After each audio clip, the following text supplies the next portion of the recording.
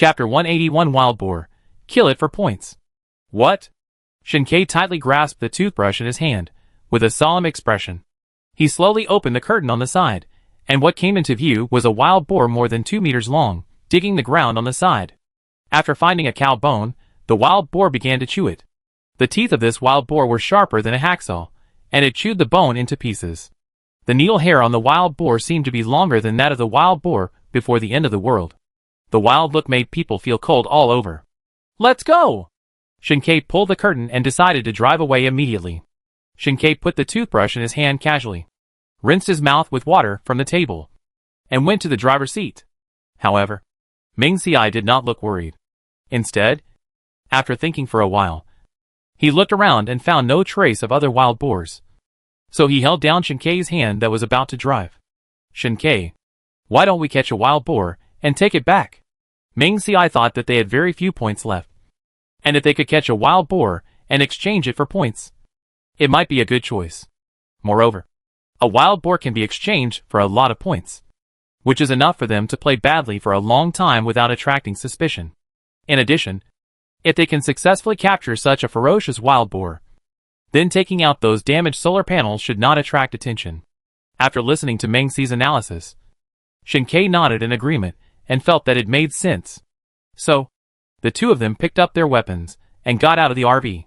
The wild boar turned its back to the two of them, concentrating on gnawing on the bones, and did not notice their presence. Ming Xiai took out the compound bow from the space, aimed at the wild boar, and heard a swoosh sound. And the arrow hit the wild boars, but without deviation. Humph! The wild boar felt pain, roared, turned around and found Ming Xiai and the other two, and rushed towards them without hesitation. The wild boar looked at the two humans, and its eyes were red with excitement. It hadn't eaten good food for a long time, and now that it saw humans, it must keep them here and make them its food. Coincidentally, the wild boar didn't know that the two humans in front of it also wanted to catch it and go back to exchange for food. Ming Xiai and Shinkei reacted quickly, and immediately pushed open the door of the self-built house behind them, slipped in, and then rushed to the second floor. Ming Xiai and Shinkei acted quickly, so the wild boar did not catch up. Therefore, Ming Xiai had time to quickly take out a few traps from the space and put them at the entrance of the stairs to the second floor. Ming Xiai prepared these traps before the end of the world, but there were others who caught wild beasts before, so Ming Xiai did not have the opportunity to take them out. Now he just took them out to deal with the wild boar. Eggplant did not follow Ming Xiai upstairs, but provoked the wild boar on the first floor, so the two could hear the sound of rushing from the first floor. After placing the trap, Ming Xiai called Eggplant. Eggplant heard the call from its master and rushed to the second floor. When Shinkei saw Eggplant again, he raised his arm slightly, and Eggplant understood, knowing that it was meant to jump. So, when it was about to approach the trap, Eggplant suddenly jumped, easily past the traps, and came to the stairs. Not bad. Ming Xiai touched Eggplant's head, with an admiring look on his face. He had witnessed Shinkei using a hula hoop to train Eggplant to jump, but he didn't expect Eggplant to be so good. The praised Eggplant happily rubbed against Ming Xi's legs, since Ming Xiai and Shinkei were outside the house. There was no one around, so Ming Xiai changed into shorts. The length of the shorts was only up to Ming Xi's knees. Shinkei saw that Eggplant was taking advantage of Ming Xiai so unscrupulously, and he was jealous. He couldn't stand it anymore. So he pulled Ming Xiai to his side and glared at Eggplant fiercely. Don't rub like this again. Eggplant's eyes widened, not knowing why. It howled twice, feeling wronged, and didn't understand what was wrong with being spoiled by its master. Seeing that Chiazi was not convinced, Shinkei secretly swore in his heart that he would strengthen its training after returning. Ming Xiai did not care about the open and secret struggles between Shinkei and Chiazi, and his attention was all on the stairs. After Chiazi rushed to the second floor, the wild boar followed without hesitation. However, due to its large size, the wild boar climbed slowly. After turning a corner and seeing Ming Xiai and Shinkei, it became more energetic and rushed up with a hum. However, unfortunately, the wild boar's limbs were caught by several animal traps, and the pain made it unstable, and it rolled down the stairs from the second floor. Due to its excessive weight, the handrail of the self-built house could not withstand the pressure and broke instantly. The wild boar also lost its cushion and fell directly from a small platform on the second-floor stairs. The wild boar has thick skin and flesh, so this height will not cause any harm to it. With its legs caught in the trap, the wild boar could only struggle on the ground and try to get up. Meng Xiai seized the opportunity, picked up the compound bow, walked down a few steps, and then shot an arrow specifically at the wild boar's belly. The wild boar's struggle became weaker and weaker. Meng Xiai and Shen Ke were not in a hurry to leave. After confirming that it could no longer stand up, the two returned to the RV. It was already past 11 o'clock in the afternoon. The two took out food from the space and started eating. It was not until after 4 o'clock in the afternoon that they put the RV into the space and let the off-road vehicle out. The wild boar in the house was no longer alive. Meng Xiai took out the arrows and traps from the wild boar, disguised the wound on its foot from the trap, and then dragged the wild boar out. Then, the two dismantled some wood in the shed, made a raft, put the wild boar on it, and tied it tightly to the raft, then tied it to the off-road vehicle, and prepared to drag it back. Originally, they wanted to put the wild boar directly on the roof of the car, but the two of them were not strong enough, and they were worried that the car would be crushed by the wild boar, so they had to resort to this last resort. The car drove out slowly, and Meng Xiai sat in the back seat, looking back from time to time to make sure that the wild boar would not fall off. Back to the base. The car drove for more than 3 hours. It was already past 8 o'clock in the evening, and some people who were actively working had already gone out. After seeing that the off-road vehicle seemed to be dragging something behind it, they all shone their flashlights over it, and found that it was actually dragging a wild boar. Hit me. Did I see it wrong? Oh my god. Is that a wild boar in the back of his car? How much can this wild boar be exchanged for? After the flood receded, it was unknown whether the beast had become extinct or had hidden deeper in the forest. When people wanted to catch the beasts to improve their food, they could not find any traces. Now seeing the wild boars brought back by Meng Xiai and his team, everyone was envious. Meng Xiai and Shen Ke did not take the exclamations of these people to heart, and only focused on driving the car into the base. Fortunately, Shen Ke remembered that the points exchange point was near the hospital, so he did not walk any extra distance and arrived at the destination. Chapter 182. Hello, would you like to feed a piglet? Hello. We killed a wild boar. Could you please find someone to help us bring it in and weigh it? Arriving at the point's redemption point, Meng Xiai stepped into the 2-story office building. The room was brightly lit and crowded. Meng Xiai looked around, and then walked to the man with a security armband on his arm. Sure. The man was wearing a badge, and his name was Yongjin. They, the security personnel, were not only responsible for the safety of the place, but also needed to quickly resolve the needs of customers when they had them. Therefore, when he heard that the client wanted help, Yongjin quickly went to the backyard, called 5 or 6 people who also wore security armbands, and followed Meng Xiai out of the office building. At this time, Shen Ke, holding a knife in his hand, leaned against the SUV, crossed his arms, and closed his eyes to rest. Facing the people around him, who were eyeing him covetously, Shen Ke was not afraid at all. Eggplant leaned on Shen Ke's legs and lay on the ground, staring at the wild boar, wondering in his heart whether the wild boar meat was delicious. However, the owner had said before that the wild boar was used to exchange points for more meat, so Eggplant could only endure it. Otherwise, it would have rushed up long ago. When the people around saw the wild boar on the raft, they swallowed their saliva unconsciously. Also, because Shen Ke was tall and strong, and had a knife in his hand, they did not dare to step forward to fight for it. Moreover, this was the official office. Comrade Yang, it's right here. When Shen Ke heard Meng Xi's voice, he stood up straight and put away his carefree look. When Yongjin and his party saw that Meng Xiai and his team really caught a wild boar, they were surprised and asked where they caught it. Meng Xiai did not hide it, and told the place. And in that self-built house, we also found some other things. I'll trouble Comrade Yang to see if they can be exchanged for points. Sure. Yongjin agreed. Then he secretly thought about the place Meng Xiai mentioned. It was indeed remote and far away from the base.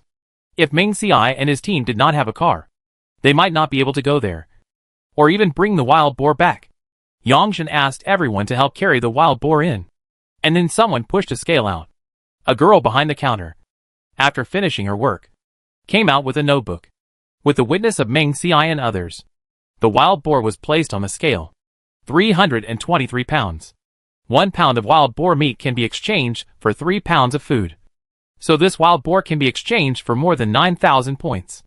Shinkei had a lot of points in his points card. So he asked the staff to add them to Mengxi's card. Little brother, do you want to feed the piglets? After the points were added to the card, Mengxi asked Yongjin to help take the other things in the SUV. But he didn't expect to hear this as soon as he left the building. Mengxi thought that he had just helped someone, and it would be inappropriate not to reply to him. So he asked, how many points does a piglet cost? Yongjin saw that Mengxi was interested, and he told him everything he knew. A piglet costs 500 points. But after it grows up, you can sell it to the base. 1 pound of meat can be exchanged for 3 pounds of grain. If you can raise 200 pounds, you can earn 6,000 points. Before the end of the world, the government protected a group of poultry. There were piglets, lambs, calves, chickens, etc. However, in the early stage, because of the small number, the government specially raised them. During the extreme cold period, some animals were frozen to death because the temperature was too low. Only a small number of poultry survived the extreme cold, and then bred some offspring under the official cultivation. As the number increased, more and more food was needed. Therefore, the government began to sell these cubs. However, because the points required were large, and raising poultry did require a lot of food, few people exchanged them. Yongjin also saw Mengxi exchange so many points today, and felt that he must be a capable person who could afford to feed a pig. So he made the proposal. Of course, you can exchange not only piglets, but also cows, sheep, and chickens. Some time ago, the government also raised a batch of rabbits, which can also be exchanged now. Different animals have different points for exchange. You can ask for details at the item exchange point. Mengxi was not very excited when he heard that he could exchange these things. After all, feeding pigs and cows requires a lot of space. And it is extremely hot now. If the feces and urine of pigs and cows are not handled in time, it will probably stink. As for the rabbits, Mengxi fed them. Before leaving, Mengxi left enough food for them, and Liang Xiu would go back to see them after the earthquake. So Mengxi was not worried. Do you want to feed them? Yongjin asked expectantly. Mengxi shook his head. No. It's good enough that we can feed ourselves, let alone poultry. Yongjin was not disappointed when he heard this. After all, he just made a casual suggestion. After Yongjin came over, Shinkei opened the trunk of the SUV, and Yongjin saw broken solar panels placed inside. Most of these solar panels are broken. Can you help us see if we can exchange them for points? Mengxi took out a solar panel with a missing corner and asked Yongjin. Yongjin said, these things can be taken to the second floor. There are people who will test and repair them. If it does not affect normal use, you can exchange points, but the points will be less than those that are intact. Mengxi thanked him.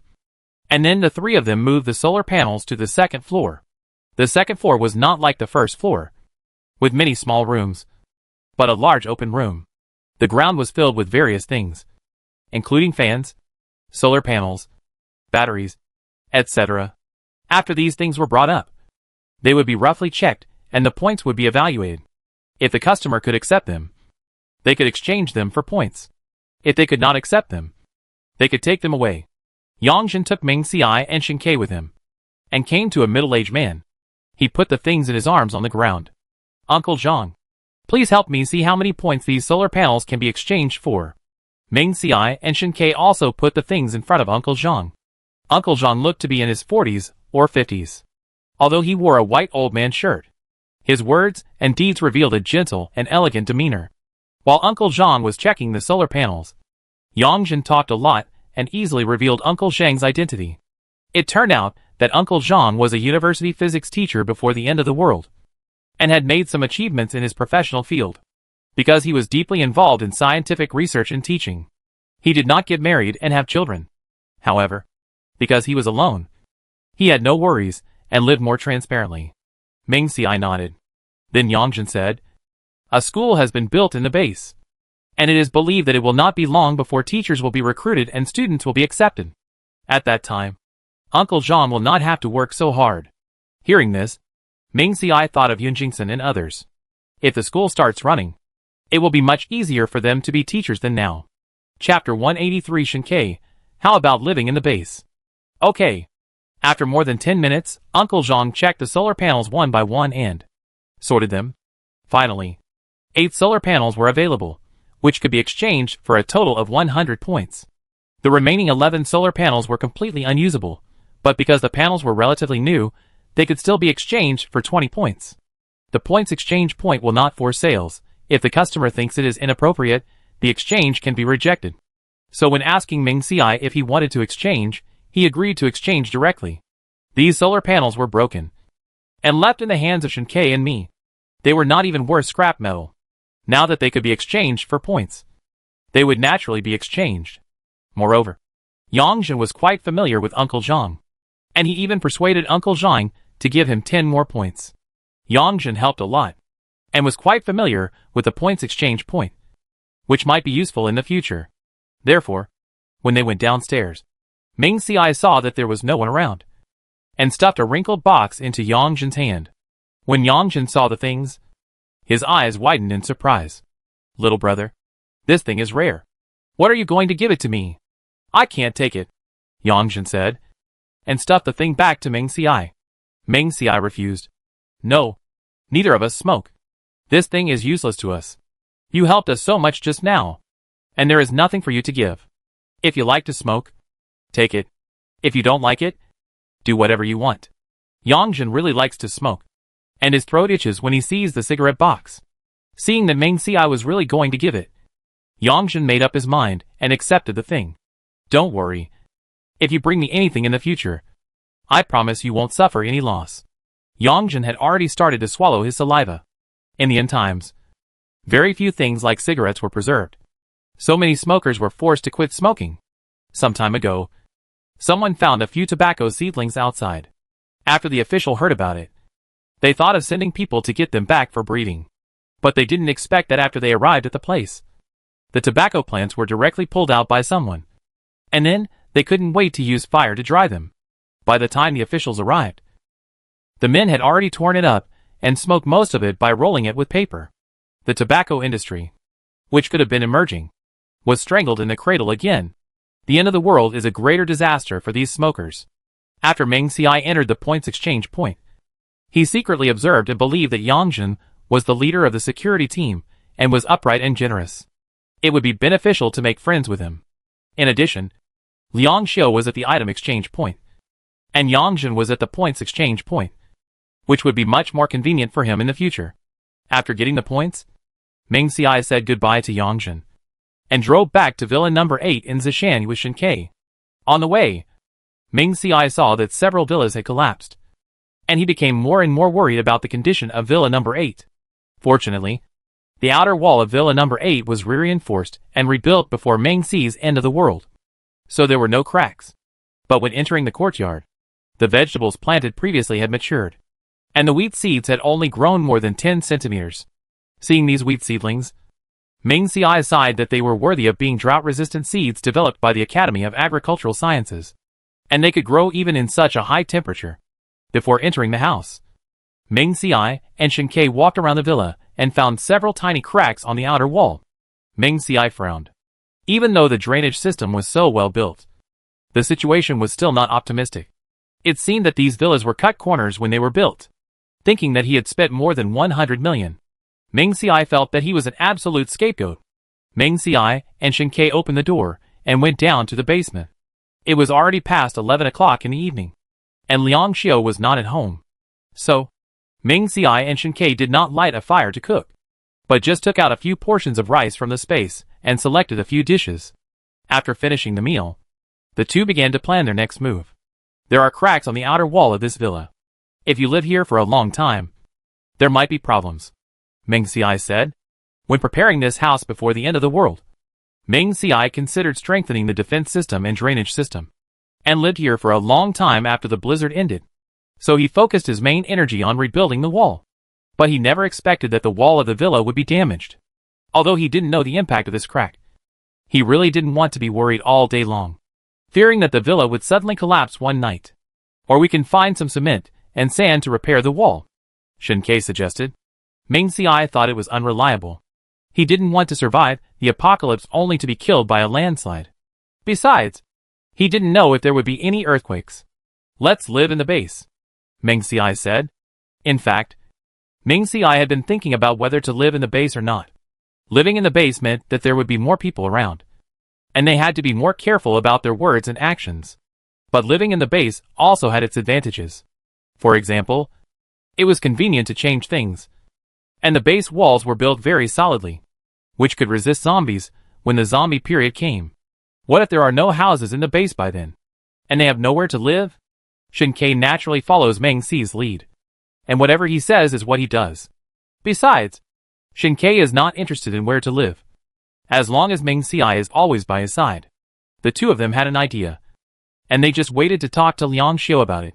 After staying in the villa for one night, the two planned to go to the hospital to find Liang Xiu the next day. But unexpectedly, they saw Liang Xiu sitting on the sofa when they left the bedroom. Uncle Liang. Meng Xiai was very surprised. Master, son-in-law. Liang Xiu put down a book about raising piglets in his hand and stood up. He was not surprised to see the two people, and he probably knew they would come. I heard a nurse in the hospital yesterday saying that two people in the base drove an off-road vehicle and pulled a wild boar back. So I guess that you two came back. So you came back this morning. Meng Xiai nodded, asked about Zhao Jingyu's condition, and felt relieved when he knew he was fine. Then he talked about the cracks on the outer wall of the villa, and said that he planned to live in the base. Liang Xiu nodded. On the 5th, several villas collapsed due to the earthquake, and a building in the refugee settlement built before was also tilted by the earthquake. Now it is the end of the world, and there may be another earthquake that day. It is safer to move down. In fact, on the day when the earthquake ended, Liang Xiu was worried that Meng Xiai and the others were still staying in the villa. So he came back in the hot sun. When he saw that the villa was intact and Meng Xiai and the others were not in the house, he felt relieved. Speaking of earthquakes, Meng Xiai thought of the crack, and asked Liang Xiu if he had seen it. Liang Xiu shook his head, saying that they did feel 2 earthquakes in the hospital, but the second one was not as strong as the first one, and everyone thought it was just an aftershock. As for the crack, Liang Xiu also heard about it from the staff at the exchange point. After hearing this, the two of them understood. No wonder Shen Ke couldn't remember the earthquake clearly. It turned out that it was different in different places. Chapter 184 Master. Please change your things. Master, when do you plan to move? Liang Xiu asked, and expressed his willingness to help. Meng Xiai replied, let's go see if there is a suitable place to live today. Then, Meng Xiai thought of Zhao Jingyu. From the conversation between the two just now, it can be learned that Liang Xiu has been taking care of Zhao Jingyu these days. But it is unknown how he will deal with this guy in the future. Through several past meetings, Meng Xiai thought that he was a guy who needed to be taken care of. And Liang Xiu, it is impossible. He will always take care of me. Uncle Liang, what are your plans? Liang Xiu thought for a moment, and answered truthfully, now that you are able to take care of yourself, I believe that Mr. Ming and his friends can rest assured in heaven. I will not live with you. Zhao Jingyu's father bought a piece of land at the base before he died, and now a 2-story villa has been built, which was delivered 2 days ago. Director Zhao was kind to me before he died. Zhao Jingyu is now injured. I plan to live with him temporarily and take care of him. The favor that Zhao Ting mentioned by Liang Xiu was just during the heavy rain. He was almost washed away by the water, and Zhao Ting sent someone to rescue him. Meng Xiai knew that Liang Xiu would repay his kindness, but he didn't want him to be trapped by such a thing. However, Liang Xiu had already made a decision. In his opinion, Meng Xiai and Shen Ke, a young couple, were like drywood and raging fire, and it was inevitable that they could not help themselves. Living with them as an old man would affect their normal communication. So when the flu ended, he had the idea of moving out. But there were not enough houses in the refugee resettlement site at that time, and the plan was forced to be interrupted. Now that the base has been built, the rent is within the affordable range, and Liang Xiu decided to move out. As for Zhao Jingyu, Liang Xiu just thought that he should take care of him until he recovered, and then Liang Xiu planned to rent a house and live alone. Seeing that Liang Xiu had made up his mind, Meng Xiai and Shen Ke stopped persuading him, but thought of the rice, flour, grain and oil that Meng Xiai had hoarded in the villa before, which Liang Xiu had seen before, and was not easy to deal with. Liang Xiu also thought of this, So he suggested, Master, the rice and flour you hoarded before have been more than a year old, and I am afraid they have gone bad. Why not take this opportunity to get the points exchange points to exchange for points, and then exchange them for food again? Now that the wheat has been cultivated by scientists, it has been harvested twice, and the item exchange points can also be exchanged for fresh flour. But the price is a little higher than the old flour. Meng Xiai thought it was feasible, but there were too many things, and exchanging them hastily might arouse suspicion from others. Liang Shou had already thought about this matter carefully. He also planned to replace the things in Zhao Jingyu's basement. Master, if you don't want to attract attention, you can mix with them. Meng Xiai trusted Liang Shou, but he was suspicious of Zhao Jingyu and the others. However, this matter was only a preliminary discussion, and how to deal with it specifically still needed to be considered in the long run. The next day, the two stayed in the villa all day, and did not go out until after 8 o'clock in the evening. We drove the off-road vehicle all the way to the rental house at the Zishan base. The base rental house is a small second-floor building. The house is brightly lit, but the flow of people is not as much as the points exchange point and item exchange point. Therefore, Meng Xiai and Shen Ke were quickly warmly received by the staff, and with their explanation, they got a general understanding of the buildings in the base. The buildings in the base are basically 6 stories high, and there are still some from 1 bedroom and 1 living room to 3 bedrooms and 1 living room. It's just that because the weather is hot now, the rent required from the 6th floor down is also different.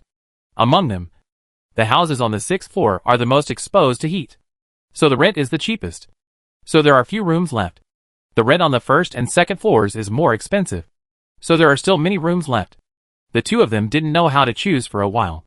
The staff saw that Meng Xiai and his partner were hesitant, and they were neatly dressed and had an off-road vehicle parked outside. So they thought they were not short of points. So they started to sell them other places. You too. If you are not satisfied with these buildings, you can choose a piece of land to build on your own. The staff handed Meng Xiai and his partner a booklet. When the Xishan Wild Base was established, an area was specially allocated for those who had enough points to build their own houses. Now more than 20 villas have been built in this area, ranging from 30 square meters to several hundred square meters. Meng Xiai suddenly thought of Liang Xiu saying that the Zhao family built their own villas here. Now Meng Xiai raises eggplants, and there are still a few hungry rabbits in the villa. If they can build a villa, it will be much more convenient for the two of them to live. How much is this place? Meng Xiai put down the booklet in his hand and asked. Having not read for a long time, Meng Xiai only flipped through 2 pages, and felt that although his eyes could see things, his mind could not analyze them. There were staff members serving him, but it was easier to ask them directly. Seeing that Meng Xiai and others seemed to have needs, the staff hurriedly introduced enthusiastically. After all, if the deal could be made, he could also get a lot of points. The area for self-built villas is in this part of the base. The staff pointed to the simple map of the base on the table and introduced it to the two. Look, this is the best place in the base, close to the points exchange point, the goods exchange point, and the hospital. The staff member talked endlessly about the advantages of this piece of land, and Meng Xiai couldn't help interrupting him and repeatedly asked, how much is the land price? Those who can buy land in the base must be rich or noble, and the official selection must be convenient. So introducing these things cannot attract Meng Xiai. Seeing that the customer was unhappy, the staff hurriedly introduced other key points that the customer wanted to know. From here to here, 1,000 points per square meter. From here to here, 900 points per square meter. The remaining piece of land, 800 points per square meter. Meng Xiai took a look and found that it was actually divided into 3 areas from the center of the base to the base wall, and the prices were also from high to low. The land that had been sold above the base map had turned red. Meng Xiai thought about the points in the card and found that there were still many points. And if the items in the villa basement can be disposed of, the points will only be more, which is enough to buy land. So, he discussed with Meng Xiai, and they both decided to buy land. Meng Xiai pointed to the place near the base wall and asked, I want to buy land here. About 100 square meters. The staff did not neglect the two people because the place Meng Xiai chose was remote. After all, the price of 1 square meter here is not cheap. The staff member was called Su Cheng. He was a man of action. He quickly found a surveyor wearing a hat from the back and took Meng Xiai and the others to see the land. If he hadn't confirmed that they were regular staff of the base, Meng Ci would probably think that he had bad intentions. Because Meng Ci and Shinkei had a car. Su Cheng and Shinkei had a rare ride in the end of the world. Chapter 185 Moving, the new house is finally built. Brother Su, if we build a house, can we build it next to the wall? Meng Ci walked forward, looked at the wall carefully, and saw that it was quite thick. If the house is close to the wall, wouldn't it be possible to save the material of one wall? Alas, Meng Ci sighed deeply in his heart, the land of the base is really expensive. Nowadays, if we can save a little, we will save a little. Okay. Su Cheng squatted on the ground, helping the surveyor hold down the ruler. When he heard Meng Ci's question, he blurted it out without thinking. Even if the rules say no, Su Cheng has to convince the relevant leaders when he returns. Selling this land may earn a lot of points. There is no need to lose a big customer for a wall. After measuring the land, Su Cheng and the surveyors put a flag on it. Meng Ci and Shinkei had no intention of supervising the construction of the house. So they gave it to Su Cheng. Fortunately, Su Cheng said that as long as the funds were in place and Meng Ci and others paid for the labor and materials, the house could be built immediately. For Meng Ci, anything that could be solved with points was not a problem. So they drove back to the points redemption point. Meng Ci directly swiped his and Shinkei's 2 cards, and barely collected 50,000 points. The land alone required more than 80,000 points. Although there were not enough points on the card, Meng Ci said he would collect them quickly. Su Cheng asked Meng Ci and Shinkei to sign a contract and recorded various information before letting them borrow points to buy the land. In addition to the 80,000 points spent on buying the land, the rest were various labor costs and material costs.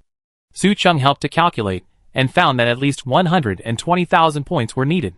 Meng Ci sighed, but he had to build a house.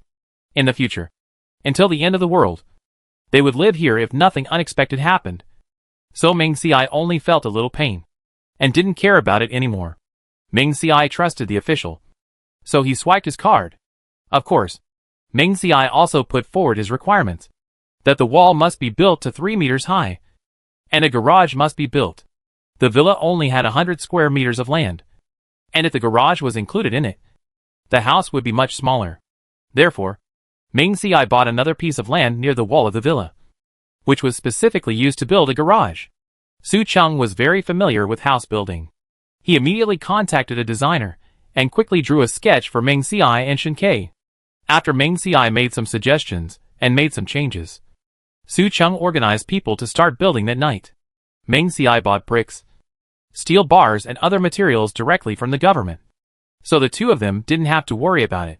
As for the residents, Meng Ci and Shinkei still returned to the villa. After all, the villa is still habitable now, and their points are almost exhausted. There is no way to rent a house. The most important thing at the moment is to deal with the food in the basement. Fortunately, within 2 days, Xiao Jingyu, who was physically disabled but strong-willed, followed Liang Xiu back to Zishan. He told Liang Xiu the password of Villa number 6, and recorded Liang Xiu's fingerprints and irises. After that, Xiao Jingyu picked some red wine, lobsters and other food, and left them for Liang Xiu to send to the newly built villa at the base. The rest of the items were handed over to Liang Xiu for disposal. As for redeeming points, Xiao Jingyu took his points card to the points redemption point. After a series of operations and authorizations, Liang Xiu was able to charge the points to his card. Then, Xiao Jingyu returned to the hospital with peace of mind to continue his treatment. At this point, the food in Meng Ci's basement had a solution. Taking advantage of the night, the wealthy businessmen who survived in the villa area, especially after the last earthquake, added points to let the government speed up the construction process, and then moved to the foot of the mountain collectively. Now there are no people in this area. Therefore, the three of them moved the food that Meng Ci had previously stored to Xiao Jingyu's villa overnight. However, they did not put it in the basement, but in the living room. The three of them rested for only 3 hours before they arrived at the agreed time with the points exchange point. The staff at the points exchange point drove 5 off-road vehicles to transport the goods. Together with Meng Ci's car, they made 5 trips to transport all the goods. Because it was daytime, the residents who had been busy all night had gone to bed, so no one noticed. A bag of flour weighed 50 kilograms and could be exchanged for 500 points. There were still more than 150 bags of flour, plus rice, flour, grain and oil, When Meng Xiai purchased them, he chose the latest date, so most of them were still within the shelf life. Although some of them were expired, they were well packaged, had no odor, and were retained by the authorities. In the end, Meng Xiai had more than 100,000 points in his points card. As for Shen Ke, he only recharged his card with more than 10,000 points. Although they had points in their cards, they still did not rent a house. Instead, they observed the villa and chose to live here after they felt that there was no danger for the time being. Liang Xiu, of course, invited Meng Xiai and Shen Ke to live in Zhao Jingyu's house, or suggested renting a new house. But they were all rejected by Meng Xiai and Shen Ke. Seeing that they insisted, Liang Xiu had to give up. After that, Liang Xiu would come to Villa number 8 to check every 2 days, in case the villa collapsed and the two were buried. The gate of the villa yard was dismantled by Meng Xiai and installed in the new villa. Solar panels, power grids and other things that can be used in Villa number 8 were all dismantled by Meng Xiai and moved to the new villa. Several doors and glass in the villa were naturally dismantled and installed in the new villa. After all, these are things with a high level of security. Meng Xiai had the remaining glass in Villa number 8 dismantled and built a glass house of about 5 square meters in the yard of the new villa. The villa was built very quickly, and it was completed in just over 20 days. When the house was handed over, Meng Xiai paid more than 80,000 points before he got the house. The land was only 10 meters by 10 meters, because Meng Xiai and Shen Ke left more than 3 meters for the yard, and there was a gap of about 1 meter on both sides of the house from the wall. The villa only occupies more than 50 square meters. Fortunately, only Meng Xiai and Shen Ke lived in this villa, which was completely enough for 2 people. There was a living room, a kitchen, and a small bathroom on the first floor. There was only 1 bedroom and a bathroom on the second floor, and a balcony more than 1 meter wide. Compared with Villa number 8, it is indeed much simpler, but compared with other places, it has a yard and a balcony, which is a good place. Meng Xiai also moved a set of furniture from Villa number 8. As for the remaining things, all the things that the points exchange points like were exchanged for points. The things that other points exchange points did not want were left in the villa. So far, on January 23rd, 3 days before the polar night, Meng Xiai and Shen Ke moved into the new house. During this period, Meng Xiai and Shen Ke would come from time to check the progress of the house construction. And they also met Zhang Mingtian. Zhang Mingtian rejoined the security team. Due to his outstanding performance, his treatment was the same as that of regular soldiers. And Song Meixian gave birth to a child in November. Later, when Zhang Mingtian learned that the hospital at the base had started operating and that he could move into the base, he moved in with his family and rented a 3-bedroom, 1 living room house. Chapter 186. Brother, there is water in your kitchen. Brother. On the day when Meng Xiai and Shen Ke officially moved in, Zhang Mingtian came to congratulate them with a few things. 2 pounds of white flour, 1 pound of wild boar meat, and various dried vegetables. Shen Ke parked the car in the garage and closed the rolling door he got from the item exchange point. When he was about to enter the house, Shen Ke heard Zhang Mingtian's voice, so he invited him into the house. Although they hadn't seen each other for several months, Zhang Mingtian had a bit of silliness under his honest appearance, and he didn't feel embarrassed at all. Therefore, he chatted with the 2 of them without any hesitation. Although his words revealed his envy of Meng Xiai and his family for being able to live in a single-family villa, he was still quite satisfied with his own life. When he saw the rabbits Meng Xiai was feeding, Zhang Mingtian even bowed deeply to Meng Xiai and his family. Because the pair of rabbits Meng Xiai had given them earlier, they had raised them very well. Before Song Meixian was about to give birth, they had already given birth to 2 litters of rabbits. So during Song Meixian's confinement period, she was able to eat meat every day to ensure nutrition. Now the child is more than 2 months old, and Song Meixian still has enough milk. And the child's nutrition is sufficient. So he hasn't gotten sick in the past 2 months. Meng Xiai threw the green vegetables in his hand into the rabbit nest, and took Zhang Mingtian into the house. Then he brought a glass of cold water from the refrigerator to Zhang Mingtian, who was sitting on the single sofa. Zhang Mingtian sighed. The eldest is the eldest. He not only has air conditioning but also a refrigerator. Unlike him, he worked hard for a long time, and only dared to buy an air conditioner for his wife and children. However, Zhang Mingtian also knew that Meng Xiai and Shen Ke were working hard. After all, He heard that the two of them killed a wild boar a few days ago. Zhang Mingtian now has a mother in her 60s and a 2-month-old child. He dares not get involved in these dangerous things again. If something happens, how will his wife and children survive? Eggplant still remembers Zhang Mingtian's taste. After all, they once fought side by side. When he saw the three people talking about things, Eggplant looked at his master, looked at Zhang Mingtian, and squeezed next to Zhang Mingtian. Brother, is there water in your kitchen? The extreme heat has lasted for more than 6 months, and no rain has fallen during this period. The River is almost dry. Several springs that the government had previously developed on the mountain have now dried up one after another. Fortunately, after the springs dried up, the government moved out the snow water stored during the extremely hot season. This snow water was from the extremely cold period, and the government ordered everyone to dig several underground passages.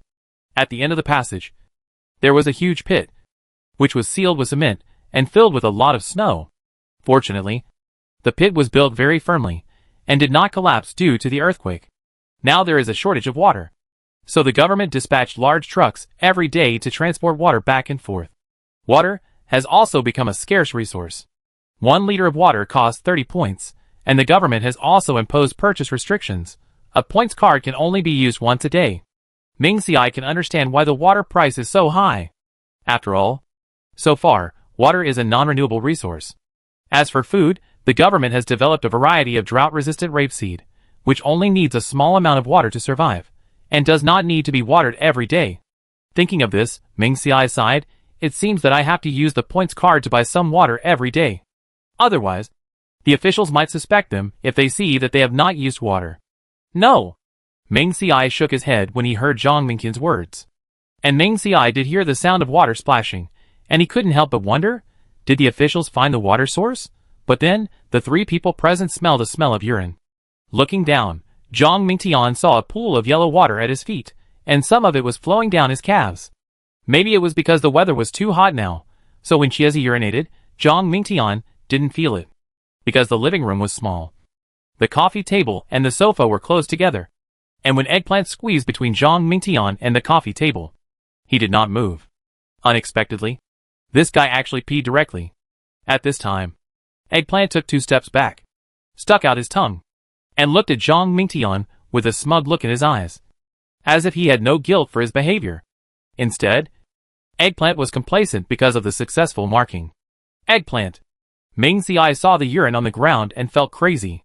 He took 2 steps forward and grabbed Eggplant's ears. Then Ming Xiai stood on the ground barefoot, picked up the slippers on the ground and slapped Eggplant's butt. Awoo, awoo! Eggplant tried to resist despite the pain, but the owner grabbed its ears tightly, for fear that the ears would be pulled off. Eggplant dared not move again. When the house was built, Ming Xiai especially asked people to enhance the sound insulation effect, so as long as the sound was not particularly loud, outsiders could not hear the sound in the house at all. However, today, people who were working outside, even those who passed by the wall from the base, heard the howling of wolves. They were so scared that they fled, for fear of being affected. Seeing that Chiezi was beaten so badly, Zhang Mingtian no longer cared about the urine on his legs. Instead, he tried to persuade Ming Xiai not to be impulsive. Ming Xiai didn't listen. You don't have to beg for mercy. The weather is very hot now, and the smell of its urine is so strong that it will spread to all parts of the house in a moment. How can we live here? Beating it is the least. Inside the house, Ming Xiai first went to the item exchange point to exchange for 2 air conditioners, and asked someone to install them properly. However, those air conditioners were soaked in water, and although they were repaired later, the use effect was not good. But it was just to cover up the truth. Ming Xiai had several air conditioners in his space, so he replaced them with Shinkei. Therefore, the cooling effect of the room was acceptable, but it was also difficult to resist the urine smell of the eggplant. After packing up the eggplant, Ming Xiai pulled it into the yard. Zhang Mingtian also said goodbye in due time. Ming Xiai would naturally not let him leave empty-handed, and took 2 dried rabbits, some dried vegetables given by Yun Jingsen and others, 2 kilograms of white flour, and 3 boxes of crocodile cans. You take it. Just consider it a gift for your child. Zhang Mingtian could only accept it quickly. After Ming Xiai and Shinkei bid farewell to Zhang Mingtian, they began to clean up the urine of eggplant in the house, and then turned on the exhaust mode of the air conditioner, and then they went out. They drove the off-road vehicle to the exchange point. As soon as they entered the door, they noticed that there was an extra window for changing water. And they also saw Liang Xiu standing in the hall. Uncle Liang. Ming Ci saw that there was no one around Liang Xiu, so he walked over to greet him. Liang Xiu is now a small leader of the exchange point. He usually sits in the office and is responsible for coordinating personnel. He came here at this time just to inspect the work. Seeing Ming Ci and Shen Ke coming, Liang Xiu took them to his office. Xiao Jingyu is still in the hospital now. He needs to be observed for 2 more days before he can be discharged. Liang Xiu stayed alone in the Zhao family's villa.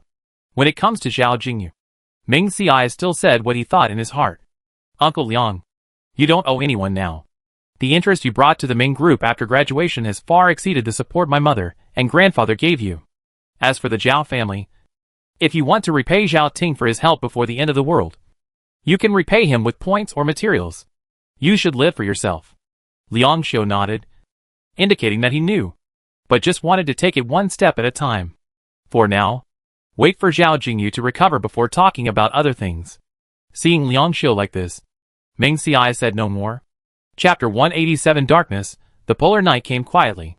Ming Ci reminded Liang Xiu again in a subtle way, let him stock up more lighting equipment. Liang Xiu nodded, and said if he needed help just ask. Ming Ci and Shen Ke left Liang Xiu's office. Each of them changed a liter of water before going home. However, the water was used by the two to water the vegetables in the glass house. After all, it was snow water. I'm afraid it's not clean. If you drink it, you'll have a stomachache. Then Ming Ci took out a carrot, some vegetables to feed the rabbit. Because the house was too small, Ming Ci moved the rabbit nest outside. A circle was built in the 1-meter gap between the house and the wall, in order to prevent the rabbits from digging holes and running away. Ming Ci had someone put a layer of cement on the ground. Ming Ci also installed a fan on the top of the rabbit nest. After feeding the rabbits, Ming Ci and Shen Ke returned home. The urine smell in the house had dissipated. An eggplant rubbed against its owner's legs to get into the house. Ming Ci was still angry, and kicked Eggplant out directly. As a result, Eggplant set his sights on Shen Ke again. Shen Ke was following Ming Ci's lead, and without Ming Ci's permission, it was even more impossible to let anyone in. Eggplant could only watch the door close in front of him, and then walked around the house in frustration. When he was hungry, he stayed in the rabbit nest, howling. Of course, Eggplant didn't dare to go in to eat. After all, if he ate, his master would never forgive him. Ming Ci knew that Eggplant was not afraid of heat, so he was not afraid of anything happening to it. Moreover, Ming Ci did not lock the door of the house. An Eggplant could open the door by itself. If it really couldn't stand the heat, it could come back by itself. Ming Ci took out the food from the space. After eating, the two of them left a portion for Eggplant, and went upstairs to sleep. This sleep lasted until noon the next day. Eggplant was still sleeping soundly in the nest. Seeing his dirty body, he must have had a lot of fun outside last night. There were still 2 days before the polar night. Ming Ci and Shen Ke went out to exchange 2 liters of water, and exchanged some candles that had been put out for exchange. Then they stayed at home until the polar night came. January 25th. 12 noon.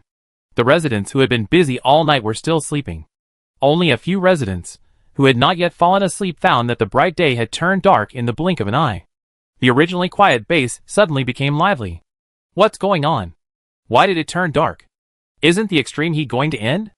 I'm fed up with this bad weather.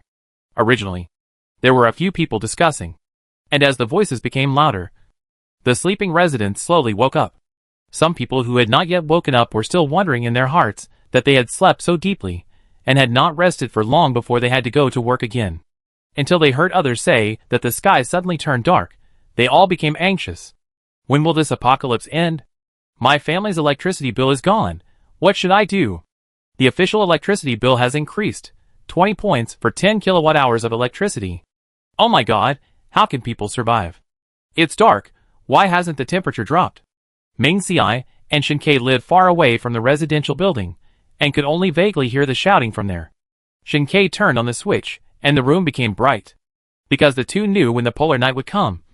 They had already made preparations. The wires in the house had been connected to the battery. As for the curtains, Ming Ci installed blackout curtains at the beginning, so he was not afraid of being seen. Meng Xiai and Shen Ke went to the roof. The villa was much higher than the wall, and they could see the surrounding situation clearly. Most of the 20 or so households in the self-built area had turned on the lights. The household that was close to them had bright lights upstairs and downstairs. Several official office buildings in the distance were still in darkness. After all, since the extreme heat, they had been working at night, and they could think clearly in the dark. There were also dots of light in the residential building. However, those lights were too dim, forming a sharp contrast with this place. Meng Xiai and Shen Ke took advantage of the darkness to put all the solar panels on the roof into the space, and then went downstairs. Eggplant was already standing at the stairs, looking at the two masters expectantly. Seeing Meng Xiai coming down, Eggplant swung its tail and put the food bowl in its mouth on the ground. Touching Eggplant's belly, it was indeed deflated. Meng Xiai was not a cruel person. He took out 3 servings of cooked noodles, added 2 servings of vegetables, and opened a chicken leg and a ham sausage. After getting the food, Eggplant slowly dragged the food bowl to his nest and ate quietly. Meng Xiai poured a cup of passion fruit with ice and lay comfortably on the sofa. Shen Ke, remember to turn on the power grid outside, Meng Xiai reminded him. Okay. Shen Ke went out, holding a flashlight to illuminate the power grid. And of course, he also turned on the power of the gate. As for the off-road vehicle in the garage outside, Shen Ke was not worried. After all, this thing consumes a lot of gasoline, and the official gasoline price is very high, so no one will grab it. The lights in the glass house and the rabbit hutch were also turned on. The lights in these 2 rooms were timed, on for 10 hours, off for 14 hours. After the security facilities were in place, Shen Ke returned to the house. Meng Xiai had already finished drinking the passion fruit, and when he saw Shen Ke coming in, he took Shen Ke and Eggplant directly into the space. Awah! Awah! Eggplant watched the food bowl disappear in front of him, and cried out in dissatisfaction. Meng Xiai ignored Eggplant, and said to Shen Ke, Shen Ke, we will stay in the space for half an hour every day from now on. You set some training tasks for Eggplant, and we will exercise together. The new house was too small, and there was no place to put the fitness equipment, so Eggplant could not get good training. Because it was too hot outside, and they lived with Liang Xiu. Meng Xiai and Shen Ke reduced their training. But now it was polar night, and they were alone, so training had to be put on the agenda. Okay. Shen Ke was usually quiet, but very active. He found the counter, set it up, and then drew a circle in the open space, letting Eggplant run around it. Then he brought a horizontal bar over and let Eggplant practice jumping. Meng Xiai was very confident in Shen Ke, so he brought a treadmill over, warmed up, and planned to run for half an hour today, because today was the first time to train Eggplant in a new place. Shen Ke did not exercise. Eggplant, which was running, would howl twice every time it came to Meng Xiai, complaining to Meng Xiai about the cruelty of its owner, who did not let it eat enough. But Meng Xiai had headphones on, so he did not hear Eggplant's complaints at all. Chapter 188. This poor, I'll give you points. Bang, bang, bang. Xiao Xiai, I'll go see who's knocking on the door, you take a good rest. Shen Ke heard the knock on the door, and sat up from the bed reluctantly. He wiped the sweat off his body, and hurried downstairs to open the door. Meng Xiai was lying on the bed, and heard someone knocking on the door, but Xiezi didn't call, so he guessed that the person might be someone familiar. Thinking that Shen Ke always looked indifferent, Meng Xiai was worried that he would not be able to greet the guests well, so he decided to get up and help receive the guests. Fuck. However, when Meng Xiai tried to get up, he accidentally hurt his waist, which made him curse. He fell back on the bed again, secretly annoyed. Humph! Meng Xiai snorted, thinking that since Shen Ke was here, he didn't care about these people. Then, he started to complain again, saying that if the land he bought was bigger, he could build at least 2 bedrooms. In this way, if he and Shen Ke had a quarrel in the future, he could drive Shen Ke to another room. But after thinking about it carefully, the sofa downstairs is quite spacious. If it doesn't work, Shen Ke can sleep on it. That sofa is a double sofa. Shen Ke must be uncomfortable lying on it with his long arms and legs. It can be regarded as a punishment for him. The more Meng Xiai thought about it, the more he felt that this method was feasible. Downstairs, Shen Ke opened the door and saw Liang Xiu and Zhao Jingyu, with flashlights in their hands. Uncle Liang, Shin-Kei is 7 years younger than Liang Xiu. At first, he was embarrassed to call him uncle. But after Liang Xiu called him uncle, he stopped worrying about it. Son-in-law. Shin-Kei led the two into the house. Liang Xiu was very satisfied when he saw that there was electricity in the house. Fortunately, this thing was of some use, and did not let the young master suffer. In this way, the madam and others must be able to rest assured in the afterlife.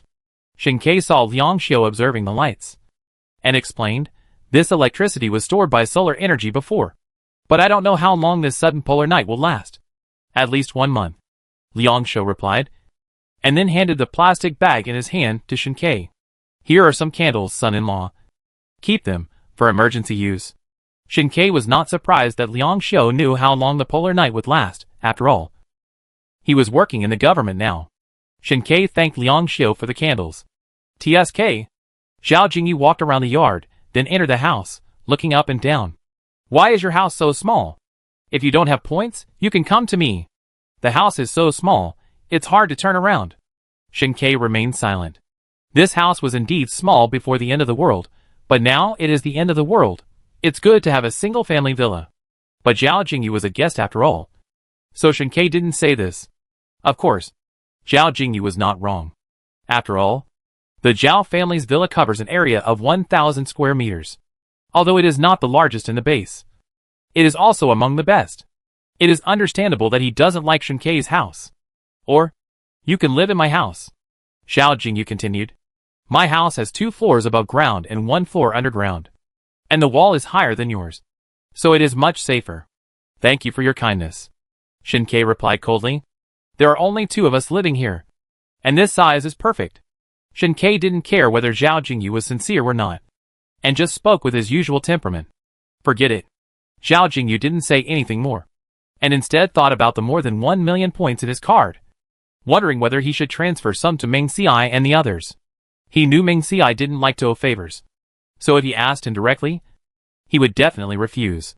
After all, he was Liang Xiu's friend, and he couldn't live in a big villa by himself and watch them live in such a shabby place. Son-in-law, where is the young master? Liang Xiu saw that he had been here for a long time, and he didn't see Meng Xiai. He couldn't help but wonder in his heart, thinking to himself, is he in trouble? Shin-Kei heard this, touched his nose, showed a hint of embarrassment, and then said, he is resting. Liang Xiu, as an adult, naturally understood what resting meant at this time. He couldn't help but raise his eyebrows, thinking that these 2 young people are really energetic. But then he remembered that Meng Xiai was still a minor, and said to Shin-Kei seriously, son-in-law, the young master is still young. It's not good for you to do this.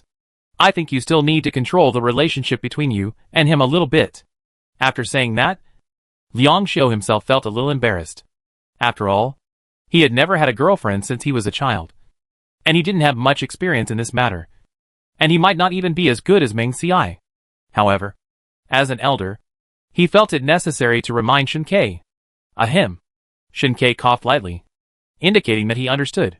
In fact, he felt a little embarrassed. But since Liang Xiu had pointed out the problem, he should restrain himself. Zhao Jingyi was a simple and honest person, and he didn't understand what they were talking about. When he heard that Meng Xiai was still sleeping, he couldn't help but exclaimed, it's already this time. And you're still resting? Then, he sighed and shook his head, and cast a sympathetic look at Shin-Kei. Obviously, Zhao Jingyi thought Shin-Kei was tortured badly by Meng Xiai.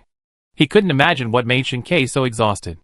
At this moment, Shin-Kei stood aside awkwardly, not knowing how to explain. You are supporting 2 people by yourself. It's really hard. Zhao Jingyi wanted to pat Shin-Kei on the shoulder, but after looking at his stature, he thought that Shin-Kei liked men, and this move was inappropriate. I heard that the government is pulling the power grid. Considering your hard work, I will help you charge 1,000 degrees of electricity, Zhao Jingyi said proudly. Shin-Kei was silent again. He wondered if Zhao Jingyi was a stupid guy. Fortunately, Zhao Ting entrusted Zhao Jingyi to Liang Xiu. If it was someone else, Zhao Jingyi would probably die without knowing how. Awuh! When Shin-Kei opened the door, Eggplant turned around and ran upstairs. He asked for a chicken leg from the owner and ate it. He massaged the owner's waist for a while, and then came down. He had smelled Zhao Jingyi's strange smell before, But he thought that Liang Xiu had given him a lot of food before, and that the owner was kind to him. I thought that the people Liang Xiu brought with him, they should not be bad people. When I came down, I saw Zhao Jingyu standing beside Liang Xiu, and my alarm bells rang. Oh my god! This pretty boy is so close to his master's man. Is he thinking about him? No. Eggplant said that he must protect him for his master. Therefore, Eggplant rushed down from the upstairs, and then blocked Zhao Jingyu and Shen Kai, and howled at the same time, asking Zhao Jingyu to stay away from Shen Kai. Zhao Jingyu thought this guy was a dog at first, but now he heard the barking and realized that it was a wolf. So he quickly hid behind Liang Xiu, who was sitting on the sofa. Liang Xiu. How can you, the former young master, feed the wolf? Zhao Jingyu believed that since he was raising Liang Xiu now, he should be called the young master by Liang Xiu. And Ming Ci was the former young master. What bothered Zhao Jingyu was that Liang Xiu should not be called that all along. Chapter 189. Wait a minute, you sleep downstairs today? Yeah, I've raised it for a long time. Liang Xiu put down the cup in his hand, with a calm face. Don't worry, it won't bite. Seeing Zhao Jingyu's fear, Liang Xiu added, Oh! Zhao Jingyu walked out from behind the sofa, patting his clothes as if nothing had happened. Well, it must be quite hard for you to raise a man and a wolf. I'll charge you 2,000 kilowatt-hours of electricity. Zhao Jingyu's eyes were fixed on the eggplant, but the more he looked at it, the more familiar it felt. You. Have you ever received a business card? Yes. Upstairs, Ming Ci saw that Shen Kai had not come up yet, thinking that he might have encountered some problems, so he tidied himself up and walked down the stairs. Have we met before? Zhao Jingyu continued to ask. Ming Ci raised his eyebrows, thinking it was normal that Zhao Jingyu did not notice, but he still deliberately asked, You just noticed? After all, during the extreme cold period, everyone was wrapped up very tightly. If Zhao Jingyu had not traveled with 2 bodyguards, and had not received his business card, Ming Ci might not have recognized it. When Shen Kai saw Ming Ci coming down, he hurried to the stairs and reached out to help Ming Ci. Ming Ci didn't want to pay attention to him at first, but then he thought that Shen Kai was the cause of his current situation. So he glared at him and reached out his hand. Shen Kai helped him sit on the sofa and put a pillow before Ming Ci sat down, which was very considerate. Liang Xiu had lived with Ming Ci and his family before, so he didn't think there was any problem. When Zhao Jingyu saw this, he shook his head slightly. Shen Kai, bring your points card here. Go to the points exchange point, and I will transfer 100,000 points to you. Ming Ci heard this and rubbed his ears. Why did he feel that Zhao Jingyu's words were a bit strange? I wondered if Zhao Jingyu had taken a fancy to Shen Kai and wanted to support him. Then I thought this man was strange. He had taken a fancy to Chiezi when they met before, and now he had taken a fancy to Shen Kai. You have taken a fancy to Shen Kai and want to support him? Ming Ci asked uncertainly. However, he didn't know that Ming Ci's light words made Shen Kai standing behind him nervous. He definitely only liked Zhao Ci. Liang Xiu also frowned and looked at Zhao Jingyu, and then looked at Shen Kai. He thought to himself, if Zhao Jingyu really took a fancy to his son-in-law, he would have to keep an eye on Zhao Jingyu in the future and let him stay away from his son-in-law. Zhao Jingyu was even more furious when he heard this, and his eyes became bigger because of his anger. What nonsense are you talking about? How could I possibly like him? Although he is tall and strong, he is not gentle at all. I am not blind. Ming Ci felt relieved when he heard this. But did Zhao Jingyu mean that he was blind? But soon, Ming Ci thought that there was something wrong with this statement.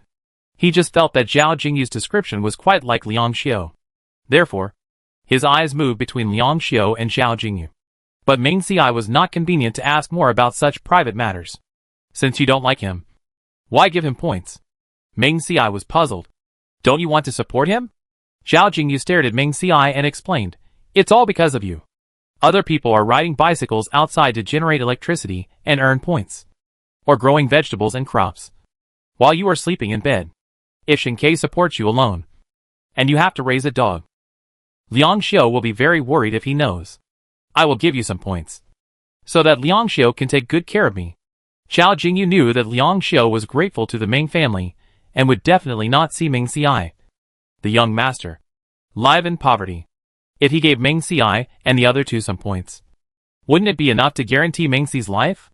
In this way, Liang Xiu could focus on him. Mingxi's thoughts at this time were the same as Shinkei's. Fortunately, Liang Xiu was not a bad person. Otherwise Zhao Jingyu would probably be cheated and have nothing left. No need. We will try to earn points ourselves. Mingxi refused. Okay. Seeing that Mingxi really didn't want it, Zhao Jingyu snorted. He couldn't survive. But he was still trying to save face and suffer. However, after looking at the ugly eggplant with its hair shaved off, and thinking about the eggplant he saw in the extreme cold, Zhao Jingyu felt that the eggplant should be able to look good after a while. Since you don't want points, then give it to me. I'll raise it for you. And I promise it will be well fed and plump in 2 days. Zhao Jingyu was kind-hearted, and felt that Mingxi and Shinkei couldn't even support themselves, and they had to raise a wolf, which was really pitiful, since they didn't want points. Then I would help them raise eggplant and relieve their pressure. When eggplant heard Zhao Jingyu wanted it was afraid that its owner would give it to it. So it clung to Mingxi. Awoo! Eggplant said that it would never leave its owner in its life. If the master really can't support himself, at most, he can eat less in the future. No need. We can raise eggplants ourselves. Mingxi refused again. Zhao Jingyu widened his eyes, thinking that this man really didn't know what was good for him. If they don't need it, then don't need it. When they really can't survive in the future, and they come to ask for points again, I have to make things difficult for them before giving them. Liang Xiu was afraid that Zhao Jingyu would say something scary again.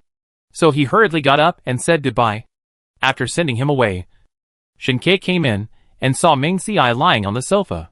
Xiao Ci, let me give you a massage. Shinkei came over and worked actively. Mingxi let him press his waist. And when he felt it was enough, he decisively pushed Shinkei away and went upstairs, and then locked the door. When Shinkei knocked on the door to come in, Mingxi snorted coldly. I just tried it for you. The sofa downstairs is quite comfortable to sleep on. You can sleep down there today. Why? Shinkei was puzzled. Did I not serve you well just now? Xiao Ci, open the door. I will serve you well. Speaking of serving, Mingxi became even angrier. Just now, this guy was pressing his waist, and he started to get naughty. Not as good as eggplant. Mingxi saw the eggplant he brought up, and took out a ham sausage from the space and peeled it. Eggplant, come and help me massage my waist. Awoo! Eggplant saw the food, and his eyes lit up, and he took the ham sausage and ate it in 2 bites, and then he helped to massage without complaint. Eggplant, after you've massaged, I'll reward you with pig's trotters. Mingxi lay on the pillow, enjoying the massage of eggplant. When he heard about pig's trotters, eggplant worked harder. And Shinkei outside the door, seeing that Mingxi inside didn't pay any attention to him, could only go downstairs in frustration. Although Shinkei could use wire to pry the door open, he thought that Mingxi might get even angrier because of this. So he had to give up the idea. Shinkei went out of the house with a flashlight, checked everywhere to see if there were any problems with the power grid, watered the vegetables, and fed the rabbits before going home. Then he sighed and lay on the sofa, feeling that the night was long. Upstairs, Mingxi, who was pressed comfortably by the eggplant, slept for half an hour with his eyes closed. After waking up, he took out a pot of pig's trotters from the space and ate them with the eggplant. Then he patted his belly and lay on the bed without doing anything. After squinting, Mingxi was still happy in his heart. Without Shinkei, who was like a big furnace, he slept well. Chapter 190. It's okay. Just make friends. Meng, remember to close the door when you go out recently. If you need our help with security, just ask. That day, Mingxi and Shinkei went out to change water, and they ran into Yun Jingsen and Fang Shui, who were also there to change water. When the 4 of them left the item exchange point, Yun Jingsen told them what had happened recently. It turned out that, starting from the 5th day of the polar night, the residential buildings in the base began to lose things one after another. However, because everyone exchanged things for points, there was not much food at home, so the number of thefts was small. But some time ago, 2 families living in the villa area were robbed, and a large amount of food and gold were taken away. Before the end of the world, these 2 families were not only rich, but also had high-ranking government officials. After the end of the world, they also contributed a lot. So the pressure was put on Lu Chen and his team. During this period, Lu Chen re-established the security team, and then recruited a group of members to patrol non-stop all day. Yun Jingsen and his team because they had experience patrolling in extreme cold, or rejoined the security team. However, because it was too dark at night, there were always places that could not be observed. Therefore, theft and murder in the dark were rampant. And I heard that most of them were refugees from outside who sneaked in at night. Yesterday at 8 or 9 o'clock, they killed several people. Refugees are people who live outside the base. After the base was built, some soldiers and civilians could not afford to live in the base's houses, so they applied for cards at the point's redemption point. They just live outside on weekdays and come to the base to exchange things when they need something. Some of them get together to do all kinds of evil. Before the polar night, the authorities sent people to confiscate some of the goods, but because there were too many people, they couldn't confiscate all of them. However, these people were restrained before the polar night. When the polar night came, they became even more unscrupulous. They caught those who had point cards, forced them to go to the item exchange point to exchange all their points, and then handed the items to them.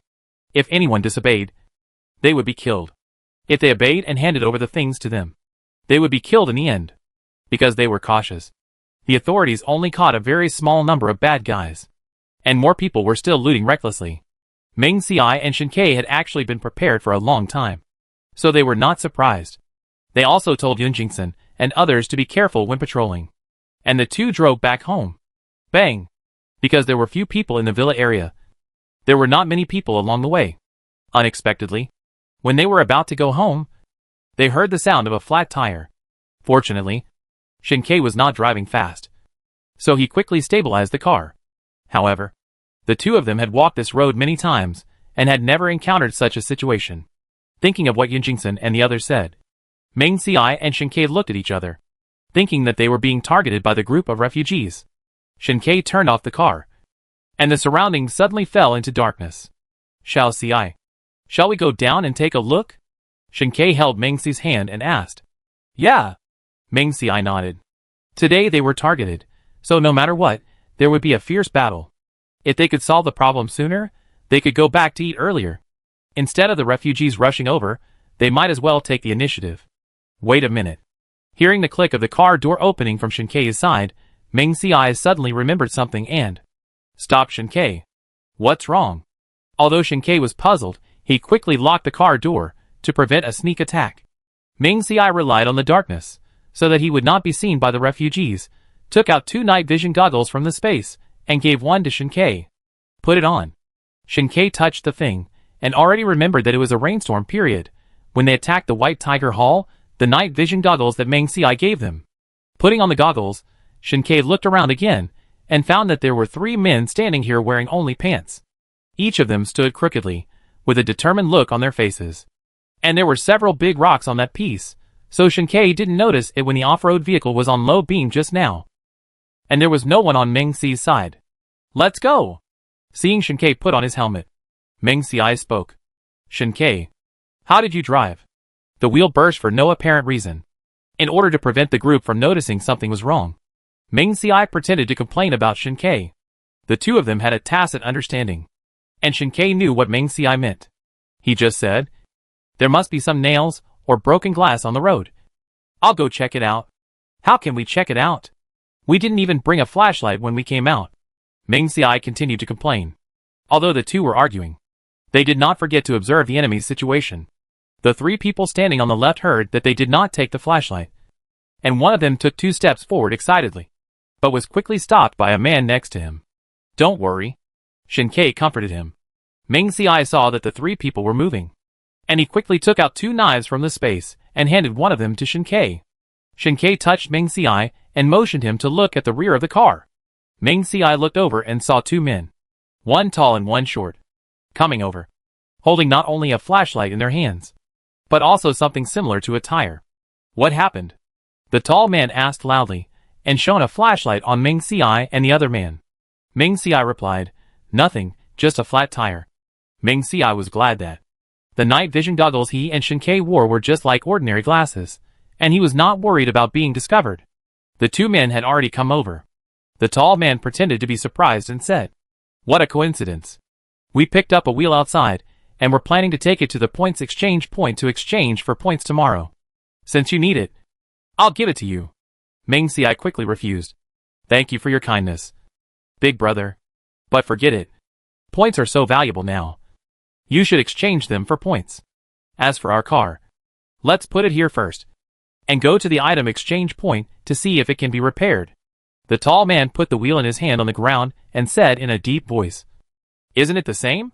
If you feel embarrassed, just give me something casually. Why let the official make a profit from the price difference?" Ming Ci heard this and snorted in his heart. So they are waiting for them here. Exchange wheels for things. Isn't it just to see their bottom line? Ming Ci's face flashed with hesitation. It's just that this wheel may not be suitable. And we left in a hurry. And we didn't bring anything. So we can't pay. The tall man said, "It's okay. We can compare first. If it fits, we will change it for you. If it doesn't fit, forget it. As for the things, we two brothers happen to have nothing to do. So we can go with you." "That's right. That's right." The short man smiled honestly. "We are so destined. Let's just make friends." Chapter 191 Brother, how could it be such a coincidence? Then I'll have to trouble you to help me check it out.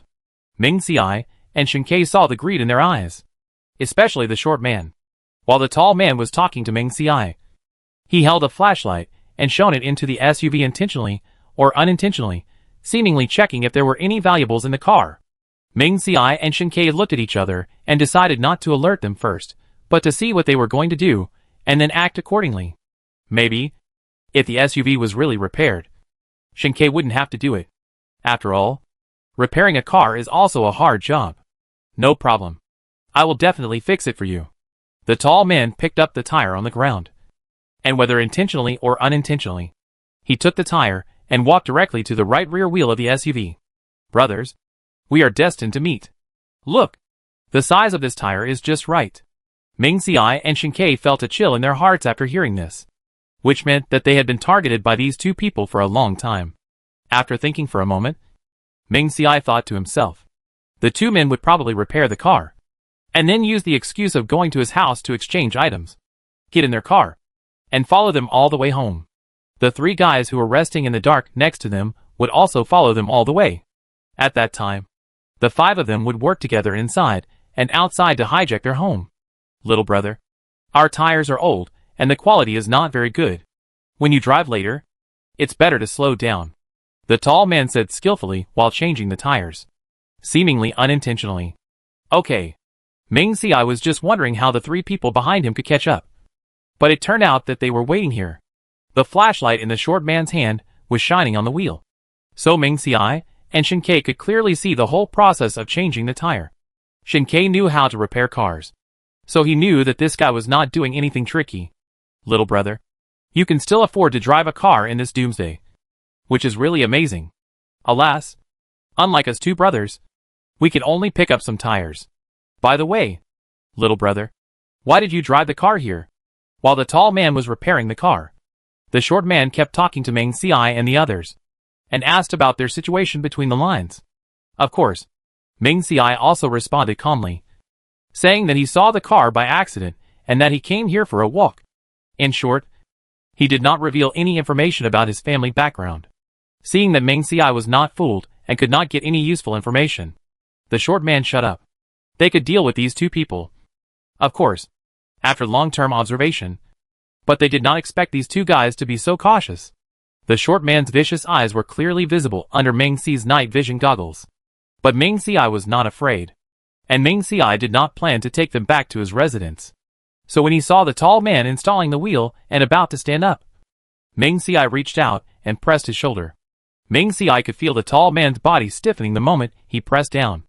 Ming Ci was secretly glad in his heart. Fortunately, the guy was wearing a short-sleeved shirt. Otherwise, he would have to wash his hands several times after touching his sweaty body. "What's wrong?" The tall man was not in a hurry to get up, and tried to keep his tone calm. "Is there anything else that needs to be repaired on the car?" Ming Ci said, "Nothing. I'm just curious. We are just casual acquaintances. How come the tire in your hand matches our car so well? If I didn't know that this was our first meeting, I'm afraid I would think you had other intentions. And I'm also curious. How did you know that the rear wheel of our car was broken?" Ming Ci directly exposed all the suspicious points, just to see how they would react. The short man laughed and said, "Little brother, How can you think of us like that? We just happened to meet. That's right. The tall man quickly regained his composure and echoed. If you think we have ulterior motives, I can just take the wheel off again. The two men sang the same tune, trying to dispel the doubts of Meng Xiai and the others. They even turned the tables, saying that Meng Xiai was ungrateful and unwilling to give things. If it were someone else, they might feel guilty after hearing what they said. But Meng Xiai had already seen through their true colors, and said calmly, yes. We just want to be ungrateful. What can you do? As soon as Meng Xiai finished speaking, he saw the tall man quietly picked up the wrench on the ground. And the short man also took out a folding knife from his trouser pocket. The three people on the side of the road picked up the sticks on the ground one by one and walked quietly towards Meng Xiai and his friends. Meng Xiai laughed. I was just talking casually. Why are you so nervous? Although Meng Xiai said this, he did not let go of the tall man. I told you that you're not that kind of guy. Before the tall man could finish his words of repaying kindness with enmity, he felt himself pushed by someone and crashed into the SUV. If he hadn't squatted for too long and his feet were a little numb, he wouldn't have been in such a mess. The short man reacted very quickly. The moment Meng Xiai pushed the tall man, the folding knife had already stabbed Meng Xiai. Shinkei always protected Meng Xiai. Seeing the short man's movements, he quickly grabbed the short man's arm, making his attack miss. Three people came over on the roadside, one of them holding a flashlight, shining it at Meng Xiai and Shinkei. The tall man on the ground rubbed his forehead and stood up, holding a wrench tightly in his hand. Fuck. You dare to hit me. I think you don't want to live. Brothers. Go. Meng Xiai and Shinkei were back to back, and their eyes were hurt by the two flashlights. Hearing the tall man's words, Meng Xiai rolled his eyes directly. He secretly complained in his heart, these evil people, why do they talk so much nonsense? Meng Xiai snorted coldly. I think you don't want to live. Don't you see who you are? How dare you put nails to rob the car? Meng Xiai had just seen clearly that, not far behind the SUV, there was a row of nails. We are the 5 Tiger Generals, you can go out and ask around. The short man said proudly. Pa! Meng Xiai spat on the ground before he finished speaking. The 5 Tiger Generals, they were all loyal and brave men, and these 5 thieves dared to call themselves the 5 Tiger Generals. It's really ridiculous. Look at your sneaky looks, and you dare to touch the 5 Tiger Generals. How shameless. Meng Xiai didn't give them a chance to speak, and touched Shinkei with his arm, and then the two of them swung their knives at the 5 people at the same time. Of course, the two had the same goal, and they all rushed towards the 2 people with flashlights. Soon, because of the fierce attack of Meng Xiai and Shinkei, the flashlights fell to the ground without knowing when. Without the light, these 5 incompetent people were soon knocked to the ground. Chapter 192. Spare us, take us to your house. Please spare us, we will never dare to do it again. These 5 people are strong, but they are not simple-minded. After learning that the polar night is coming, several people began to plan how to avoid going out to pick up garbage, or to exchange points by cycling. The method they finally thought of was to wait at the points exchange point, and the item exchange point, and observe the quality of the items exchanged by each person each time. If there is a lot of garbage, or a lot of food exchanged, it means that the family is rich, then they can act accordingly, taking advantage of the night. The 5 people were very cautious, so they were not noticed. Of course, each observation was not aimed at only one person, but each of the 5 people had a target. After all, observation takes a long time, and each person has to develop a different strategy. If you only observe one person at a time, it will not only waste time, but also fail to get anything good. Therefore, each person has a target. For people like Meng Xiai and Shinkei who have cars, they can try to damage their wheels, and wait for the owner to get out of the car to check. And then several people can attack them together. If the car owner is alert, they can offer to repair the car and trick the person out of the car. The tall man was a mechanic before the end of the world, so he will not arouse suspicion. If the car owner gets out of the car and closes the door, the car owner is not a threat, and they can directly take the keys. If the car owner is tall and strong, they will repair the car and then ask for compensation. When they drive to get something, they will wait for an opportunity to move out, or for other people who do not have a car. They will follow them all the way and try to find out when the person goes out and when the neighbors are home. Find the right time to enter the door and take things. These people have survived for a long time in the apocalypse, and their skills in prying doors are more and more advanced. So they have not failed yet, since these 5 people all live in the base. And from time to time, they will take the victim's belongings to exchange for points, or exchange the points card for food. They have not been discovered. Previously, on the 7th day of the polar night, these 5 people followed the strategy and successfully obtained a lot of things. Although they took a lot of things, they knew that the polar night would not last forever, and it might end one day. Therefore, they did not slack off and continued to observe. As for dealing with Meng Xiai and Shin Kei, they observed that they had a car and would exchange 2 liters every day to take home. In addition, they observed that they lived in a villa area where only 2 people lived, and they thought they were rich. So the 5 people decided to take action. However, they did not expect that they would fail this time. Meng Xiai did not listen to their pleas for mercy, nor did he let them go because of a few words of pleas for mercy, but ruthlessly cut the throats of the 4 people. The tall man who was left at the end knelt down and begged for mercy. "Big brother, please spare my life. I won't dare to do it again. Please spare my life. I will repay you by working like a cow or a horse." Meng Xiai and Shin Kei were already familiar with such words, so they would not forgive him easily. However, thinking that the 5 people robbed were all from wealthy families, Meng Xiai thought to himself that maybe they had some good things hidden in their homes. So Meng Xiai squatted down and put the knife across the man's neck. "If you want me to spare your life, that's fine. Then take me to your home." The tall man hesitated. After all, if he took the man home and the 2 people in front of him took away everything, he would be left with nothing. By then, he would be penniless. And how would he survive in the end of the world? Meng Xiai knew what the tall man was thinking, and the knife in his hand had already cut a little blood on his neck. "You can choose not to take us with you." The tall man thought Meng Xiai said this to let him go, so he looked at Meng Xiai expectantly. Meng Xiai lowered his eyes and said expressionlessly, "If you don't take us with you, I will kill you right now. Take us with you. Maybe you still have a chance of survival. Think about it carefully." Meng Xiai stood up, and Shin Kei quickly stepped on the tall man's waist to prevent him from attacking. "We have limited time. I'll give you 10 numbers to think about it." Then, Meng Xiai began to count down. 10, 9, 3. Before Meng Xiai could even say the word 2, the tall man had already surrendered. "I'll take you there. I'll take you there. I can give you everything in the house. Please, brothers, spare my life." The tall man knew that if he took Meng Xiai and the others there, he would most likely die. But what if these 2 really let him go? The things in the house are gone. So is everything. As long as the Green Mountains remain, there is no need to worry about running out of firewood. And the foot on his lower back, as the number gets closer to 2, is getting heavier, and it is likely to crush him to death. So the tall man has no choice. He can only pray silently in his heart, hoping that these 2 people can keep their promise.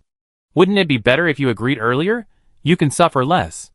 Meng Xiai pulled the tall man up, but the knife in his hand was always against the tall man's lower back. Shin Kei, on the other hand, picked up the flashlight on the ground and went to check the tires of the car, in case the tall man played any tricks. The tall man said with a trembling voice, "Don't worry, brothers. There is absolutely no problem with this tire." After all, when the 5 of them first observed it, they had taken a fancy to this off-road vehicle. For this reason, the tall man also paid special attention to the wheel model and specifically found the same model of wheels. Although the tall man said so, Shin Kei still checked inside and out to be on the safe side, and only stood up after confirming that there was no danger. Then he opened the trunk. Shin Kei took out the rope, tied up the tall man, and stuffed him into the car. Shin Kei put on night vision goggles and drove in front. Meng Xiai still wore night vision goggles and put a knife against the tall man's waist, while watching for any small movements from him. According to the instructions of the tall man, the SUV finally stopped at the bottom of a residential building. Meng Xiai had already asked them which floor they lived on in the car, and at the same time searched a bunch of keys from the tall man. After getting all the information, Shin Kei took the rag from the car and stuffed it into the tall man's mouth after getting out of the car, to prevent him from causing trouble if he spoke. Meng Xiai and Shin Kei wore night vision goggles and walked steadily upstairs at night. The tall man stumbled all the way and almost fell. Seeing Meng Xiai and Shin Kei walking steadily, the tall man was horrified. Could it be that these 2 people had some special abilities, or some magic weapon, that they could walk in the dark as if it were flat ground? In his heart, The tall man regretted provoking these two people again. Going up to the third floor, Meng Xiai opened the door, and after seeing that there was no one else inside, he waved to Shinkei to bring the tall man in. The tall man struggled and wanted to speak. Meng Xiai and Shinkei did not take the rag out of his mouth, but saw that it was loose, and stuffed it back into his mouth. The tall man couldn't believe it. Didn't he say he would let him go? How could he go back on his word? Chapter 193. Brother, come to my house and sit down. Tell me, where do you want to choose as the end of your life? Meng Xiai looked at the tall man who was struggling in front of him, patted his cheek with a sharp knife, and then sighed. Look, how kind we are to you. We let you end your life in your own home, to prevent your body from being exposed in the wilderness and eaten by wild beasts. Woo woo woo. The tall man tried to speak, to express his desire to survive. However, Meng Xiai did not say much, and directly stabbed the tall man in the abdomen. Because the tall man's mouth was stuffed with something, he could only make a low whimper. Meng Xiai and Shinkei no longer paid attention to this person and began to search around the house. These people may be very cautious, worried that their belongings will be stolen, so they did not leave anything valuable. In the end, the two only found 5 kilograms of white flour, 2 kilograms of pork, a large bag of dried vegetables, and several liters of water. Of course, there were also 2 large bags of various garbage. There are 2 main ways to generate electricity in the base nowadays. One is to store electricity when it is extremely hot. The other is to generate electricity through power and thermal power. Power means that the government has built a building specifically for this purpose. Various modified bicycles are placed inside. Residents can exchange points by riding bicycles. Thermal power generation burns various garbage, and the source of garbage depends on the residents' scavenging behavior.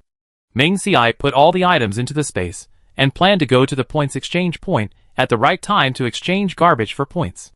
As for the other items, Meng Xiai was worried that they were not fresh enough, so he could take them back and feed them to the eggplant. Before leaving, Meng Xiai was worried that the tall man had not yet died. So Meng Xiai deliberately checked the breath of the tall man lying motionless on the ground, confirmed that he was no longer breathing, then the two closed the door and left. As for the tall man's body, Meng Xiai was not worried at all. It was dark now, and no one would have discovered that they had killed someone. Although it was polar night, the temperature was between 45 and 55 degrees.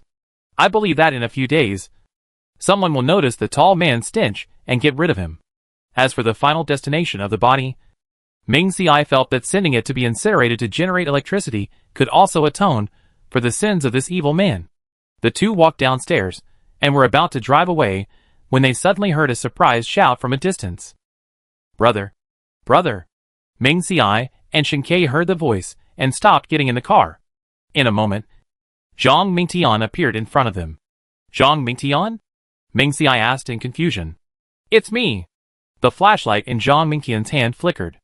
I just saw 2 figures from a distance that looked like you, so I called out casually, but I didn't expect it was really you. Zhang Mingtian's voice was steady and powerful. When Meng Xiai and Shinkei went downstairs just now, they were worried that they would walk fast without a flashlight and attract other people's attention, so they took out the flashlight. Unexpectedly, Zhang Mingtian's eyes were so sharp. Brother, what are you doing here? Zhang Mingtian was holding a big bag in his hand, and it seemed that he was out to pick up garbage. Meng Xiai casually said, I came to see a friend. Zhang Mingtian was a smart man. He knew Meng Xiai didn't want to talk much, so he stopped asking questions and invited Meng Xiai and Shinkei to his home. Meng Xiai and Shinkei couldn't refuse his kindness, so they went with him. The house Zhang Mingtian rented had 3 bedrooms, a living room, a kitchen and a bathroom. Huang Ji now lived with Zhang Mingtian and his family with his children, and with Zhang's mother and Song Meixian. It was most cost-effective to rent a 3-bedroom and 1 living room. And because Song Meixian had a child, electricity was a scarce resource, and it was unbearably hot to live in a high-rise building. So Zhang Mingtian and Huang Ji added points, and lived on the first floor. Zhang Mingtian and Huang Ji now both joined the security team. However, the security team works in 3 shifts, each shift lasting 8 hours. So after get off work, Zhang Mingtian and Huang Ji would go out to pick up trash and exchange for points. Zhang Mingtian knocked on the door 3 times, but there was no sound of the door opening. Wife, Junyu, it's me. As soon as Zhang Mingtian finished speaking, Ming Xiai and Shen Ke heard the sound of the door opening. "Uncle!" A little boy's voice came from the room. And Ming Xiai deduced that this person should be Huang Ji's child. Huang Junyu. Zhang Mingtian touched Huang Junyu's head and praised him. "Junyu is very good today. Come and open the door for uncle." Huang Junyu had mental problems because his mother and other relatives died one after another during the extreme cold. In the past few months, thanks to the careful care of Zhang's mother, Song Meixian and others, he has gotten better. "I'll let auntie make you something delicious later." "Okay." Huang Junyu's voice remained the same, but his expressionless face was more smiling. Then Zhang Mingtian stepped aside to let Ming Xiai and Shen Ke in, and introduced them to Huang Junyu. "Junyu, call me uncle." Huang Junyu might be unfamiliar with Ming Xiai and Shen Ke, so he didn't say hello. He just looked at them deeply, and quickly turned into one of the rooms. "Two big brothers. Junyu is sick. If there is any offense, please don't mind it." Ming Xiai and Shen Ke knew something about Huang Junyu, and he was just a child, so they didn't say much. Instead, she felt respect for Zhang Mingtian and Huang Ji. It was not easy for two men to support the family. Zhang's mother, who heard the sound at the door, hurried out. "Son, who is it? Is it Xiao Ming or Xiao Shen?" It was too dark at night, and Zhang's mother could only identify people by their voices. But she was not sure. Zhang Mingtian supported Zhang's mother, who was a little flustered. "Mom, it's them." Ming Xiai and Shen Ke spoke up and called her aunt. Song Meixian came out with the child in her arms and lit a candle on the table. The room was small, so under the dim candlelight, one could roughly see the room and everyone's face. Huang Junyu also appeared behind Song Meixian, timidly pulling at her clothes. "Come in. Come in." Zhang's mother enthusiastically pulled the two of them in, poured 2 glasses of water, and added some white sugar, which was relatively scarce in the end times. There were no sofas or other furniture in the room, only a few stools, and a table made of stacked cardboard boxes with a glass on top. Zhang's mother looked embarrassed. "The house is simple. Please don't mind it." After all, she had heard from her son that the two children had bought land and built a new villa. Their house was simple and really not presentable. "Of course not. Your house is pretty good." Ming Xiai was right. There were tables and chairs, and even cups and other things, in the tall man's house that Ming Xiai had just searched. The bed was just a few wooden boards, and there was no table outside, not to mention a dining table.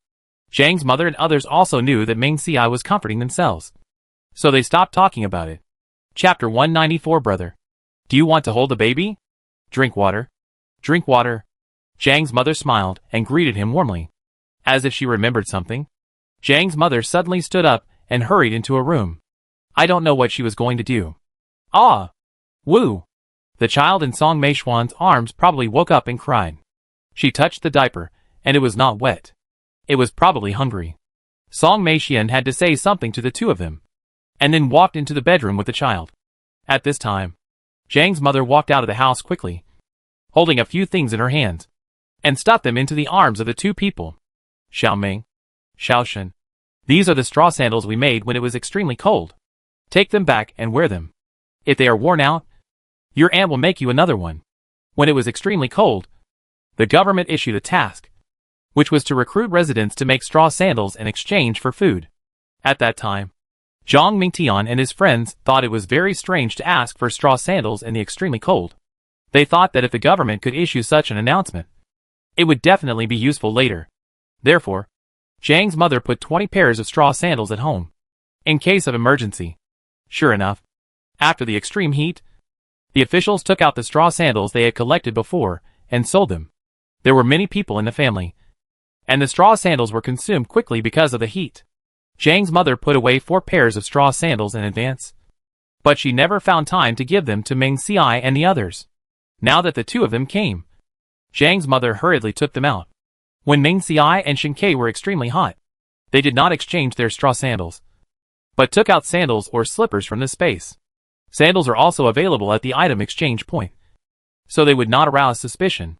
However, Zhang's mother kindly gave it to them, and Ming Xiai and Shen Ke did not refuse, and took it. "Thank you, Aunt." Ming Xiai thanked her quickly. "You're welcome. You're welcome."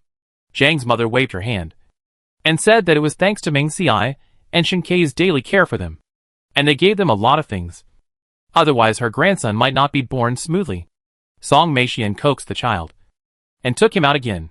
Zhang Mingtian took it with a smile and held the child in front of Meng Xiai and the others. Brother, look, this is my son. Son, call me brother. Meng Xiai, who stood up, heard this and felt helpless. Zhang Mingtian was talking about the generation system.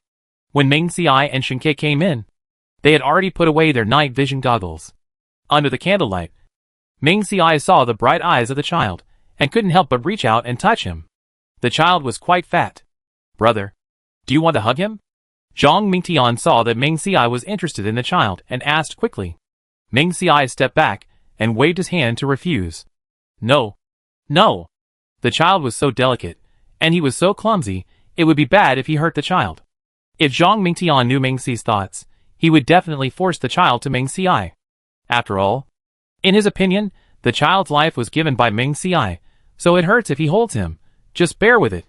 However, Zhang Mingtian didn't know what Meng Xiai was thinking, and seeing that Meng Xiai really didn't want to hold him, he stopped forcing him. Then he looked at Shen Kei on the side, and wanted to hand the child to Shen Kei again. Shen Kei was even more afraid to hold him. The child's head was not even as big as his hand. If he bumped into something, it would be bad. Meng Xiai and Shen Kei stayed for more than 10 minutes. Then stood up and said goodbye. Zhang's mother wanted to keep them for dinner, but Meng Xiai declined. After all, food is scarce nowadays, and having 2 more men will cost a lot of food. Zhang Mingtian sent Meng Xiai and the others to the car before going home. But when he opened the door, his foot kicked something. Mom, what did you put here? Zhang Mingtian said, squatting down and groping for the thing. Nothing is left there. Mother Zhang came over with the child in her arms.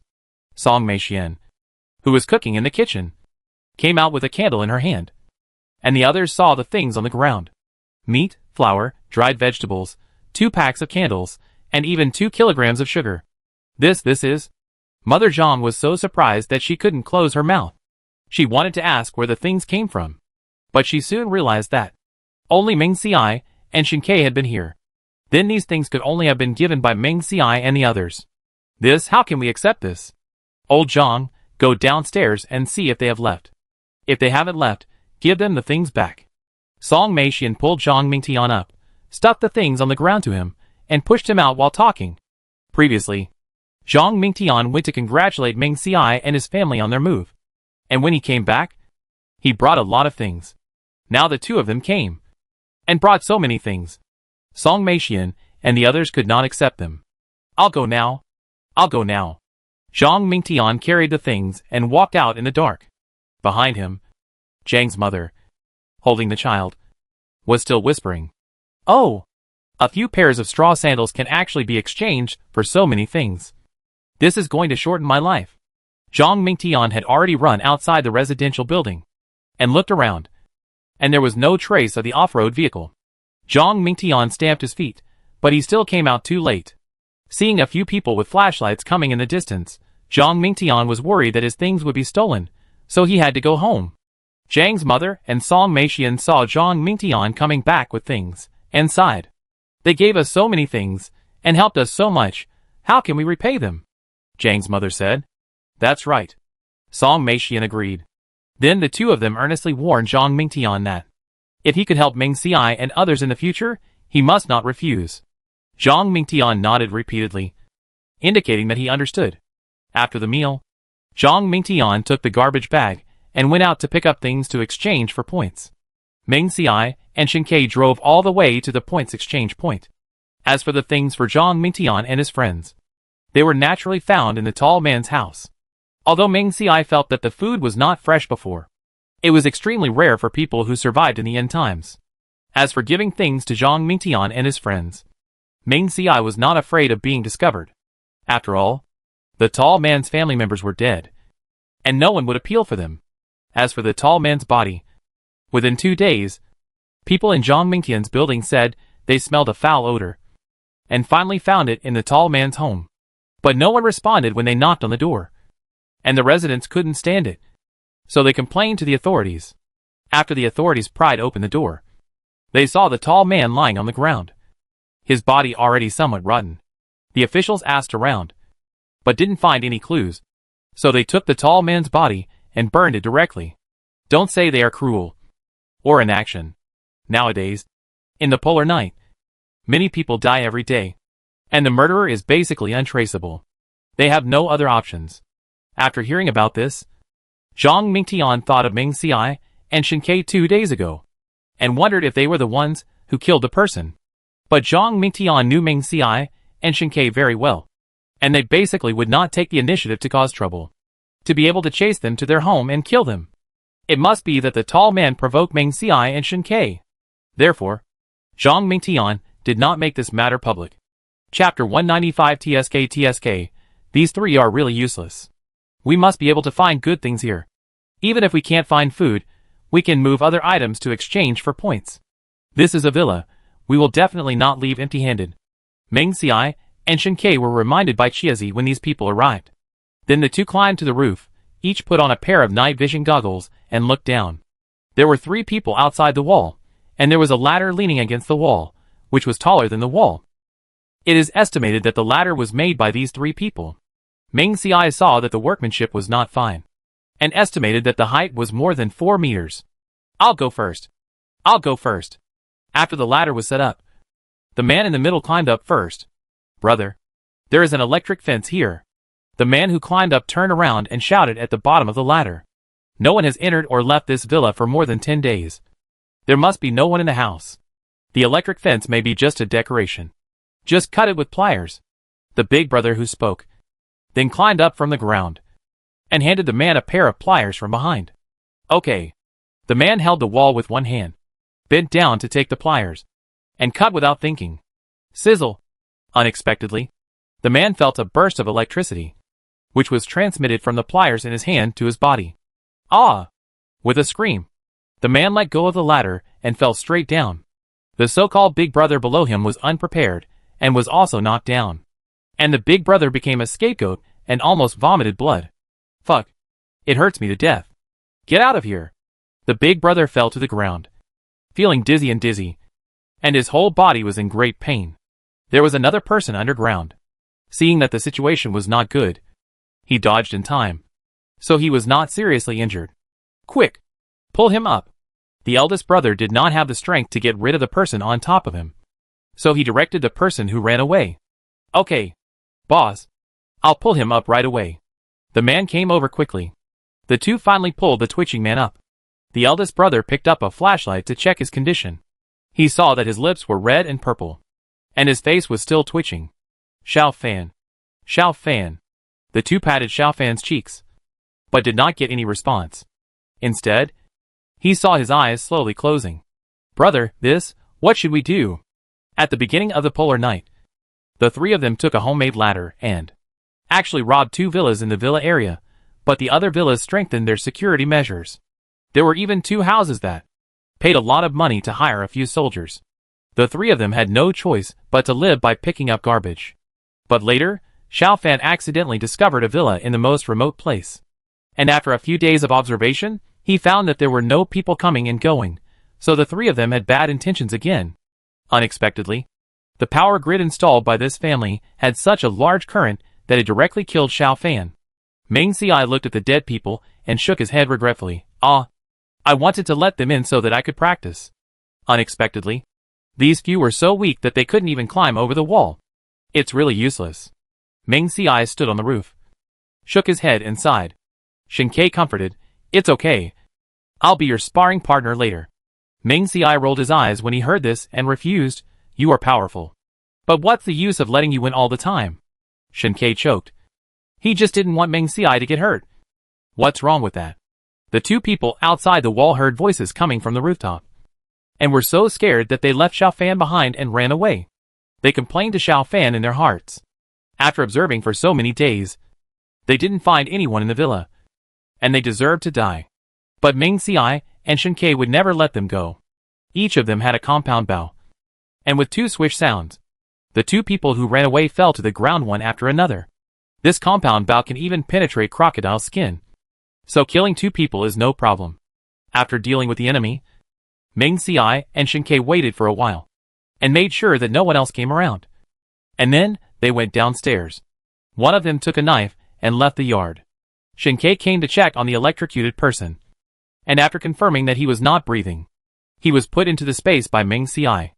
The other two people who were killed by the compound bow, plus the latter leaning against the wall, were also put into the space by Ming Ci. The two people did not drive, but walked for more than 10 minutes, and then threw out the three bodies. The two guys who were killed by the compound bow at the back still had arrows stuck in their backs. The two people operated tacitly, and after pulling out the arrows, they stabbed their wounds with sharp knives, and then made them unrecognizable. Make sure no one finds out that the two dead people are related to the compound bow. After all, so far, Ming Ci and Shinkei have not heard anyone mention that other people in the base have compound bows. Make sure no one finds out. Ming Ci puts the arrows into the space, and the two return home. Shinkei is processing the latter Ming Ci put out in the yard, breaking it into sections, which can be exchanged for points. When it was extremely hot before, the garbage accumulated in the space was also moved out by Ming Ci. In the yard, dig a hole and get some soil. Throw the garbage in to bury it. Sprinkle some water, etc. And the garbage can be taken out in 2 days, and then exchanged for points. Therefore, the two people did not have to go out to pick up garbage. However, because some refugees entered the base in the dark and burned, killed and looted the people in the base, the authorities installed access control systems at the 4 gates of the base, and everyone's scorecard became a pass to enter and exit. Of course, in order to prevent refugees with scorecards from taking advantage of the situation, residents need to take their scorecards to register their residence. Therefore, in the more than 10 days before the polar night was about to end, Ming Ci and Shinkei did not suffer any attacks again. Shinkei, don't show mercy. On this day, Ming Ci and Shinkei entered the space again and began to practice. Ming Ci noticed that Shinkei was unwilling to use his full strength and always gave in. So he touched the broken corner of his mouth and said harshly, "If you show mercy again today, you will be suppressed by me in the future." Shinkei heard this and immediately prepared for battle. If he could try it. As for the other suppression methods that Ming Ci wanted to do, forget it. Shinkei thought of the only time they had fought before, and he couldn't help swallowing his saliva. "If I beat you, I will also let you be on top." Shinkei, like a big bad wolf, slowly lured Ming Ci. Ming Ci frowned, half believing and half doubting Shinkei's words. However, Ming Ci was indeed a little tempted to let him be on top. Although Ming Ci didn't care about 100, and even preferred 00. But as a man, it was normal to have some thoughts of counterattack. Ming Ci looked at Shinkei's buttocks, and felt that no matter whether he won or lost today, it would be good for him. So he became a little impatient. When Shinkei saw Ming Ci looking at his buttocks, he knew that this guy must have thought wrongly. But Shinkei didn't remind him, but was looking forward to how Ming Ci would react when he knew the truth. Chapter 196 Brother. Let's go catch a beast. Ming Ci muttered to himself, "Why is Shinkei so powerful? I exercise every day, but I still can't beat him." If Shinkei knew what Ming Ci was thinking, he would probably say a few words of comfort. But he would think in his heart, "Do you think that's called exercise? You fish for 3 days, and dry the net for 2 days. It's strange that you can beat me." You know, since the extreme heat came, Shinkei has insisted on exercising for at least an hour every day, except for occasional special circumstances. This has become a part of his life. Only with such hard work day after day can he become so powerful. But Ming Ci, he worked hard for 3 days and rested for 2 days. So, Shinkei felt that Ming Ci could never beat him. Of course, Shinkei did not intend to tell Ming Ci the truth. However, in this world shrouded in polar night, even with the official security team to protect people's safety, many people still lost their lives. Due to the lack of evidence and clues, it is difficult for the authorities to find the real murderer, and they can only watch the tragedy continue to happen. In addition, the electricity bill is high during the polar night, and 9 out of 10 people can only live in darkness. They only turn on the flashlight when they go out to pick up garbage. As for the flashlight, the official launched a shared flashlight at the beginning of the polar night. This flashlight, like other items, can be exchanged for points. When you use points to exchange for a flashlight at the official, and the power is exhausted, You can go to a special place and exchange it for another fully charged flashlight at the price of 3 points. This way, it is both convenient and affordable, since they need to go out to pick up trash. Everyone in the base basically has a flashlight. However, everyone cherishes this hard-earned light and only uses it when necessary. Of course, they are only willing to use it when picking up trash, because during the polar night, the power of the flashlight is particularly precious, and trash is an important resource for survival. If there is not enough trash, there is no way to exchange points, and there is no way to buy food and other necessities of life. Therefore, they can only grope forward in the dark and save power as much as possible. The authorities are not worried that the flashlights will be taken away and not returned, or damaged. After all, every time a flashlight is replaced, a real name card is required. This system ensures that everyone is responsible for the use of the flashlight, and if there are any problems or violations, they can be traced back to specific individuals. In this way, the authorities not only ensure the safety and normal use of the flashlights, but also maintain the order and stability of the entire base. Ming Xiai and Shen Ke were not affected by the polar night. Instead, they changed their living habits of sleeping during the day and going out at night when it was extremely hot. After all, the polar night only lasts for more than a month. And then, the weather will be normal for a while. And then the polar day will come. Fortunately, although the polar day will last for more than 2 months, the temperature basically remains at around 40 degrees. Compared with other extreme weather, the polar day is much friendlier. However, after only 2 days of leisurely days, Zhang Mingtian came to the door. "Brother." Zhang Mingtian put his hands on his knees, looking very restrained. Ming Xiai was quite surprised to see this. "Zhang Mingtian, what do you want? Just say it." Ming Xiai was not used to being so timid, as he was usually carefree. Zhang Mingtian knew that Ming Xiai didn't like beating around the bush, so he spoke directly. "Brother, I heard that many birds appeared at night recently. They are huge and feed on human flesh. Recently, the bodies of dead humans were burned. These owls couldn't eat human flesh, so they started attacking living people. So the official announcement was issued, allowing these birds to be hunted at will. So I want to ask, brothers, do you want to go together? In fact, for other people, hunting birds is a difficult task. But it is not the case for Zhang Mingtian and his team, because they have bait. 2 days ago, Zhang Mingtian killed a rabbit, and caught 2 owls with only a small piece of meat, and exchanged more than 100 points for points. When Zhang's mother found out, she thought that Ming Xiai and Shen Ke had helped them a lot, and she had no way to repay them. So she suggested that Zhang Mingtian ask Ming Xiai and Shen Ke if they wanted to go together. Moreover, Zhang's mother reluctantly let Huang Ji stay at home, and killed another rabbit to use as bait. In this way, Ming Xiai and his men only had to contribute people, and did not have to contribute things, which was also a token of their appreciation. Zhang Mingtian knew that Ming Xiai and Shen Ke would definitely not look down on the points earned from catching birds. But since his mother asked, Zhang Mingtian couldn't refuse. Ming Xiai thought about it, and decided that he had been staying at home for the past few days, and it would be good to go out and exercise. So he agreed. Zhang Mingtian was surprised to hear this, and quickly stood up. Okay, brother. Let's set off at 8 o'clock tomorrow. I'll prepare the bait and other things by then. You can just come directly. Ming Xiai nodded. After seeing Zhang Mingtian off, Shen Ke started cooking. Noodles with cumin, ham and potatoes, 3 fresh vegetables, cold cucumber salad, and a portion of boneless chicken feet from the space. As for Eggplant, he cooked a few portions of noodles and mixed some meat dishes.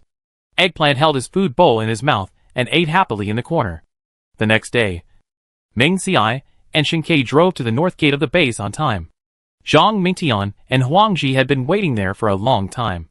Ming Xiai got out of the car and took the 2 people to the car, and then drove north. During the extreme cold, residents cut down trees on the ice and snow for warmth. Now in the polar night, residents, who originally went to the base to collect garbage for points, have turned their attention to the remaining trees. However, the authorities are concerned about the ecological environment, preventing the end of the world from becoming more severe. And thermal power generation requires burning more garbage, which requires trees to maintain air purification. Therefore, The authorities issued a notice stating that it is not allowed to cut down trees for points.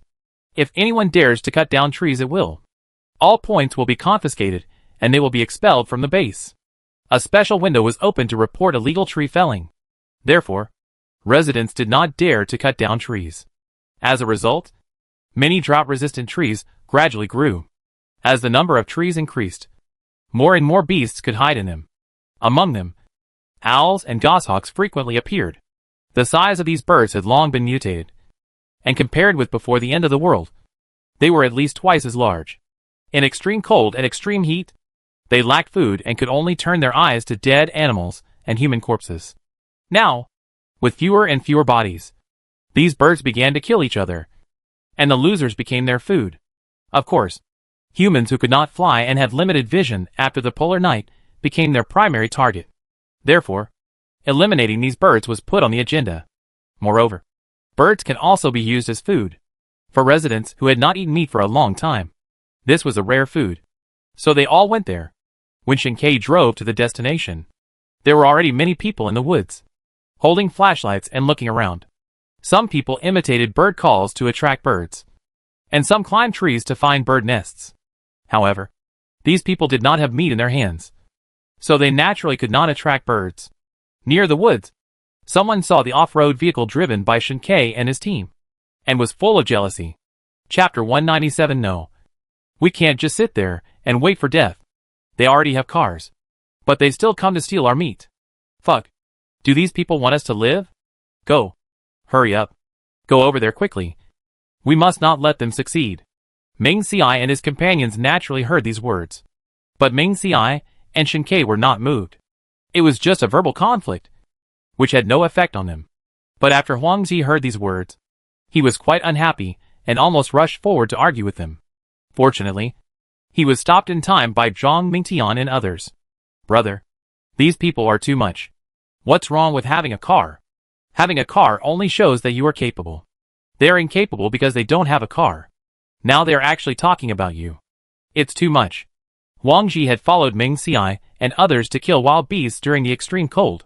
Since then, he has admired Meng Xiai and Shinkei, especially after receiving many gifts from them.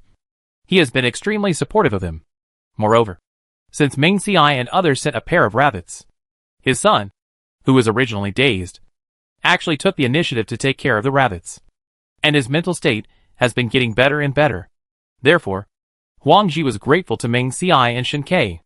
If he hadn't felt that he was not familiar enough with the two elder brothers, he would have come to thank them long ago. Now that he heard someone slandering his elder brothers, he was naturally unhappy. Meng Xiai heard Huang Ji's words and looked at him twice more. Seeing that he was speaking sincerely, he comforted him. It's okay.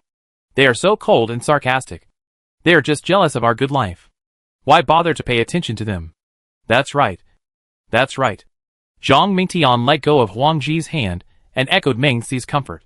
We came here today to catch birds. This is a happy thing. We can't let them ruin our mood. Although Huang Ji was still dissatisfied, he was appeased. Zhang was right. Catching birds is a big deal, and we can't miss it. Then, the four of them began to discuss catching birds. These birds usually live deep in the forest, and the road leading to the mountain is not suitable for vehicles. If you park your car here, what if it is destroyed by someone with ulterior motives? How do those birds smell? Meng Xiai stared at the woods. He could no longer hear the sounds of the residents. He thought they had gone far away. Zhang Mingtian said, they are much more sensitive than the birds before the end of the world. Hearing this, Meng Xiai had an idea in his mind. Why don't we catch birds here? Meng Xiai said this idea. And of course, he had his considerations. The group of people went deep into the forest with such fanfare. Perhaps the birds would be frightened and fly away. At this time, if we set bait at the entrance, maybe we can catch a few. Zhang Mingtian and Huang Ji trusted Meng Xiai unconditionally, so they agreed to this proposal. As for Shinkei, he completely followed Meng Xi's lead. With a plan, several people began to act. Zhang Mingtian and Huang Ji brought half a rabbit with them to prevent Meng Xiai and his team from returning empty-handed. They put it in a sealed box to prevent the bloody smell from leaking out and being noticed by others. Now that there was no one around, they took out the things and cut them into several long strips with scissors for later use. Ming Xiai and Shen Ke walked around and chose a place to set up the trap. One was in front of a big rock, where people could hide behind the rock and wait for birds to come, so they could take action in time. The other was near the off-road vehicle, for the same reason as above. Then Ming Xiai chose another open space, took out 2 traps, and put meat in them. This trap was placed on the car by Ming Xiai before. When Zhang Mingtian and the others asked where it came from, Ming Xiai only said that he and Shen Ke mated by themselves. Because it was polar night, Zhang Mingtian and the others did not look closely, and they thought that Ming Xiai and the others were so powerful, it was reasonable that they could make traps, so they did not think much about it. The 2 animal traps do not need to be watched by anyone. If there are birds coming to eat meat, they will be trapped. And in order to prevent the traps from being taken away by birds, Ming Xiai tied ropes on them. The other 2 traps are nothing more than a huge dustpan, supported by a wooden stick, and a rope tied to the wooden stick. If there are birds coming, you only need to pull the rope to trap them. However, because the birds are so large at this time, someone must run to hold down the dustpan in time to prevent the trapped birds from escaping. Ming Xiai had previously asked Shen Ke what skills were needed to catch birds. Now, as long as the bait was good, catching birds should not be a problem. After the trap was set, Shen Ke and Ming Xiai squatted behind the off-road vehicle, while Zhang Mingtian and Huang Ji stayed behind the stone. Then everyone quieted down and waited quietly for the birds to come. However, after waiting for more than 10 minutes, there was still no sign of the birds. Ming Xi's legs were numb from squatting. Taking advantage of the night, he took out 2 stools from the space and sat and waited with Shen Ke. After more than 10 minutes, there was still no sign of birds. Ming Xiai felt that it was not appropriate to waste time here. Then he thought, was it because the meat strips were too small? The bloody smell could not attract the attention of birds. So he thought about whether to pick out a piece of pork. Just as Ming Xiai was holding his face and searching for something suitable in the space, he suddenly saw something and his eyes lit up. 2 of the 3 people who had tried to climb over their house with a ladder were shot dead by Ming Xiai and Shen Ke with compound bows. The arrow penetrated deeply into the bodies of the 2 men and was stained with a lot of blood. Ming Xiai did not wipe off the blood, but threw it directly into the space. Since the space has a fresh-keeping function, the blood on the arrow is still fresh.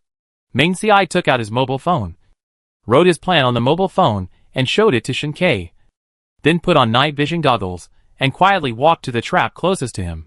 He put the arrow in it, and then went to the trap closest to him and put the things in place. However, after waiting for a few minutes, he still did not attract any birds. So Ming Xiai took out a suffocated rabbit from the space, cut its neck directly, and put the blood in 2 traps. Then Ming Xiai quietly left. Ming Xiai threw the rabbit into a basin in the space, and at the same time he thought to himself that he could cook the rabbit later. This time, there was a lot of rabbit blood, and Huang Ji and Zhang Mingtian seemed to smell the blood. However, thinking that there were many wild animals in the mountains, maybe someone was attacked by a wild animal, so they didn't take it to heart and continued to wait patiently for the arrival of the birds. The 2 people used less meat before, and they were able to catch birds because they were in the forest. Now they are far away, so this method is not feasible. With Ming Xi's bloodletting and a gust of wind blowing, everyone heard a few fluttering sounds in the silent forest. Those birds have been attacked by humans in the past few days, so they have become alert and probably watched from a distance, and did not rush forward. Chapter 198 Polar Night ended silently. Ka. After a while, Ming Xiai and Shen Ke heard 2 strange noises. Both of them were wearing night vision goggles and hurried forward to check. Ming Xiai held down the dustpan that was about to be pushed open, while Shen Ke ran to catch another bird caught in the trap. Zhang Mingtian and Huang Ji saw that no birds had taken the bait in the trap they set, so they waited patiently. After hearing that Ming Xiai and his team had caught the bird, they waited for a while, but still couldn't help themselves, and walked forward. Seeing the 2 birds caught, both of them were very excited. After catching 2 birds, it would be easier to attract other birds. However, before setting the next trap, the 4 people got in the car and moved to another place, to prevent other birds from knowing what happened here and not daring to come forward. After arriving at the place, the trap was set up, and one of the birds was killed and bled directly, and used as bait to attract birds. This time, because the blood volume was sufficient, the birds were attracted quickly.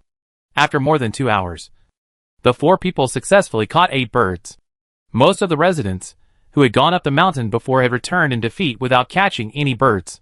When they saw the 8 birds in Mengxi's hands, their eyes were red with jealousy.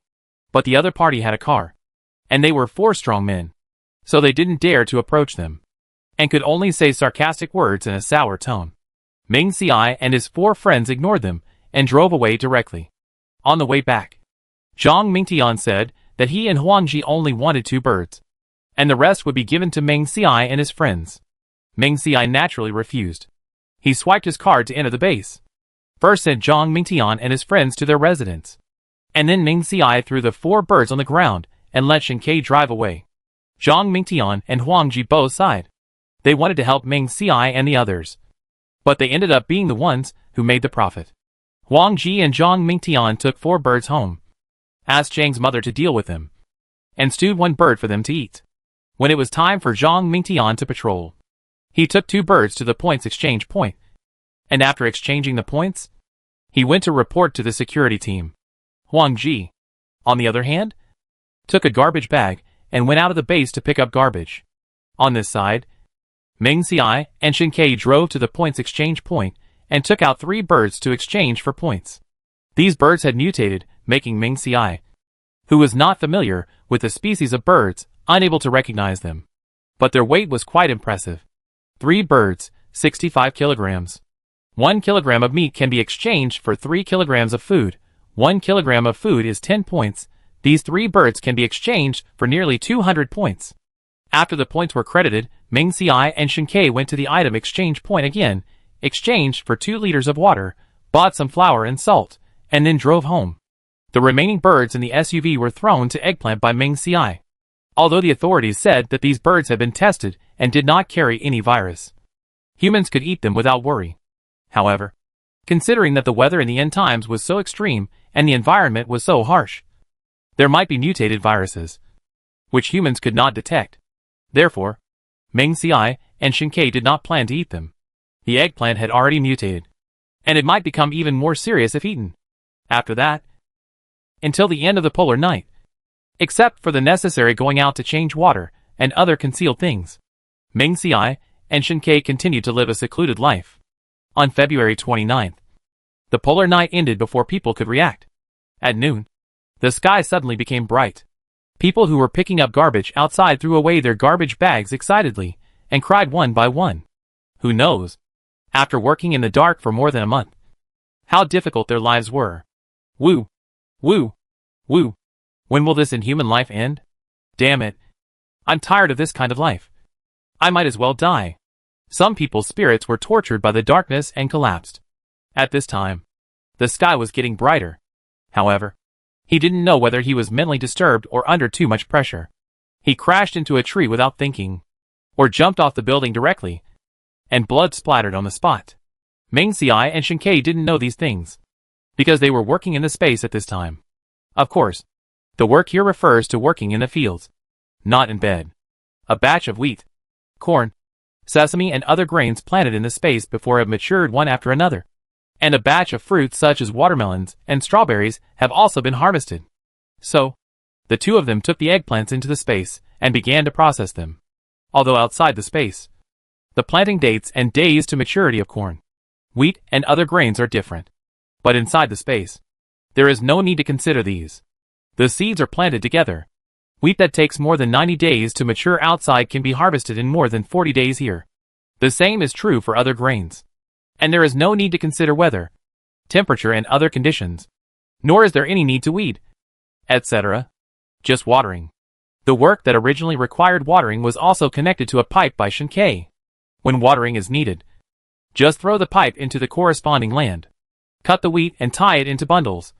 Move the corn down and put it in bags. Mengxi's space does not have the tools to handle these, so he can only exchange them with the official. But Mengxi believes that the things grown in the space should be more nutritious than those grown outside. So Mengxi wondered if it was possible to get a batch of tools to handle wheat. After harvesting the grain, the 2 took a bath and changed clothes before leaving the space. The curtains in the living room were opened a little, and the 2 saw the bright light outside. And they were a little dazed for a moment. Is the polar night over? Mengxi asked. Although Mengxi and Shen were in the polar night, there was no lack of light, But that light was different from sunlight. Shinkei also found it a little unbelievable. How could the polar night end so quickly? It's finally over. Although the polar night is over, the temperature is still around 40 degrees. And people are still in the heat. Ming Xiai and Shinkei only sighed for a while. And then, they continued to do their own things. Especially Ming Xiai. Now that the polar night is over, the sun outside is so strong. And it is completely possible to take out wheat, corn, rapeseed, and other things to dry. The temperature is high. And these things can be dried on the roof for 2 days. Wheat needs to be rubbed and threshed. Rapeseed needs to be beaten. And corn needs to be peeled one by one. In the past, when farming, there was no need to weed. No need to worry about other things. But now it is time to get busy after the harvest. Ming Xiai sighed. But he did not stop peeling the corn. At the same time, he swore in his heart that he would never farm again. After the wheat and corn were hulled, they still needed a flour mill. And rapeseed also needed an oil press. Therefore, on the 10th day after the polar night ended, Ming Xiai and Shinkei went out and decided to look for practical machines. Although the temperature was more than 40 degrees now, it was still within the acceptable range for humans. So everyone changed to working during the day. The two went out, and the god of luck also visited them. And they soon met people who could help. Chapter 199 Zheng Yan, can I still exchange things? Zheng Yan? Ming Xiai and Shinkei did not drive when they went out this time, because they needed to buy things. And they did not go through official channels. They needed to go deep into the crowd and look for someone with whom they were destined to meet. Unexpectedly, as soon as they arrived at the points exchange point, they ran into Zheng Yan.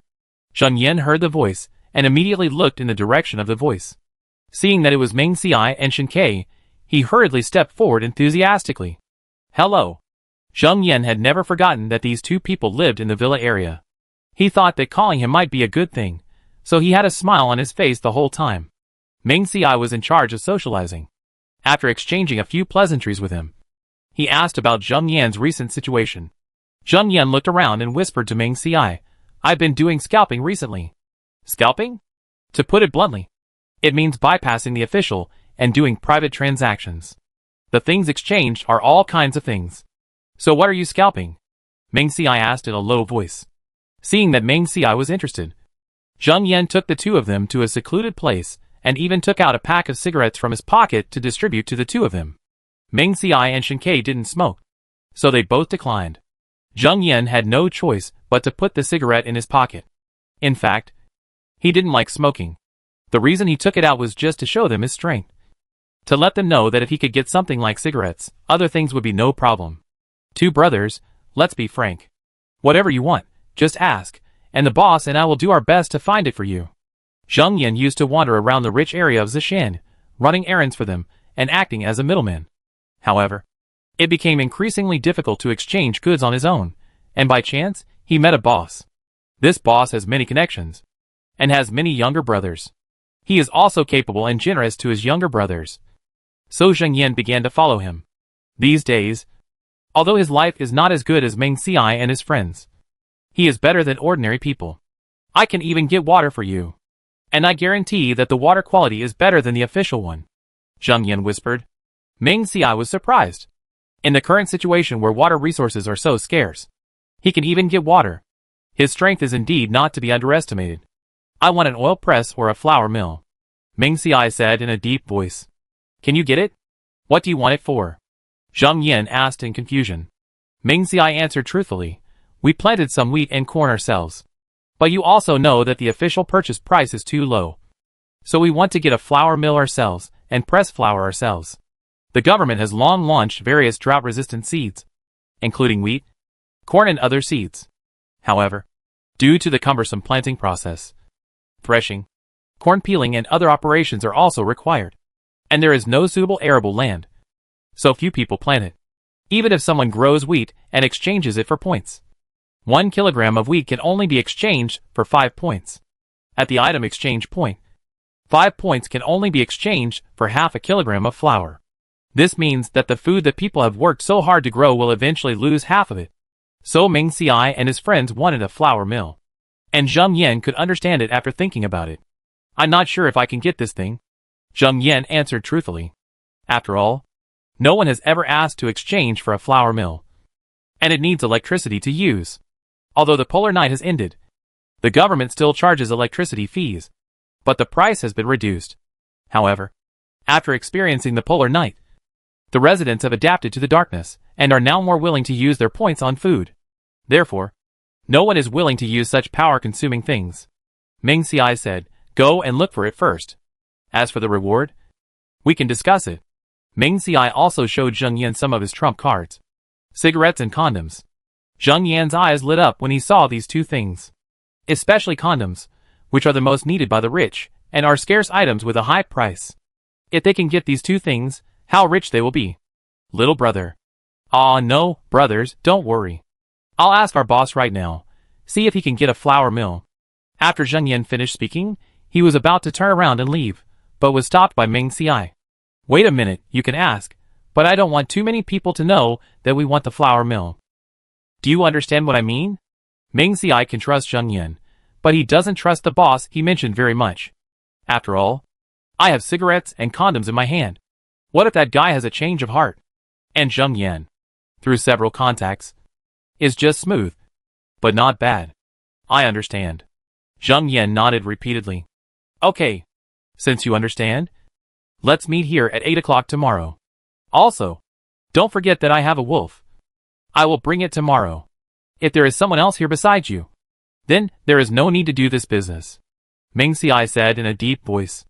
No problem. No problem. I will definitely come alone tomorrow. And I will definitely not bring more people. Zheng Yan raised his hand and swore.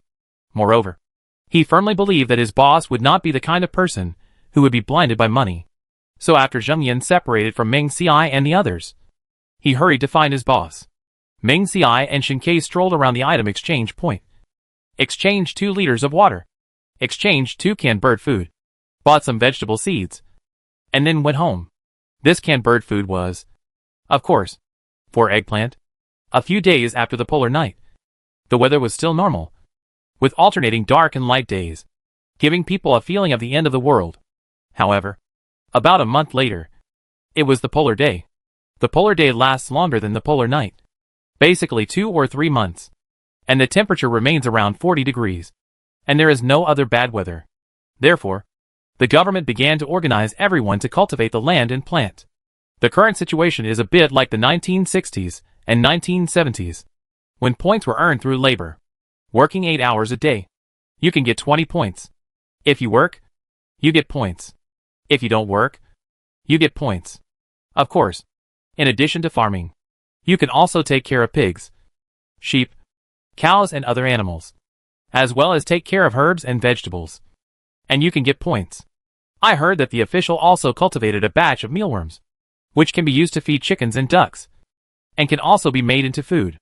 These mealworms are rich in nutrients, can improve immunity, and supplement nutrition. Most importantly, the price of mealworms is much cheaper than other meats. So after appearing at the item exchange point, it became a very popular item in the base. After Ming Xiai learned about this thing, he imagined the appearance of mealworms in his mind, and felt uncomfortable all over. He couldn't imagine how to eat this thing. Every time he went to the item exchange point, Ming Xiai would ask Shen Ke to see where the mealworms were placed. After knowing this, Ming Xiai would never look in that direction again. Chapter 200 Xiao Xiai. I just want to be with you. Shen Ke. I'm telling you, if you bring this back and I see it, I won't let you off easily. On the way back, Ming Xiai said to Shen Ke with a serious face, asking him to stay at least 2 meters away from him. The reason was that Shen Ke actually bought 2 cans of mealworms. Don't worry. I'll feed the eggplants when I get home. Never put too much in the house. Shen Ke bought mealworms mainly to feed the eggplants, after all. This thing has high nutritional value. He also knew that he had asked for Ming Xi's dislike. So he calmly accepted the request to stay away from Ming Xiai. Ming Xiai shuddered when he thought that the eggplant would eat mealworms, and its tongue would lick him. No. He must not let the eggplant that had eaten mealworms get close to him again after returning home. After returning home, the eggplant flew out of the house excitedly, circling around Ming Xiai with its tongue stretched out. Ming Xiai thought that this mouth would eat mealworms later, so he couldn't help but touch it a few more times, and let the eggplant lick his hand. Eggplant, you are not allowed to lick me after today. Otherwise, I will deduct 1 meal from you for each lick. Hearing the threat from the master, Eggplant blinked innocently, not understanding how he had offended his master. Awooh! Eggplant turned around, looking at Shinkei, who came in, suspecting that this guy had offended his master, and that he was being pissed off by his master. When Meng Xiai saw Shinkei coming in, he fled in panic. After Meng Xiai left, Shinkei took Eggplant to its nest and poured the mealworms into its food bowl. Eat it! Shinkei pushed the food bowl in front of Eggplant. Eggplant didn't know what mealworms were, but when it saw Shinkei pouring them into the bowl, it thought it must be edible. So after Shinkei called it, it started to eat. Eggplant was a little tentative at the first bite, and only rolled it a little with its tongue. As soon as the mealworms entered its mouth, Eggplant felt the fragrance fill its mouth. Awooh! It's so delicious. Eggplant didn't get up from the food bowl, and its limbs happily circled around the food bowl. Meng Xiai, who was sitting on the sofa with his back to Eggplant, heard that Eggplant was eating so happily, and it was even more unbearable. He originally thought that the Eggplant would be acceptable, but he didn't expect that this guy would not only eat like crazy, but also smack his lips. Meng Xiai instantly felt betrayed. Unable to accept it, Meng Xiai turned sideways, went upstairs and locked the door. He took out a braised eggplant rice from the space, picked up a disposable chopstick, and put a bite into his mouth. But when he saw the white and round rice, the image of mealworms suddenly appeared in his mind. Ugh! Meng Xiai retched for a while, and quickly threw the lunch box in his hand into the space, and then took out another bowl of noodles. But the white noodles reminded Meng Xiai of mealworms, and he still couldn't eat them. Xiao Xiai. Xiao Xiai. Shinkei was knocking on the door, outside the house. Xiao Xiai. I'll watch Eggplant eat every mealworm, and I promise not to let you see it at home. Open the door for a moment. Meng Xi's face was as gloomy as water. After throwing the noodles into the space, he took out a portion of braised crayfish and put it on the table. No! You go down and live with the mealworms. Meng Xiai put on disposable gloves and began to peel the shrimp. The shell of this crayfish is red, which shouldn't cause vomiting. After peeling the shell, the white shrimp meat inside was exposed. Meng Xiai felt that the color was similar to mealworms. However, Meng Xi's nausea was eventually suppressed by the aroma of spicy crayfish. He closed his eyes, stuffed it into his mouth quickly, and started chewing. Not bad. Xiao Xiai. I was wrong. I just thought mealworms were good for Eggplant, so I wanted to buy them back for it to eat. I will never do this again in the future. Shinkei regretted it at this time. He really didn't expect Meng Xiai to react so strongly to mealworms, and he swore in his heart that, in the future, he would never bring anything that Meng Xiai said he couldn't accept to Meng Xiai again. However, Meng Xiai was not so easy to coax, and even had bad intentions. Meng Xiai took off his gloves, walked to the door with the crayfish, and blew on the door childishly. Soon, the smell of spicy crayfish floated out through the crack of the door. Shinkei, who was outside the door, smelled the smell and swallowed his saliva. Since you care so much about Eggplant, sleep with Eggplant. I won't open this door for you. After saying that, Meng Xiai returned to the table with the crayfish. Shinkei knew Meng Xiai was talking at the door, and continued to beg for mercy. Xiao Xiai, I just want to sleep with you. I was wrong. Meng Xiai ignored Shinkei, took out his tablet, put on his headphones, and started watching a detective variety show. Shinkei saw that Meng Xiai really ignored him, and could only sigh and go downstairs. And the eggplant that had eaten the mealworms still felt unsatisfied, ran over to confront Shinkei, and wanted him to buy some more for him. Shinkei stared at the eggplant, feeling that it was all his fault for caring too much about the eggplant, which caused him to be kicked out, and now this guy is full and satisfied. Shinkei was furious. Afterwards, Eggplant was taken out of the house as it wished. But it did not go to buy mealworms as it wished. Instead, it was asked to run outside in the open space where no house had been built. When it heard the command run, Eggplant's eyes widened. It just wanted to eat a bite of food. How could it end up like this? However, facing Shinkei's unquestionable eyes, Eggplant could only start running helplessly. Of course, Shinkei was angry because he could not get close to Xiao Xiai, and he also ran with Eggplant. Upstairs, Meng Xiai, who had just finished eating crayfish, naturally saw Shinkei taking Eggplant out. Curious about their actions, Meng Xiai climbed to the rooftop and saw Shinkei training Eggplant, and a smile appeared on his face. Let them go against him. Then he went downstairs, took out a cup of mango sago, a grilled sausage, a gluten and 2 bags of spicy strips, and placed them on a table taken out from the space. Put the tablet on the table, and continued to watch the variety show. Meng Ci, who was sitting on the bed, was also happily playing games, and seemed very leisurely. When they went to bed at night, Meng Ci did not open the door for Shen-Kei. But this time, Shen-Kei did not sleep downstairs honestly, but pried open the door and got on Meng Ci's bed. He even turned down the air conditioner temperature very deliberately. Meng Ci, who was originally covered with only a thin quilt, felt a little cold. He noticed that there was a stove not far away, so he took the initiative to move over. Shen-Kei saw Meng Ci approaching on his own initiative, and excitedly hugged him into his arms.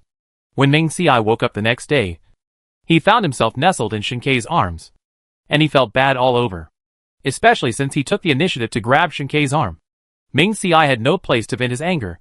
Shen-Kei knew that Meng Ci was unhappy, so he kept being humble, helping him dress, wash his face, brush his teeth, and cook.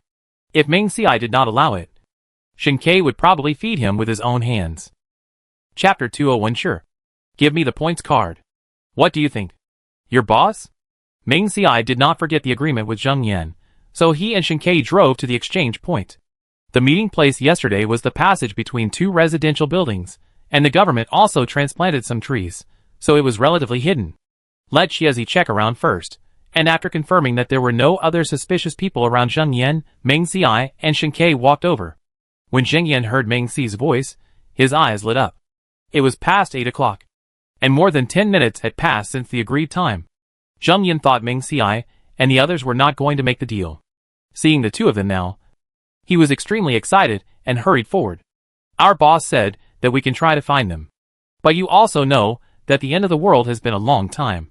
Even if we find those machines, they may be damaged by water, or the main parts may be taken away by scavengers in exchange for points. So it is also difficult to repair them. So the boss asked for a higher price, and was worried that you would go back on your word. So you need to pay a deposit in advance. Zheng Yan did not say anything else, and directly conveyed the boss's meaning. Meng Ci knew the current situation, and didn't think it was excessive. If you can find a flour mill or an oil press, I can give you 3 packs of cigarettes, and 5 condoms for each. Go ask your boss. If it's suitable, we can do the deal. If it's not suitable, forget it. These 2 things are scarce nowadays, and Zheng Yan and his friends will not suffer. However, Meng Ci and Shen-Kei don't smoke, and the condoms are the wrong size, and Shen-Kei is not comfortable to use. Moreover, Meng Ci will not get pregnant, and Shen-Kei cleans up in time every time. Meng Ci did not get sick because of this, so condoms were of no use to them. Now that they could exchange for what they needed, Meng Ci was willing to do it. But Meng Ci also understood how much profit these 2 things could bring. So he made it clear in advance that if boss Zheng Yan took the opportunity to blackmail him, he would not do the deal. When Zheng Yan heard about the items he could exchange, his eyes widened with excitement. Originally, the boss said that if he gave 2 packs of cigarettes or a few condoms, he could do the deal. Now, for 1 machine, he would give 3 packs of cigarettes and 5 condoms. If they got both, wouldn't they be rich? However, Zheng Yan did not show his excitement, because he was worried that Meng Ci would see him so happy and take the opportunity to lower the price. I'll go ask the boss right now. Please wait for half an hour. No, it will only take 20 minutes. I'll be back. After saying that, Zheng Yan ran out. Although it was hot, Zheng Yan was motivated, so he ran to find his boss. Meng Ci and Shen-Kei did not stay there for long, but returned to the off-road vehicle with the eggplant. The temperature outside the car was as high as 40 degrees, which was unbearable. As soon as he got in the car, Meng Ci took out ice cubes and a fan from the space to blow air. As for the air conditioner that came with the off-road vehicle, Meng Ci and his friends did not dare to use it. Driving is already eye-catching. If you turn on the air conditioner without restraint, doesn't it mean that they have scarce gasoline? In this way, being targeted by bad guys will also be troublesome. Then Meng Ci took out 3 ice creams from the space, 1 for each person. Of course, Shen-Kei fed the eggplant one. After all, Meng Ci has not forgotten that the eggplant ate mealworms. What if the eggplant licked his hand while eating ice cream? After eating the ice cream, Ming Ci took another cup of taro balls and grapes with ice. The off-road vehicle was parked not far from the trading point, but the base was well greened, and the car was hidden by the trees. If you didn't look carefully, it would be difficult to find it. Zheng Yan was anxious to report the matter to the boss, and he didn't even look here. After Ming Ci saw Zheng Yan running back in the car, he waited for 2 minutes before getting off. When he arrived at the place, he saw Zheng Yan supporting himself with his hands, breathing heavily, and the sweat on his head fell to the ground in large drops, leaving watermarks one by one. His white sweatshirt was soaked with sweat. "Why are you in such a hurry?" "I won't run away." Ming Ci came this time with a bag in his hand. Zheng Yan stood up straight with a heavy breath. Wasn't he afraid that Ming Ci, the financial sponsor, would be stolen by others? Our boss. The boss said. Zheng Yan swallowed his saliva and continued. "This deal can be done. But you have to give a pack of cigarettes and 2 condoms as a deposit." Zheng Yan stood up straight and felt a blank in front of his eyes. "Okay." Ming Ci took out 2 things from his bag without hesitation, but did not give them to Zheng Yan. Under Zheng Yan's puzzled gaze, Ming Ci explained, "What if I give you the things, and you take them and run away?" Zheng Yan quickly raised his hand and said in a deep voice, "Don't worry, brother. We will never run away with the things. If we do, we will be punished by God." Moreover, when Zheng Yan and his team do business, the most important thing is integrity. Everyone lives in the same base.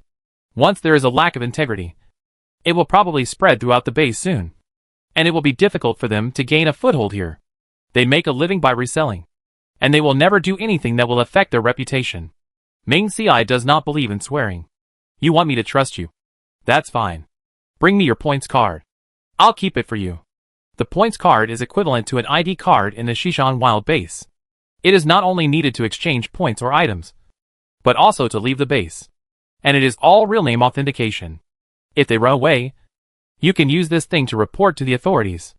Of course, it's not just the Xishan Wild base that he can't stay in. Another base in M City, which also has information exchanged with this one, can also be used by Zheng Yan to live there, unless he is willing to become a refugee for a pack of cigarettes and 2 condoms. Zheng Yan hesitated when he heard that his points card would be confiscated. After all, without the points card, he could not only not exchange for food, but also could not leave the base. How could he survive? "If you don't want to, forget it," Ming Ci said, putting the things back into the bag. Zheng Yan watched the cigarettes and condoms disappear in front of him, and finally gritted his teeth and said, "Okay. At worst, let the boss support me for a few days. He brought such a big business to the boss should not be so stingy. And the points card needs to be exchanged for something, not only the password but also the fingerprint, so there is no need to worry that it will be stolen by the 2 people in front of him." Thinking of this, Zheng Yan took out the points card and handed it to Ming Ci. Since Ming Ci suddenly proposed to seize the points card, he was not worried that Zheng Yan would use a fake card to deceive him. So Ming Ci handed the cigarettes and condoms to Zheng Yan. Zheng Yan took the things, saw that the 2 items were well packaged, and carefully put them in his pocket. "Brother, our boss said 5 days. No matter whether he can get it after 5 days, he will let you know," Zheng Yan said. "Okay," Ming Ci replied. Chapter 202 Xiao Ci, I haven't entered the house yet. "Brother, it's not safe here. Wait 5 days, let's meet at another place." Zheng Yan looked around to see if there were any other people, and lowered his voice. "Okay, have you chosen a place?" Ming Ci asked. Zheng Yan said, "Brother, do you know that there is a piece of land in the base that can be bought and sold?" Ming Ci nodded. Of course he knew, and he lived there.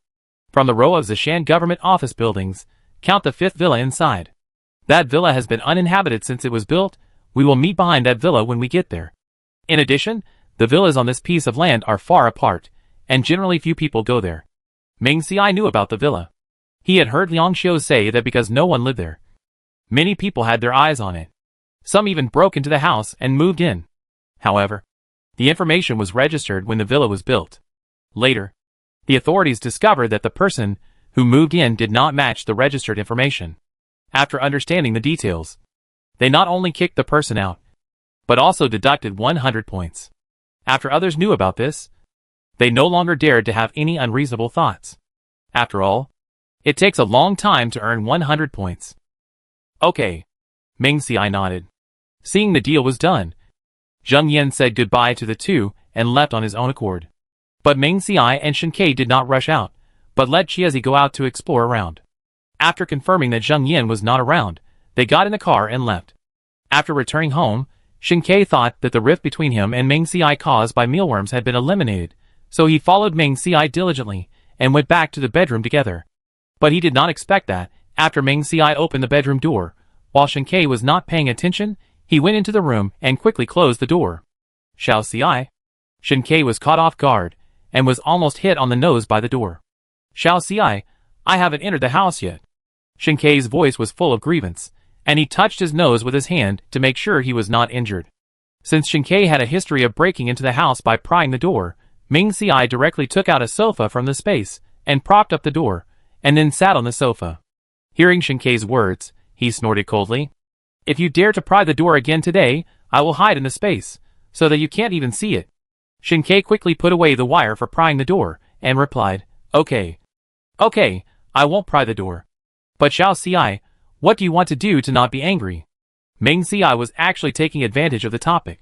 After all, during this period of time, because there was nothing to do, and the temperature dropped, Shen Ke started to force him to do all kinds of things on the bed, and Meng Xiai refused every time.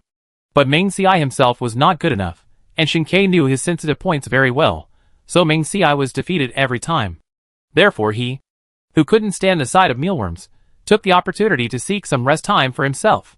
But when it came to mealworms, Meng Xi's mind was filled with the scene of stuffing the wriggling worms into his mouth, and he suddenly felt that his body was covered with worms. It's all Shen Ke's fault. Stay away from me. After I forget about the mealworms, I might forgive you.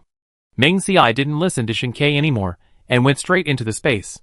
He picked a watermelon, cut it in half, picked up a spoon, held one half, and started to eat. Then he looked at the things in the space. Flour, rice and other things were not even consumed by 1/5. Fruits were consumed by 1/3, mainly because he liked to eat them. Besides, the weather was abnormal, it was always good to eat more fruits to supplement vitamins. Otherwise, he would be like everyone else, with dry lips and mouth ulcers, and maybe even constipation and bad breath. Meng Xiai thought that if he and Shen Ke had poor digestion, their stinky mouths would kiss each other and stink each other. And he shook his head. This was too terrible. At the same time, he planned to go over later and water the fruits that had been planted earlier. After eating these fruits, maybe the fruit trees would grow and bear fruit. Then Meng Xiai looked at the snacks. The quantity and variety of snacks were large. In addition, Shen Ke had previously stored a lot of snacks for Meng Xiai, and he took them out and put them in Meng Xi's space later. So he didn't see any shortage. As for melon seeds, peanuts, chestnuts and other nuts, Meng Xiai and Shen Ke were bored in the end times, so they consumed half of them. Meng Xiai looked at the original melon seeds and peanuts, and didn't know if he could find them after planting them. Moreover, he liked caramel-flavored melon seeds the most, so even if he planted them, Meng Xiai would not fry them. Another thing that Meng Xiai regretted was that the small cakes, mango sago, passion fruit and other drinks were consumed too quickly, and half of them were gone. Meng Xiai also began to think about whether he could make them himself. However, he could not help but sigh. There was no passion fruit in that batch of seeds, so he could not make a full cup of passion fruit. But there were fresh lemons, maybe he could plant the seeds and grow a lemon tree. As for the other meats, half of them had been consumed. But Meng Xiai did not like to eat meat, so he ate less, so the meat mainly went into the stomachs of Shen Ke and Eggplant. Meng Xiai thought of what Yangjin had mentioned about raising piglets, and considered whether to raise two. But Meng Xiai did not plan to do it himself, so if Shen Ke liked to eat, he could let him feed it. After walking around to check the items he had stored, Meng Xiai had finished his watermelon, and now had an ice cream in his hand. While eating, he looked at the vegetables grown in the field. Eggplants, peppers and other basic vegetables are all ripe.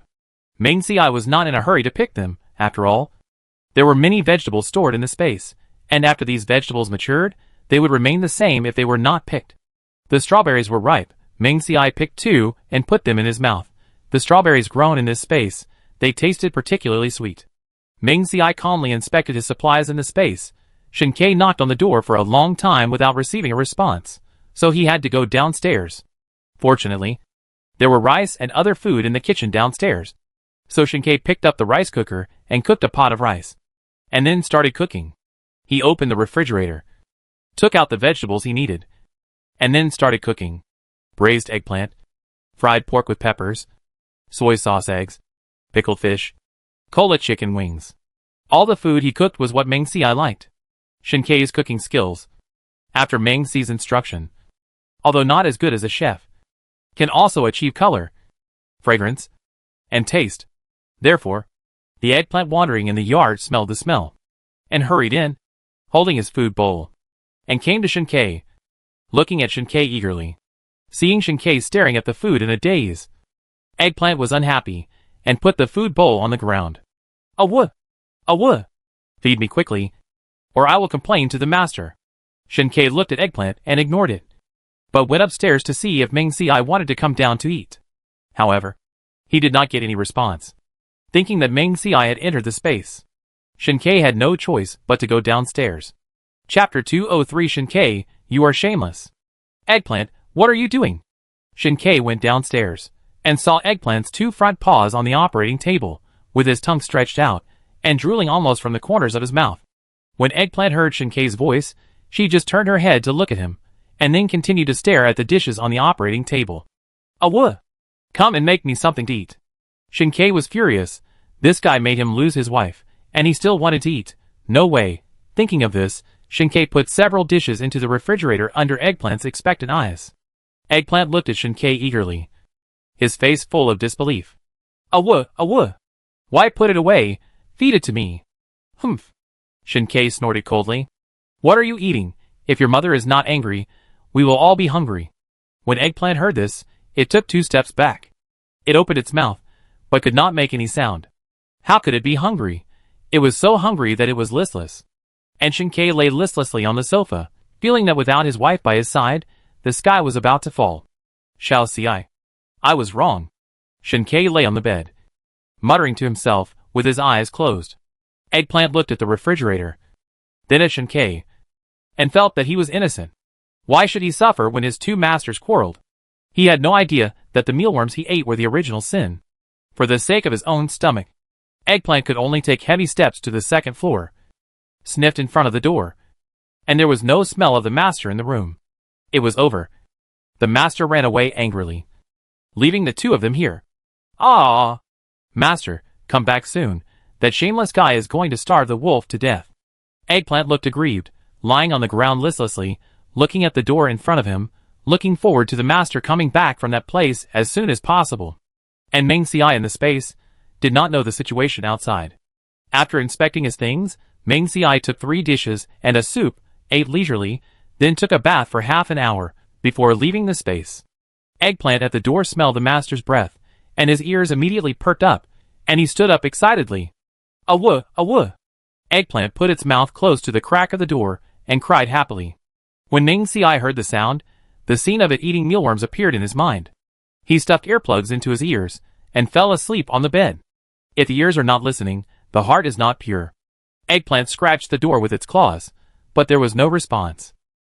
It could only lie at the door with grievance, hoping that the owner would pay attention to it, and give it some food. However, after waiting for nearly an hour, Eggplant only heard the owner's breathing getting longer and longer. Eggplant's eyes widened. The owner was so cruel, really leaving it alone. She was so hungry that she could not bear it anymore. She had to go downstairs, and saw Shinkei lying on the bed, with his eyes closed. She didn't know if he was asleep or not. Eggplant bit Shinkei's clothes, and pulled them twice, but got no response. She could only shrink into her nest with grievance. For some reason, Eggplant suddenly remembered the little cabbage, the yellow ground. No one loves it. Eggplant rested his head on his melon seeds, and sighed in his heart. Forget it, forget it. I won't be hungry when I fall asleep.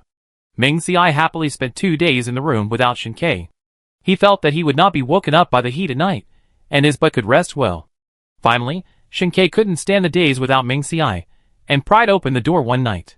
He then held down the sleeping Meng Xiai, and had a fierce exercise, and finally coaxed the upset Meng Xiai.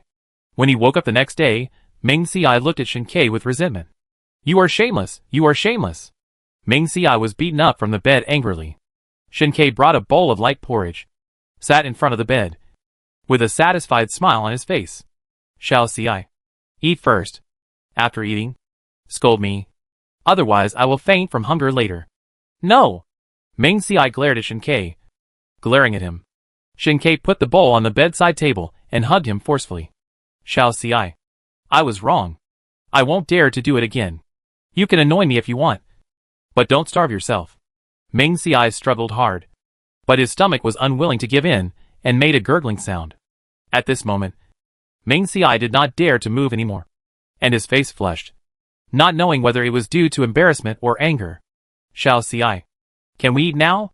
Shinkei asked, seeing that Meng Xiai had no reaction. Shinkei looked at Meng Xiai, then looked at the porridge on the bedside table, and directly took a sip of the bowl. Then he blocked Meng Xi's mouth domineeringly, and put the food into his mouth. Shinkei did not leave, and waited until Meng Xiai swallowed all the porridge before letting him go. Meng Xiai glared at Shinkei, not knowing whether it was due to lack of oxygen or embarrassment. His face became even redder. Shinkei was thick-skinned. He pulled out a tissue and gently wiped the corners of Meng Xi's mouth. Do you want to eat more? Shinkei asked. I'll feed you. Meng Xiai looked at the way Shinkei looked at him. It was obviously not a normal way to feed him. So he decisively picked up the porridge on the bedside table and drank it all. Shinkei smiled when he saw this and touched Meng Xi's head with his hand. Little Xiai, you are so good. Meng Xiai turned over and broke free from Shinkei's arms, and moved away from him. Then he turned his back to Shinkei and rolled his eyes. What a good boy. He was already 19 years old, but his mental age was 25. How could he be so good? Shinkei was relieved when he saw Meng Xiai had eaten. He went downstairs. As for Eggplant, it woke up today and knew that its master had been coaxed by the bad guy. So it pulled Shinkei's trouser leg and called weakly, indicating that it wanted to eat. Shinkei finally remembered Eggplant at this time and poured the remaining porridge in the pot to Eggplant. Eggplant didn't care whether there was meat or not this time and ate happily. Meng Xiai saw Shinkei leave, got up to lock the door, but was shocked by the scene in front of him. The sofa that was blocking the door was moved next to the wardrobe, and the lock on the door had been removed. Meng Xiai fiddled with the door lock for a few times and found that it was useless. Is this guy sick? Meng Xiai muttered. At this time, he saw Shinkei coming up with a happy face. Shinkei saw Meng Xiai fiddling with the door lock, but he did not feel embarrassed. Instead, he defended himself. This lock is too weak. I just pushed it lightly and it opened. Don't pretend in the future. Meng Xiai was so angry at Shinkei's shamelessness that he laughed. Okay, I'm not comfortable. Then he turned around and lay down on the bed. At most, he could save more time on weekdays, and when Shinkei made him angry, he would hide in the space. Then he thought, Shinkei broke the door lock. Wasn't it just to see that he couldn't stay in the space all the time? This guy has such a bad mind. Meng Xiai felt that he couldn't let Shinkei succeed, so he started searching the space. Next time he chased Shinkei out of the room, he would change a door blocker. After looking around, Meng Xiai felt that a large double-door refrigerator was suitable. Next time, he would take this. Chapter 204 Ahem. Spring is here. Bang. Bang. Bang. Ouch. Ouch. Someone's knocking on the door. Go check. Meng Xiai was lying on the sofa, playing games leisurely, while Shinkei was exercising with 2 dumbbells. Meng Xiai directed Shinkei without any psychological burden. After hearing Meng Xi's order, Shinkei naturally got up and opened the door. Meng Xiai, after hearing Eggplant calling, knew that the person who came was probably not familiar with Eggplant. So he got up and stuffed the mobile phone, apples, grapes, potato chips, and mineral water on the table into the space. After seeing the various packaging bags in the trash can, Meng Xiai put the trash can into the space. After confirming that there was nothing suspicious in the house, Meng Xiai felt relieved. However, seeing that Shinkei had not come in yet, he was afraid that something might happen to him. With one hand behind his back, Meng Xiai took out a long knife from the space, opened the door of the villa and walked out. After coming out, he saw that the gate of the yard was half open, and Shinkei's body just blocked Meng Xi's view of the outside. Shinkei, who is knocking on the door?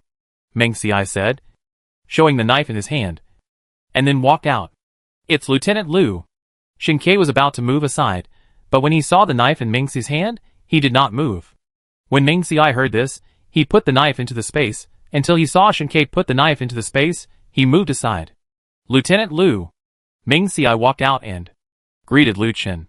Lu Chen was wearing a military green short-sleeved shirt, leaning against the off-road vehicle, with dark skin and well-developed muscles on his arms. Comrade Ming. Lu Chen stood up straight, and when he saw Eggplant behind Ming Xiai, his eyes lit up. Eggplant could still remember Lu Chen, so he circled around him again and again. Ming Xiai raised his eyebrows. What's wrong with this Eggplant today? It's circling around Lu Chen, and even sticking its nose to Lu Chen's trouser leg, sniffing endlessly. Comrade Ming, I came here today to ask for something. Lu Chen is a soldier. He likes to speak frankly, and doesn't like to beat around the bush. Please tell me, Ming Xiai said. It's that thing. Spring is here. Ahem. Where do we have a few military dogs? As he said that, Lu Chen touched his nose embarrassedly. After all, he is still a bachelor. But he has to be a matchmaker for a few military dogs in the military region. Ming Xiai looked at Eggplant, who was circling around Lu Chen, and understood. It must be that Lu Chen had contact with those female dogs, and his body was stained with their scent, which was why Lu Chen took a fancy to him. Ming Xiai thought of Eggplant, who often howled at night, and marked everywhere in the yard with urine and feces, and even exposed its organs from time to time. Meng, Shin, do you agree with this? Don't worry. I will never let it suffer in vain. If the pregnancy is successful, I guarantee a military dog and give 1,000 points. Okay. Ming Xiai agreed. In fact, Ming Xiai had thought about sterilizing Chiazi before, but he had never found a veterinarian, nor had he found another female wolf. Since Chiazi was willing to try with a military dog, let him try. But after the pairing is successful, you have to give me one. Ming Xiai made a request. When Lu Chen heard this request, he hesitated. There were not many military dogs in the army, and he had originally wanted to breed another batch of military dogs through this pairing. Now, after hearing Ming Xi's words, he felt reluctant. Ming Xiai saw Lu Chen's hesitation and said directly, if Lieutenant Lu disagrees, then forget it. In fact, Ming Xiai wanted a dog, so that as a son, he could accompany Chiazi and Chiazi would not be lonely. Or, if you have any eliminated military dogs, you can give me one, Ming Xiai suggested. Lu Chen's eyes lit up when he heard this. We do have an eliminated female dog. If you want it, we can give it to you. There was a female dog in the army, some time ago, when she went out to kill the refugees who did bad things. She was injured by one of them. Now she is limping, and has been stabbed several times. She was barely cured, but she is not suitable for going to the battlefield again. At first, Lu Chen and his team planned to raise the dog in the base for retirement. Now that they heard Ming Xiai needed it, they looked at the Eggplant they raised. Its fur was shiny, its eyes were bright, and it was much healthier than the military dogs they raised. Lu Chen felt that if the female dog was raised here by Ming Xiai, she might be able to spend her old age in peace. Okay. Ming Xiai had a space, and the water in it could make scars on people's bodies fade. Eggplant's head was hit by a stone before, and it was soaked in the water in the space. Now there is no scar. Maybe the dog will heal its wounds after soaking. But, it's mine, and you are not allowed to take it back. Ming Xiai was afraid that after he raised the dog well, Lu Chen and his friends would take it back, and then he would lose more than he gained. Lu Chen promised, don't worry, I will give it to you if I say so, and I will never take it back. Okay. Ming Xiai nodded. And then Lu Chen said, it's better to go to the military area today to see if Eggplant can be paired with the military dog. Ming Xiai said yes. But before he went, he asked the question in his mind. That is, how did Lu Chen find them? Before explaining this, Lu Chen apologized to the two of them. Then he continued to explain that Lu Chen went to the points exchange point and retrieved the information of Ming Xiai and Shen Ke. The points exchange point issued the points card. Not only the residence of the two people in the Xishan Wild base was recorded in detail, but also what they bought and what items they exchanged could be found from the card. Hearing this, Ming Xiai was glad in his heart. Fortunately, in order not to be suspected, the two of them would go to the item exchange point to exchange water and food every 2 days, and would also exchange a few liters of oil every half a month or a month, and would occasionally exchange some meat for the eggplant. So when Lu Chen saw the plump eggplant, he didn't notice anything wrong. Lu Chen didn't go into detail about what the two exchanged at the base. But when he heard the staff say that they hunted crocodiles, tigers, birds and other animals, he was very surprised. Now that he saw that the two were doing well, he did not doubt it. Originally, Lu Chen invited the two to ride in his car, but Shen Ke directly opened the shutter door on the side and drove out a car. Lu Chen was a man, and he was also familiar with cars. Naturally, he saw that the car was not ordinary. If the situation did not allow it, he would have wanted to drive it. Let's drive by ourselves, so that we don't need you to send us back when we come back, Meng Xiai explained. Okay. Lu Chen nodded, and then led the way in front. Meng Xiai and the others contributed their eggplants. Lu Chen had planned to pick up the two from the beginning. Now that they had a car, Lu Chen thought about adding some gas to the two later. Chapter 205 Eggplant. I want to enter the land of gentleness. Zishani Military District is located in the easternmost part of the base. When the base was first built, the officials specially marked out an open space, built a high wall, separated the military district from other places. Not far from the military district, there is a two-story building, with a sign of the security team hanging in front of the door. On weekdays, there are still 2 soldiers from the military district, with 5 people from the security team. Now is not the time for the exchange of shifts, so the security team is deserted. The gate of the army was tightly closed.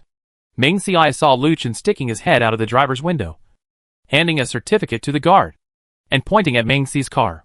Soon, the soldier waved and asked someone to lift the guardrail and let them pass. Shen Ke followed Lu Chen and drove the car in without any obstruction, then parked in an open space, and the two got out of the car. A circle of 6-story buildings was built around the base, with a playground in the middle. Many soldiers ran around the playground, shouting 1, 2, 1. There were also some soldiers practicing bayonet and free fighting. Seeing Meng Xiai looking at the team of soldiers practicing bayonet, Lu Chen sighed. It's been so long since the end of the world. Bullets have become a scarce commodity. Unless it's absolutely necessary, it's better to save on firearms. After all, making bullets requires a large number of sophisticated instruments and materials. Although they made preparations before the end of the world, the materials were limited, and some instruments were damaged. Now the corresponding researchers are actively developing and repairing them. So Lu Chen asked the soldiers to exercise more and use bullets at critical moments. Meng Xiai nodded. He remembered that in the novel, zombies were rampant in the late apocalypse. Those zombies were like indestructible cockroaches. Even if they were shot in the head, if they were not hit in the critical parts, they could still wander around with half of their heads. The critical part was located at the back of the head. There was something like a crystal. Only by taking this thing out and breaking it, these zombies could die. And this crystal was of no use to the superpowers. It only played the role of controlling the zombies. The 3 of them walked to the innermost part of the military area, and Meng Xiai saw the place where police dogs were trained. There were trainers training several military dogs to climb high bridges, pass through tunnels, and overcome obstacles. A military dog that was going through obstacles, perhaps smelling the eggplant, ran towards Meng Xiai and the others without following orders. Its trainer kept pulling the police dog's rope tightly, issuing instructions, trying to get it back on track. After smelling the scent of eggplant, the other female dogs also began to get agitated. They were all spinning in circles, and some even started to urinate in the same place. 2 male dogs, after smelling the eggplant, barked warningly, trying to drive the eggplant away. Woof woof woof. That sound was very dirty. All of a sudden, the 8 military dogs present barked in unison. Meng Xiai heard the howling of these military dogs and felt that his ears were about to go deaf. At the same time, he also understood why the military district was built in such a remote place, and it was surrounded by planting areas, because the barking of these military dogs was too loud. Eggplant was more humane than those military dogs. He was also very excited after seeing these police dogs, but because there was no command from Meng Xiai, he did not dare to move or bark. He could only circle around Meng Xiai and Shen Ke, howling softly to express his wishes. Lu Chen looked at the obedient eggplant, and then at the military dogs, and felt ashamed. These dogs were not even as good as a domestic wolf. It seemed that he had to strengthen their training in the future to make them so useless. Comrade Meng, can I ask you how you trained Eggplant? How come it is so obedient? Lu Chen envied it. Meng Xiai said truthfully, Eggplant was trained by Shen Ke. It has nothing to do with me. Lu Chen immediately turned his eyes to Shinkei. Shinkei looked calm and calm. I only trained Eggplant's physical fitness. And I didn't train him in other aspects. Eggplant is smart. So he understood it himself. Shinkei's implication was that Lu Chen's military dogs were too stupid. But Lu Chen looked at the military dogs that didn't obey his command, sighed in his heart, and admitted that they were indeed stupid. Then he thought, could it be that Shinkei was hiding his incompetence? Meng. Shin. I said before that if you join the security team and become a formal member, it still counts now. Do you want to reconsider it? Lu Chen thought that these two people were extraordinary. And they could even subdue tigers, crocodiles and other beasts. And they also knew how to train dogs. If they could be recruited into the army, it would be beneficial. So Lu Chen brought up the matter again. And I can guarantee that you have absolute freedom. No. Meng Xiai refused again. After all, it is the duty of a soldier to obey orders. Although Meng Xiai did not want to obey orders. But if he became a soldier, Meng Xiai would set restrictions on himself and force himself to obey orders. So, Meng Xiai did not want to do so. Lu Chen could only feel regretful, and at the same time cast his expectant eyes on Shinkei. Shinkei said indifferently, whatever Xiao Xiai does, I will do it. Well, it seems that this is a love brain. Then Lu Chen could only look at Eggplant with expectation. It doesn't matter, as long as its smart genes are preserved. So Lu Chen waved his hand, and asked a trainer to come over. Lieutenant General Lu. After the salute, Lu Chen introduced Meng Xiai and Shinkei to the trainer. This is Comrade Meng Xiai, and this is Comrade Shin Quebec. This is the wolf they feed, and also the wolf I found to solve the problem for the military dog Eggplant. The trainer saluted Meng Xiai and Shinkei, and expressed his gratitude. Meng Xiai said, you're welcome. After all, he was just solving Eggplant's physiological problem. Meng. Shin. I mean to ask them to take Eggplant down. And then come one by one. So Eggplant may have to stay in the military area for a few days. Do you agree? If you're worried, I can arrange for you to live here. Lu Chen said what he thought. Meng Xiai looked at the fierce military dog over there, and then at the trainer's eager eyes, and nodded, okay. But we won't live here. I believe Lieutenant Lu is not the kind of person who takes things by force. Meng Xiai stroked Eggplant, and felt worried about Eggplant's life in the next few days. After all, Eggplant has just reached adulthood, and he has to face so many military dogs. I hope he can go all out, and not be exhausted in the end, or even need a long time to recover. Thank you for your trust. Classmate Ming. We have prepared a rich meal for Eggplant, and it will not make it depressed. Then let Eggplant go with Instructor Li now. Lu Chen said. Okay. Meng Xiai thought for a while, and still squatted down, stroking Eggplant's ears and admonishing him earnestly. Chapter 206 Xiao Xiai, we can go back. Eggplant, although the place you are about to go is a land of pleasure, you must remember to do what you can. Do you understand? You must know how to resist temptation, and learn to say no. Meng Xiai patted Eggplant's head and advised him earnestly. Awoo! Eggplant cried twice, seemingly understanding. Then Meng Xiai stood up, tied a rope around Eggplant's neck, and handed the other end to Instructor Li.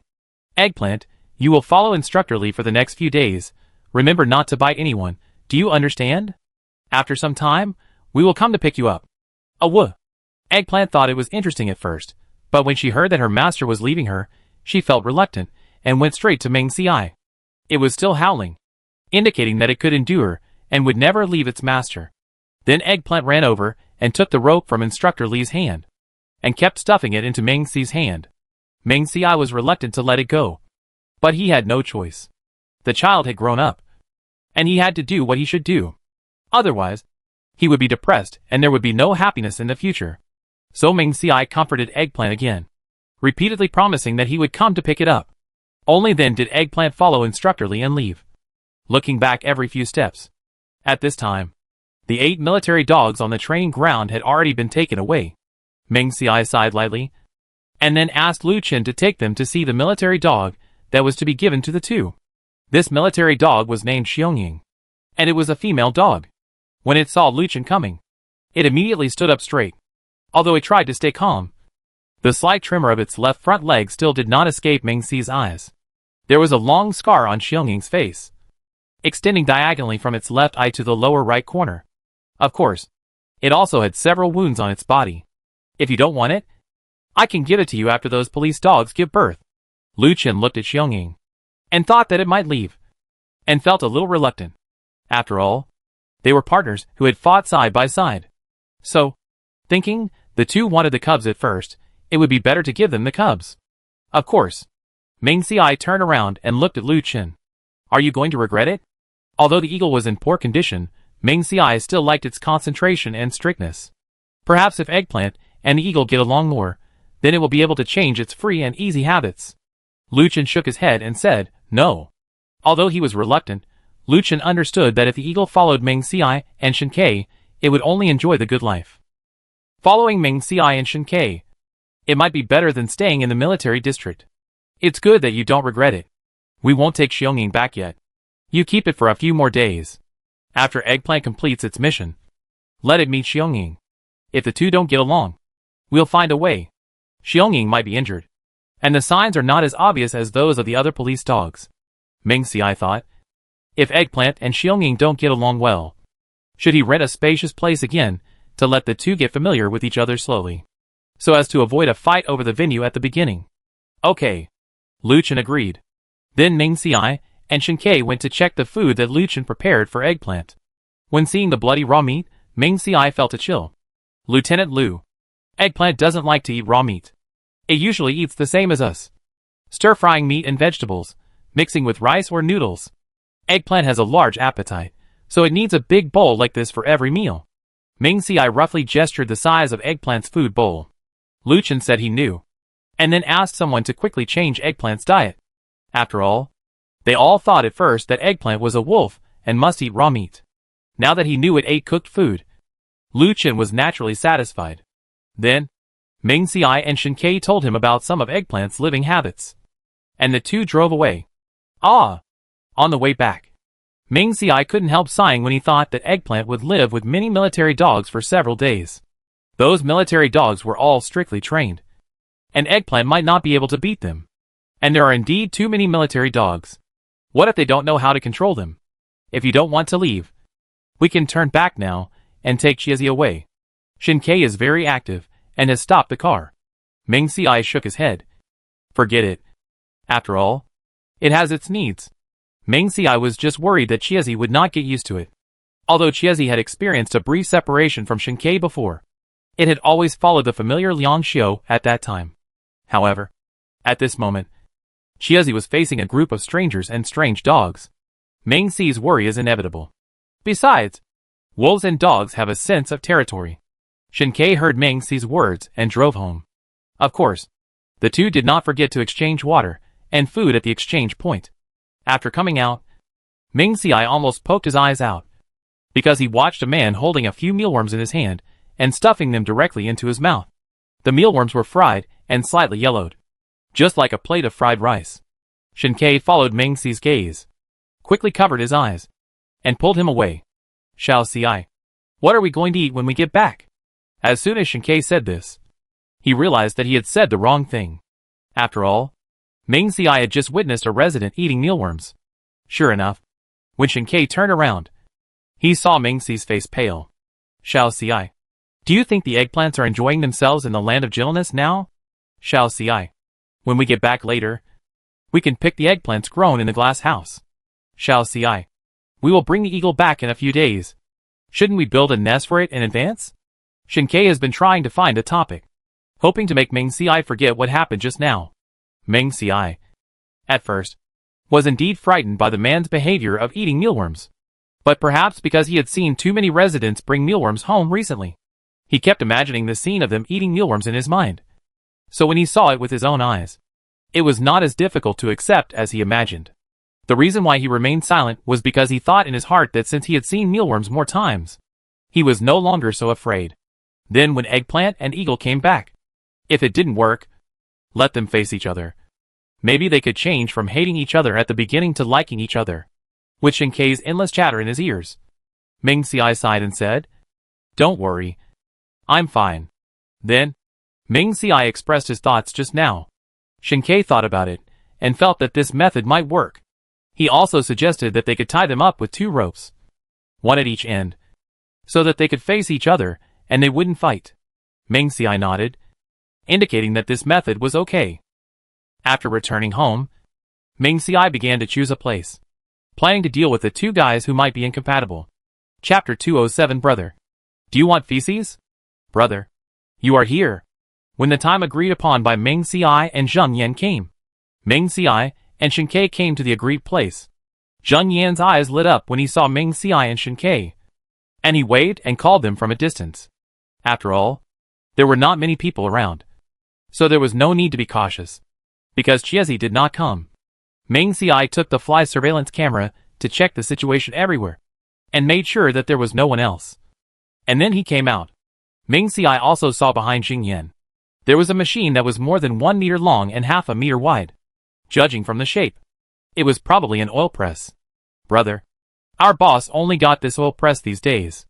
Although it is small, it will definitely work fine. Zheng Yan patted the oil press next to him and assured the two. Meng Xiai walked around the oil press. The surface of the machine looked old, but some parts looked new. Meng Xiai trusted Zheng Yan more, so he paid for the remaining supplies. Zheng Yan looked at the cigarette and condom in his hand, and his eyes narrowed into slits with laughter. Brother, don't worry. Although this thing is old, it will definitely work. 1-month warranty. If there are any problems later, you can find me at the item exchange point or the points exchange point. Meng Xiai nodded, indicating that he understood. Flour mill. When can your boss get it? Zheng Yan said with a frown. This thing is difficult. Our boss said that there is no factory producing flour in M City. If you need it, you may have to wait for a long time, because he has to take people to other cities to find it. Okay. Meng Xiai patted the flour mill beside him, and then talked about the benefits. If your boss can find it, I'll give you 1 cigarette and 1 bottle of wine. In fact, Meng Xiai had thought carefully before asking for a flour mill and an oil press. It was easy to fool Zheng Yan and other people who didn't work for the government by saying that they grew wheat or rapeseed. However, the government was not so easy to fool. After all, Meng Xiai and Shen Ke didn't rent land from the base, nor did they often leave the base. And the villa had a small area. The two really didn't have a suitable place to grow crops.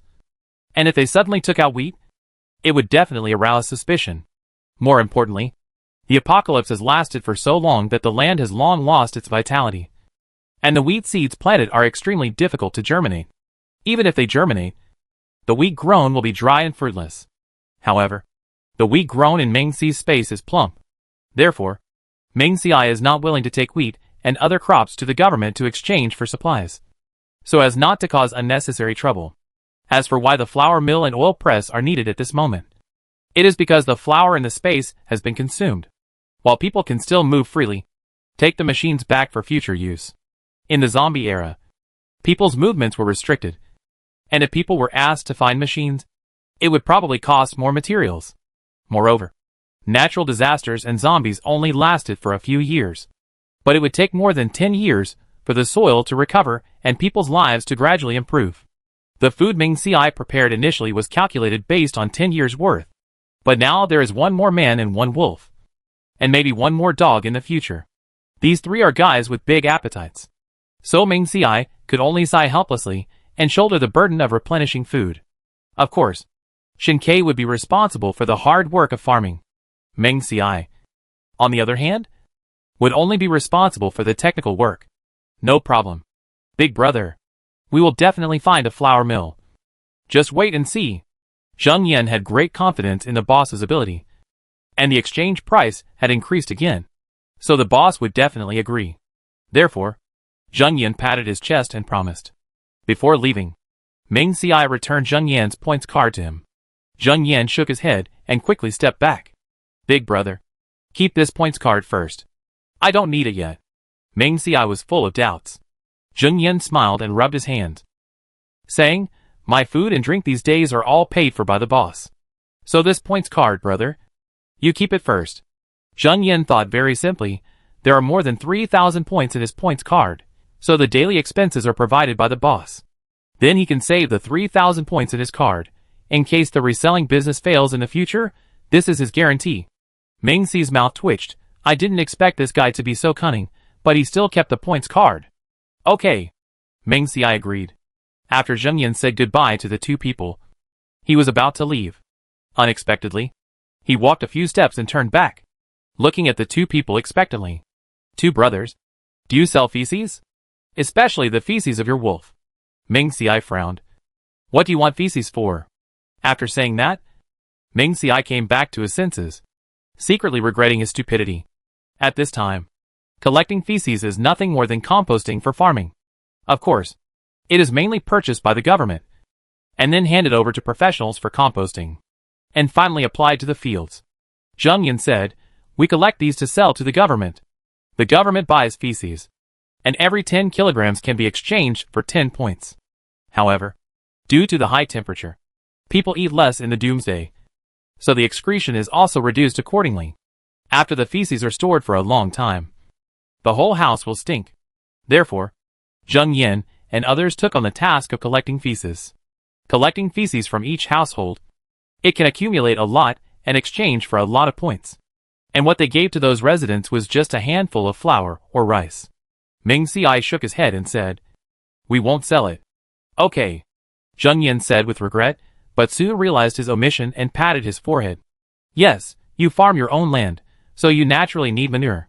Then, Zheng Yan thought of Meng Xiai and his friends farming. Then why don't we cooperate? We can sell the manure we collect to you. As for the price, rest assured that we will give you the lowest price. Meng Xiai was speechless for a while. This man looked gentle and refined, but why did he talk about manure as soon as he opened his mouth? No need, we have enough for ourselves. If you have nothing to do, please go ahead. Meng Xiai began to order them to leave. Okay, Zheng Yan said regretfully. If you need anything in the future, you can come to me. Zheng Yan said goodbye to the two people, and this time he really left.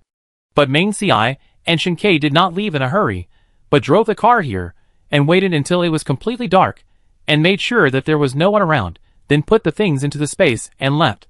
After returning home, Meng Xiai and Shen Ke entered the space, and began to study the oil press. There was enough electricity in the space, so there was no need to worry about power consumption. Fortunately, the oil press was easy to operate, and the oil came out quickly. Looking at the yellow oil, Meng Xiai smiled. No need to worry about food and drink in the future, so he urged Shen Ke to plant some more rapeseed. Chapter 208 Eggplant, Let Your Wife Eat. Lieutenant Liu. 5 days had passed. Meng Xiai estimated that the time was about right, so he came to the military district to see if he could take Eggplant back. After being reminded by the soldiers, Lu Chen hurried to meet him. Perhaps because Eggplant had performed well in the past few days, Lu Chen's face was rosy, and a deep smile appeared on his originally serious face. Comrade Meng, Comrade Shen, you are here. I will take you to see Eggplant now. On the way to see Eggplant, Lu Chen kept emphasizing that Eggplant had performed very well in the past few days, and had long endurance, and basically every police dog had been comforted by it. Meng Xiai heard these words, and for a moment, he did not know how to respond. Although he and Shen Ke were not innocent, they were not shameless people. And Shen Ke, for some reason, actually asked why wolves lasted so long, and said that humans generally lasted shorter. Especially when he said, but humans generally lasted longer. He kept looking at Meng Xiai secretly. With Shen Ke's actions, Meng Xiai still had something to not understand. So he rolled his eyes directly. And at the same time, when Lu Chen was not paying attention, he pinched Shen Ke. Of course he knew Shen Ke had a long endurance. But could he not show off like a peacock with its tail spread out? Shen Ke was pinched. But he didn't feel sad. Instead, he thought Meng Xiai recognized him. Xiao Xiai. Eggplant is a wolf. You can't compare it with me. Shen Ke took advantage of Lu Chen's inattention and whispered in Meng Xi's ear. If the situation wasn't wrong, Meng Xiai really wanted to take out a grenade from the space and blow Shen Ke to death. In broad daylight. This guy has no shame. Lu Chen didn't know what happened to the two people, and he was still tirelessly introducing Eggplant's situation. Eggplant is now locked up with the eagle. You don't know? After seeing the eagle, Eggplant, who had experienced many battles, suddenly became like a shy boy and almost couldn't walk. Now the wolf and the dog get along very well. After Lu Chen introduced Eggplant's great achievements, he began to talk about how Eggplant and the eagle get along. Eggplant and the eagle didn't fight. Meng Xiai listened all the way and finally found an opportunity to ask. Of course not. Eggplant loves the eagle so much. How could I bear to hit it? Ming Xiai knew from Lu Chen's calm expression and his happy words that Eggplant had indeed performed well in the past 5 days. Knowing that Eggplant and the eagle got along well, Ming Xiai felt relieved. When they arrived at the place where Eggplant and the eagle were kept, Ming Xiai saw Eggplant standing next to the eagle like a guard from a distance, and from time to time, he would get close to the eagle, lick its neck, and kiss its eyes. And the eagle just stood there quietly. But Ming Xiai knew that the eagle didn't hate Eggplant. After all, it didn't say no. And it was hiding because it was shy. Comrade Ming. Look, they get along well. Don't they? Lu Chen was glad that the eagle and Eggplant got along well. In this way, Ming Xiai, who loved Eggplant, would love Eggplant as well. By then, there would be no problem for the eagle. When Eggplant saw its 2 owners coming, it called out to the eagle twice, and then came over with the eagle. When the eagle came over, it looked at Lu Chen first, and then called out to Ming Xiai and Shen Ke twice. But the calls were not dangerous. Ming Xiai was carrying a bag along the way. Seeing that the eagle was so well behaved, he opened the bag, took out a can of wild boar meat from it, opened it, and placed it in front of the eagle. Eagle, eat it. Ming Xiai saw that the eagle was not aggressive, so he squatted down and touched its head. The eagle did not eat it, but looked at Lu Chen on the side. Lu Chen's eyes flashed with entanglement. And then he also squatted down and touched the eagle's back. Eagle, from now on, you will be with Chizzy, and follow these 2 people. You have to listen to them. Do you know? Woof woof woof. The eagle called a few times. I don't know whether he knows or not. Eggplant pushed the can on the ground to the eagle. Awoo! The eagle was reluctant, but he knew that he could no longer serve the army in his current situation and might be a burden to them. So he ate the meat in the can obediently. Then he walked to Ming Xiai firmly and left with Ming Xiai and the others. The eagle did not look back, because he was afraid. He would not want to leave if he looked back. It was not until he got on the off-road vehicle and the vehicle drove away that the eagle slowly turned his head, stared at the base, and quietly shed a tear while Ming Xiai and Shen Ke were not paying attention. Eggplant felt sorry for his wife crying, so he approached her without caring about his face, licked off the eagle's tears with his tongue, and then leaned close to it, sobbing softly to comfort it. The eagle was very strong and quickly got rid of his depressed mood. Ming Xiai saw through the rearview mirror that the 2 of them got along well. And then he felt relieved. Back to the villa. He took the eagle into the house. Eggplant couldn't wait to put his food bowl in front of the eagle, and howled at Ming Xiai and Shen Ke twice. That expression seemed to say, hurry up and get food for my wife. Don't let her go hungry. Ming Xiai kicked Eggplant in anger. This guy is an ungrateful person. He has only been with the eagle for a short time, and he has forgotten his mother after having a wife. Although Ming Xiai was angry, he still took the trouble to get food for the eagle. When the eagle saw the food that appeared out of thin air in Ming Xi's hand, his eyes widened in surprise. The food in the food bowl in front of him was fragrant rice, tempting pig's trotters, fresh vegetables, and 2 sausages. The eagle was a little afraid to eat. Ming Xiai saw it and kicked Eggplant again. Let your wife eat. Although Eggplant was a little reluctant, it still cried twice and pushed the food bowl in front of the eagle, letting it eat. The eagle looked at Eggplant, then at Ming Xiai, and finally lowered his head to eat. The eagle, who wanted to insist on eating, devoured it after tasting the delicious food, as if he had not eaten for several days. Of course, the military district people did not abuse the military dogs. Although the food was not as abundant as before the end of the world, there was meat in every meal, and they ate better than the soldiers. However, the meat was processed wild boar meat, toad meat, or rat meat. Compared with pork, these meats naturally tasted much worse. Eggplant watched his wife eat happily, and a look of relief appeared on his face. Ming Xiai shook his head, thinking that he must have seen it wrong. Then he took out a basin from the space again, poured some rice, a chicken leg, and 2 portions of meat for Eggplant. As a result, Eggplant, the dog-legged guy, gave the chicken leg to Xiaoying. After seeing Eggplant's actions, Shen Ke said with relief, Eggplant is worthy of being taught by me. He knows how to love his wife. Ming Xiai heard this and rolled his eyes and left. Chapter 209 Big Brother, he wants to take the ship back. Shen Ke, look over there. That day, around 4 p.m., Ming Xiai and Shen Ke climbed to the roof and looked far into the distance. Then, they saw a dark mass in the east, and they didn't know what was flying towards the base. It's locusts. Shinkei only took one look, and he could tell what was flying. Although Ming Xiai knew that locusts would attack, he didn't know the exact time. When he heard about it, he hurriedly took out a telescope from the space, and looked towards the east. Then, they saw dense locusts, fluttering their wings and flying from a distance. If someone with trypophobia saw that scene, they would probably be scared to death. Ming Xiai and Shinkei hurried downstairs, checked everywhere in the house, and made sure that the windows and doors were closed. Shinkei left the house and closed the door of the glass house. Ming Xiai, who could not go out because of the locusts, took out a basin of water from the space and called the eagle to soak in the water. Perhaps it was the common nature of dogs. Most of them did not like to take a bath. Therefore, when the eagle first knew that he had to take a bath, he was very resistant. But the eagle was a military dog after all, and he finally chose to obey the order and resolutely entered the basin. After soaking for a long time, the eagle gradually felt that other parts of his body were very comfortable, but the injured part was in great pain. After soaking for more than 20 days, the eagle felt that his front leg, which had been hopeless to be cured, had actually improved. If it were not for a careful inspection, it would be almost impossible to detect that he had been lame. Therefore, after knowing that the water his master used to soak him was good, the eagle began to take a bath actively. Ming Xiai stroked the scar on the eagle's back.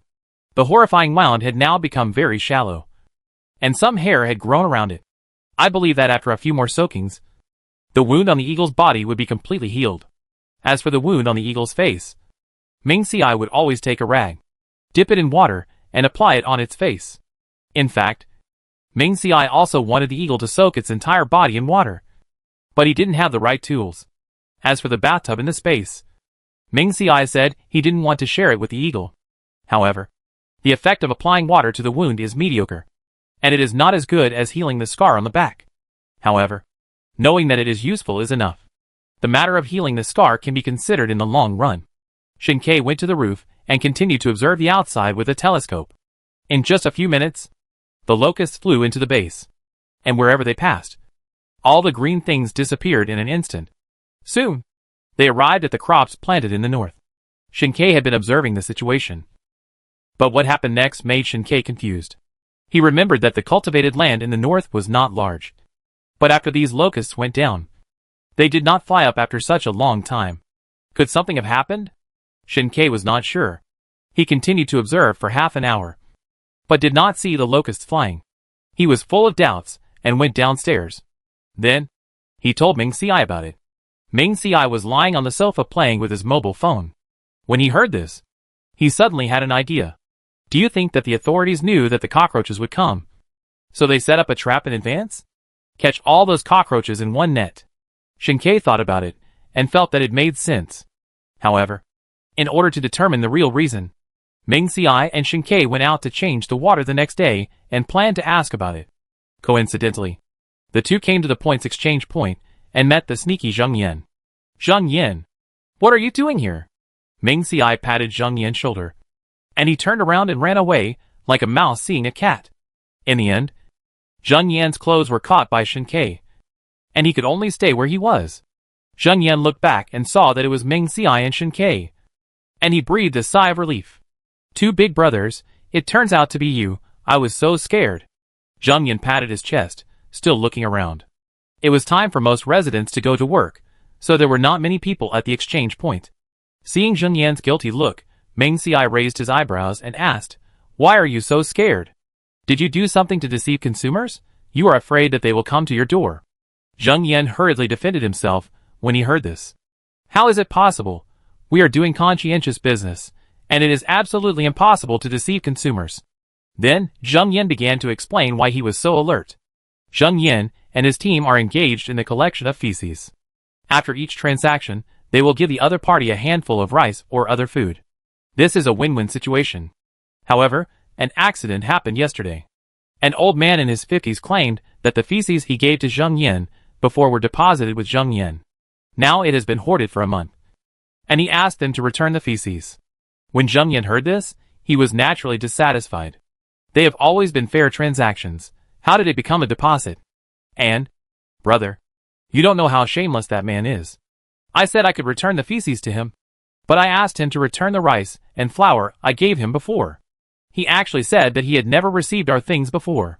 Brother, please judge. Whose fault is this? Jinyan put his hands on his waist and was very angry. What's more, the man relied on his age and used the method of hitting someone. And that guy is shameless.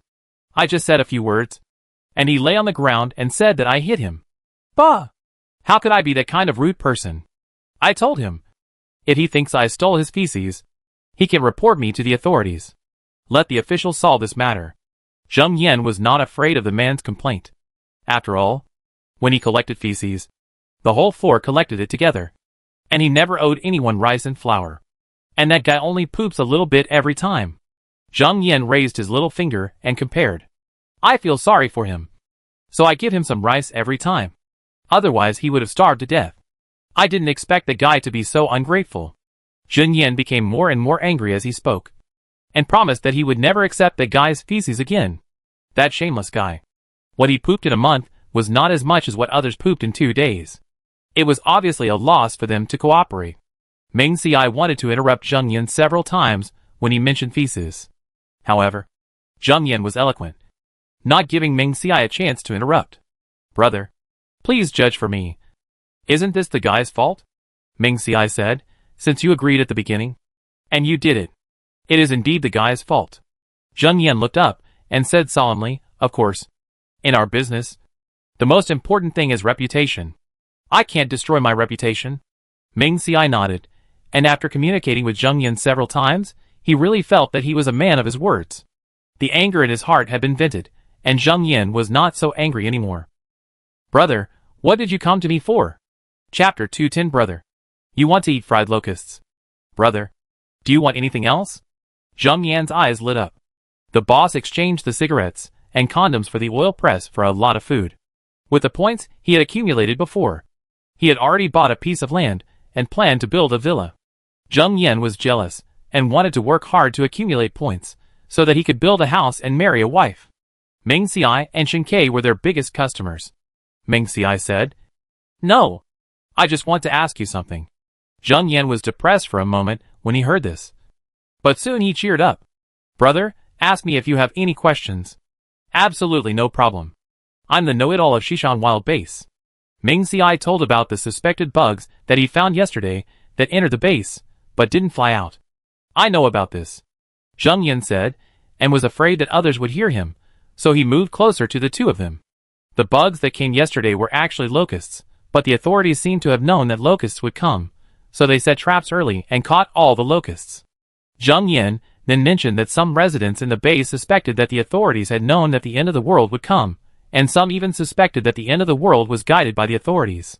After all, from the extreme cold, the government asked residents to make straw sandals, to storing snow water, to harvesting food in advance, leaving a piece of green land to catch locusts.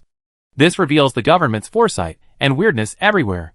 Meng Xiai and Shen Ke were not surprised to hear that the government suspected that they knew about the end of the world.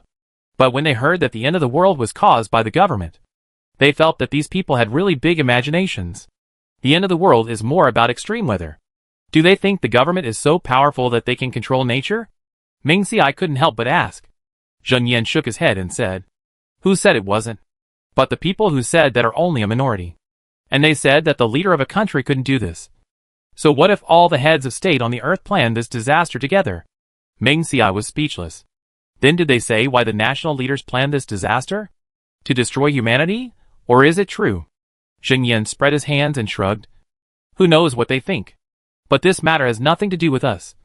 And most people still live their lives as they should. And just treat this rumor as a joke. Meng Xiai nodded. This is indeed true. Zheng Yan didn't say a word of seriousness, and suddenly became gossipy. Brother, do you know what the government is doing by catching locusts? Meng Xiai shook his head. And Shen Ke couldn't possibly know. After all, in the past, when the government faced locusts, they were completely helpless. So when the locusts came, they could only watch them eat up the food they had worked so hard to grow, and then run away. They are here to eat, Zheng Yan said, pointing to a resident who came out of the item exchange point. The resident held a bowl filled with golden fried locusts. as he hadn't eaten meat for a long time. He couldn't wait to pick up a locust with his fingers and put it in his mouth as soon as he came out of the exchange point. He kept chewing with a smile of enjoyment on his face. Although Meng Xiai was far away from the man, he still felt that he seemed to hear the crisp sound of chewing locusts. Can this locust be eaten? Meng Xiai asked in disbelief. Meng Xiai couldn't help but sigh that people in his country really can eat anything. Compared to the squirming mealworms, Meng Xiai was much more accepting of locusts. After all, after they were fried, they were not similar to everyday food. It's edible. Zheng Yan nodded affirmatively, and then patted his stomach. In the morning, the boss made me a bowl of fried locusts. You don't know? After the locusts were fried, they were sprinkled with salt, pepper and other seasonings, and they tasted so delicious. When Zheng Yan spoke, he smacked his lips twice, as if he was savoring the taste. Meng Xiai heard this, and quickly took 2 steps back. This guy actually ate locusts, and was still talking so close to him. It was really scary. Brother, do you want to try it? Zheng Yan asked enthusiastically. Don't worry. You don't have to spend money. I can buy 2 for you. No! Meng Xiai quickly refused. He could accept fried locusts, but that didn't mean he could eat them. Oh! Brother, you're welcome. Zheng Yan thought Meng Xiai was being polite, so he took out a points card from his pocket. Don't worry. Bro, I have points. Meng Xiai looked at the points card in Zheng Yan's hand, and thought of the card Zheng Yan had pledged to him before, wondering if this guy had used a fake card to cheat him. Zheng Yan saw Meng Xiai's suspicious expression and immediately guessed what Meng Xiai was thinking. Brother, the points card I pledged to you is indeed mine, and the card I'm using now is the boss's points card. I can use it because the boss went to the points exchange point to give me permission. Zheng Yan's boss had to go to another city to help Meng Xiai get a flour mill. Considering that Zheng Yan's points card was pledged, he might starve if he left for too long. The boss took the points card to open the permissions, and then handed the card to Zheng Yan's boss, in order to find the flour mill. Also took a few brothers this morning and embarked on a long journey. Meng Xiai understood, but felt that the boss trusted Zheng Yan too much, even giving Zheng Yan the most important points card. Brother, it's a waste if you don't use the points in this card. I'll help you swipe 2 copies. Wait for me, Zheng Yan said, and quickly ran into the item exchange point, not giving Meng Xiai a chance to refuse. Shen Ke, seeing Meng Xiai's bad face, persuaded him, Xiao Xiai, if you don't like eating locusts, you can take them back to Eggplant and Eagle. Meng Xiai nodded, and added, you are responsible for taking it back. Meng Xiai said that he must not let the locusts pollute the space. Okay. Shen Ke agreed. The authorities had set up a trap long ago, hiding an electric grid in the green plants.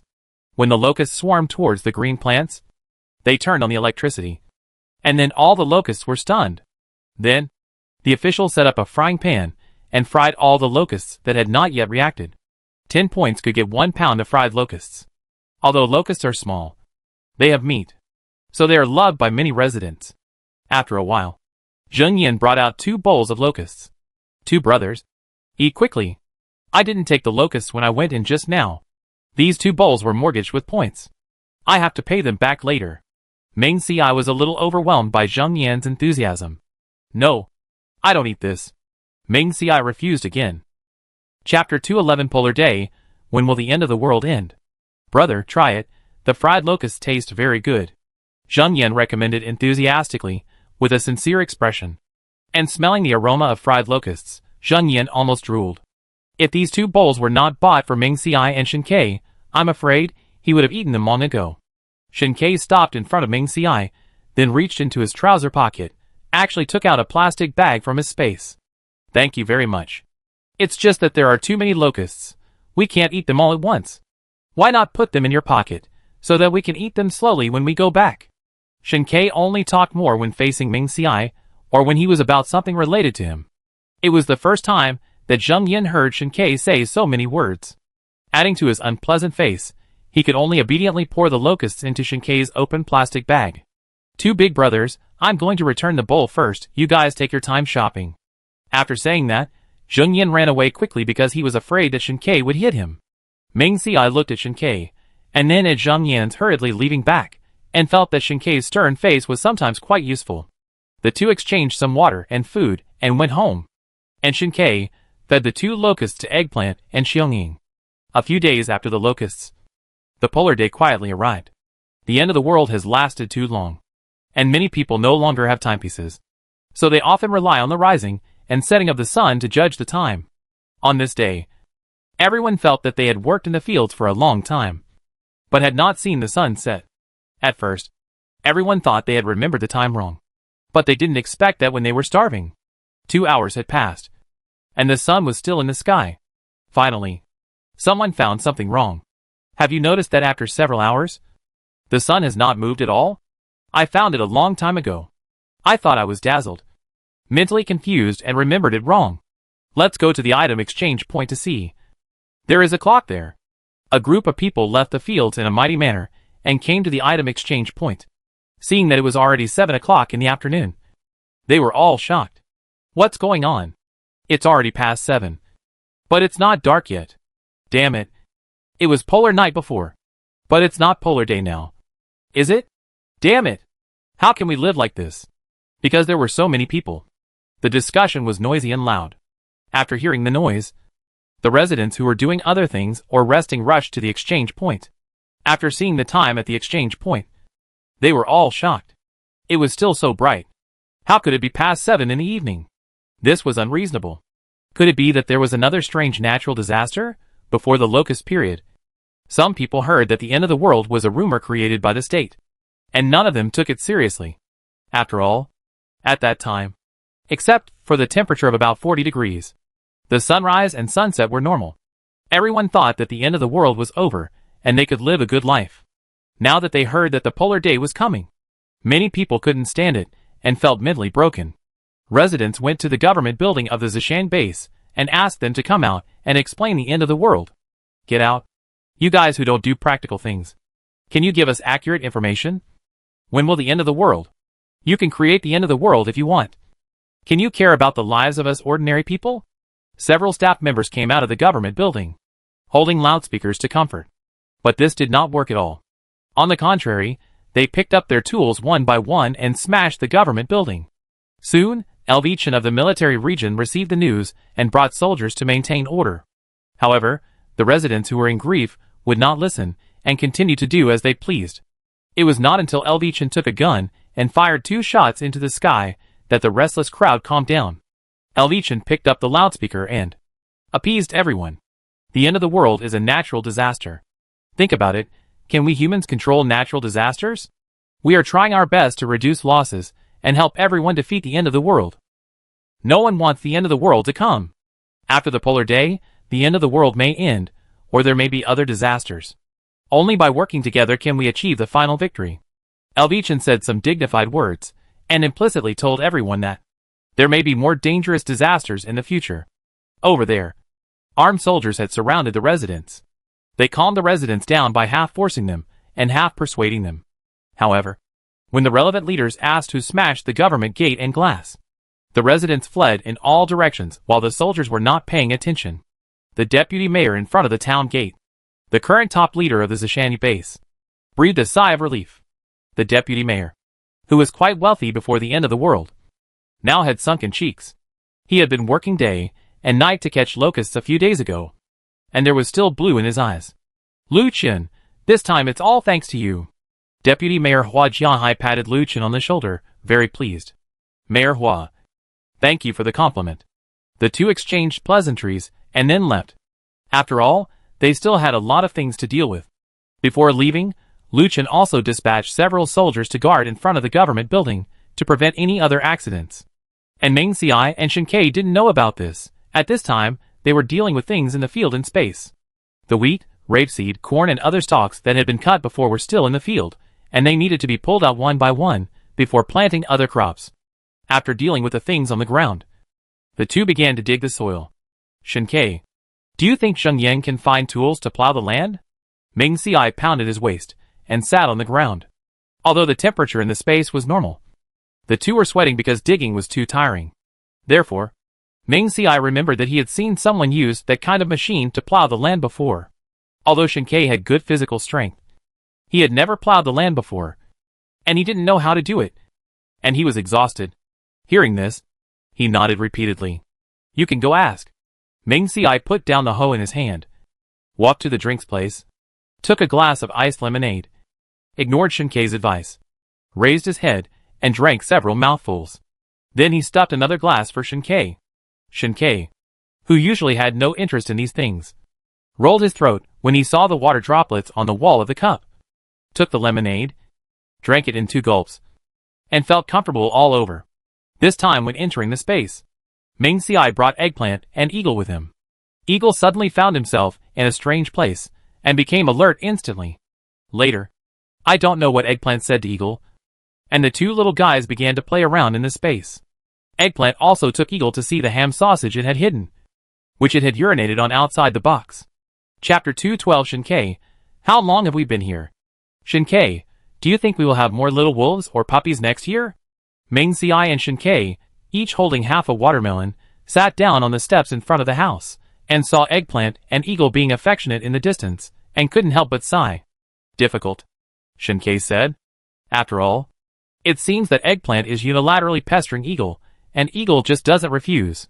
What's more, until now, there has been no substantial progress between the two.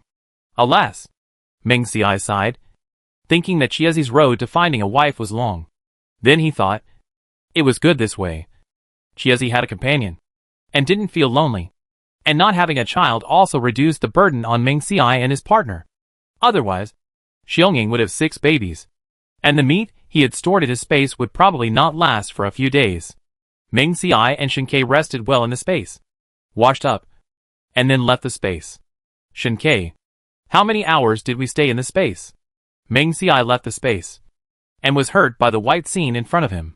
He clearly remembered that it was already past 5 in the afternoon before he entered the space. How come the sky hadn't changed after so long? Shinkei was also a little dazed at first, but he quickly reacted. It should be the polar day. Ming Xiai also remembered that the polar day would come soon after the locusts. He looked at the time on his phone. 21:15. And it was definitely the polar day. The house was equipped with blackout curtains at the beginning, so there was no need to worry about the polar day. The 2 of them had already prepared, and continued to do their own things. Shinkei went to the kitchen to cook, and Ming Xiai let Xiaoying continue to take a bath. The scar on Xiaoying's head had gradually faded, and it had grown fluff, so it didn't look as scary as before.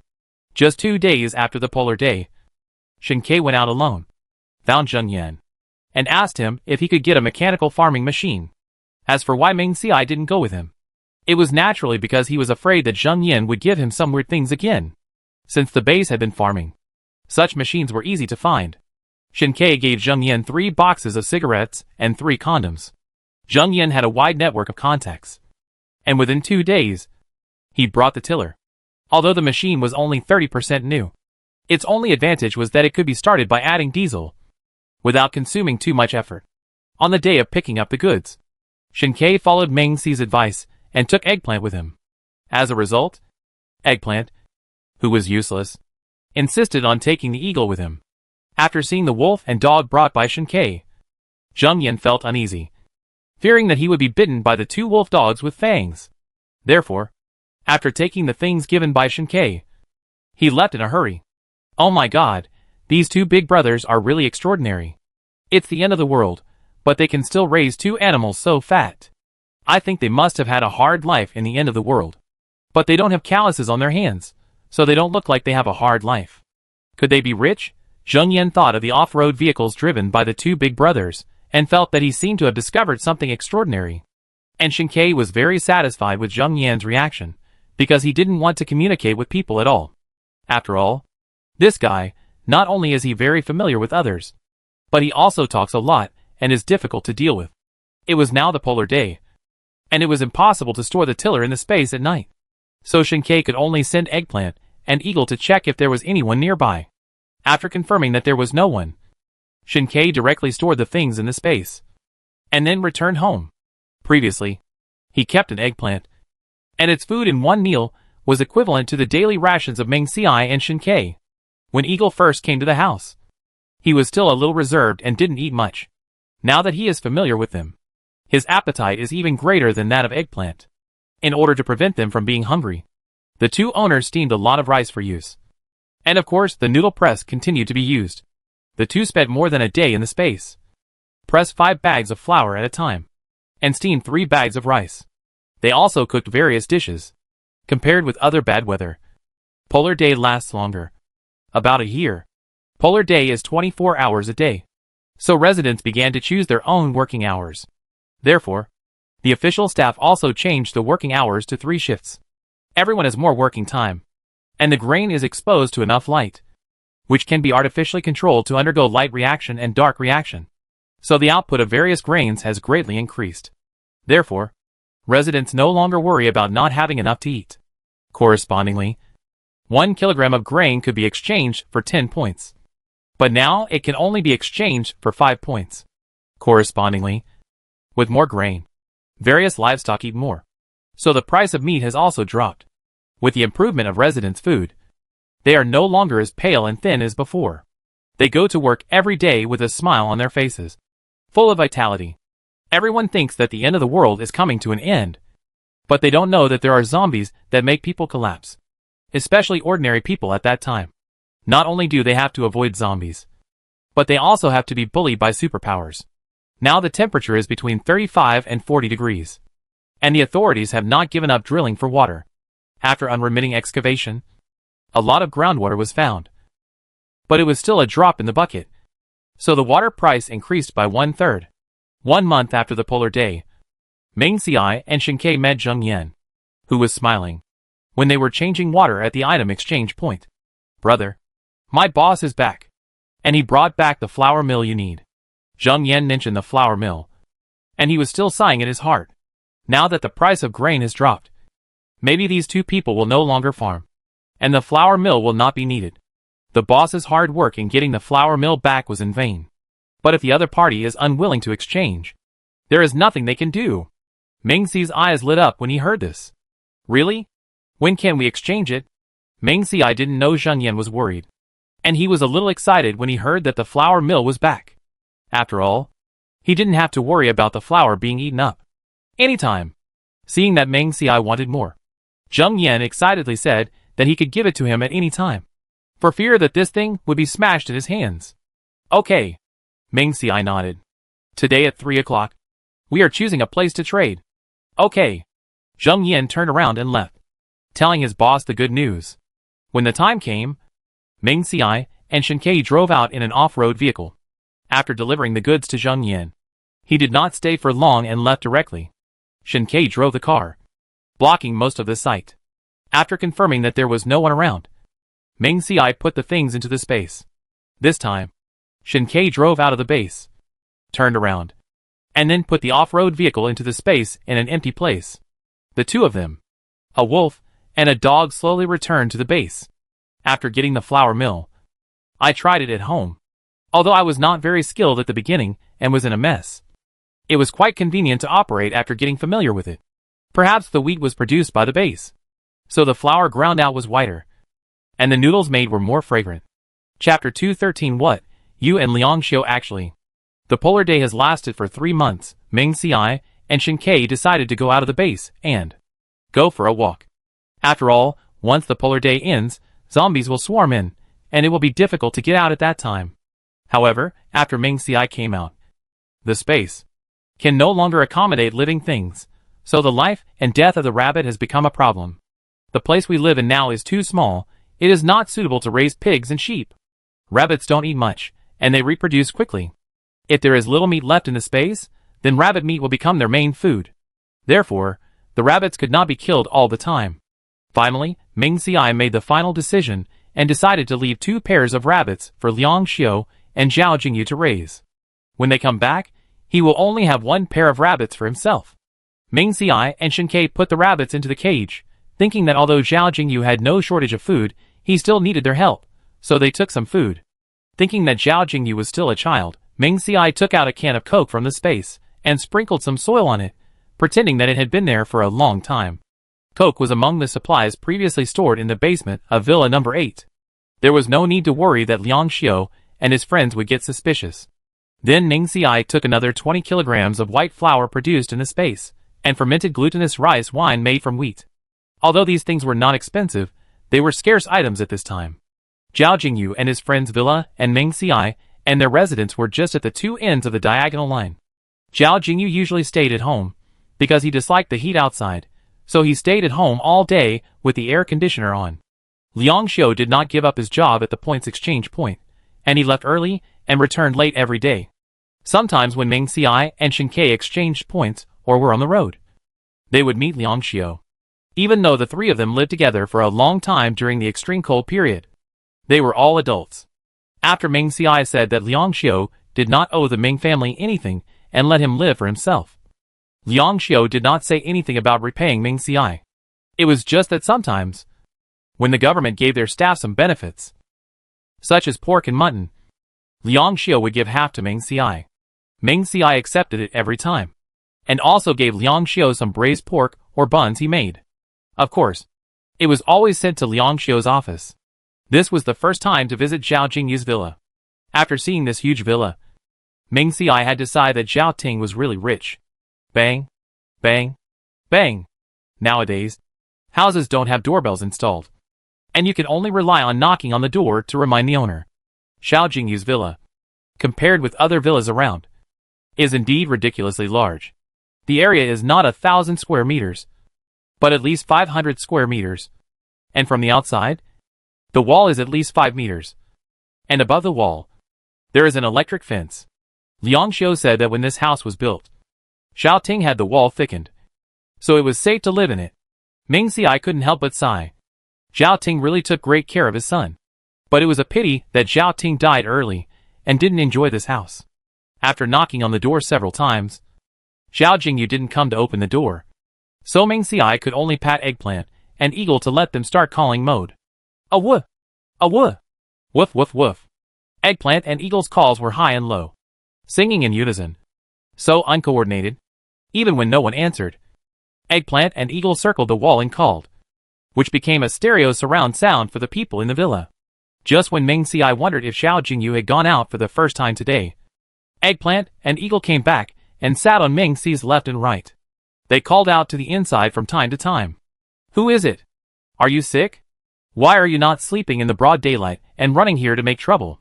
Zhao Jingyu's shouting came from far away, and soon a small window on the door was opened, revealing Zhao Jingyu's sleepy face. It's you? When Zhao Jingyu saw the two, his face immediately broke into a bright smile, and he opened the door to let them in. However, the door had only opened a crack, and Zhao Jingyu seemed to have thought of something, and tried to close the door directly. Well, wait a moment. I'll open the door for you right away. However, Eggplant didn't listen to him at all. While the door was not closed tightly, it stretched its head and two claws into the door like a flash of lightning. You. How can you be so shameless? Zhao Jingyu was furious. Half of Eggplant's body was still outside the door, and the other half had already stepped into the door. Now Zhao Jingyu couldn't close it, nor could he not close it. Eggplant! Ming Xiai called Eggplant, asking it to come out quickly. Although he didn't know why Zhao Jingyu didn't let them go in directly, he must have his reasons. A-woo! But Eggplant didn't want to listen. It felt that it had finally opened the door with its shouts, and if it was closed again, it would have to shout for a long time. Besides, the weather was so hot. What if it got hot on his wife? Ming Xiai sighed, patted the eagle beside him, and looked helpless. Eagle, go and call that stubborn guy back. With the comparison, Ming Xiai realized how unruly and undisciplined Eggplant was, and how well-behaved and sensible the eagle was, and only followed orders. If he hadn't raised Eggplant for so long, Ming Xiai would probably have wanted to give Eggplant directly to Lu Chen. Woof woof woof. The eagle obediently walked to Eggplant and barked at it twice. Eggplant looked at Zhao Jingyu, then at his wife, and reluctantly stepped back. A-woo! Eggplant's ears, which had been erected, drooped down listlessly because of the eagle's scolding. The whole wolf looked very aggrieved. Zhao Jingyu in the room saw Eggplant's appearance and suddenly felt as if he just wanted to open the door later, as if he had made a big mistake. Okay, come in now. Zhao Jingyu gritted his teeth and opened the door without hesitation, letting Ming Xiai and the others in. As the door slowly opened, Ming Xiai also saw what Zhao Jingyu was like now. It turned out that this guy was only wearing a pair of shorts, and his upper body was naked. Shen Ke only glanced at Zhao Jingyu, and then quickly looked away, muttering in his heart, In broad daylight. This guy was so shameless. Since Shinkei only took a quick glance, he did not see Zhao Jingyu's true condition. After seeing this scene, Ming Xiai was so surprised that he couldn't close his mouth. Zhao Jingyu, what are you doing? Ming Xiai had already walked to Zhao Jingyu's side when he saw the purple and red marks on his neck and chest. As someone who had already had experience, he naturally understood what this meant. Afterwards, Ming Xiai thought that there was only one person living with Zhao Jingyu. And Ming Xiai exclaimed, You and Uncle Liang? Ming Xiai pointed at Zhao Jingyu, still a little bit unbelieving. Chapter 214 No, I'm with someone else. You come in first. Ming Xi's exclamation was so loud that Zhao Jingyu felt a little embarrassed for fear of being discovered, and hurriedly asked the two to come in quickly. And Ming Xiai, following Zhao Jingyu, who was trying to keep his pace steady, in his heart exclaimed, What a guy! No wonder Zhao Jingyu had been relying on Liang Xiu from the beginning. No wonder Liang Xiu had to take care of Zhao Jingyu. It turned out that the two of them had fallen in love with each other. Ming Xiai was still a little depressed. Ming Xiai is now 19 years old physically, and 25 years old mentally, and the guy in front of him is only 21 years old. If he is with Uncle Liang, wouldn't he have to call him aunt? When Ming Xiai thought of the age difference between the two, he couldn't call him aunt. Besides, and Uncle Liang is already 32 years old. He is an old cow eating young grass. So he is also good at it. Wasn't he afraid of breaking his teeth? Ming Xiai was in a state of shock, but his face was calm. You guys sit down. I'm going to change my clothes. Zhao Jingyu took the two into the living room and ran into a room. Ming Xiai took a quick look. The living room was luxuriously decorated and full of European style. Just looking at the sofa and coffee table in front of him, he knew that they were all big brands before the end of the world. The house was equipped with central air conditioning, so the temperature was slightly cooler than outside. Entering this place, there was no sense of panic at all. Eggplant and Eagle did not enter the house, but wandered in the yard, amusing themselves and marking their territory. Soon, Zhao Jingyu wore long sleeves and long pants, and even put a few band-aids on his neck to cover up his guilt. In his hand, he held 2 cups of tea with ice cubes, and placed them in front of the two people. Zhao Jingyu was too guilty to look at the two people, and sat on the single sofa with his hands and feet tied. Are you here to find Liang Xiu? He is on duty from 8 to 16 today. Zhao Jingyu just felt uneasy, and wanted to send the two people away. No. I'm here to find you, Ming Xiai said bluntly. What? Zhao Jingyu was so shocked that he almost sat up from the sofa. But it was probably because the movement was too big, which involved some parts. So he took a breath. I have nothing to do with Liang Xiu, and the marks on my body were not caused by Liang Xiu. Don't think too much. After Zhao Jingyu recovered, he said this without any reason, which only made things more obvious. Really? Ming Xiai looked at Zhao Jingyu and asked uncertainly. Of course. Zhao Jingyu's eyes flickered, and he accidentally looked at Ming Xiai, and then quickly looked away. Ming Xiai leaned on the sofa, touching his chin with one hand, pretending to be confused. That's strange. I heard Uncle Liang say that you never leave the house all day, and it's just the two of you at home. Are these marks on your body caused by loneliness and solitude? Or did you secretly bring someone back without telling Uncle Liang while he was at work? I don't know if Uncle Liang knows about this. When Zhao Jingyu heard Ming Xi's words, he glared at him in anger. You brought someone back. We are in a serious relationship.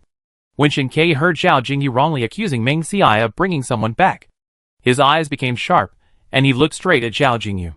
Zhao Jingyu grabbed the sofa with one hand, and his original momentum was instantly weakened by half. I stole someone, okay. Zhao Jingyu knew that he could not beat Shinkei, so he could only say it with frustration. Shinkei then retracted his gaze from Zhao Jingyu. But Ming Xiai was not so easy to fool, and he said that he must hear the truth from this guy. Then, can you tell me who you stole from? After all, I am experienced, and have a wide network of contacts. I can help you understand the other party's situation. Who made you the person protected by Uncle Liang? As the only heir of Ming Group, it is also your responsibility to care about the family affairs of the company's employees. Ming Xiai shrugged, looking like he was doing good for Zhao Jingyu. Zhao Jingyu didn't steal from anyone. He thought about it, and couldn't think of anyone he knew. I stole from your employees. Is that okay? Zhao Jingyu simply gave up. He didn't want to admit that he was with Liang Xiu at first, but he felt that he was too embarrassed today. And the two people in front of him were Liang Xiu's friends. He was shirtless just now, which was not formal at all, and even a little embarrassing. So Zhao Jingyu just wanted them to forget what happened just now, and then find the right time to appear in front of the two people brilliantly. Unexpectedly, Ming Xiai actually asked to the bottom of the matter. Zhao Jingyu had no choice but to give up resistance and tell the truth. Ming Xiai heard Zhao Jingyu admit that he was with Liang Xiu, and showed an expression of as expected. Zhao Jingyu still had something to not understand, so he could only sit on the sofa with his arms folded in anger, not wanting to speak again. Okay, let's be together. Ming Xiai had no intention of breaking up the two, and he also added, anyway, you are the one who suffers. Zhao Jingyu did not hear Ming Xi's last sentence clearly, and wanted to ask more questions, but was perfunctorily brushed away by Ming Xiai. We came here this time to ask you and Uncle Liang for help, Ming Xiai said seriously. Zhao Jingyu heard that Ming Xiai had something to ask for, and moved his butt back, sitting straight. Go ahead. See if I'm willing to help you. Ming Xiai ignored Zhao Jingyu's pretentious look. Shen Ke and I are going to go out for a walk. There are still 2 pairs of rabbits left at home, so I want to ask you to help feed them. When we come back, you only need to give us 1 pair of rabbits, no matter how many rabbits these 2 pairs of rabbits breed. The rest are yours. Zhao Jingyu heard the word rabbits, and his heart was immediately moved. Rabbits are so cute. Of course I can't refuse. However, Zhao Jingyu felt that if he agreed so easily, it didn't seem to suit his style. So he deliberately showed a tangled expression. I can help you raise it, but I have to say it first. I can't guarantee whether it can survive. Although Zhao Jingyu likes small animals, he has not had good luck since he was a child. He can't raise any animal. When it was extremely cold before, he saw the lively and cute eggplants raised by Ming Xiai and others, and thought that wolves could be raised as long as they were fed with meat. So he wanted to exchange with them. After being rejected, Zhao Jingyu just thought that he might kill the wolf. So he didn't let the 2 bodyguards in the car get off and rob it. Now that Ming Xiai took the initiative to send 2 pairs of rabbits, Zhao Jingyu naturally had no reason to refuse. And there was Liang Xiu, who knew everything and could definitely keep the rabbits alive. Zhao Jingyu was already thinking about where to keep the rabbits and how to take care of them. Ming Xiai knew that Zhao Jingyu might not be very reliable, but with Liang Xiu around, he was not worried about not being able to keep the rabbits alive. Chapter 215. Follow me. You can choose whatever you want. Don't worry. Rabbits are easy to raise. Just give them some grass and vegetables like carrots every day. Ming Xiai thought of some vegetables planted around the yard before entering the house, so there was no need to worry about the rabbits being hungry. Zhao Jingyu nodded, indicating that he would definitely raise the rabbits well. The rabbits also had something for Zhao Jingyu and the others, which was placed in the car outside. So the 3 of them went out to get it. When opening the trunk, Ming Xiai took advantage of Zhao Jingyu's inattention and put a large bag of carrots in it. Rabbits like carrots very much.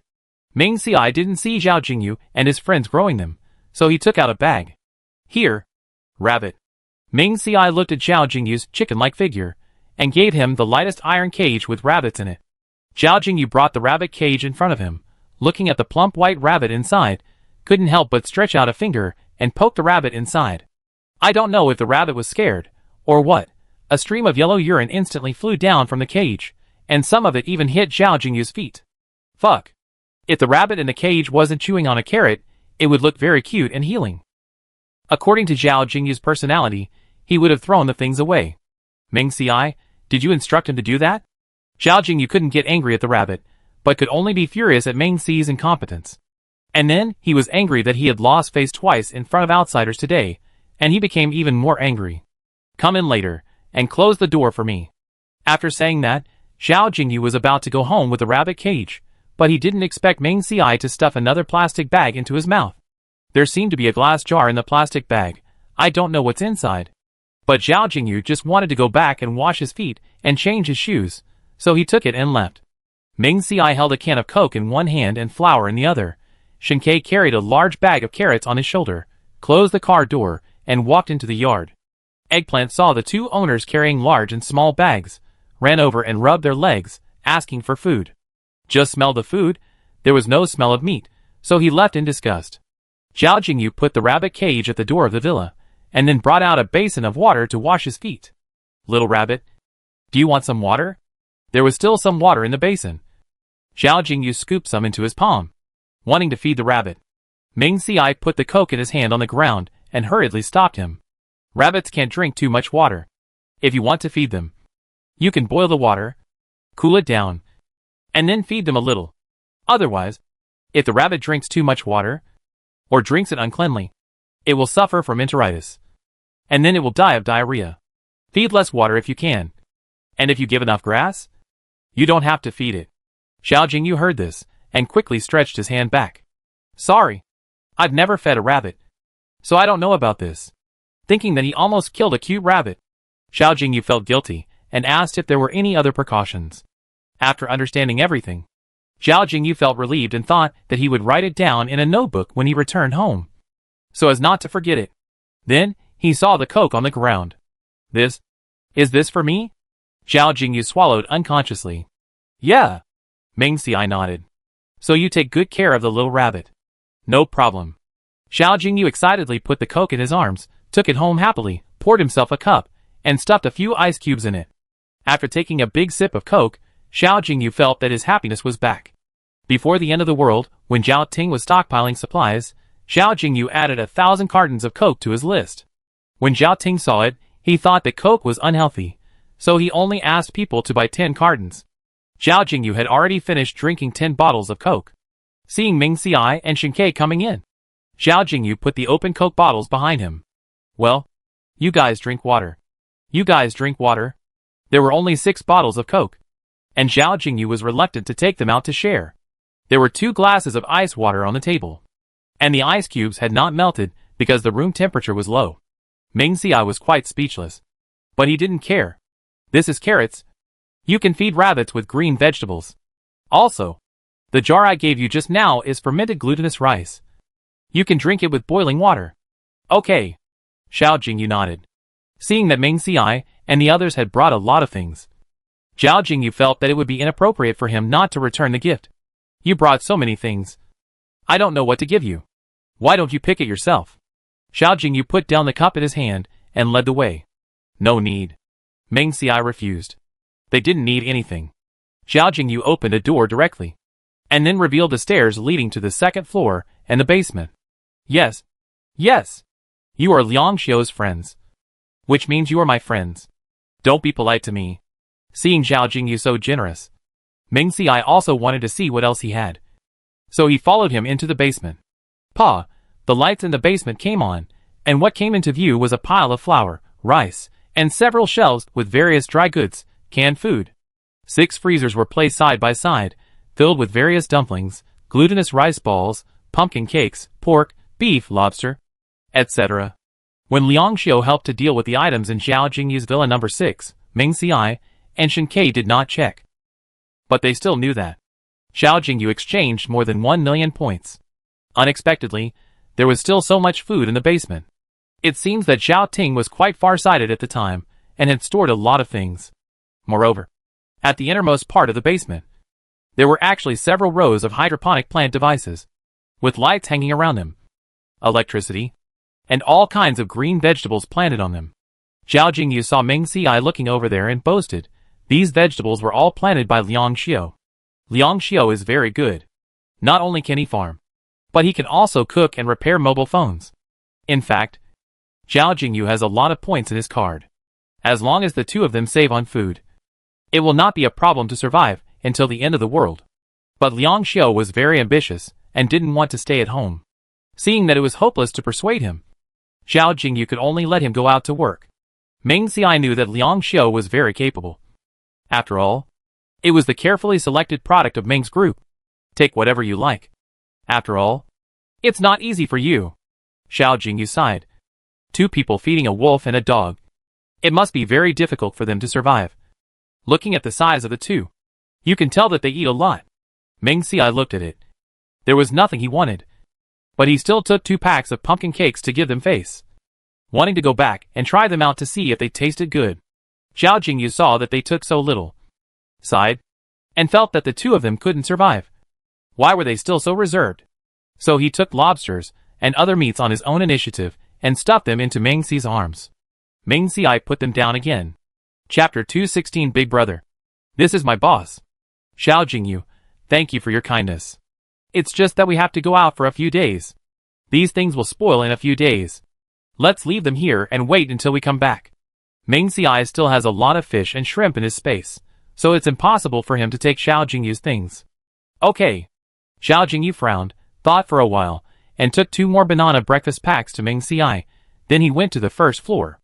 Arriving at the first floor, seeing Xiao Jingyu close the door, Ming Xiai asked the doubts that had been in his mind since he came in. You built this house well. But why did you add a wall here? The stairs from the first floor of the villa to the second floor, the basement, were originally designed to correspond to the main door, without any obstruction. But now a thick wall has been built, which makes people feel crowded at first. Ming Xiai thought that the designer of the house should not have such a bad aesthetic. Xiao Jingyu heard this and snorted coldly, saying, it's Liang Xiu's fault. At first, when Zhao Ting asked someone to design it, he originally planned to install central air conditioning upstairs and downstairs, so that people would not feel hot when staying in the house. However, after learning about this, Liang Xiu thought that electricity was scarce in the end times, and asked Xiao Jingyu not to waste it. After all, there were 2 bedrooms on the first floor, and the kitchen and living room were also fully equipped, so there was no need to live on the second and third floors. If central air conditioning was installed upstairs, wouldn't it be a waste? Of course. After Liang Xiu said this, he added that it was just a personal suggestion, and it didn't matter if it was not adopted. Xiao Jingyu naturally knew what Liang Xiu meant, and how could he refuse his suggestion? So he asked someone to reprocess the central air conditioning, and only the equipment on the first floor could work after it was turned on. Then Liang Xiu thought that the staircase leading to the second floor might affect the air conditioning effect, so he had the wall built. It's so ugly. Xiao Jingyu looked disgusted. Ming Xiai was not surprised when he learned that it was Liang Xiu's suggestion. Although it's ugly, it's not unreasonable. And in the end times, it's better to be low-key. In addition, those things in your basement must not be shown to others at will. And you must not tell others how many points are in your points card. After all, the end times are dangerous. If someone knows that you are so rich, it will be easy for them to harm you. Ming Xiai was worried and told him, mainly because this guy helped him raise rabbits. Xiao Jingyu stared at Ming Xiai and snorted, of course I know. How could I not know? I took you to the basement because you are Liang Xiu's best friends, and I really want you to choose the items. Xiao Jingyu looked annoyed. He opened his heart to Ming Xiai, but Ming Xiai thought he was stupid. Then he looked at the pumpkin pie and banana bag in Ming Xi's hand, and wanted to take the things back and not give them to them. Seeing Xiao Jingyu like this, Ming Xiai casually responded, okay. Okay. It's good that you know. I'm stupid. After the matter was explained, Ming Xiai and Shinkei said goodbye to Xiao Jingyu and went home. The two planned to go home and rest for a while before going out with Eggplant and Xiongning. As for Zhang Mingtian, Yun Jingsen and the others, Ming Xiai did not plan to inform them. Brother. When the car arrived at the villa area, passing a pile of sand, stone and bricks, Ming Xiai and Shinkei suddenly heard a familiar shout. Through the rearview mirror, they found that it was a man waving. Brother. After a closer look, they found that it was Zheng Yan. Shinkei slowly stopped the car, and Zheng Yan ran over quickly.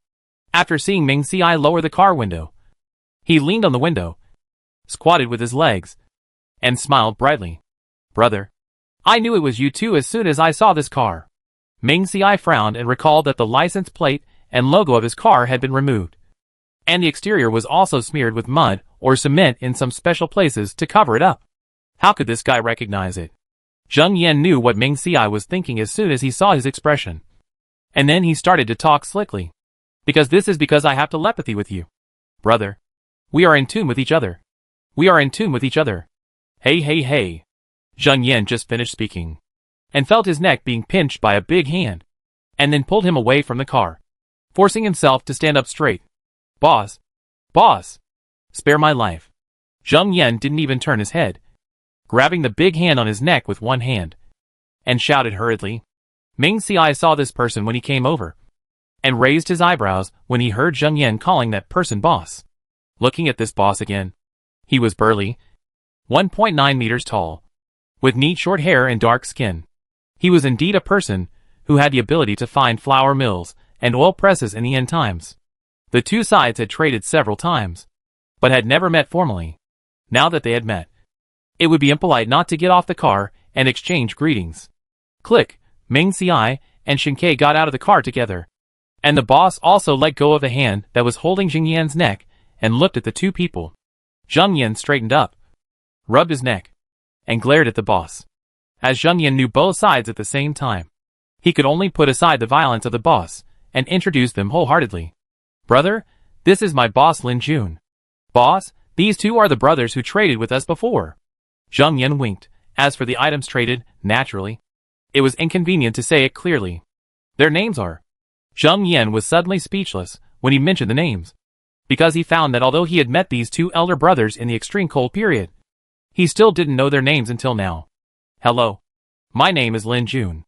Lin Jun took the lead in extending his hand and shook hands with Ming Si and Shinkei. Ming Si and Shinkei shook hands in turn and introduced themselves. Lin Jun nodded.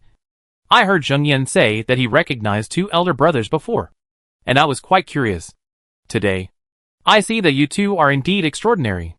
Zheng Yan brought back cigarettes and condoms before, saying that the other party needed a flour mill and an oil press. These two things are not necessary for survival in the end times. And Lin Jun was worried that he would be deceived. Especially when he heard that Zheng Yan had casually given the points card to the other party, he became even angrier. Although the points card could not be used by others to swipe away the points in the card, if it was used to do something bad, then the points card could be left at the scene to frame someone, or used for other things. In the end times, there were no surveillance cameras, and the points card left at the scene would be solid evidence, and Zheng Yan would be unable to defend himself. In order to get him to return the points card, Lin Jun had to take people to find the oil press, and spent a lot of time repairing it, and carried it to the transaction site. At that time, Lin Jun wanted to go with Zheng Yan, but Zheng Yan refused. He said that he had already made an appointment with his elder brother, and would never let anyone else go with him. Seeing Zheng Yan's insistence, Lin Jun had to give up. However, before Lin Jun left, he still asked Zheng Yan to take back the points card. Unexpectedly, this guy promised to go, but when he came back, he only brought back cigarettes and condoms, and did not take back the points card. He said that the flour mill had not been taken, so of course the points card could not be taken back. Lin Jun was furious, and had to continue looking for the flour mill. Fortunately, Zheng Yan's two elder brothers kept their promises. Chapter 217 Brother. You are so wise. I am also very curious. What kind of boss can find things like flour mills? Today, I saw that he is as powerful as I imagined. Ming Si said in a deep voice. Lin Jun looked taciturn, and soon there was no other sound except the sound of moving construction materials nearby. Zheng Yan saw this and spoke at the right time. Brother, look! Zheng Yan pointed to the construction site nearby. Thanks to your things, my boss got a lot of points, so he could build a villa. And our boss said that he would build 2 floors, one of which would be for me to live in. Zheng Yan showed a satisfied smile on his face. I will soon have a house, and I will be able to marry and have children, and reach the peak of my life. Ming Si expressed deep doubt about Zheng Yan's statement of marrying and having children, because he noticed that when Zheng Yan talked about marrying and having children, Lin Jun's eyes flashed with strange emotions. And Zheng Yan said before how good Lin Jun was to him, so Lin Jun must have some intentions towards him. However, this is a matter between the two of them, and Ming Si can't say much. He just hopes that Zheng Yan will not be too frightened when he knows the truth. Judging from his appearance, Lin Jun is a righteous man, and the area where they built the house is close to Ming Si's villa. Ming Si fumbled in a bag on the co-pilot's seat, took out 2 packs of cigarettes, and handed them to Lin Jun. Lin Jun did not take it, but signaled Ming Si with his eyes to make a request first. After seeing the 2 packs of cigarettes, Zheng Yan hurriedly took them and stuffed them into Lin Jun's trouser pocket. This is a good thing. If you don't put it away quickly, what if others find it and snatch it? After Zheng Yan put the things away, his body leaned towards Lin Jun, trying to block the sight of others, and looked around to make sure no one saw it. Then, Zheng Yan said to Ming Si and the others, Brother, if you have any requests, just ask. We will definitely help you solve them. Whatever I can't solve, my boss will definitely be able to solve. Lin Jun did not dodge Zheng Yan's approach, but was much happier because of his approach. Ming Xiai said, "It's not a big deal. The two of us plan to go out and may be away for a month or two.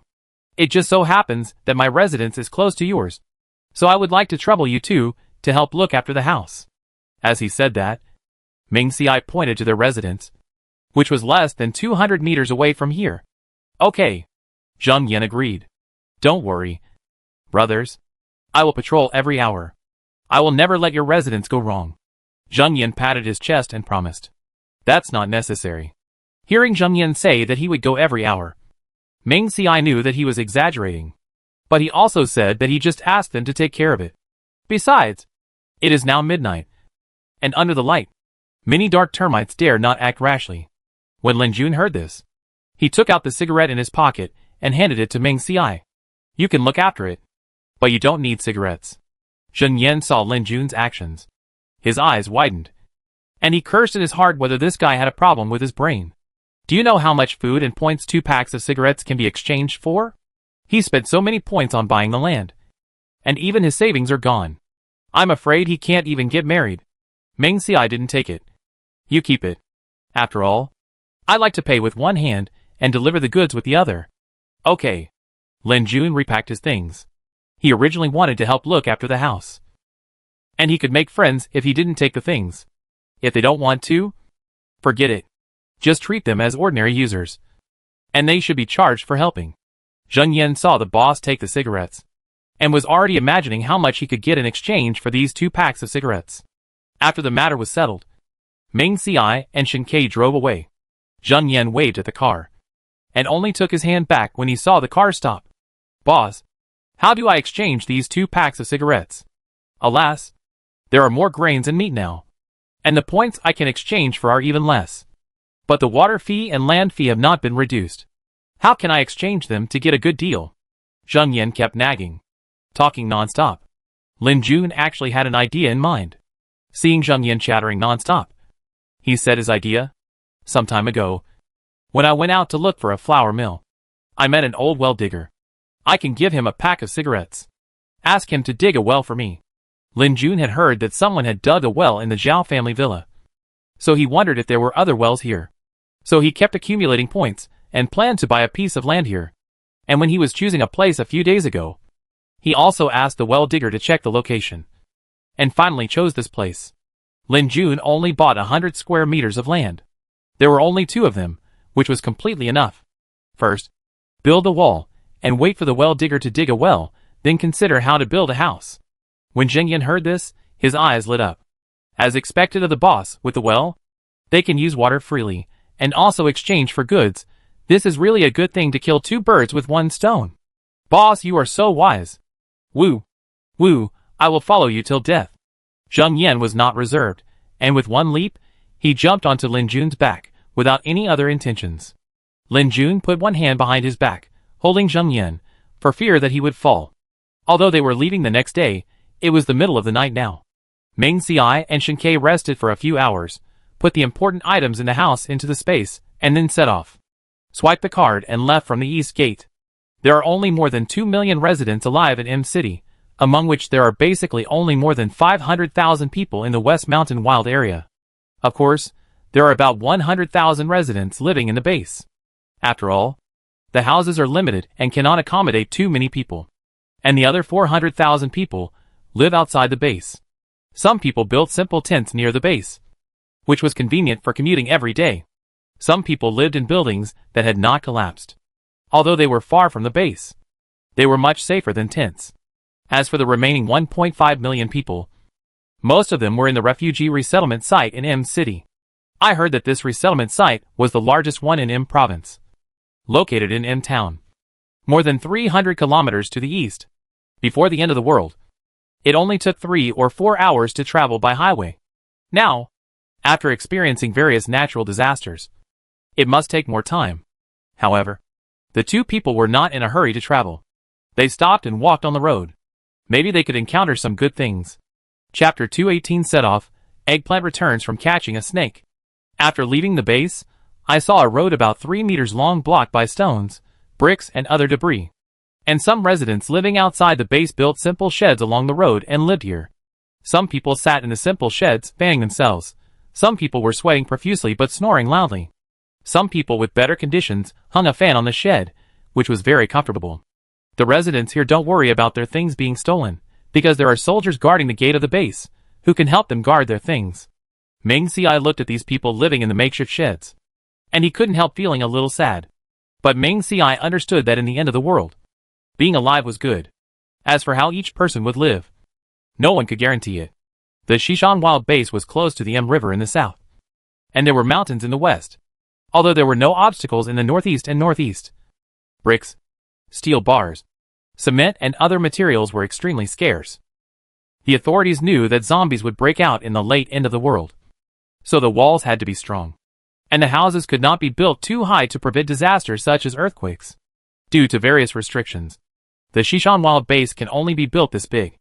However, the authorities are also doing their best to prepare for the arrival of zombies.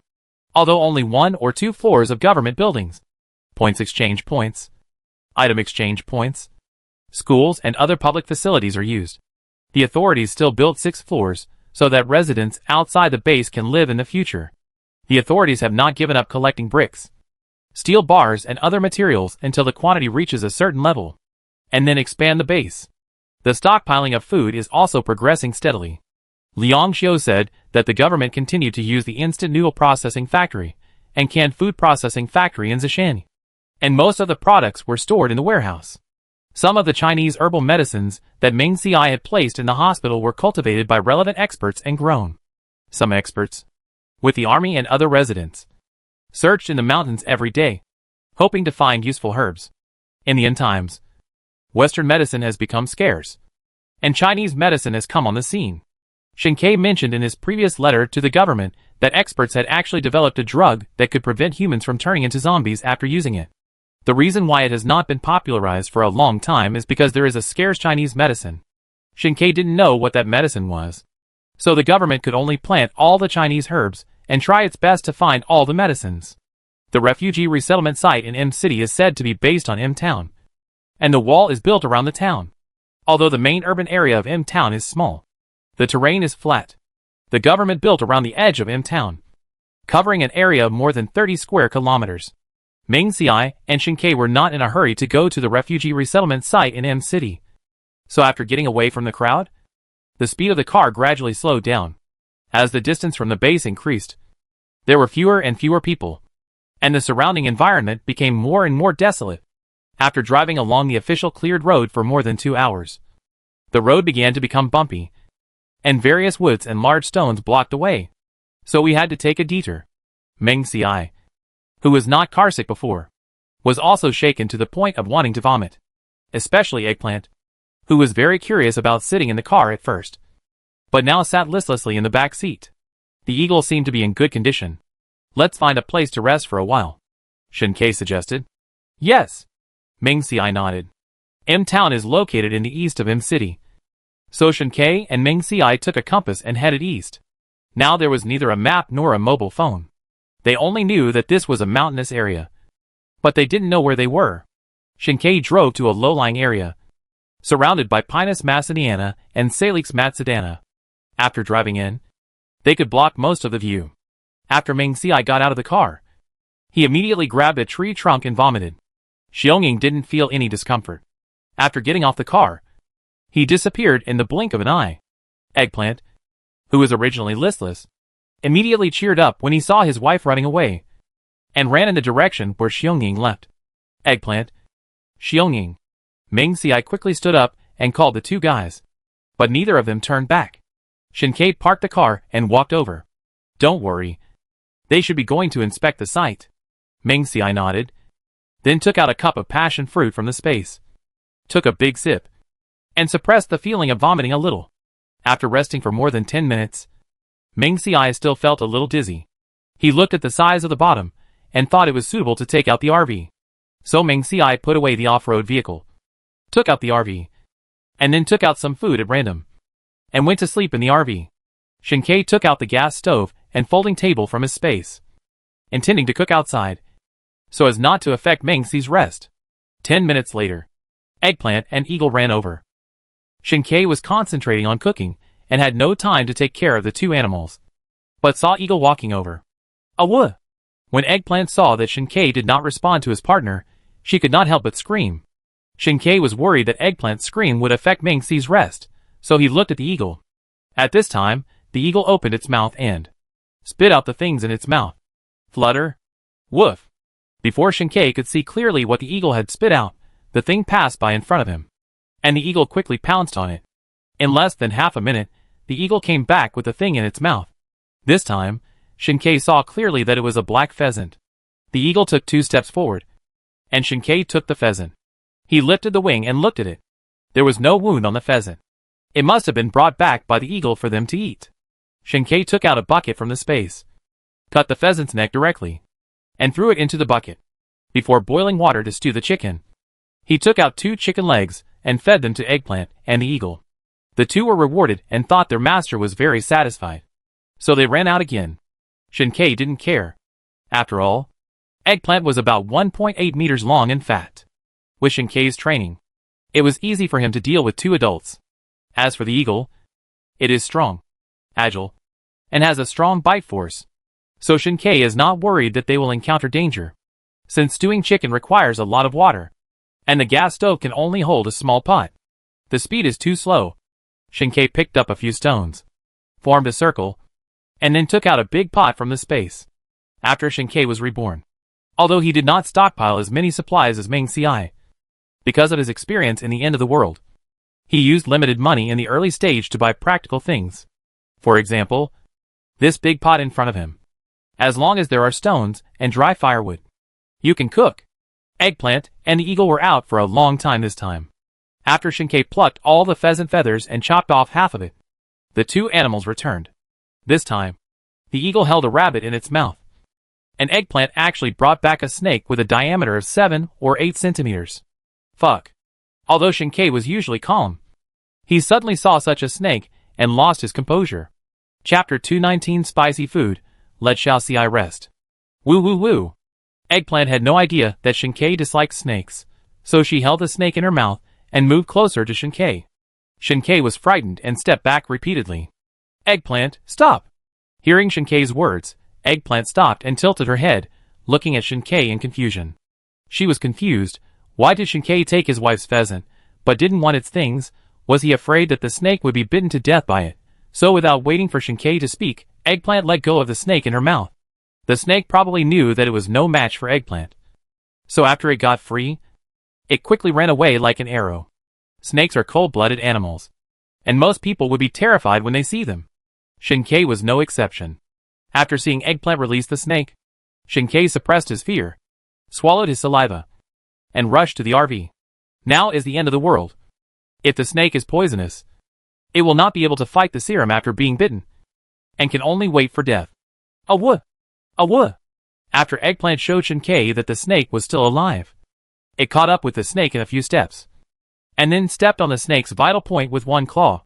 The snake raised its head, and was about to bite Eggplant with its fangs and claws. But Eggplant was faster, and bit the snake's head with a lightning speed, leaving only the snake's eyes and mouth exposed.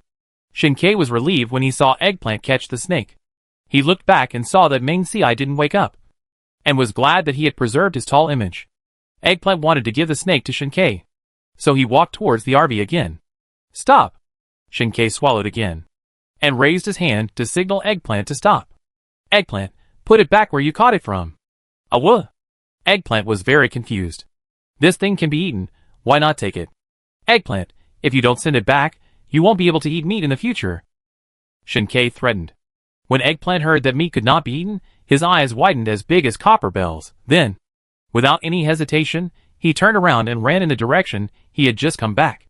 The snake's body was about 3 meters long, and Eggplant dragged it on the ground, like a dog leash. When Xiaoying saw Eggplant leave, he was a little worried.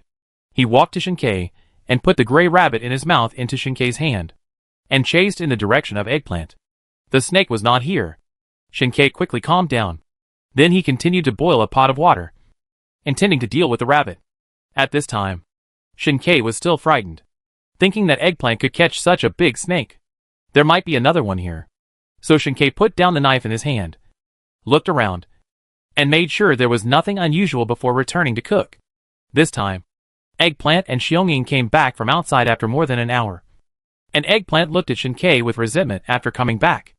Obviously, it was still bothered by Shinkei's refusal to accept the snake it brought back.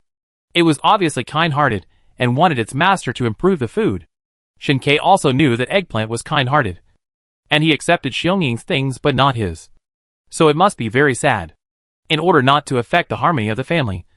Thinking that Meng Xiai had not woken up yet, Shinkei did not rush to cook for the two of them. Instead, he fried a portion of braised pork, a portion of mincemeat eggplant, a portion of crispy pork belly. Among the food that Meng Xiai had taken out earlier, there were more than a dozen portions of rice. Shinkei poured all of it to the eggplant and Xionging, and then mixed 3 portions of vegetables in it, and gave them to the eggplant and Xionging. When the eggplant saw the fragrant food, it turned its head away. It let out a cry, and refused Shinkei's feeding. Shinkei sighed. It would be fine if this eggplant could understand human words on weekdays, but why was it so vengeful? But Shinkei had to comfort it. Eggplant, I was wrong. Shinkei glanced at the RV, and made sure Meng Xiai didn't come down, before he continued to apologize. Eggplant, I know you are kind enough to bring us food, but what you just caught was a snake. We dare not eat this snake. It might hurt us. Do you understand? Shinkei felt that he had said more words to comfort Eggplant today than to Meng Xiai. If you want to catch food for us in the future, just catch the 2 things that Xionging caught today. Shinkei comforted Eggplant, and did not forget to take out the ham sausage for it to eat. At first, Shinkei only gave Eggplant food, which made it even more unhappy. It wasn't until Shinkei saw the eagle next to him that he suddenly realized what was going on. He quickly fed the eagle 2 pieces, and Eggplant turned its head away. Shinkei was speechless, but a little proud. Eggplant was just like him, and they were all devoted to their wives. Eggplant, can you forgive me? Shinkei touched Eggplant's head and asked humbly. Eggplant didn't want to forgive, but the eagle barked twice, and Eggplant could only nod reluctantly. Shinkei was relieved to see that Eggplant was comforted. Although I don't like snakes, I still thank you for helping us catch food today. Although they didn't dare to eat this food. Shinkei stood up and continued to make food for him and Meng Xiai. Spicy chicken cubes. Spicy hot pot rabbit. As for the vegetarian dishes, wait for Meng Xiai to get up and take them out from his space before making them. In fact, Shinkei wanted to make something lighter at first, but thinking that Meng Xiai was uncomfortable on the road today, he let him go and made it spicier so that Meng Xiai could enjoy it more. Meng Xiai slept for 3 hours, and his dizziness was relieved after he woke up. After taking a hot bath in the space, Meng Xiai changed into clean clothes before leaving the space. After leaving the RV, he saw Shinkei sprinkling sesame seeds into the pot, and the air was filled with the aroma of chili peppers. You're awake. We can eat soon. After seeing Meng Xiai, Shinkei's tense expression softened instantly like ice and snow melting. Okay. Meng Xiai nodded, and was so surprised when he saw the chicken feathers and rabbit skins on the side that he couldn't close his mouth. Where did you get the pheasants and rabbits? Shinkei said. Eggplant and Xionging caught them. Eggplant is finally useful again. Meng Xiai sighed. After all, since this guy has been kept by their side, he is either on the way to eat or on the way to sleep. Shinkei chuckled. This low-lying area is surrounded by trees, so it is not very hot. Meng Xiai came to the rear of the RV, cleaned the surroundings, took out a solid wood round table and 2 chairs from the space, and planned to eat outside the RV. Then he took out a few more cucumbers, preparing to make cucumber salad. It was another ordinary lunch. Seeing the simple stove that Shinkei had set up, Meng Xiai threw a few sweet potatoes and corns directly into the fire. Halfway through the meal, Eggplant and Eagle came back, each holding a hair in their mouths. Shinkei knocked the rabbit unconscious skillfully, drained its blood, and threw it into the bucket. Seeing that the 2 were so well behaved, Meng Xiai fed them a lot of meat. After the meal, the 2 were not in a hurry to leave, planning to rest here for a night. Chapter 220 Nectarine, dig up the tree directly. Why don't we ride a motorcycle? After resting for more than 10 hours, when the 2 set off, Meng Xiai suggested. According to Shinkei's memory before the end of the world, to go from M City to M Town, you need to go through several tunnels. Now many places have collapsed. I think the tunnels have collapsed too, and are impassable. If the 2 go, they may have to cross mountains and ridges. Meng Xiai thought of the several off-road motorcycles and off-road bicycles stored in the space. it would be a good choice to use them at this time. There was no rush to get to him town, so the two of them could just walk 20 to 30 kilometers a day and enjoy the beautiful scenery along the way. Okay. Shin-Kei nodded in agreement. Ming-Si put the things into the space, and then each of them rode a motorcycle. As for Eggplant and Eagle, Ming-Si thought about it and thought that they could sit on the back seat. However, in order to prevent the two from falling, Ming-Si took 2 ropes from the space and tied them directly to the 2 people. However, after Eggplant sat for a while, he cried and wanted to get off. So Ming-Si discussed with Shin-Kei and let the 2 run freely on the ground. Anyway, the road was not good, and they rode slowly, so they were not afraid that the 2 eggplants could not keep up. After leaving the low-lying area, Shin-Kei found a mountain road, and the 2 continued to walk up the mountain along the mountain road. Although the mountain road was less than 2 meters wide, fortunately it was paved with cement. But every time they walked a section, they would encounter road collapse or sinking. Several sections of the road had experienced landslides before, and the road was completely blocked by mud and large rocks, and the motorcycle could not pass. At first, Ming-Si thought that he could move the soil and rocks away and build a road so that it would be convenient to come back. But after moving more than a dozen stones, Ming-Si only felt backache and sweat soaked his whole body. So, Ming-Si decisively gave up the plan to build the road. He put the motorcycle that couldn't pass directly into the space, crossed the landslide with his bare hands, and continued to move forward. 3 hours later, the 2 finally reached the top of the mountain. There should have been residents living on the mountain before the end of the world. There are some 2-story buildings standing in the mountain.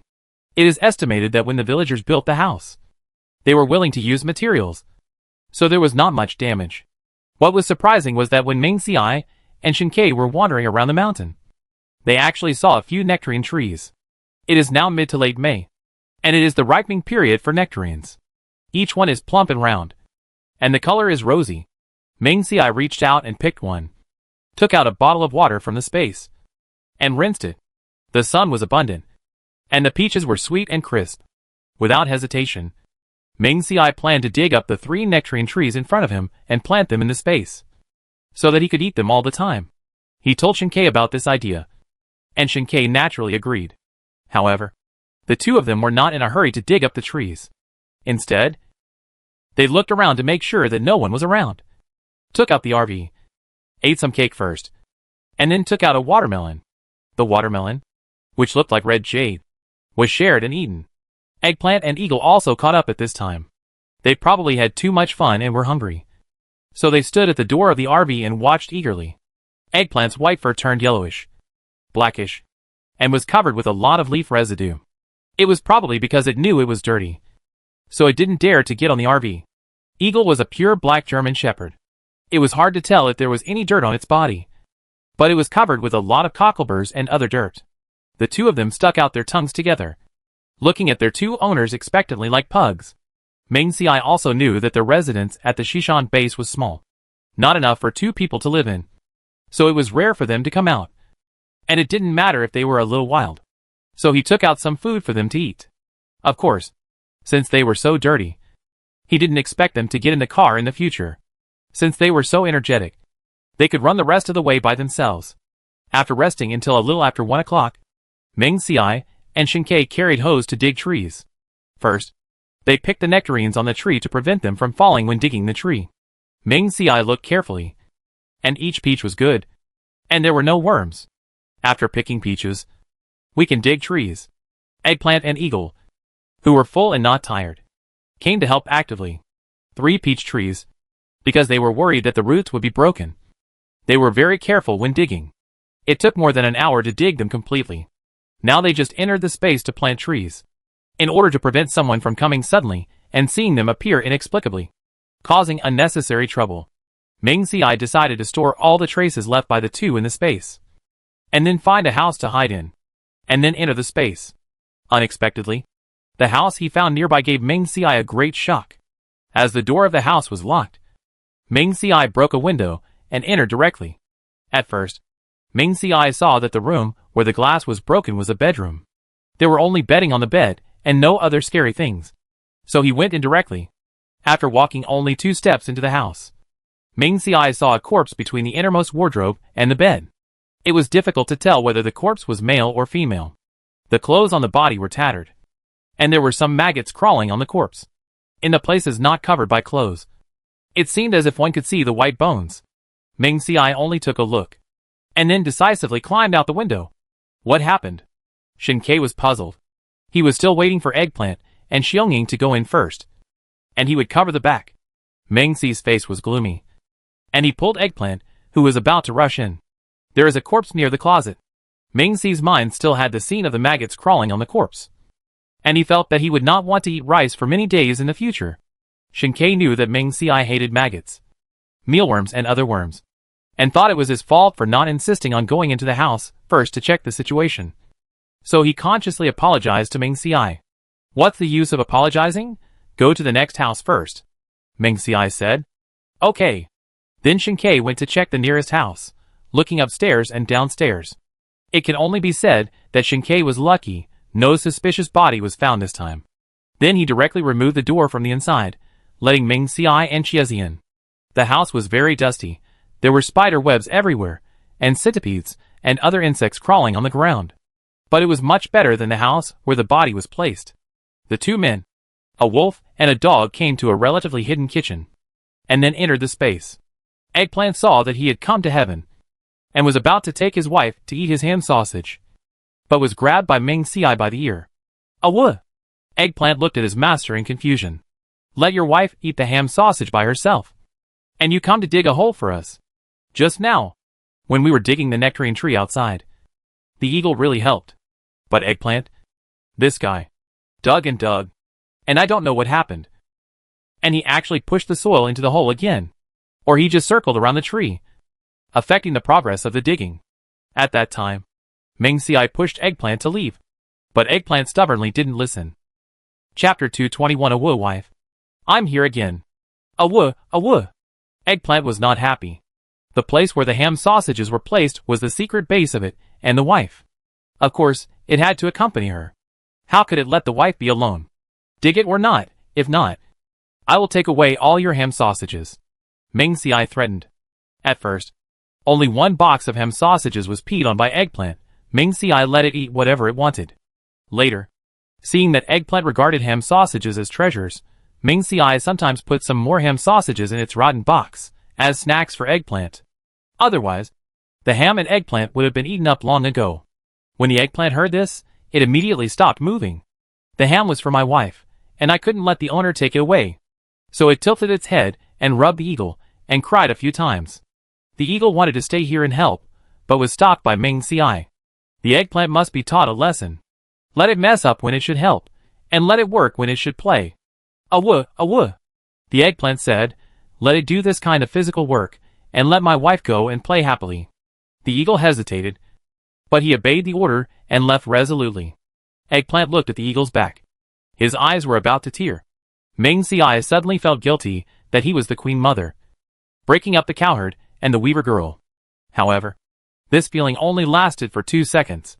After choosing a place, it urged Eggplant to dig quickly. Ming Xiai and Shin Kei also took a hoe and started digging the other 2 holes, in order to see his wife earlier.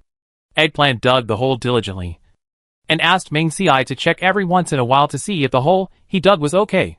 Of course, Ming Xiai would not let it go easily. One moment he said to dig deeper, then he asked Eggplant to dig the hole bigger. Eggplant did not dare to resist, and could only continue digging obediently. After Ming Xiai and Shin Kei finished digging the hole, they finally let Eggplant go. Eggplant regained its freedom, and ran faster than a rabbit. Awuh. My wife is coming. The eagle saw Eggplant running funny, and quickly lowered his head to continue eating the ham sausage. He sighed in his heart, because he thought Eggplant was tall and mighty at the beginning, but now, he couldn't bear to look at it. Chiezi didn't notice Xiaoying's disdain for him, and he sang and sang in front of his wife. You are so useless. Ming Xiai pouted speechlessly, looking disgusted. Shin Kei admired Chiezi's behavior of doting on his wife, and commented, what's so useless about it? Chiezi is so considerate of Xiaoying, which is good. Follow me. Ming Xiai was even more speechless, with an expression of are you okay? Shao Xiai. I will also consider you, Shin Kei said, and even took 2 steps towards Ming Xiai. Ming Xiai was as if he was facing a formidable enemy. He quickly picked up the hoe and pressed it against Shen Kei's chest. His frown was so strong that it could kill a fly. "Don't come over here. You are not possessed by a ghost today. Are you?" Ming Xiai thought of the corpse he saw in the house before, and felt that it was very likely.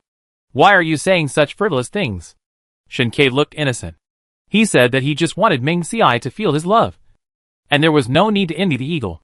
Ming Xiai recalled that Shen Kei had inexplicably popularized the general length of human life in the military district.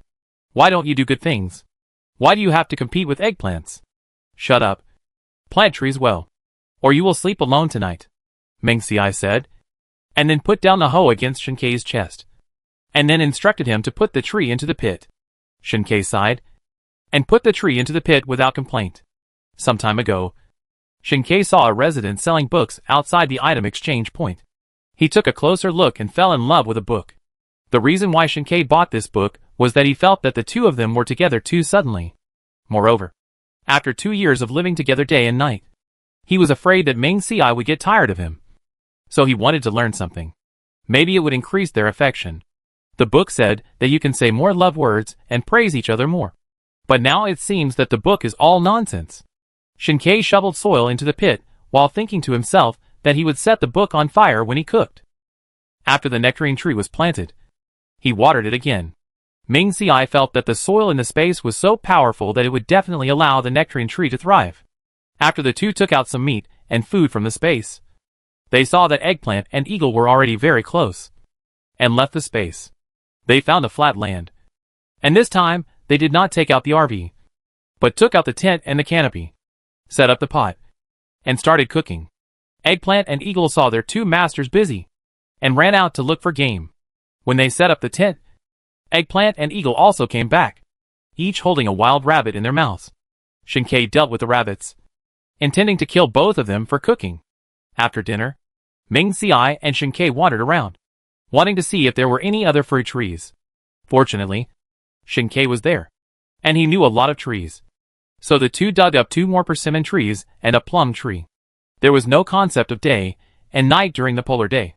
After the two digested their food, they felt that a fan was a necessity when sleeping, and taking a shower was also necessary. When they woke up, 8 hours had passed, and then they packed up and rode their motorcycles down the mountain. The two of them, a wolf and a dog, walked and stopped for more than 10 days. Every time they rested at a place, Eggplant and eagle would find all kinds of game. Ming Xiai and Shen Kei's meals were better than when they were at the base. These two people, who had not been tanned in the hottest weather, became several shades darker after these days of running around. Ming Xiai had sunscreen and sunproof clothing in his space, but he thought that if he went to the City base with fair skin, it might arouse suspicion, so he didn't use them. That day, the two climbed up a mountain again, thinking of taking a rest here. Eggplant and eagle had already adapted to the rhythm of their two masters, so they disappeared in the blink of an eye. There were no houses on the top of the mountain. There was only an open space at the foot of the mountain, and many houses were built next to it. However, many rocks and soil rolled down from the mountain, burying most of the houses. As soon as the two took out the things they needed, Eggplant and eagle came back, and they didn't bring any game back. Seeing this, Ming Xiai couldn't help but feel puzzled.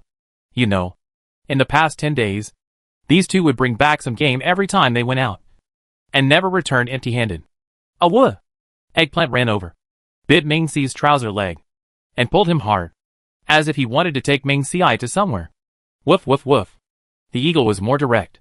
After calling twice, it led the way. After walking a few steps, it would look back to see if the two masters were following. Ming Xiai and Shen Kei looked at each other and decided to follow them to see what the two had discovered. Woof. Perhaps because they were close to their destination, the eagle's call became quieter.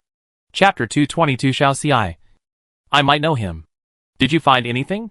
Shen Kei and Ming Xiai became alert instantly by Xiongying's action. Xiongying is a military dog, so he must have sensed something wrong. No! Shen Kei shook his head, thinking that he was probably not far away, and Xiongying was reminding them to pay attention. So Ming Xiai and Shen Kei crouched down and held their weapons tightly in their hands. Xiongying saw that the two were on guard, so he continued to lead the way, until he came to a big rock. And then he stopped. Meng Xiai and Shen Ke quickly hid behind the rocks and found a tunnel at the foot of the opposite mountain. And the bridge built earlier had collapsed halfway. It was just a tunnel. What was so strange about it? Xiao Xiai, look to see if there is anyone on the other side. Shen Ke suddenly spoke. Meng Xiai heard this, and quickly took out 2 telescopes from the space. Through the telescope, he saw a few men walking into the tunnel on the opposite side. What are they doing in the tunnel? Meng Xiai was puzzled. Meng Xiai estimated the distance from here to M-Town. It was only 20 kilometers. Before the apocalypse, humans could walk there in 4 or 5 hours. After such a long apocalypse, humans' physical fitness has generally improved. But it still takes 2 hours to walk. Living in the tunnel, it is warm in winter and cool in summer.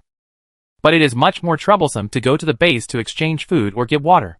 Moreover, in this deep mountain forest, aren't you afraid of encountering danger? Can these people be self-sufficient? Thinking of this, Meng Xiai looked around with a telescope. But he didn't see any signs of farming. I remembered. Shen Ke turned over and sat behind a rock, and suddenly spoke. Meng Xiai put away the telescope, sat next to Shen Ke, and asked in confusion, what did you remember?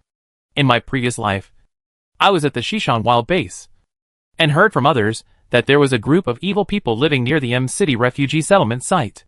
They robbed women, stole money, and planted virus strains.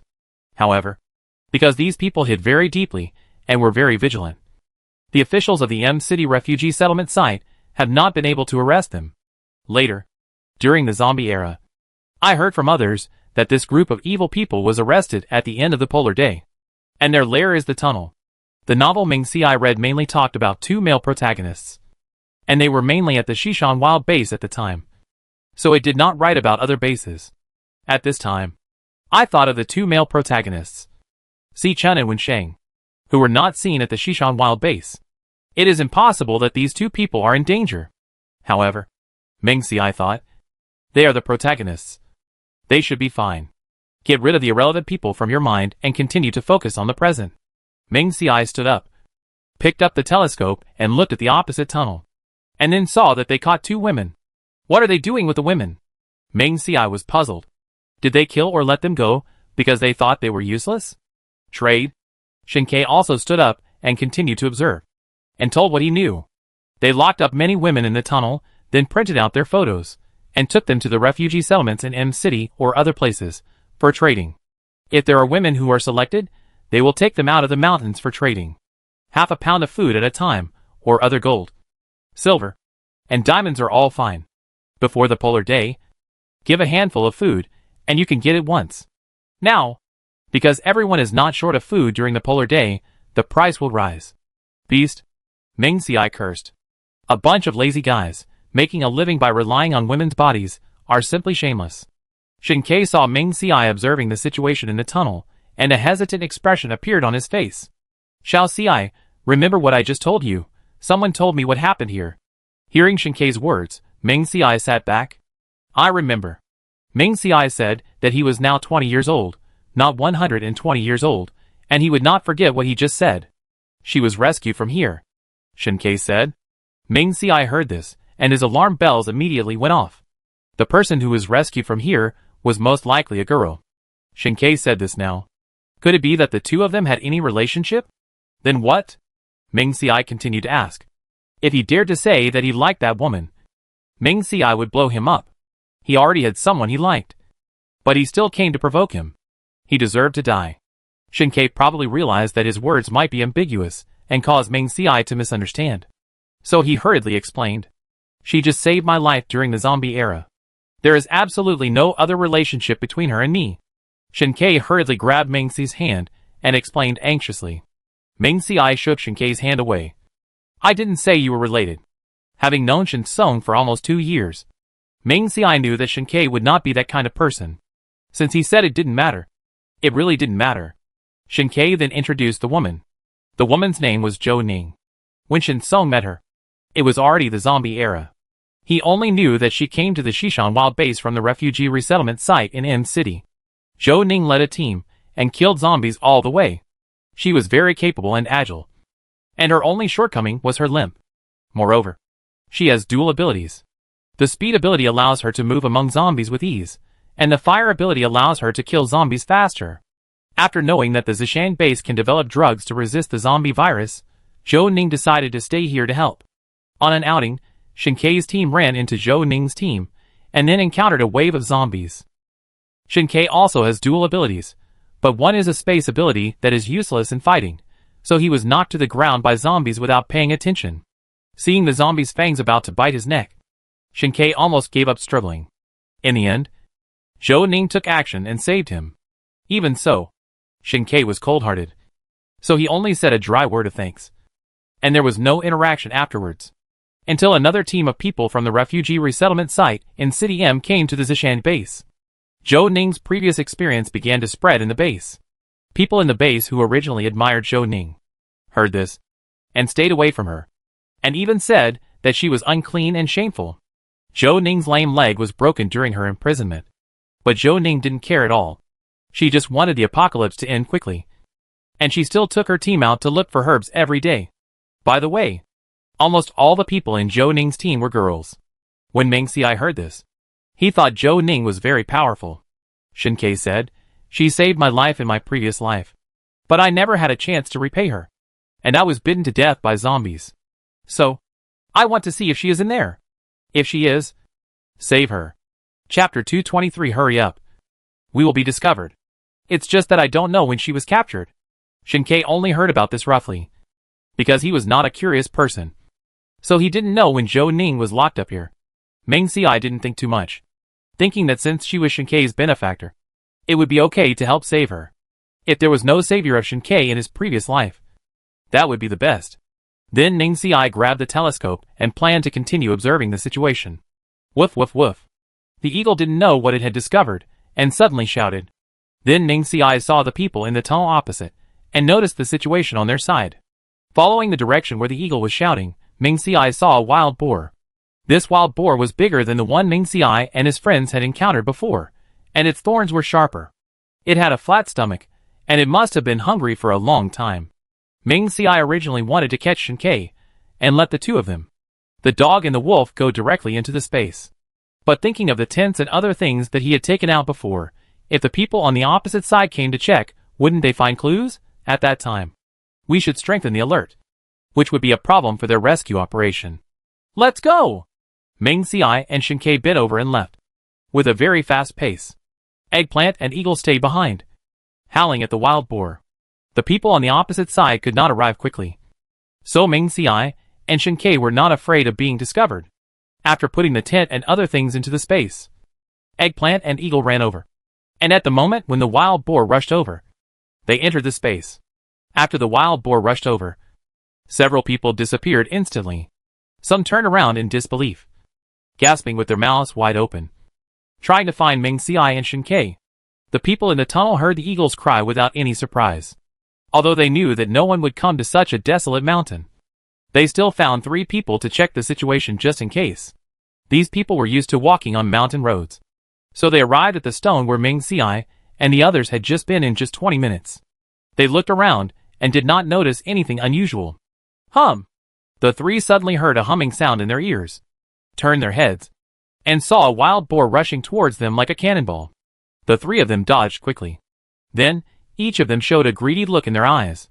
Although they had no shortage of meat to eat on weekdays, it was also a good enjoyment to eat this rare game.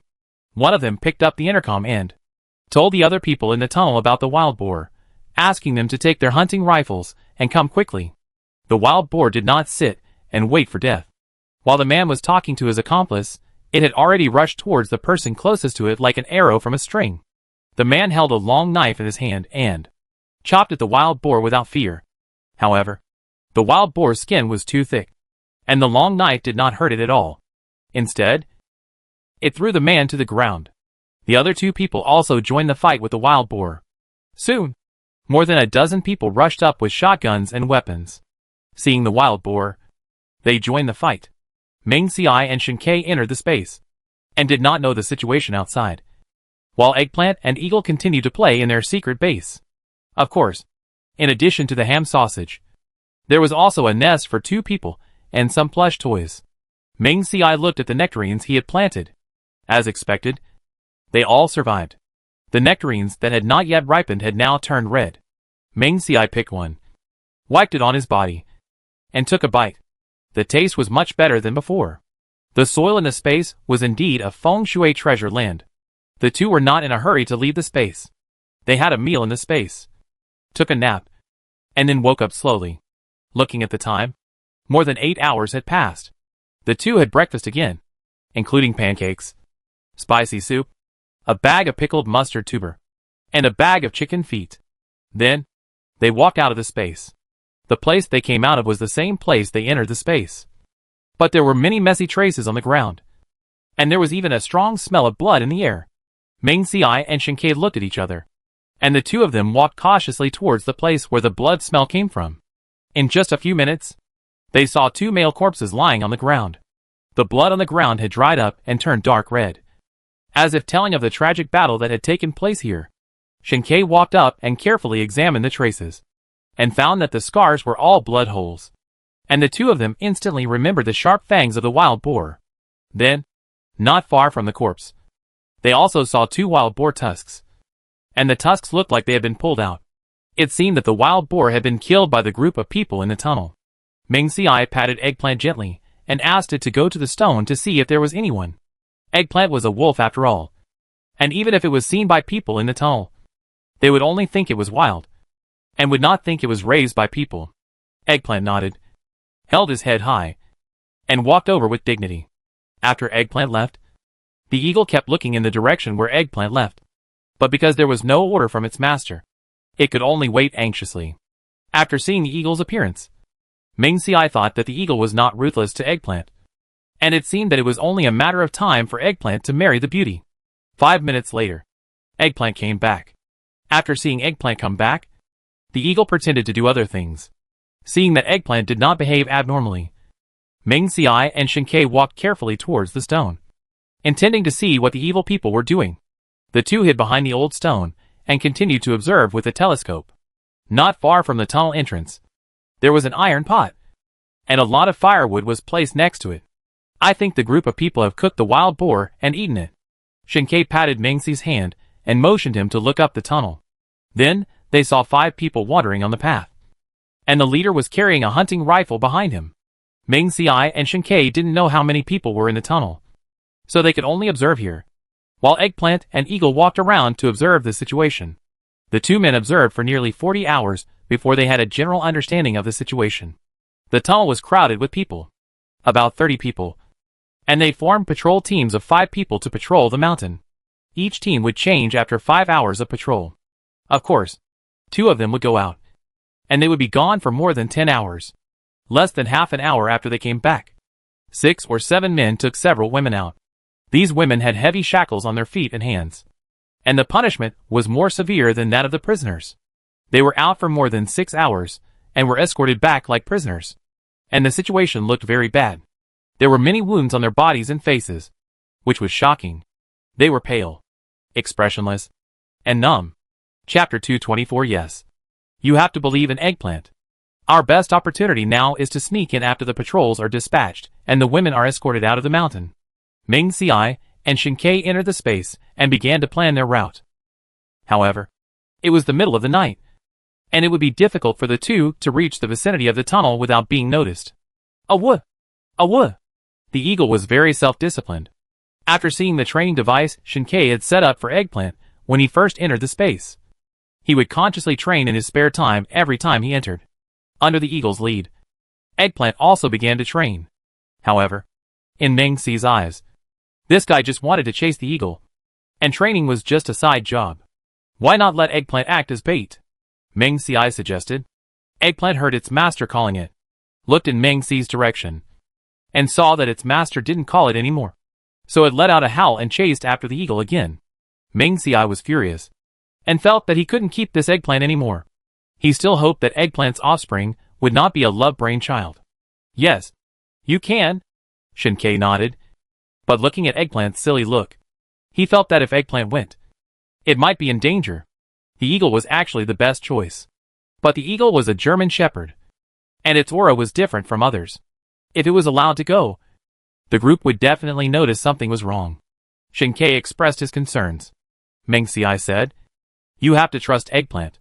Of course, Ming Xiai had to admit that Eggplant only looked honest. But he was reliable in big matters. Shinkei was Eggplant's trainer after all.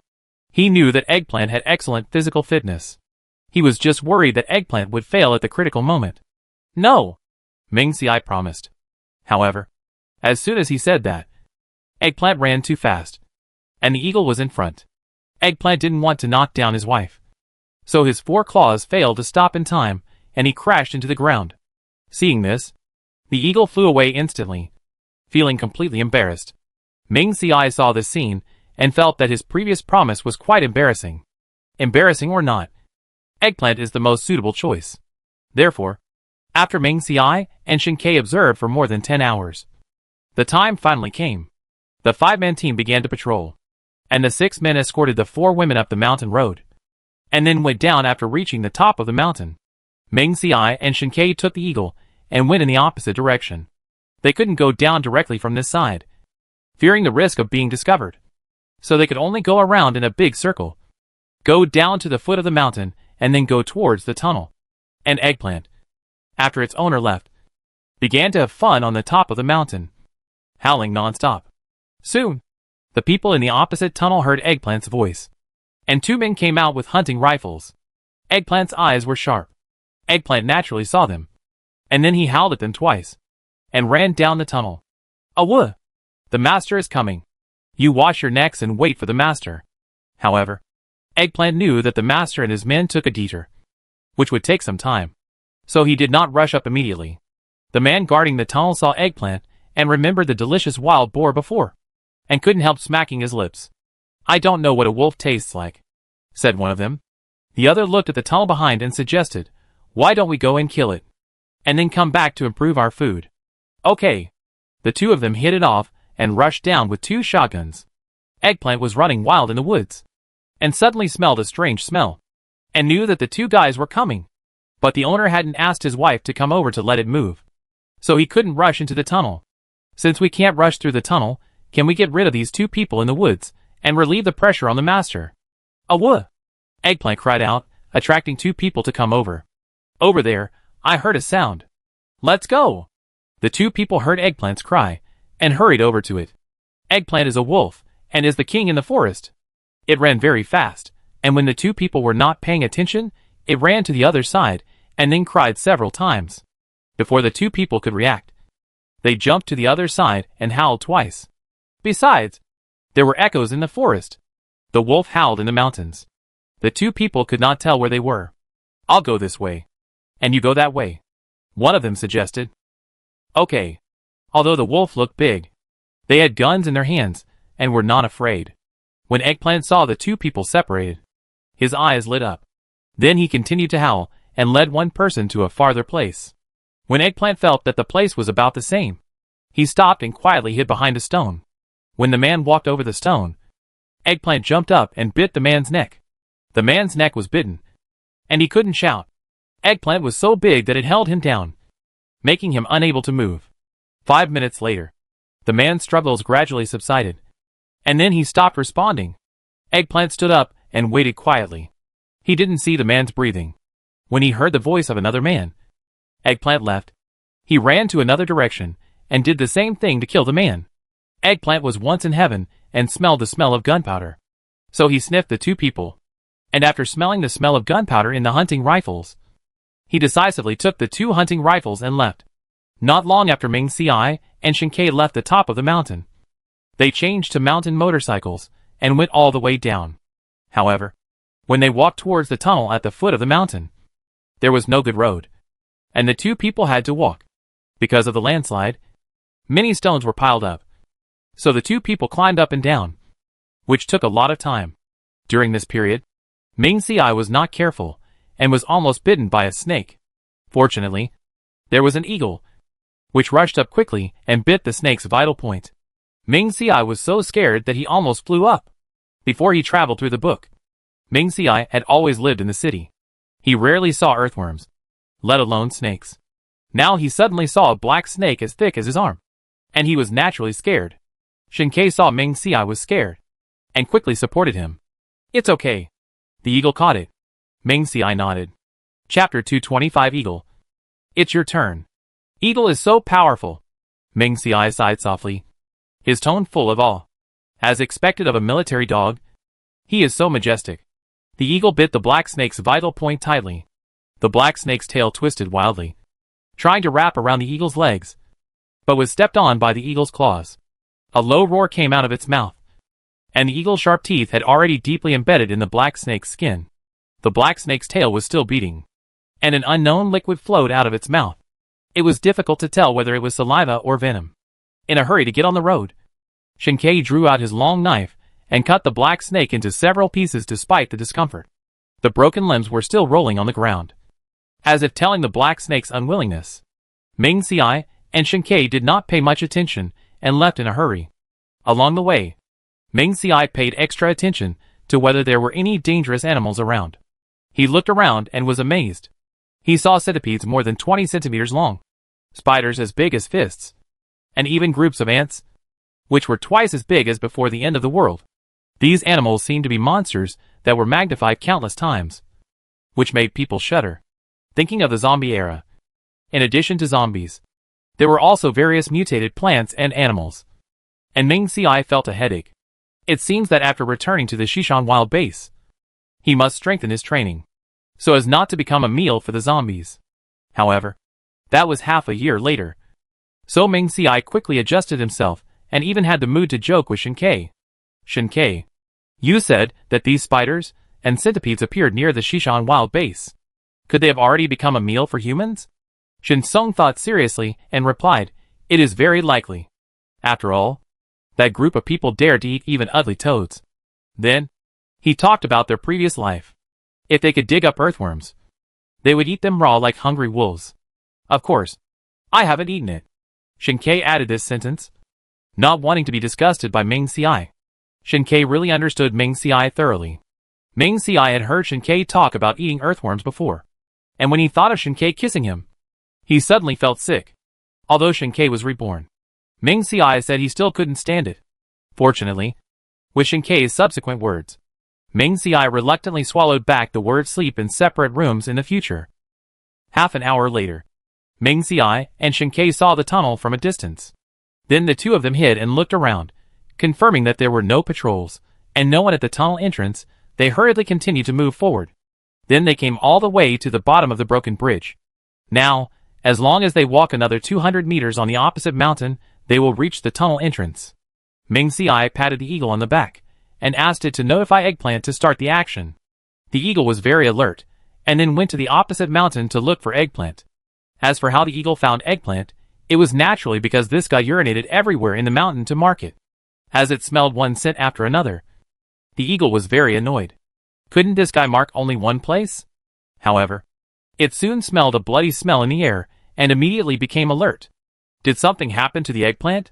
However, it still concentrated on searching for the smell of the eggplant in the air. Awoo! Awoo! The hiding eggplant smelled the smell of his wife, and it was like being electrocuted. It put down the hunting rifle in its mouth and screamed. After hearing the sound, the eagle ran up like lightning and saw that the eggplant's fur was stained with a lot of blood. Woof woof woof. To avoid being discovered, the eagle's cry was as soft as a mosquito. The eagle came over and circled Eggplant, and found no injuries on its body, so it turned around and prepared to leave. Awoo! Eggplant was not afraid of being heard by people in the tunnel, and it cried twice to signal his wife to come back, as he had something to give him. The eagle turned back, and Eggplant handed 2 hunting rifles to his wife, saying that he would complete the task, and then ran away like an arrow from a bow. Crying, Eggplant's silly behavior made the eagle silent. The eagle was completely black, like a ghost in the dark night, galloping through the mountains, hardly attracting attention. Then it took 2 hunting rifles like a ghost, and Meng Xiai and Shinkei were both surprised. However, before they could recover from their shock, they heard the humming of eggplants above their heads. Meng Xiai and Shinkei walked up slowly, and Meng Xiai released bees for monitoring. Come on! There's a wolf! Kill it, and we can eat meat today. Then several people chased after it like hungry tigers. Awoo! Awoo! Eggplant only barked 3 times, indicating that 3 people were chasing it out. Bang! Bang! Bang! Ming Xiai and Shen Ke suddenly heard a few gunshots, and they were instantly extremely worried. Eggplant, is it okay? Awoo, awoo. Eggplant's barking was no different from before, and Ming Xiai and Shen Ke were relieved. Through Ming Xiai and his team's previous observations, we knew that there were at least 28 people in the tunnel. 5 people were out on patrol today, and 6 people were out trading, and the 2 shotguns indicated that Eggplant might have dealt with 2 people, and 3 people were chasing Eggplant out. This means that there are at least 12 people left in the tunnel. Ming Xiai and Shen Ke climbed up another 50 meters, while those people were chasing Chiazi. Now they were only 100 meters away from the tunnel entrance.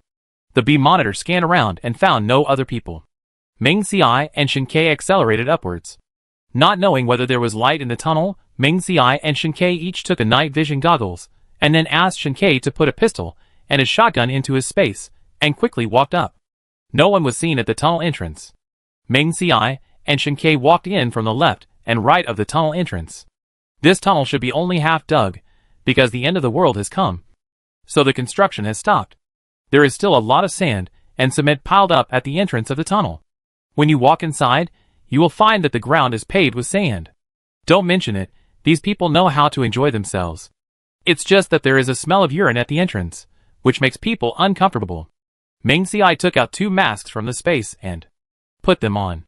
The people living here are too lazy, they just urinate here, and they are not afraid of it drifting into the tunnel. The tunnel seems to be designed as a 2-way lane, so there is a lot of space inside. When they first entered, it was still a bit dark. Fortunately, the 2 of them had night vision goggles, so they didn't make any noise. After walking more than 100 meters, they encountered a bend. After walking another 30 meters inside, they saw a high wall made of bricks and stones, with an iron gate installed in the middle. There were chains and a big lock on the iron gate. Breaking in by force would definitely attract attention, so they had to think of other ways. Soon, a plan came to mind. Ming Xiai patted the eagle's back, intending to let it call twice to attract the people inside, while Ming Xiai and Shen Ke hid behind the iron gate. Woof woof woof. Woof. After a while, there were voices coming from inside the tunnel. Damn, why is there a dog barking? Who is on duty outside today? Why are you so irresponsible? It's okay. We've been here for more than 4 months, and no one has come. It must be a stray dog. That's true. Let's catch that dog, kill it and eat it. As the 2 talked, they opened the iron gate from the inside. Woof woof woof. The eagle took 2 steps back, and then continued to bark at the 2 people in the iron gate. Dog, look, what is this? One of them held a bone in his hand, and waved it at the eagle. Want to eat it? If you want to eat it, come here. Ming Xiai and Shen Ke held their breath and waited until the other person came out, then they started to act. Chapter 226. The fight started. There was still light in the tunnel. Ugh! Ming Xiai and Shen Ke rushed forward, each holding a rag, covering the mouths of the 2 people tightly. The man holding the bone reacted quickly and used the bone as a weapon, trying to hit Ming Xiai. Ming Xiai covered his mouth with one hand and tightly grasped the hand of the man holding the bone with the other hand. The man Shen Ke grabbed had nothing in his hand, no weapon, so Shen Ke raised his knife and stabbed him directly, waiting until the man was no longer breathing, and then threw him to the ground. Then he walked over with a quick step, and Shen Ke stabbed the person Ming Xiai was holding. Ming Xiai was quick-witted and caught the fallen bones in time, so there was no sound. The iron gate opened wide, and Xionging rushed in first, followed by Ming Xiai and Shen Ke. Snoring. Snoring. The tunnel was built with bricks, mud and sand to build several walls and 2 small houses. Most people spread their bedding in the middle of the tunnel and slept soundly. There were 2 women, wearing heavy shackles on their hands and feet, cleaning heavily under the weak kerosene lamp. The shackles made a crisp sound as the 2 walked. When the 2 saw Ming Xiai and the others, they were so scared that they dropped their brooms on the ground. Shoo!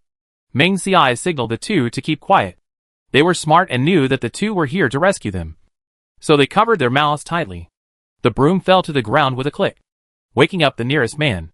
The man woke up with sleepy eyes and picked up a wooden stick beside the bed and hit the woman fiercely. Damn it! Can you clean up properly? Fuck! You dared to disturb my sleep. Do you still want to live? The woman was beaten black and blue, and could only bite her hand tightly, not daring to make a sound, because she knew that if others were woken up, she would only be tortured more severely.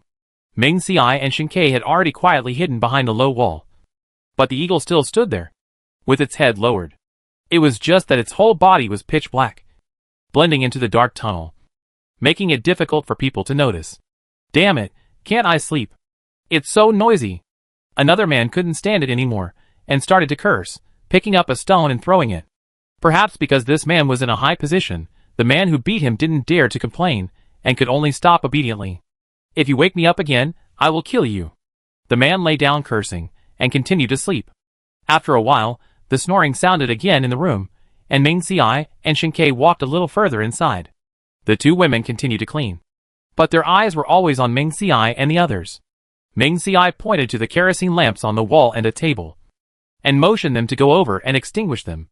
The two women were a little hesitant, fearing that their actions would be discovered and they would be beaten and scolded more severely. The woman who was beaten earlier, after hesitating for a while, gritted her teeth, and went over to extinguish the kerosene lamp on the table. This might be her only chance to escape. If she failed, the worst that could happen was death.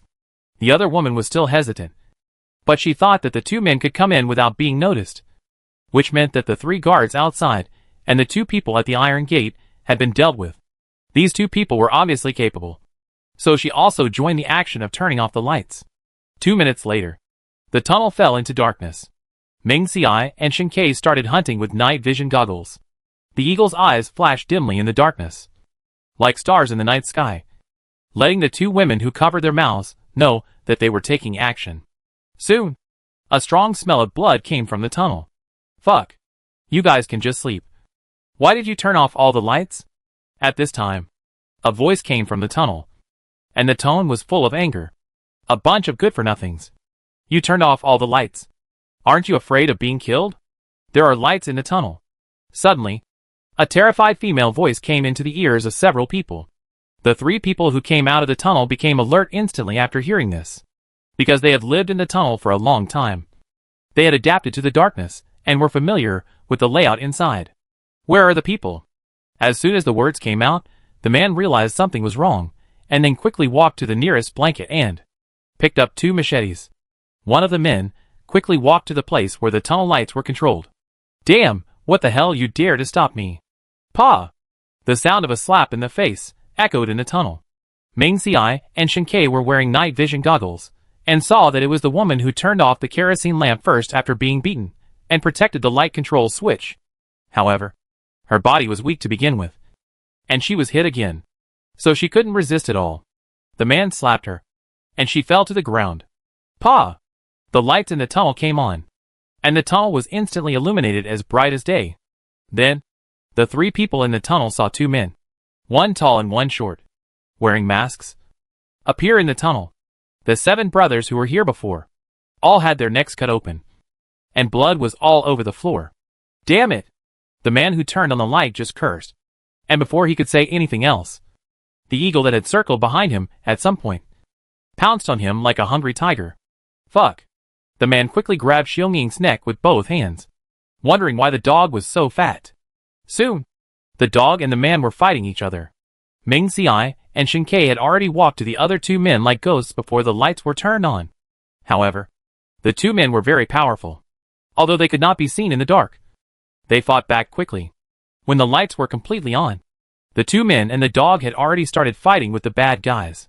Ming Xiai and Shin Kei had not seen the 3 men when they were observing them before, so there are at least 3 people in the tunnel.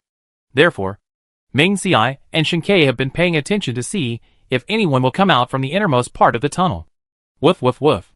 The eagle didn't know what it had discovered, and moved away from the people fighting with it, and then screamed into the tunnel. Ming Xiai and Shin Kei realized that someone else had come out. Duh. Damn, that blind guy just broke in. Soon, 2 men came out of the tunnel. One of them was still holding his pants with one hand, and you could tell what he was doing in there. After seeing Ming Xiai and Shin Kei, and the brothers lying on the ground, the 2 men put away their carefree looks and took the weapons beside the bed. Fuck. You 2 dared to kill my brothers. Then you will be buried here with them today. Ming Xiai rolled his eyes. If you want to fight, then fight. You are so talkative. Soon, the 2 sides fought again. Chapter 227 continue. Kill all the evildoers. Damn it, you bitch dare to hit me. It seems that I didn't deal with you well enough before. When the two sides were fighting fiercely, the eagle was not to be outdone, and pounced on a man like a hungry tiger. This man was more difficult to deal with than the two people that Eggplant had killed before. And his strength was also stronger. One man and one dog, it was difficult to tell who was the winner for a while. The two women present were terrified and huddled in a corner. The woman who was beaten before, saw the eagle and the man wrestling together, and gradually entangled with them. The woman swallowed her saliva, thinking that she had spoken up to remind Ming Xiai and the others. And she knew that if she didn't kill these people, she would be the one to die. So after seeing the broom beside her, she picked it up without hesitation and hit the man with it. The man was furious and wanted to beat the woman, but the eagle kept biting him tightly, making it impossible for him to escape. Damn beast! The man had a knife in his hand just now, but because he was bitten by the eagle, the knife fell to the ground. Seeing that the knife was not far away from him, he reached out to grab it. Unexpectedly, a pair of hands reached out and took the long knife away. Give me the knife! The man's face was gloomy, and his eyes were fierce. The woman trembled with the knife in her hand. Although she was terrified, she did not give him the knife. After the eagle threw the man to the ground again, she mustered up the courage to stab him with the knife. Puff! The man looked at the wound on his body, his face full of disbelief. A weak woman who had been bullied for so long actually dared to fight back. Really? She was not going to die. However, before he could be angry for long, the eagle bit his neck like a hungry wolf. The man raised his hand and tried to strangle Xiaoying's neck, but because of the wounds on his body, he was too weak, and he was dead after just 2 weak pinches. Xiaoying stood up, without any hesitation, and continued to pounce on the others. The two women swallowed their saliva, thinking that they would most likely escape this torture this time. So they picked up their weapons one by one, preparing to find a chance to help. There were only 4 people left in the tunnel. Ming Xiai and Shen Ke were injured. And of course the 4 people on the opposite side were also seriously injured. While Ming Xiai and Shen Ke were fighting fiercely, one of them took advantage of the chaos to sneak into a nearby house, took out a hunting rifle, and then loaded it and aimed at Ming Xiai. Bang! However, the shot did not hit Ming Xiai, because he was knocked to the ground by a huge monster. The hunting rifle also fell to the ground due to inertia. The man could not reach it, so he had to get up to get it. Unexpectedly, the huge monster pounced on him again. The man looked closely and found that it was a wolf. A wolf! A wolf! When the owner looked over, Eggplant shouted at the 2 people, as if to say that he had completed the task and successfully led the 3 fools away. Then, it joined forces with the eagle, pressed the man under its body, and bit him. A wolf! This guy is too much. He dared to do something bad to his master. Damn it! Ming Xiai and Shen Ke did not delay any longer and quickly resolved the battle. The reason why they did not take out the pistol was that they were worried that the 2 women would cause unnecessary trouble after knowing it. With the addition of Eggplant, the pressure on the 2 was reduced a lot, and they quickly resolved the several men. Eggplant and Eagle began to sniff around in the tunnel to see if there were any other people alive. Seeing that the men were dead, the 2 women quickly put down their weapons and knelt down. Please, brothers, let us go. We are willing to work like cows and horses. We don't want to die. Ming Xiai picked up the hunting rifle on the ground and said, I didn't want to kill you in the first place. Now, you are free. Go wherever you want. Also, the 5 people who went out on patrol before, plus the 6 people who escorted the women out, may come back at any time. So be careful when you run away. Ming Xiai reminded again. Ming Xiai and Shen Ke both wore masks and night vision goggles, and were not afraid of being recognized by them. The 2 women knew the way out very well. After all, they had to go there every 2 days. However, if they wanted to go out, they would most likely run into them. Therefore, the 2 women became hesitant. Since you are not afraid, then go to the back and wait until we get rid of them before coming out. Ming Xiai said. Yes. Yes. Yes. The 2 women agreed one after another. Ming Xiai watched them walk back, and did not forget to tell the people behind them about what happened here. After the 2 agreed, they walked in. Ming Xiai and Shen Ke asked Eggplant and Eagle to guard the tunnel entrance and the tunnel respectively to prevent anyone from breaking in. Then, they began to search the tunnel. Ming Xiai took the lead in opening the house built on the side, and then saw a large box of gold and silver ornaments, a bed inside, 2 shotguns beside the bed, and a fan installed on the top. Looking at this luxurious arrangement, it must be where the boss of this group lives. On the other side, there is a 4-layer shelf, which is full of various canned goods, red wine, 3 boxes of cigarettes, and a box of cigars. This boss is really living a good life. Ming Xiai was not polite, and put all these things into the space. Then, he also looked under the bed, and saw a wooden box, which was full of gold bars and gold bricks. While putting things into the space, Ming Xiai wondered if this group of people went to rob a bank. After leaving the room, there was only the hall. Ming Xiai looked around and collected a lot of rice, flour, grain and oil. These things didn't look very fresh, but they could just be taken to the refugee resettlement site in M City to exchange for things. After putting everything into the space, Ming Xiai and Shinkei began to treat their wounds. In fact, the wounds were not very serious, but the knife wounds looked scary. After treating the wounds, the two walked out of the tunnel and found a place to take out 2 boxes of lunch from the space. As for why they didn't eat in the tunnel, it was because the smell inside was too bad. After eating, Ming Xiai and Shinkei continued to enter the tunnel. The tunnel was pitch black, and you couldn't see your hand in front of you. It was like a huge black hole, swallowing everything in it. The two wore night vision goggles, and in this endless darkness, they seemed to be killers lurking in the abyss, waiting for their prey to appear. However, in just half an hour, the eagle suddenly let out a few low roars, and Ming Xiai and Shinli immediately became alert. The people who came in should be the patrol team. They shouted and asked why the other patrolmen had not come out to take over. As soon as the 5 people stepped into the iron gate, the leader holding a shotgun was stabbed in the stomach mercilessly at the moment he sensed danger. The other 4 people, who had not yet adapted to the darkness, were waiting around like headless flies. Ming Xiai took out a pistol with a silencer from the space, calmly pulled the trigger, and fired 4 shots, accurately killing them. Chapter 228. If you don't believe me, let me tell you something.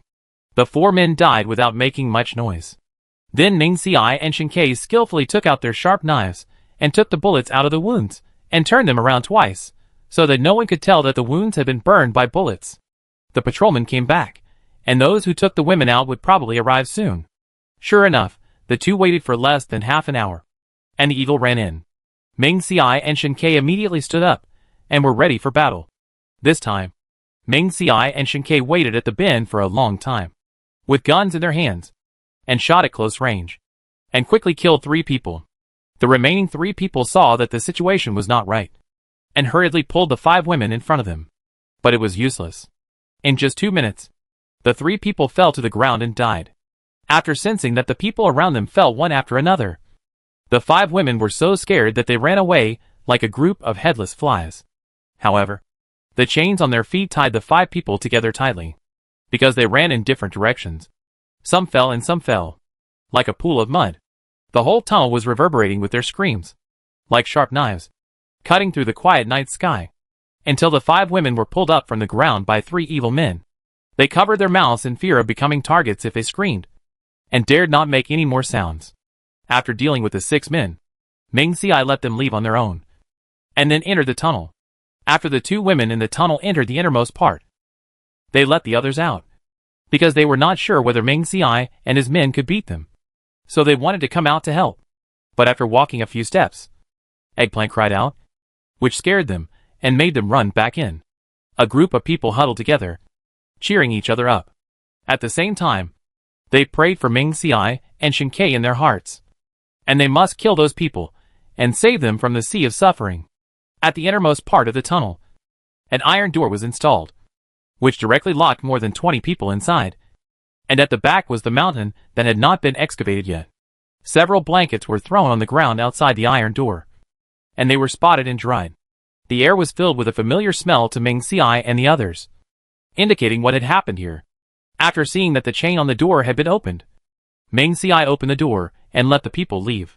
At this time, the people became hesitant. One of the women hiding in the back pushed the 2 women in front of her, and everyone stood up and walked out. After more than 20 women came out, Ming Xiai saw that there were still 6 or 7 boys at the back supporting each other. Moreover, they were thin. and walked with a limp, as if they would fall down if the wind blew. Awoo, awoo. Eggplant didn't know what he had discovered, and suddenly cried out to the women in front of him, with a hint of anxiety in his voice. Although Eggplant sometimes makes mistakes, but it is quite convincing at critical moments. So Ming Xiai and Shinkei walked towards Eggplant together. Wait a minute, Ming Xiai said, when they were still 2 or 3 meters away from the group of women, in the direction where Eggplant cried out. A woman who had been shrinking all the time suddenly threw the chain in her hand to the ground. Then, before everyone reacted, he pulled out a pistol from his waist and pointed it at the neck of the woman closest to her. Eggplant, because he smelled the smell of gunpowder, shouted at the woman, "Are you from the military? Come to rescue them?" Because the tunnel was dark, the men didn't know what the situation was with the imprisoned women.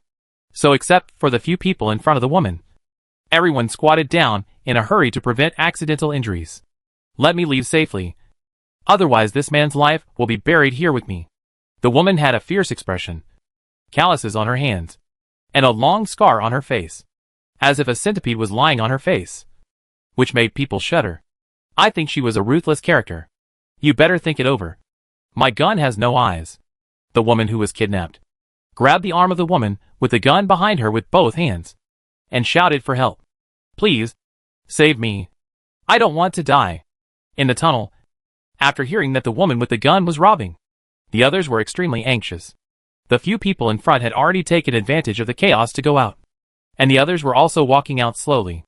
Only a few people who were seriously injured were afraid that if they didn't run fast enough, they would be the ones to be robbed. So they ran to the innermost part of the tunnel.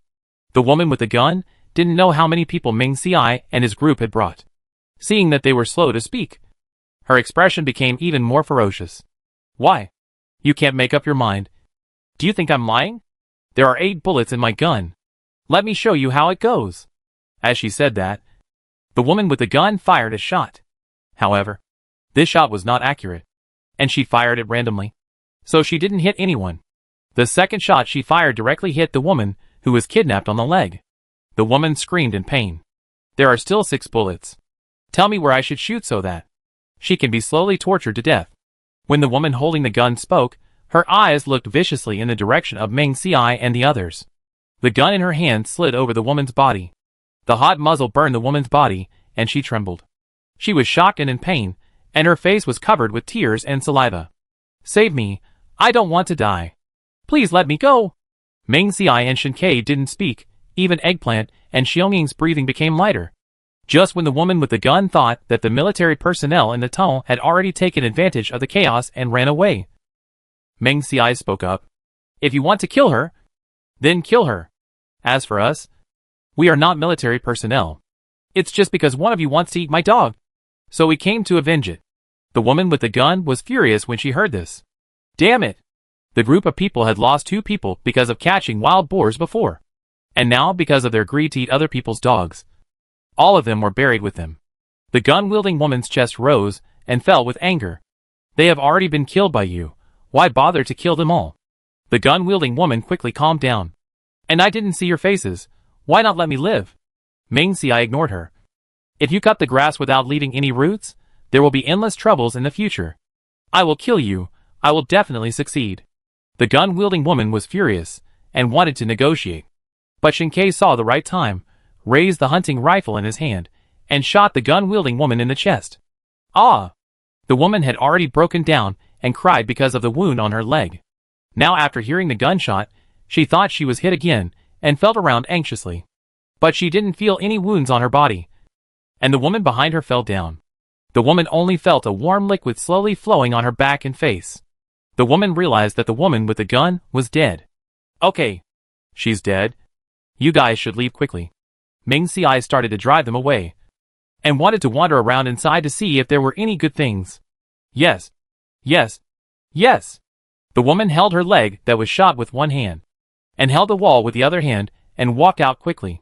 The men and women who had just entered the tunnel, knowing that the woman with the gun had been dealt with, all went out, fearing that they would be left behind if they walked too slowly. Chapter 229. Let's go. Check in. Xiao Xiai. Let's go! The 2 men, the dog and the wolf, searched the tunnel thoroughly, but did not find anything useful. So they turned around and left. Unexpectedly, as soon as they got out of the tunnel, they ran into two men who looked a little embarrassed.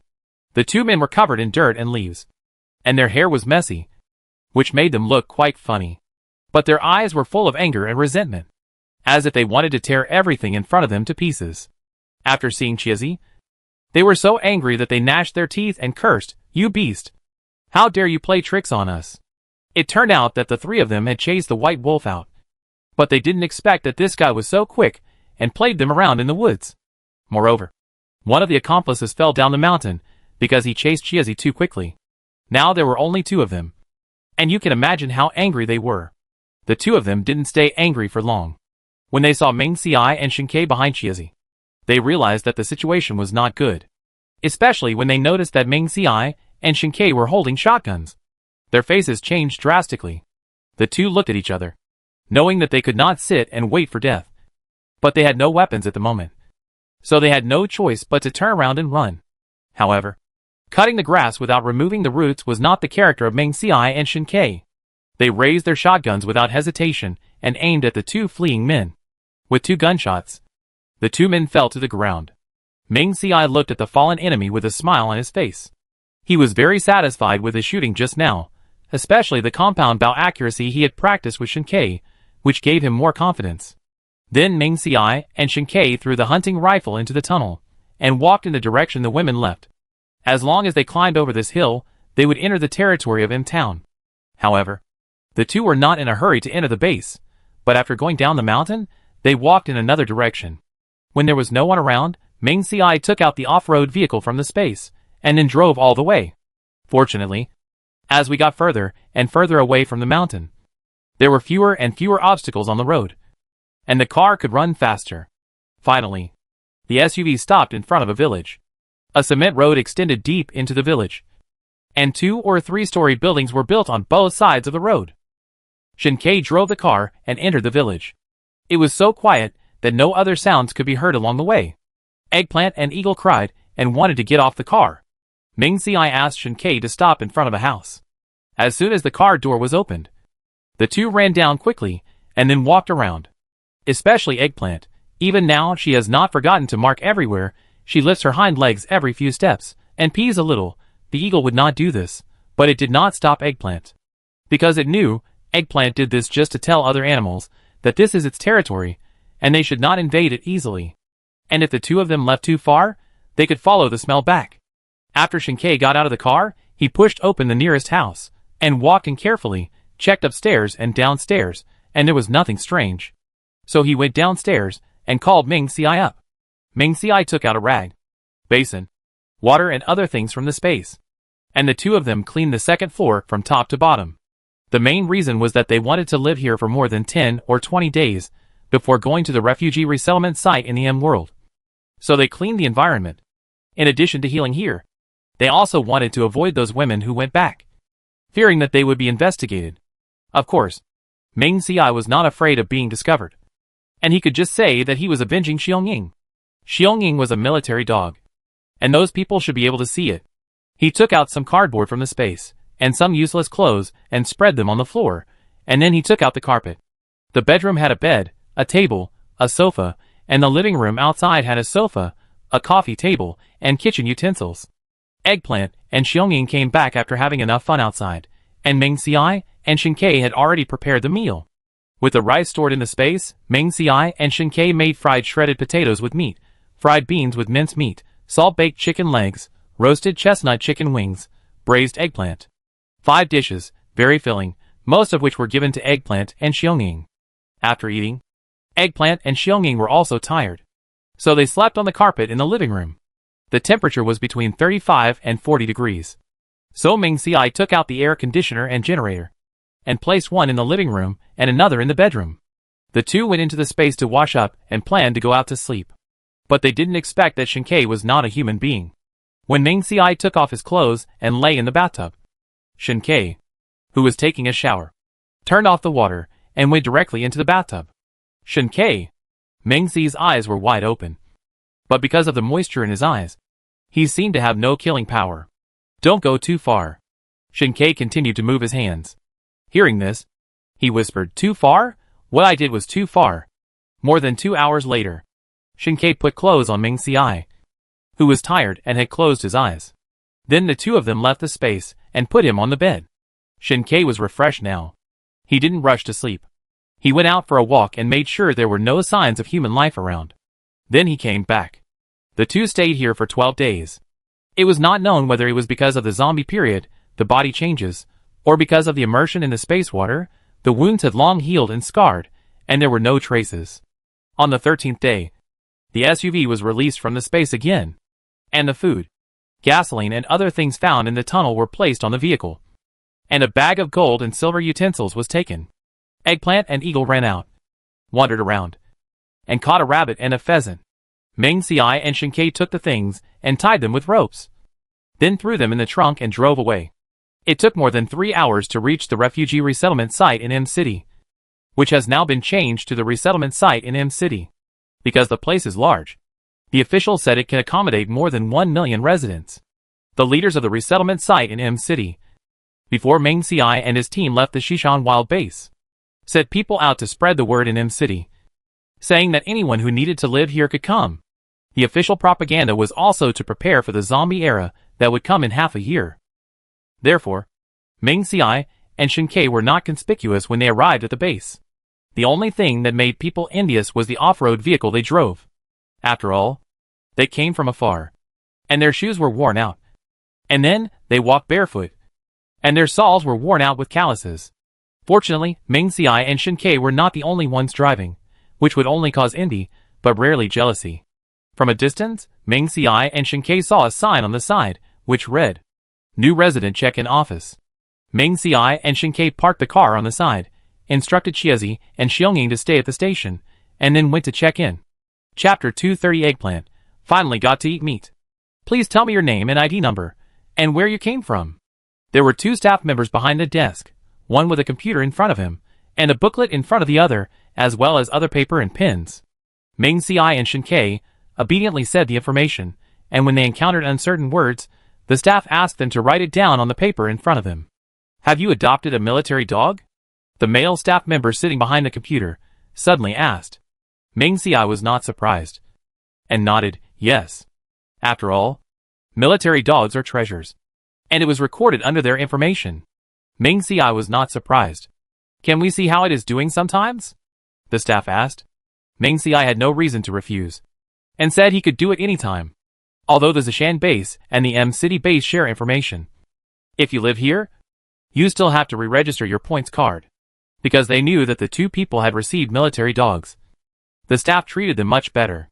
Through subsequent conversations, Ming Ci learned that the man operating the computer was called Xiang Jia, and he was once a soldier.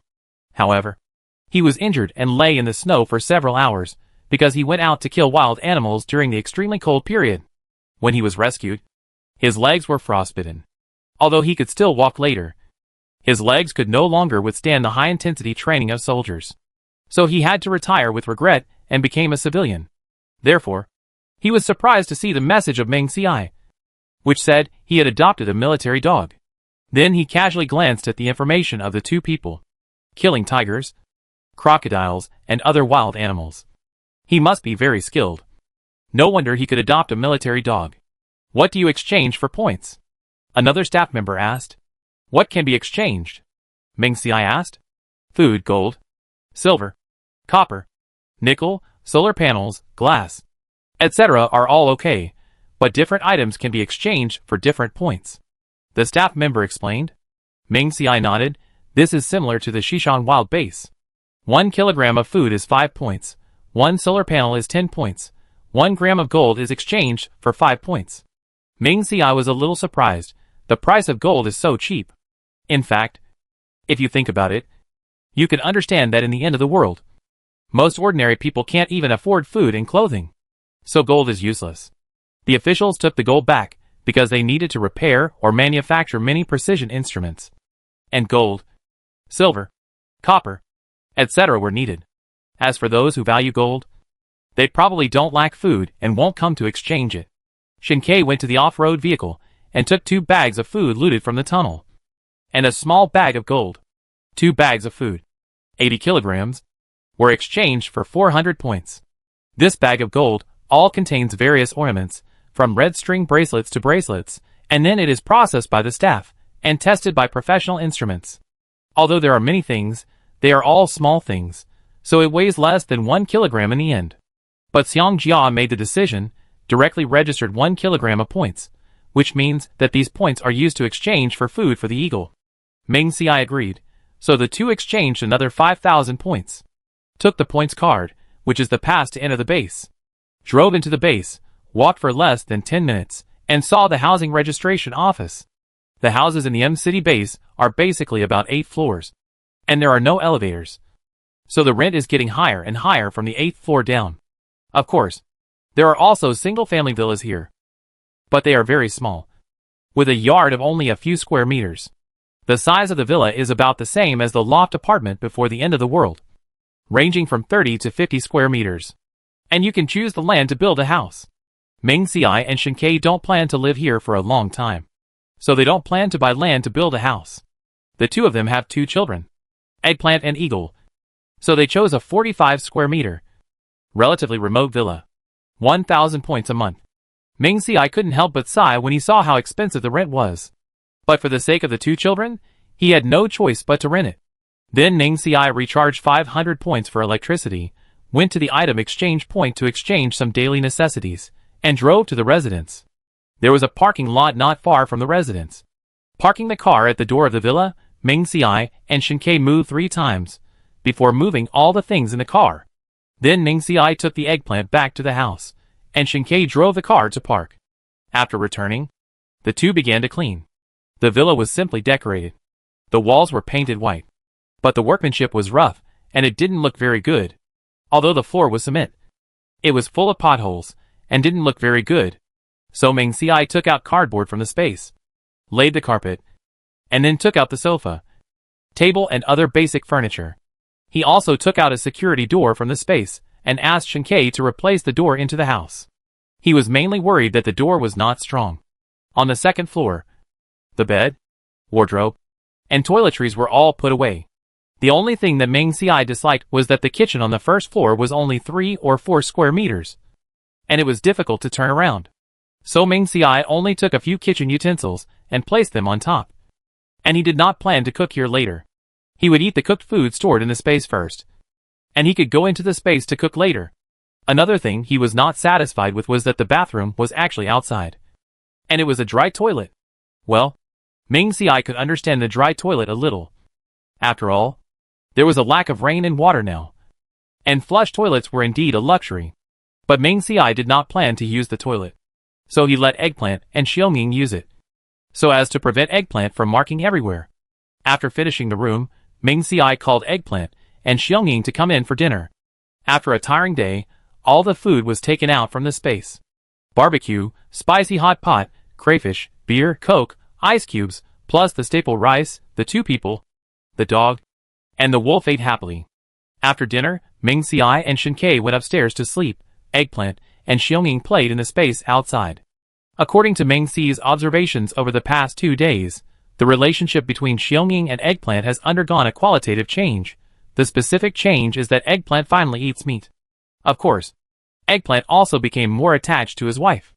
If Meng Xiai had not indeed seen Eggplant's male characteristics, he would probably have suspected whether this guy was a female wolf. In the space, Meng Xiai told Shen Ke about this. Shen Ke said, "What's wrong with sticking to your wife? Does Eggplant have 2 minds? Fall in love with the eagle, and then go to provoke other wolves or dogs, and you are happy?" Meng Xiai shook his head.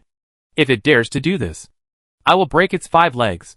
Hearing this, Shen Ke couldn't wait to express his sincerity to Meng Xiai.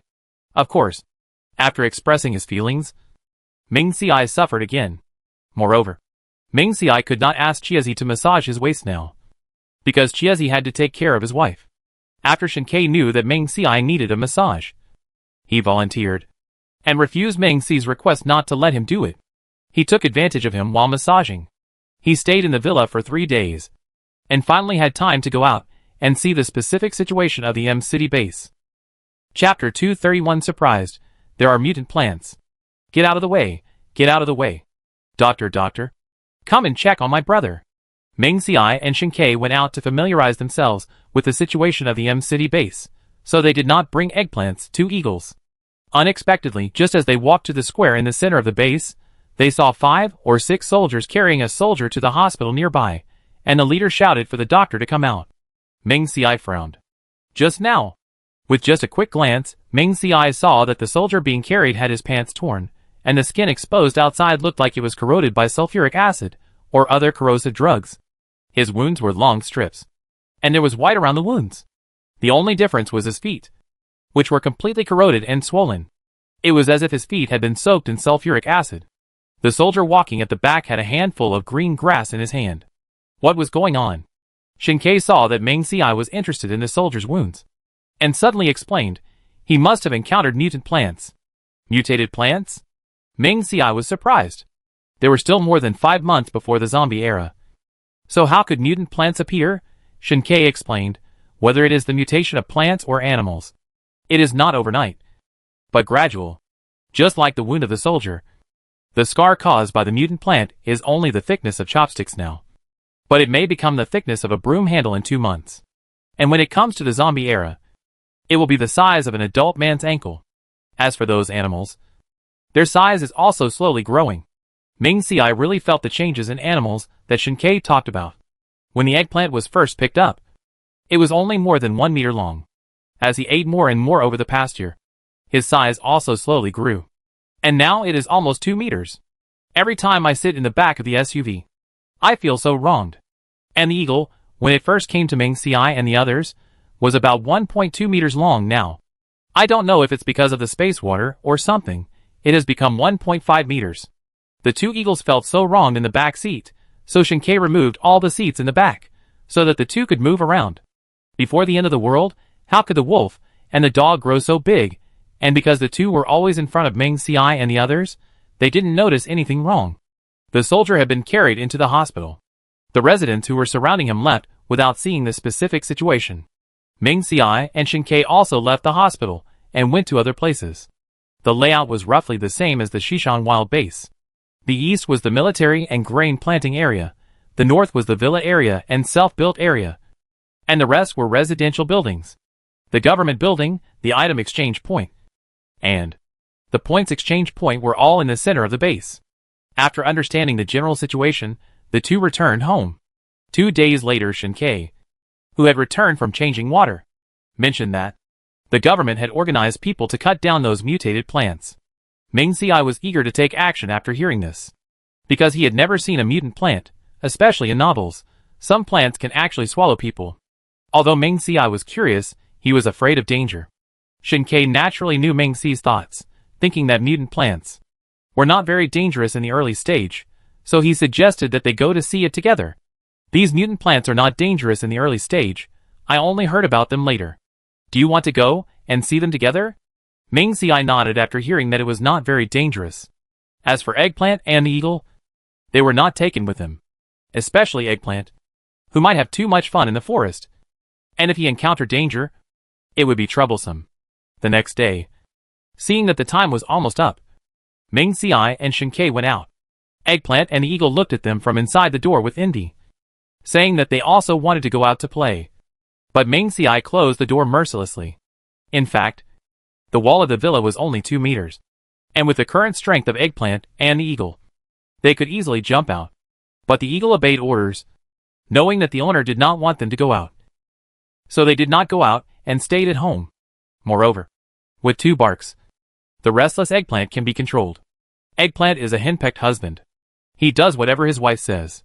If he is not allowed to go out, he will not go out. Not long after Ming Si and Shin-Kei left, the 2 who were playing in the house suddenly heard a rustling sound outside. Eggplant and eagle quickly got up and looked outside vigilantly. The 2 held their breath and concentrated to make sure they heard it correctly.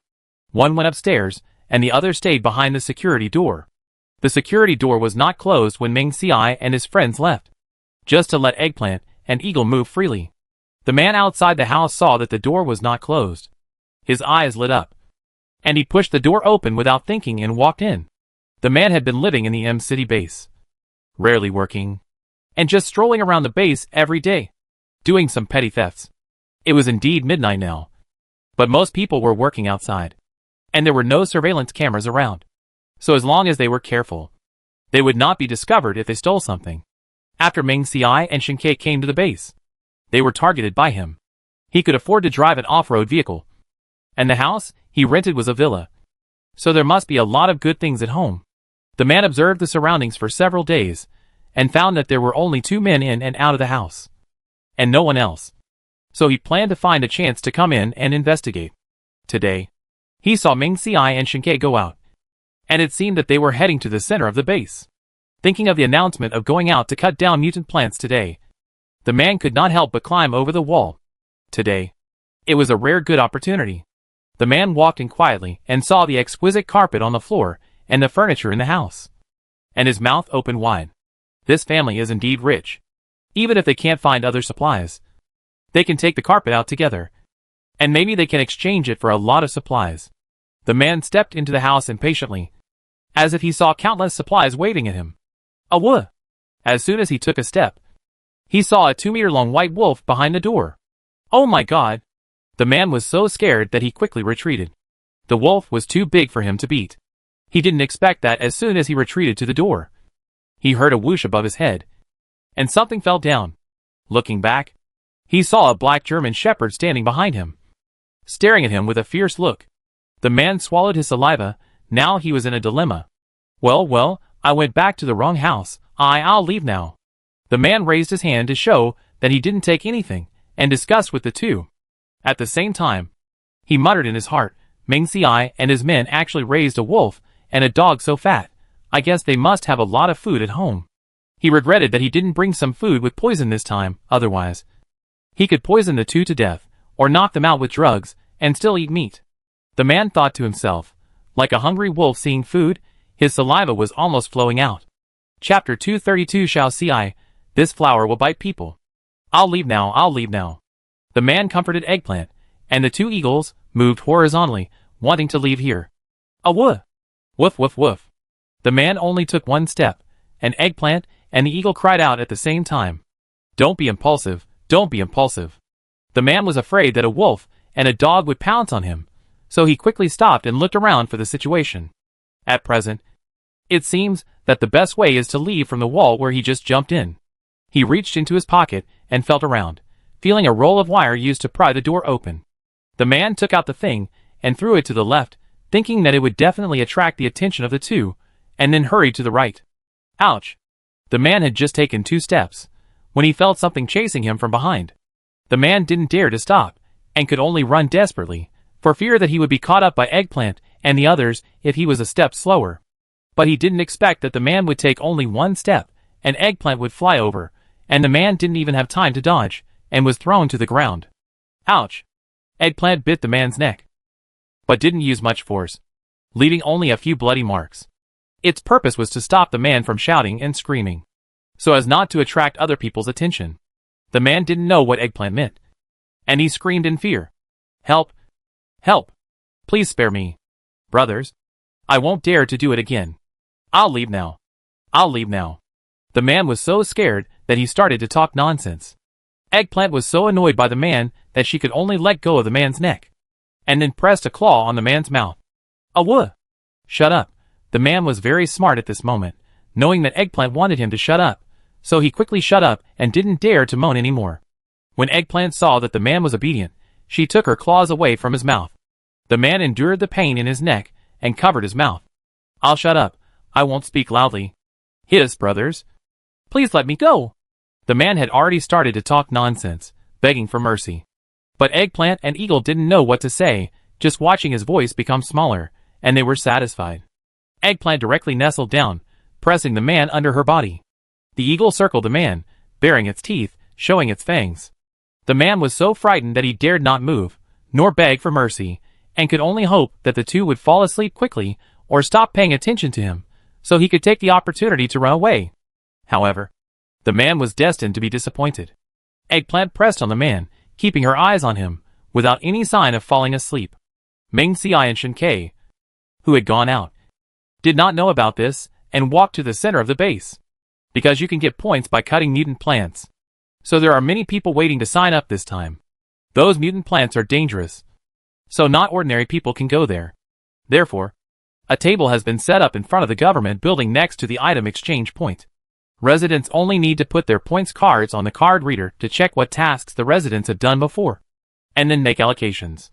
When Meng Xiai and Shen Ke were queuing, they suddenly saw a few familiar faces in the crowd.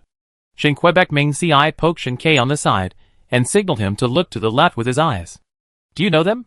Shen Ke looked at them, took a closer look, and then nodded and whispered, I know them.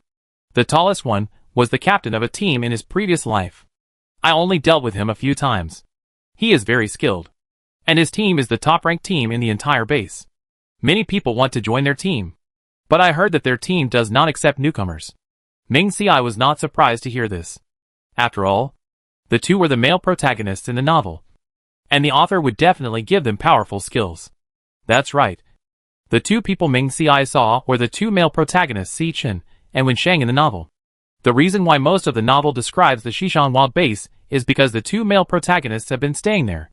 Now, because Shen Ke has been reborn, the government has made preparations. So it is not surprising that the male protagonist Si Chen and his friends came to the better developed M City base. Meng Xiai and Shen Ke did not intend to go forward to say hello, so they quickly moved their eyes to other places, fearing that they would be discovered by the two people. When it was Meng Xiai and Shen Ke's turn to register, they saw that the person who registered was Xiang Jia. What a coincidence. Xiang Jia was also surprised. Xiang Jia worked as a clerical worker, and basically, he would go to help wherever there was a shortage of people. What a coincidence, Meng Xiai said. Because Xiang Jia had seen Meng Xiai and Shen Ke's information, he knew that they had hunted wild beasts, so he let them pass this ordinary task of killing mutant plants. If you want to form a team, you can join them. They are about the same age as you two, and they don't reject newcomers. Xiang Jia pointed at a few young people and made a suggestion. Meng Xiai looked over and saw Si Chen and his men. No, we haven't done this kind of mission yet. Let's get used to it first. Meng Xiai didn't want to have anything to do with the male protagonist and his men, so he rejected Xiang Jia's kindness. Xiang Jia didn't think it was a big deal. He just nodded and told the two to be careful. After getting the points card, Meng Xiai and Shen Ke stood on the side that allowed them to do the mission. After waiting for more than half an hour, the official announced that there were enough people to do the mission this time, and they set off on foot. After leaving the base, Meng Xiai and Shen Ke walked for nearly an hour before they saw a forest that stretched as far as the eye could see. Moreover, from time to time, there were calls of wild animals in the forest. Meng Xiai and Shen Ke each carried a bag, but they did not dare to take out water easily, fearing that people would be jealous. If they were thirsty on the way, they would pretend to go to the toilet and drink a few sips of water. The leader was a group of soldiers, who repeatedly ordered everyone to slowly start cutting the mutant plants from the outside of the forest, and not to go to the innermost part alone. Then a group of people started to walk inside along the forest perimeter. One person held a stick in his hand and a knife in the other hand, knocking and hitting the flowers and plants as they passed by, and cutting off all the flowers and plants that moved or were suspicious. Meng Xiai and Shen Ke did not intend to follow the action. After a while, the two of them pretended to go to the toilet while everyone was not paying attention, and then left the main group. These people came out, and they could only get 5 points by cutting 10 kilograms. However, the grass was fresh, so they could get a lot in a day. Meng Xiai and Shen Ke went straight into the depths of the forest and looked around. Along the way, it was not known whether these mutant plants knew someone was coming to eradicate them, or what, but they were all very quiet. Xiao Xiai. In the later stage of this flower, after biting a person, it can melt a person's face in a few seconds. That vine, when it strangles a person, it will soon ooze out mucus. Shen Ke introduced many plants along the way, and how they dealt with humans in the zombie era. Meng Xiai was curious, and reached out to touch a flower that Shen Ke mentioned. Chapter 233 Eggplant. Bite him directly. Fuck. Although Meng Xiai had prepared himself mentally, when his hand touched the flower, he was still startled by the sudden opening of the bud. Xiao Xiai, are you okay? Shen Ke quickly stretched out his hand, protected Meng Xiai, and asked worriedly. Meng Xiai shook his head. It's okay. The bud was only the size of a fist, but after opening, it was as big as the head of an adult man. Because it opened suddenly, the mucus inside was still lingering. Moreover, the center of its flower is no longer a simple pistil. but several things similar to human teeth, except that the teeth are densely arranged like saws. The bud opened, and because it had not eaten anything, it shook around in dissatisfaction. Ming Xiai thought of the soldier he had seen in the hospital before, whose entire foot was corroded, and felt terrified. It was estimated that the soldier's foot was swallowed by the flower, which was why it was corroded like that. After seeing the world, Ming Xiai and Shen Ke planned to leave. Unexpectedly, the plants here were not happy. Either the vines hanging on the trees would come down and wrap around people's necks, or the grass underfoot would stretch out serrated leaves to cut people's feet, or the flower buds would open wide, dangling everywhere, opening and closing their mouths, obviously wanting to eat something. Fortunately, these plants were in their early stages and were not harmful. So Ming Xiai and Shen Ke took out long knives from the space, cut off the mutant plants that blocked the way, and then easily walked out of the depths of the woods, and neither of them suffered any harm.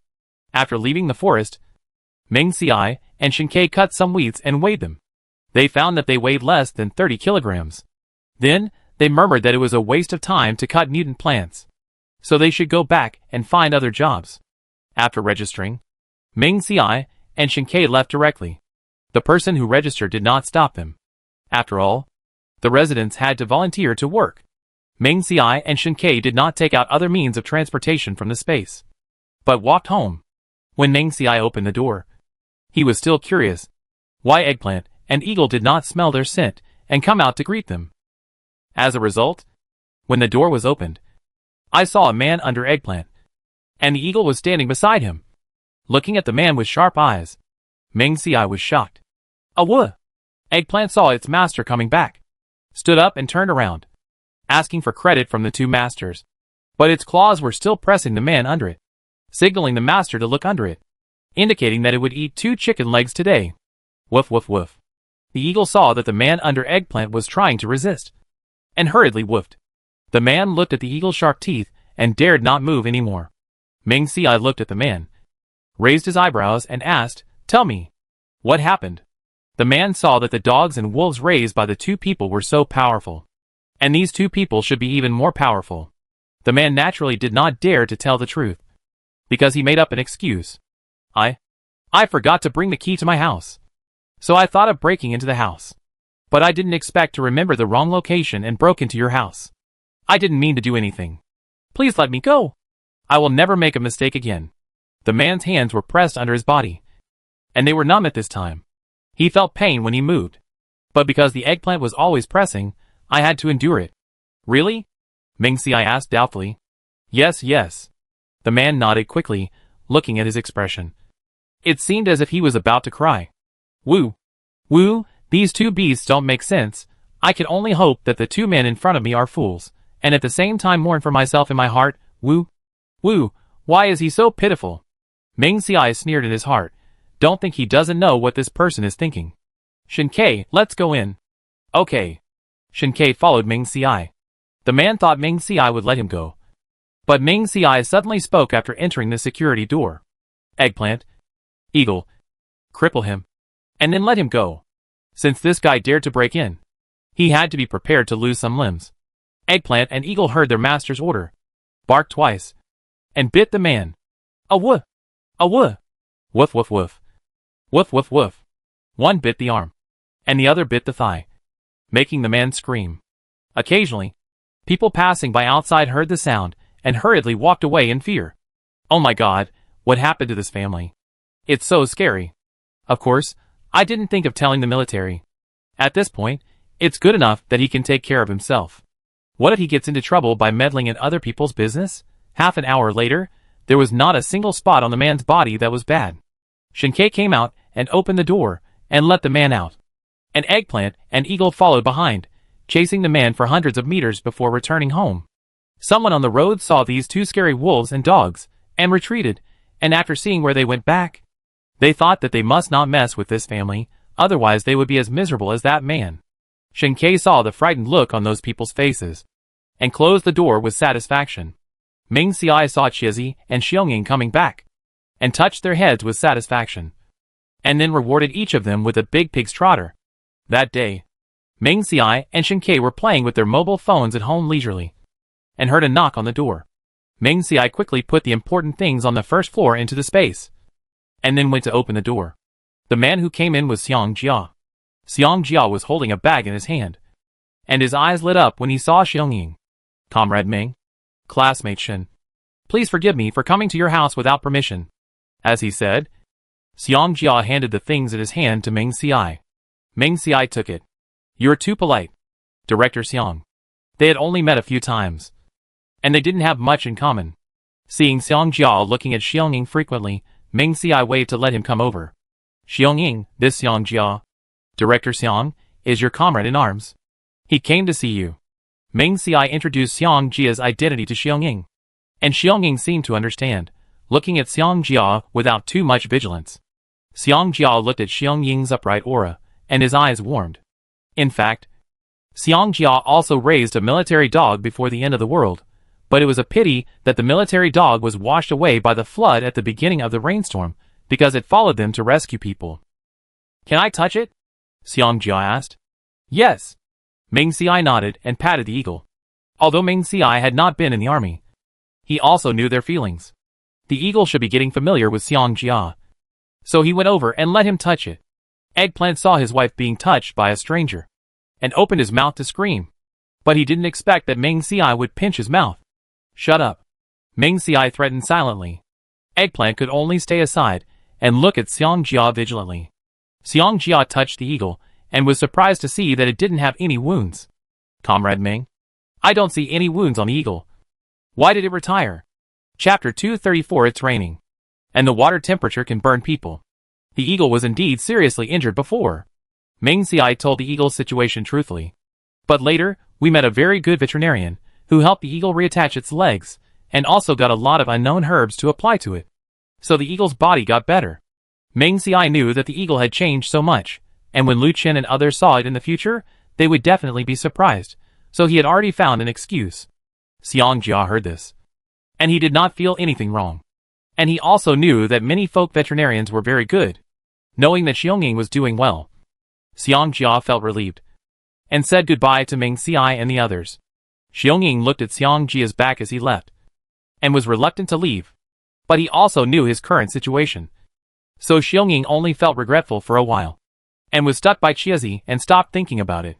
Meng Xiai and Shinkei saw that Xiangying did not react much, and they felt relieved.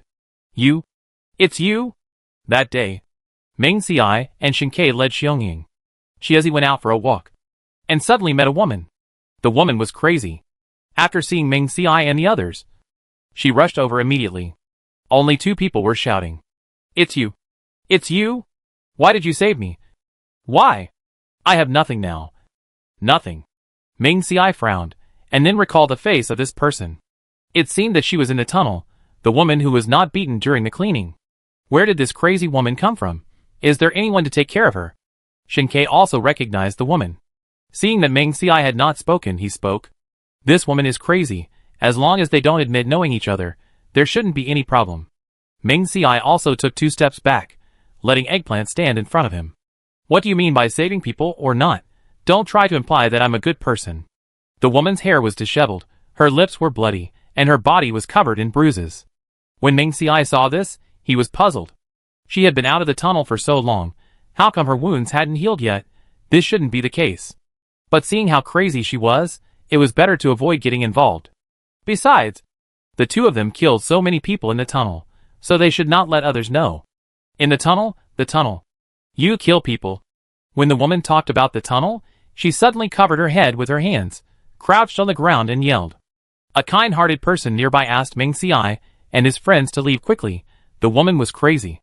Then through this person's explanation, Meng Xiai and his friends learned that, after the woman came back from the tunnel, she wanted to go home. But after her family knew about the woman's previous experience, she was disliked by her husband and her parents-in-law, and they drove her out directly, and said that she was dirty and should die. Even the child she had protected from before the end of the world until she was taken to the tunnel, despised her shame, and spoke ill of her. The woman was unable to accept it, and became crazy because of the stimulation. She had no place to live, and was later sent to the hospital by the authorities. But the nurses and doctors in the hospital were too busy, and they had no way to keep an eye on her all the time, so the woman had the possibility to escape. Every time she saw someone passing by, Whether it was an ordinary person or a soldier, as long as they were holding a dog, the woman would rush up and yell. Soon, several nurses in uniforms came and took the woman into the hospital. Ming Xiai and Shen Ke saw the woman being taken away, and they didn't stay here for long. So they left with Jie Zi and Xiong Ying. By the way, Shen Ke, did you see Zhou Ning among the women? Ming Xiai suddenly asked. After leaving the tunnel, there were many things to do, so Ming Xiai forgot about it. It was only when he met the woman that he remembered it. Shen Ke nodded. I saw her. Among the women with disheveled hair and dirty faces, Zhou Ning did not stand out, and she had many wounds on her body. Although she kept her head down timidly, she looked up from time to time, and it could be seen that she was observing the situation around her. And through her shaking hands, Shen Ke saw a knife hidden behind her. The only thing that made Shen Ke feel fortunate was that Zhou Ning's foot was fine. Seeing Shen Ke said that he had seen Zhou Ning, Ming Xiai did not ask anything else, and then went home. Shen Ke had said before that saving Zhou Ning in this life would be considered as repaying Zhou Ning's life-saving grace in his previous life. As for other things, Shen Ke did not plan to do more. Ming Xiai and Shen Ke lived in the M City base for 20 days, which was June 20th.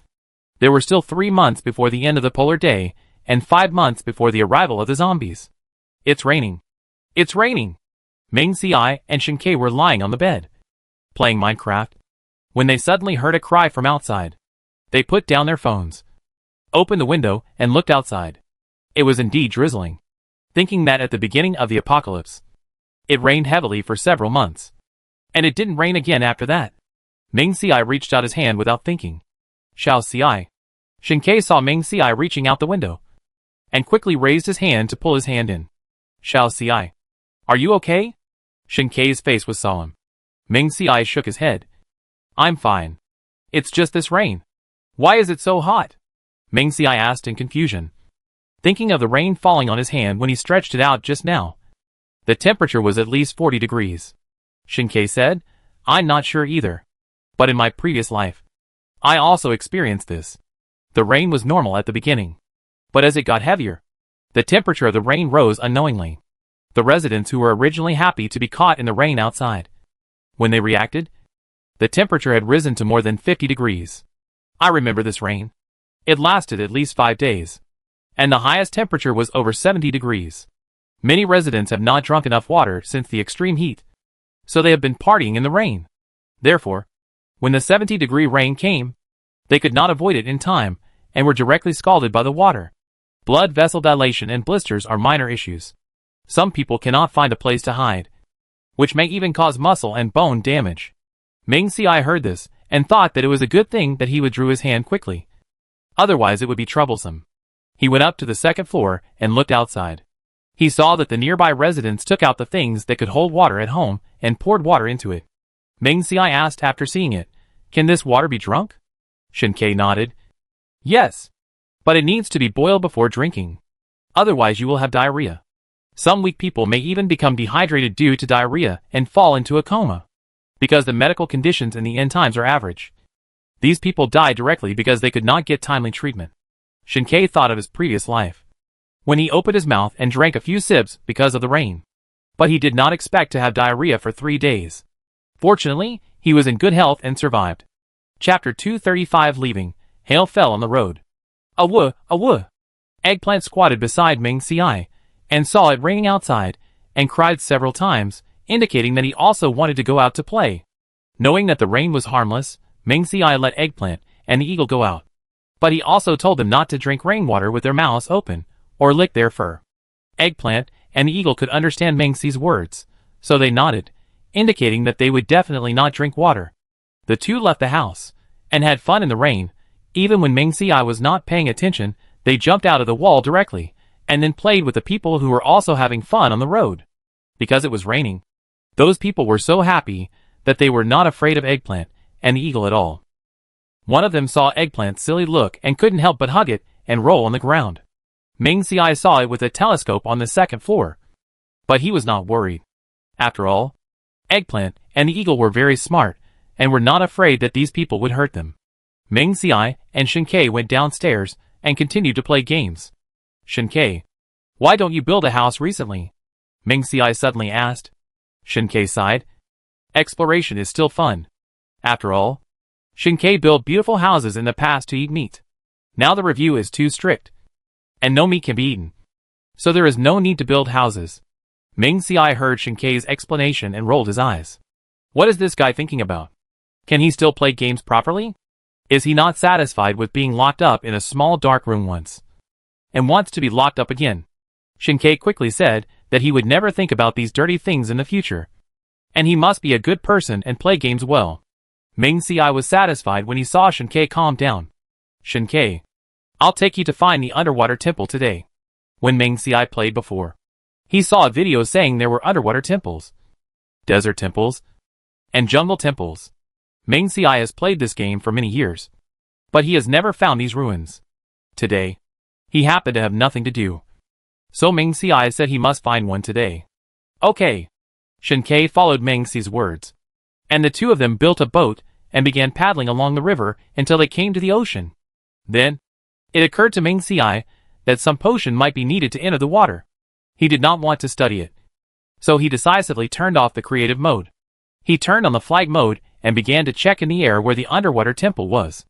Half an hour later, the carnival of the residents outside was not over yet, and someone finally found something wrong. Have you noticed that the temperature of the rain is getting higher and higher? Yes. Is this the legendary sun shower? Fuck. Why does my arm feel a little painful? This is not boiling water. Is it? These people said it, but most of them did not realize the seriousness of the matter. Just like a frog boiled in warm water, they gradually adapted to the water temperature and continued to play in the rain. Soon, an official vehicle came over, and someone held a loudspeaker. Attention, residents. Please pay attention. There is something wrong with the rain now. Go home quickly. Go home quickly. If there is something wrong with your body, there is no medicine in the hospital to treat it. Some people thought that if the official came to notify them, it meant that there must be something wrong with the water. So they hurried home. But some people didn't listen at all, and continued to play outside, until they were burned and blistered. And then they thought of hiding. As for Eggplant and Eagle, seeing that most of the people had disappeared, and that they had almost finished playing, they jumped over the wall and went home. They had thick skin and hair, so they were not injured. After the two entered the house, Ming Xiai took them directly into the space. After sending Shinkei to give them a bath, Ming Xiai strolled to get a large bag of snacks. And after Eggplant and Eagle had a bath, he left the space. Now we have to save time, so as not to encounter problems with zombies when we don't have superpowers during the zombie period. Damn, why is the rain so hot? Fuck, I have several blisters on my shoulders. Hurry up, I want to go home. At this time, the people who were still outside were running home in a hurry. Some people were severely burned, and they pushed things on their bodies and rushed to the hospital. When they arrived at the hospital, they were stunned. The hospital was already overcrowded, and everyone had burn marks on their heads and bodies. It was unknown when they would have to wait for their turn to be treated. Ming Xiai and Shinkei didn't know about this. They came out and got dinner. After eating, they continued to play with their phones. They checked Eggplant and Eagle from time to time to see if they were burned. After playing with the phone for more than 3 hours, Ming Xiai yawned and came to the glass. He saw that there was water on the ground, but the sun didn't disappear. The sky was still bright, and there was mist on the window glass. When he opened the window, a wave of heat came in. Ming Xiai was bored. He took a ladle with a handle and reached out to get some water. Then he took out a thermometer and measured it. It was 62 degrees. Oh my god, the temperature is too high. If you drink water at this temperature, you might burn your mouth. It rained for 5 days in total. Ming Xiai and Shinkei did not go out. As for Eggplant, because the temperature of the rain was too high, Ming Xiai did not let him go out. 5 days later, the rain stopped. A rainbow rose in the sky. Everyone thought that the rainbow represented hope and the end of the apocalypse. They made wishes to the rainbow, but they did not know that after the rainbow came a more severe storm. The polar day was as usual. It did not end as everyone wished. The residents had long been accustomed to this, so they continued to do their own things numbly. After living in the base in M City for a month, Ming Xiai and Shinkei did not renew their lease and left directly. After driving for 2 days outside the base, Ming Xiai took out the RV again, and the two drove around and stopped. This time, they did not take the mountain road like when they came here, but drove around the flat land. After walking for a few days, they encountered hail again. When they heard the sound of bangs hitting the RV, Ming Ci looked out of the window and was directly shocked. Finger-sized hailstones were falling to the ground, and some fist-sized hailstones were mixed in. Shin-Kei was not surprised, and just focused on finding a parking space where the two of them could hide. Fortunately, the glass of this RV was explosion-proof, and was not afraid of hail. But he was afraid that if it was hit by hail all the time, the explosion-proof glass would not be able to withstand it. Sure enough, within a few minutes, the glass in front of the cab had a crack because of too many hailstones. Shin-Kei, how many days will this hail last? Ming Ci looked at the crack and was quite worried. If it lasted for a long time, they could hide in the space. Shin-Kei said, at least 3 days. Ming Ci heard this and gave up the idea of entering the space. After all, staying for 3 days would take 72 hours, which means 72 days. Chapter 236. A bump appeared on his head. Shin-Kei, over there is a house over there. Ming Ci had sharp eyes, and saw a house not far away, and quickly pointed it out to Shin-Kei. After Shin-Kei saw it, he drove there. After finding a good place and opening the car door, Ming Ci got out of the car first, and violently opened the door of the house, and then Eggplant and Xiangying rushed into the house from the car, and then Shin-Kei. After Shin-Kei entered the house, Ming Ci quickly raised his hand and put the RV into the space. Thinking of the price of the RV, Ming Ci felt very distressed when he saw the broken glass window. Shin-Kei had said at the beginning that they might encounter hail, but he forgot the specific time. As for the novel, it was not mentioned. Ming Ci thought that the two of them would not be so unlucky, and the house lease was over, so there was no problem leaving. But he did not expect that the two of them would be so unlucky. And the hail outside, less than 2 minutes after the two entered the house, was getting heavier. The hailstones soon became the size of a cup. Ming Ci was stunned by the size of the hailstones. If this thing hits the head, it might kill the person. Thinking that putting snow into the space before, it can make a snow mountain appear in the space, I wonder if putting hailstones in it will make something good appear. Just putting things in, there is no change. Ming Ci and Shin-Kei entered the house. When they saw that the house was cleaned very cleanly, their faces instantly became solemn. Just now, Ming Ci put the RV into the space, and did not have time to see if there was anyone around. If the RV suddenly disappeared, what if someone saw it? Ming Ci and Shin-Kei hurriedly checked the two-story building inside and out. Fortunately, there was no one in the house. However, in case there was a secret room in the house, the basement, Eggplant and Eagle checked everywhere, but did not find any strange human smell. Ming Ci and Shin-Kei were relieved. The house was cleaned very cleanly, and even white paper was pasted on the wall to cover the stains. It seemed that the person living here was a very romantic person. Ming Ci took 2 large backpacks from the space, filled them with various canned food, and then placed them on the ground. After checking everywhere and seeing that there was no one, Ming Ci took out a few meals from the space. After eating, Ming Ci continued to observe the hail. During this period, the fool Eggplant saw the open door and wanted to rush out to have fun. Ming Ci saw that he couldn't stop it, so he let it go. When this guy was beaten by society, he knew the dangers of the world. Sure enough, Eggplant had just taken a step out of the house when a hailstone the size of a cup fell on Eggplant's head. Ouch! Eggplant stepped back in pain, grinning and shaking his head. The eagle heard Eggplant's howl and hurried over to check.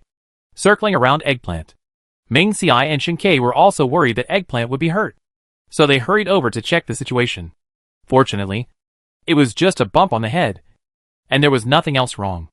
So Ming Ci took out an ice cube from the space, put it in a towel, and gave Eggplant a cold compress. Because it was too cold, Eggplant kept crying and refused to give it a cold compress. Ming Ci slapped it on the back. Shut up. Stand still. Seeing that the owner was really angry, Eggplant quickly shut his mouth and didn't dare to move. Ouch! Woo! Eggplant's head hurt so much that he didn't dare to yell. Every time he yelled, he quickly shut his mouth, which made people feel distressed and deserved it. After applying it for a few minutes, Ming Ci let Eggplant go, but didn't let it leave. Instead, he grabbed its ears. Don't you dare to disobey me in the future? This time, it's just a bump on your head. But next time, your head will fall to the ground. Eggplant didn't dare to move and listen to the owner's teachings. Ming Xiai looked at Eggplant's wise eyes and had a headache. He doubted whether Eggplant was the product of a husky and a wolf before the end of the world. After releasing Eggplant, Ming Xiai called the eagle over again. The eagle was obedient and could control Eggplant. It was better to give it instructions than to beat Eggplant. After hearing the instructions, the eagle ran over to talk to the aggrieved Eggplant. The two were talking peacefully, but their cries gradually became louder and louder, and it seemed that they were going to quarrel. A woof! A woof! Woof woof woof! I don't know what Eggplant said to provoke the eagle. The eagle shouted and rushed up to fight with Eggplant. Eggplant! Eagle! Stop it! Ming Xiai was terrified. The two had stronger bites than each other, and their claws were extremely sharp. Ming Xiai couldn't bear to see which one got hurt. Seeing that it was useless to call them to stop, Ming Xiai stood up and tried to pull them apart. Shin Ke stopped him. Xiao Xiai, don't worry. They both know their limits. Ming Xiai calmed down after hearing this. He looked carefully and saw that the two didn't really use any force, especially Eggplant, which was much larger than the eagle. At this time, it was willing to be pressed under it and accept the eagle's suppression. Okay, so these two are playing here under the pretext of fighting. Ming Xiai ignored them.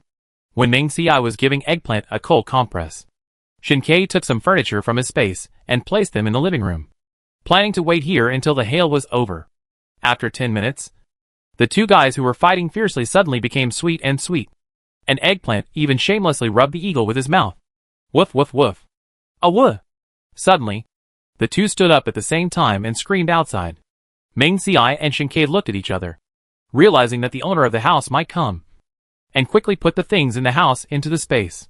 After a while, the two heard chaotic footsteps outside. Then, a frail middle-aged man, carrying a backpack, walked in from outside. The man had a broken pot on his head, and when he saw the two people, he was so scared that he dropped the pot on the ground. Ming Xiai and Shin Ke also saw that the man had several wounds on his head, and blood was flowing from the back of his neck and forehead. You, who are you? This is my house. Please get out quickly. The man was pale, so weak that he looked like he could be blown away by a gust of wind. When he saw the two tall men Ming Xiai and Shin Ke, he was terrified, but he still pretended to be calm and wanted to drive them out. Ming Xiai said, Sorry, we didn't mean to break into your house. It's just that the hail outside is too big, so we want to hide inside. I didn't expect this house to have an owner. Ming Xiai took out a few canned pork from a bag beside him. When the man saw Ming Xiai taking something out of his bag, he instantly became nervous. Here are some canned pork, to compensate for your gait. Also, can we wait here for a while? Don't worry. We'll leave when the hail is over. Ming Xiai spoke kindly. After all, this man didn't look dangerous. Chapter 237. Thank you. Let's have dinner together. Okay. The man looked outside the house and thought that his head was injured by hail, so he nodded. But you can only live on the first floor, and you are not allowed to go upstairs, the man instructed. Okay. Thank you. Ming Xiai wanted to give the canned food in his hand to the man, but the man waved his hand to indicate that he didn't need it. No. I have food. You can keep it for yourself. There is a bedroom over there, but there is only one bed in it. You can live there. The man did not take the things, but just pointed out where the bed was, and then limped up to the second floor. Since the other party didn't want anything, Ming Xiai didn't force it on him, lest he think they had too much stuff and have bad intentions. Ming Xiai and Shin Ke took the eggplant and walked into the bedroom the man pointed out.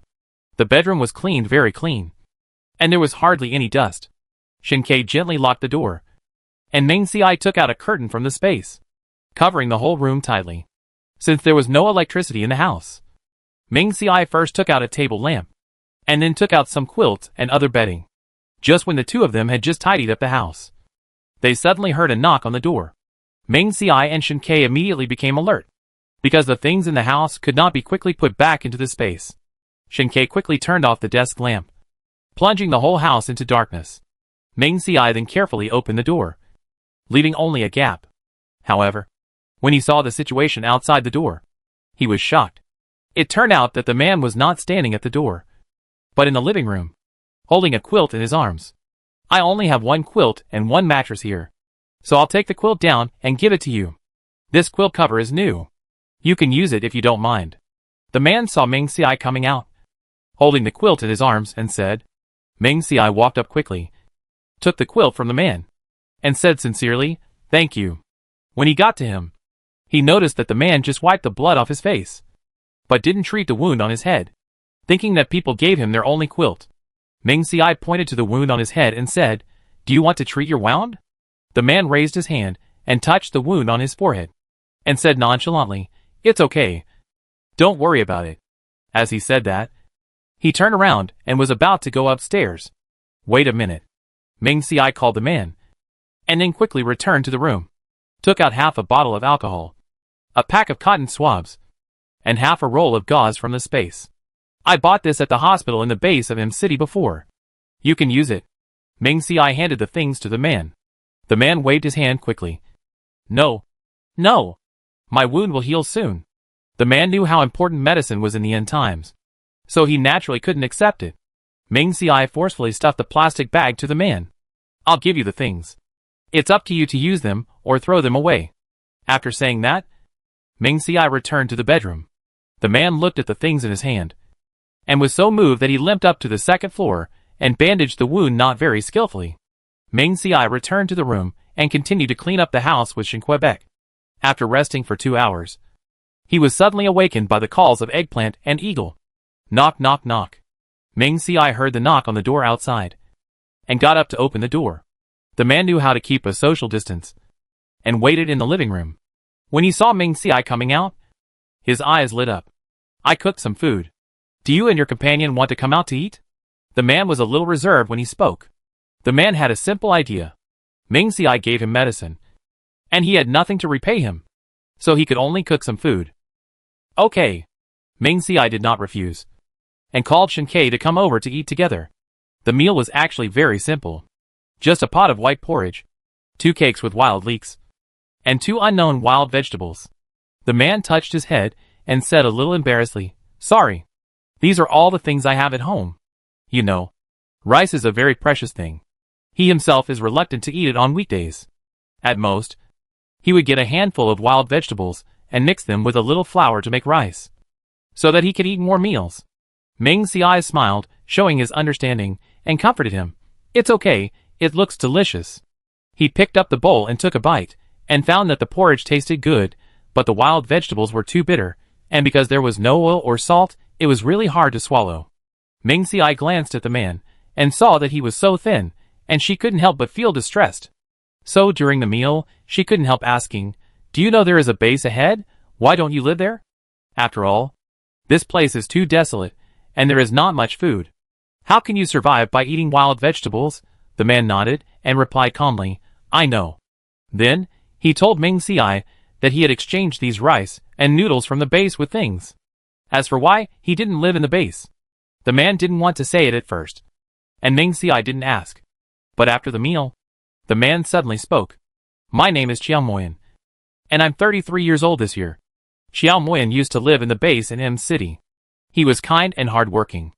Until a month ago, he saw a little boy over 3 years old sitting on the ground crying helplessly in the base. There were no adults around.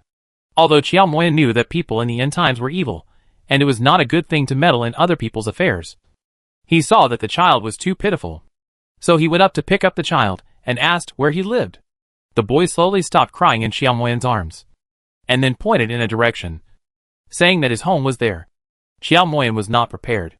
After all, the child was only 3 years old, and would definitely not lie. So he took the child to find his family. However, on the way to find the child's parents, Qiao Moyan was caught by a group of people, and then escorted to a tunnel. Hearing the tunnel, Ming Xiai and Shinkei looked at each other with shock in their eyes. But the man was immersed in sadness, and did not notice it. When he arrived at the tunnel, Qiao Moyan realized that the child's parents were caught by this group of people, and threatened the child to help them. And that group of animals cooked the child right in front of me. Speaking of this, Qiao Moyan grabbed the table and could not help but retching. Ming Xiai saw that there was water on the table, so he poured some water for Qiao Moyan. "Thank you." After Qiao Moyan recovered, he held the cup with missing paint and thanked them. "I wanted to save the child at that time, but I couldn't beat them." Qiao Moyan not only couldn't beat them, but was beaten by those people, and then they cruelly let Xiao Moyan see the whole process of them eating the child. Chapter 238 Otherwise, take him to the base. After that Xiao Moyan's next words were a little difficult to say, but Meng Xiai and Shen Ke knew what happened. They took photos of me, and then I was taken out with a few boys from time to time. Later, Xiao Moyan said that 2 people came into the tunnel, killed all the animals, and they escaped. Everyone thought that they could start over after returning to the base, but they forgot that people's words were scary. In particular, some people in the base were their former guests. These people made up stories, and even if the authorities knew about it, they could only give verbal warnings, or put them in solitary confinement, and they would be released after a few days.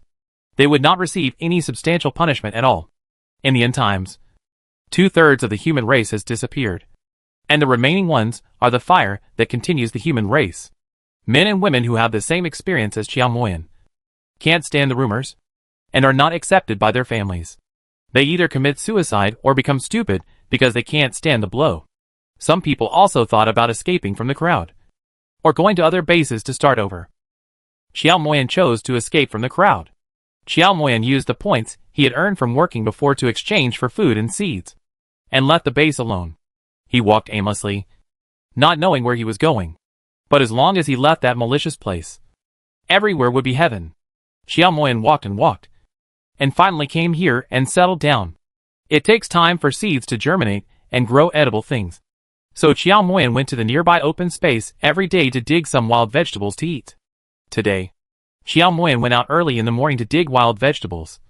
But when he was halfway through, hail suddenly began to fall from the sky. Xiao Moyan looked at the surrounding environment and hesitated.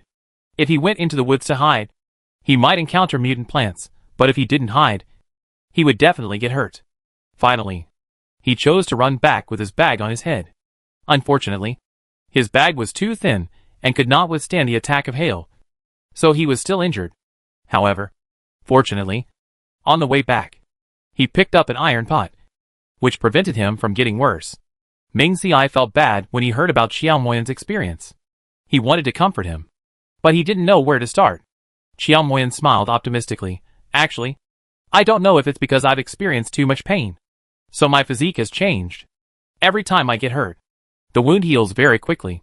As he said that, he reached out and removed the gauze on his forehead. Look, the wound on my forehead has become much smaller. Meng Xiai remembered that when he brought alcohol and other things to Xiao Moyan before, he saw that the wound on his forehead was about 3 centimeters long. Now, it was only a little more than 1 centimeter left. It's indeed much smaller. Meng Xiai was shocked, and the novel collection didn't explain this. Xiao Moyan showed a relieved expression on his face. I said that as long as you survive, there is hope, Meng Xiai agreed. But he was very curious about Xiao Moyan's wound recovery so quickly. After the few people separated, Meng Xiai asked Shen Ke, who might know the reason. As Meng Xiai expected, Shen Ke knew this very well, because he awakened his superpowers. What? Shen Ke's words surprised Meng Xiai beyond words. There are still 5 months before the zombies. Why are they talking about superpowers now? Meng Xiai looked at Shen Ke in confusion. Shen Ke immediately helped Meng Xiai solve the puzzle, because the zombies were formed also after abnormal weather and the continuous invasion of various viruses. Meng Xiai nodded to show that he understood, but he was still a little confused. Shen Ke continued to explain. Similarly, some humans can have superpowers, which are also stimulated slowly, not all at once. Meng Xiai suddenly realized, I see. Then is Xiao Moyan also about to become a superpower? Shen Ke nodded, yes. His body's healing ability has begun to become stronger now. And his healing ability will only become stronger when the end of the world comes. Meng Xiai asked curiously, what about me? Have I changed recently? Shen Ke shook his head. I can't see it yet. Meng Xiai thought about it, and felt that he didn't seem to have any special changes. But acid rain seemed to be the beginning of the formation of zombies, superpowers, and ordinary people. Thinking of this, Meng Xiai couldn't help but sigh. He didn't get wet in the acid rain because he was afraid of the pain. Did he really miss the chance to become a superpower? Shen Ke saw Meng Xi's disappointment, so he comforted him. It doesn't matter. Even if you don't have superpowers, I will protect you. Meng Xiai listened and said with a smile, okay. If Shen Ke can't protect himself, then he will just go to the mountains and forests during the zombie era. build an impregnable fortress with space things, and then live a secluded life. Shin-Kei, what is your superpower? Ming Ci suddenly remembered that he had never asked Shin-Kei about his superpower. My superpower in my previous life was related to fire. I can use this superpower to resist zombies, and also make fire for lighting. Shin-Kei told Ming Ci about his superpower in his previous life, and added that it might be different in this life.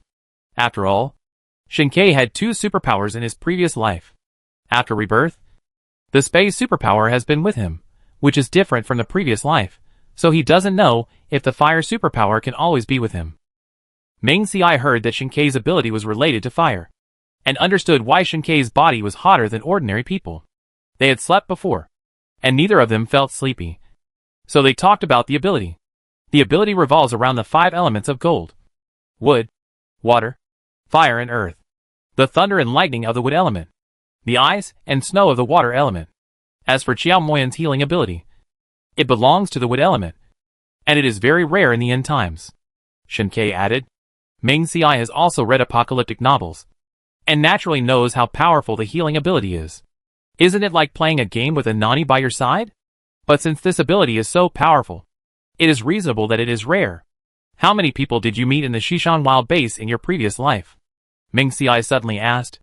Shin-Kei thought for a moment and said, I only know one person.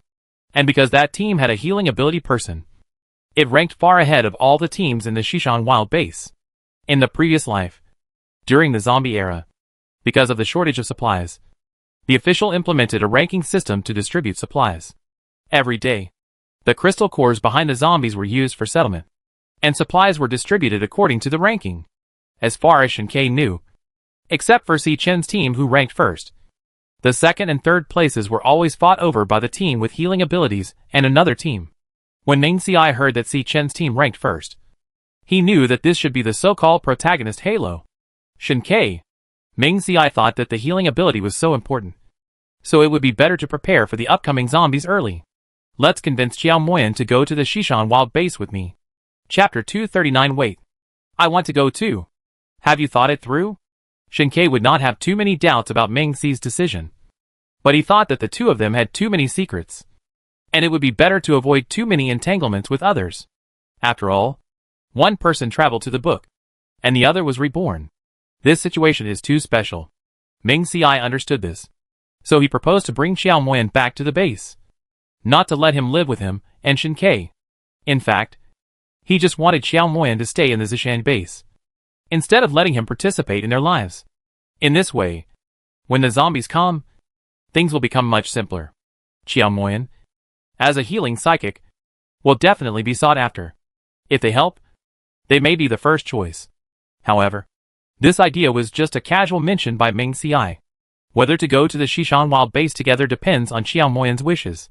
In addition, the hail will continue for 3 days, so they have 2 days to think about it carefully. In the next 2 days, Ming Ci and Shin-Kei kept a close eye on Qiao Moyan's every move, especially when they saw Qiao Moyan taking out rice, noodles, meat and other food from his backpack. There was only surprise in their eyes, but no greed at all.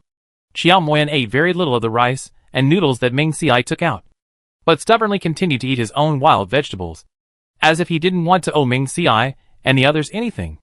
As for the house, Qiao Moyan said that he had taken the house from someone else, and there was no need for Ming Ci and the others to give him something in return. On the 4th day, after Ming Ci and Shin-Kei woke up, the hail outside had stopped, and it was time for Ming Ci and Shin-Kei to leave. The two discussed and decided to take Qiao Moyan to the Shishan Wild Base. When the zombie era came, it was up to Qiao Moyan to decide whether to join them in resisting the zombies. Besides, it was not good for Qiao Moyan to live here and eat wild grass all day. He might faint due to malnutrition one day and become food for the beasts. Of course, the two were just suggesting it. If Qiao Moyan didn't plan to go, they wouldn't force him. Ming Ci and Shin-Kei put the things in the bedroom into the space before walking out. Perhaps Qiao Moyan knew that the hail had stopped and Ming Ci and Shin-Kei would leave. So when he was cooking, he cooked the cans that Ming Ci had forced to leave in the kitchen, together with the vegetables Qiao Moyan had grown earlier. He made 4 dishes and a soup. Qiao Moyan's cooking skills were pretty good, and the food tasted delicious. After dinner, Shin-Kei took the bowls and chopsticks to wash them. And Ming Ci stayed and talked about asking Qiao Moyan to go to the Shishan Wild base with him. When Qiao Moyan heard it at first, he naturally refused. Thank you for your kindness. It's good for me to live here alone. Qiao Moyan thought that human nature was too complicated in the end times. And he seemed to have no ability to distinguish between good and bad people. And Ming Ci and the others didn't know that Qiao Moyan had been tortured in the tunnel before. And he was a little afraid of people. Especially men. Ming Ci and Shin-Kei came to the house. If it wasn't for the hail outside, if Qiao Moyan's kindness hadn't overcome his fear, he would have asked them to leave. Eggplant, who had finished his meal, ran over and rubbed Ming Ci hard, saying that he wanted to eat chicken legs 2 days ago, because Ming Ci and the others ate with Qiao Moyan. Eggplant's meals were similar to Xiangying's, and he couldn't eat enough. So every time after returning to the bedroom, Ming Ci would bring the two into the space for a snack. This time, Ming Ci had to persuade Qiao Moyan to go to the Shishan Wild base. So he didn't bring the two back to the house for a long time. But Eggplant became anxious. Go out and play. Ming Ci pushed Eggplant. But Eggplant stuck to Ming Ci like a piece of taffy. And he couldn't push it away. Without waiting for Eggplant to protest, the eagle flew over aggressively, grabbed Eggplant's ear with its sharp beak, and dragged it out. Soon, the two little guys started playing outside, chasing each other. And it was so lively. Qiao Moyan's eyes followed the two. And he obviously had no resistance to such furry things. Uncle Qiao. Because Qiao Moyan was 33 years old now. And Liang Xiu, who was 31 years old, was called Uncle. Ming Ci and Shin-Kei called him Uncle Qiao, as a matter of course. I said that you should go to the Shishan Wild base with us. You can think about it again. There will be people who know you. You can start over. There is no need to live in the haze for the rest of your life for a few scumbags. Ming Ci did not persuade him much. And after Shin-Kei washed the dishes, he called Eggplant and Xiangying to leave together. Because Qiao Moyan was here. Ming Ci couldn't take up the RV. So he had to walk, carrying 2 backpacks. Ming Ci and Shin-Kei walked towards the West Mountain Wild base. Wait a minute. The two walked for a while, and suddenly heard Qiao Moyan's voice behind them. Ming Ci and Shin-Kei looked at each other, knowing that Qiao Moyan was going to go with them. Sure enough, the two turned around and saw Qiao Moyan limping over with a backpack on his back. Qiao Moyan's healing ability is now in its early stages, and can heal minor injuries well. As for serious injuries such as lameness, there is no solution yet. However, when the zombies are in their early stages, their healing abilities will be truly stimulated, and perhaps in just a few minutes, his body will be rejuvenated. Uncle Qiao.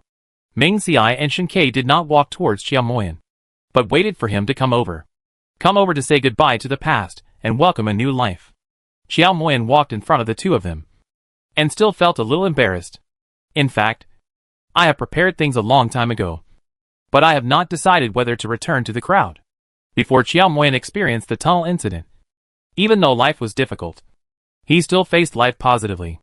After returning from the tunnel, he was always disliked by various people, so he chose to escape.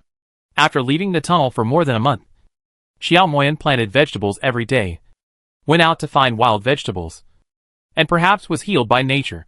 He was still a little scared of the fierce-looking Shin-Kei, but it only took him a day to let down his guard against the harmless Ming Ci. In fact, Qiao Moyan felt that he was a contradiction now.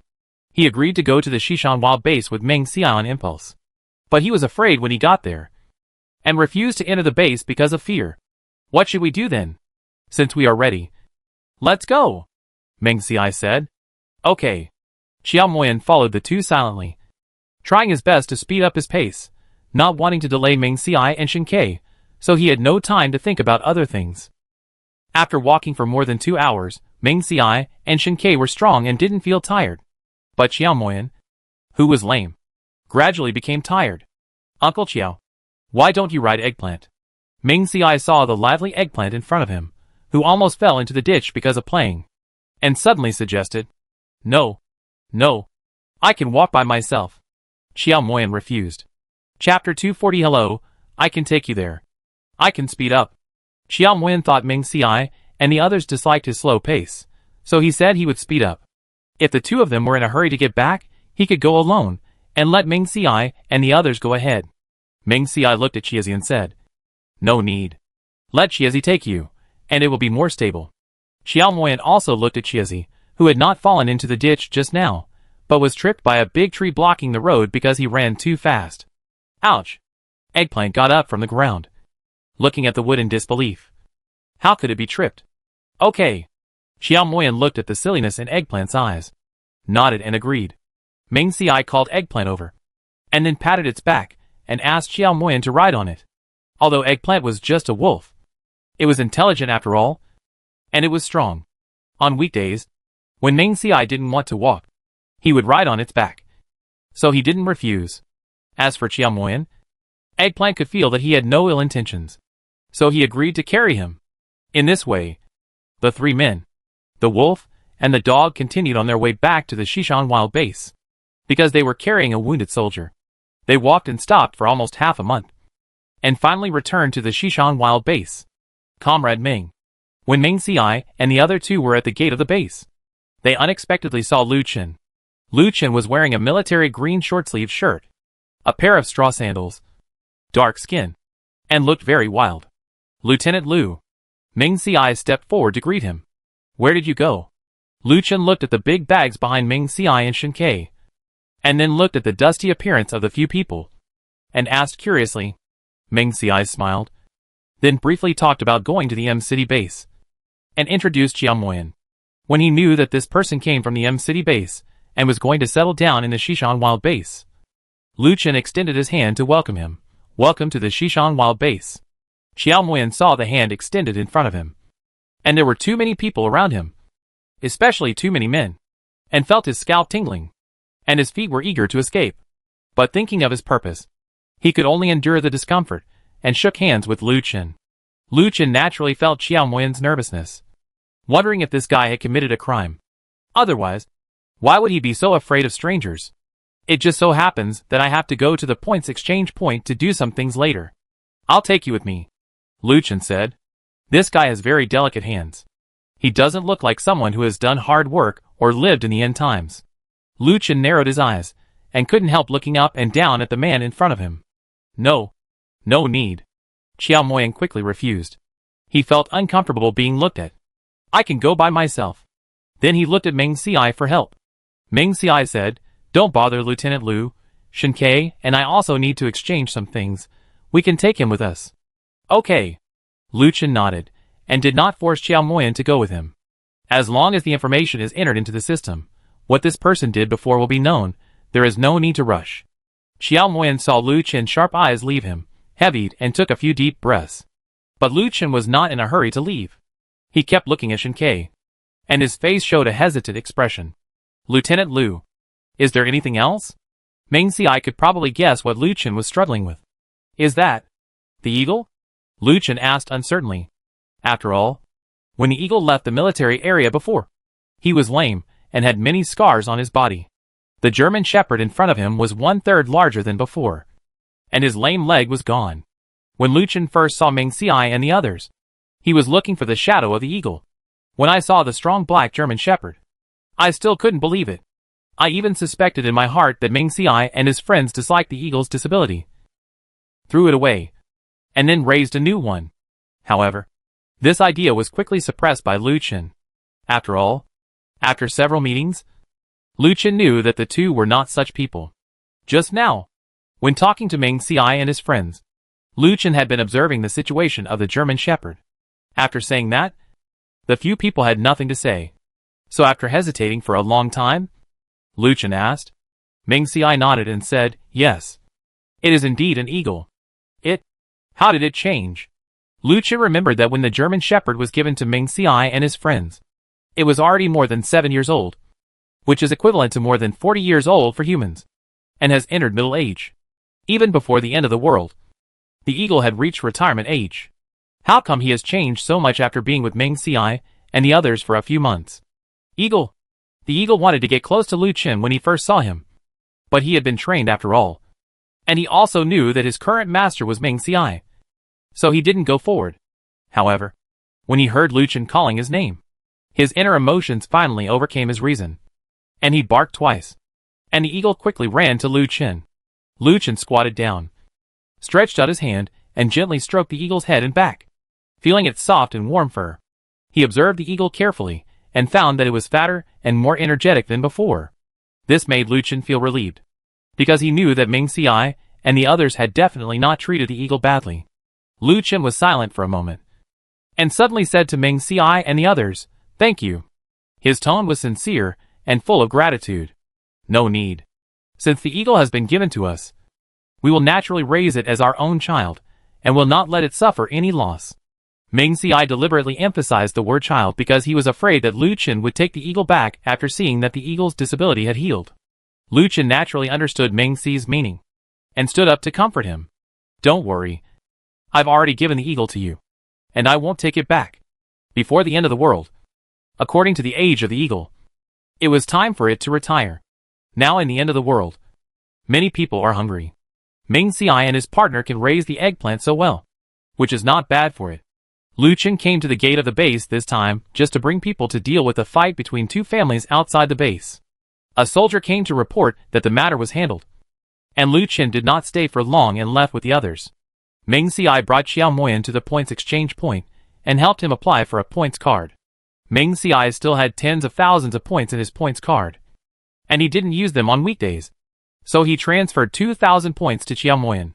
Xiao Moyan refused, but Ming Xiai said that he was the one who brought people here, so he should be responsible. As for the points, he would just treat them as loans to him, and when he had money in the future, he could return them. Seeing Ming Xiai say so, Xiao Moyan had to agree. Ming Xiai would not do business at a loss, and he also liked Xiao Moyan's healing ability. He only hoped that Xiao Moyan would remember their kindness in the future zombie era and help them when the time came. Chapter 241 Brother. What should I do? Hello, there are still a few houses in the base, but they are all on the second floor. Do you think they are needed? The staff of the base rental office said to Xiao Moyan, who came to rent a house with him. How many points do you need?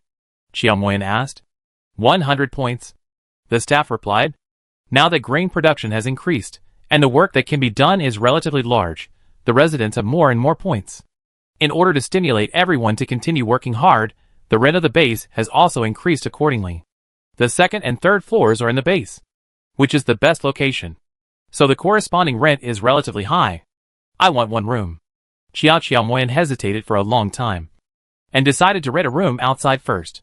Finally, he rented a one-bedroom house for 2 months. After all, living in the base, he can learn about the various tasks released by the official as soon as possible, so that he can earn more points, and then pay back the points owed to Ming Xiai as soon as possible. After the house was rented, a special person took Xiao Moyan to the location of the house he rented, and Ming Xiai told Xiao Moyan their specific address, and told him that he could come to him at any time if he encountered any problems. After saying these words, Ming Xiai turned back to the villa. On the way back to his residence, Ming Xiai accidentally saw that Zheng Yan's house had been built, and many people were queuing in front of a small window with buckets. Ming Xiai was very curious about what they were doing, so he pulled a person next to him to ask him about the situation. After learning that it was because Lin Jun and his team had dug a well in the yard, and that they could exchange water for solar panels, iron wire, nuts and other items, everyone came to line up.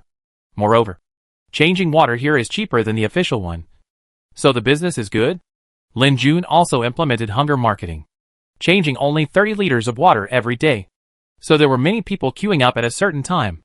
Hearing this, Ming Xiai couldn't help but sigh. Lin Jun really has a business mind. No wonder he can live so comfortably in the end times. The villa has not been occupied for more than 2 months, and there is a lot of dust on the ground. But fortunately, the furniture and other daily necessities have been put into the space by Ming Xiai, and only a little sweeping is needed. After Ming Xiai and the others left, Xiao Moyan forced himself to go out to the government building to check the notice in order to pay off the points in time. When he saw that he had to go to cut the mutant plants at 8 o'clock tomorrow, he wrote down the time and planned to go together the next day. Every day, Xiao Moyan's mind was full of work and earning points. He had no time to think about other things. But his condition, which made him tremble in front of people, improved. Of course, there was also a big reason. Because Xiao Moyan was a healing psychic. This ability was very powerful. It could not only heal wounds on the body, but also heal the mental state of humans. In such a cruel environment as the end of the world, People often face various pressures and injuries, including physical and psychological ones. Healing psychics can help others recover by releasing warm energy and can effectively relieve physical pain and mental trauma. Shin-Kei said that psychics are controlled by human spiritual power. So many psychics in previous lives had mental problems. Irritability and sleepiness are the norm for most psychics. The team that the healing psychic belongs to does not have these troubles, because the healing psychic has a special ability of purification. Therefore, they do not need to worry about the problem of water resources. This makes other teams very envious, and everyone spreads that it is because of the healing psychic. Although this legend has not been confirmed, it has become a hot topic in the base. But there is no harm in Meng Xiai bringing people back. After Meng Xiai and Shin-Kei came back, Zheng Yan knew about this matter soon. He ran to Meng Xiai excitedly, saying he wanted to celebrate, and brought some rice and flour as a gift. Seeing Zheng Yan's rosy face, Meng Xiai couldn't help laughing. Zheng Yan enthusiastically said that he would be responsible for Meng Xi's family's water use in the future. Then Zheng Yan sighed, saying that their lives were getting better and better now. They had a house, and the points in their points card were 10,000, so they could consider getting married. He joked, "I'm not like Lin Jun, who doesn't have a wife at his age."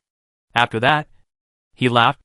Then, Zheng Yan sighed again, "Alas, it's a pity that I haven't met the right person."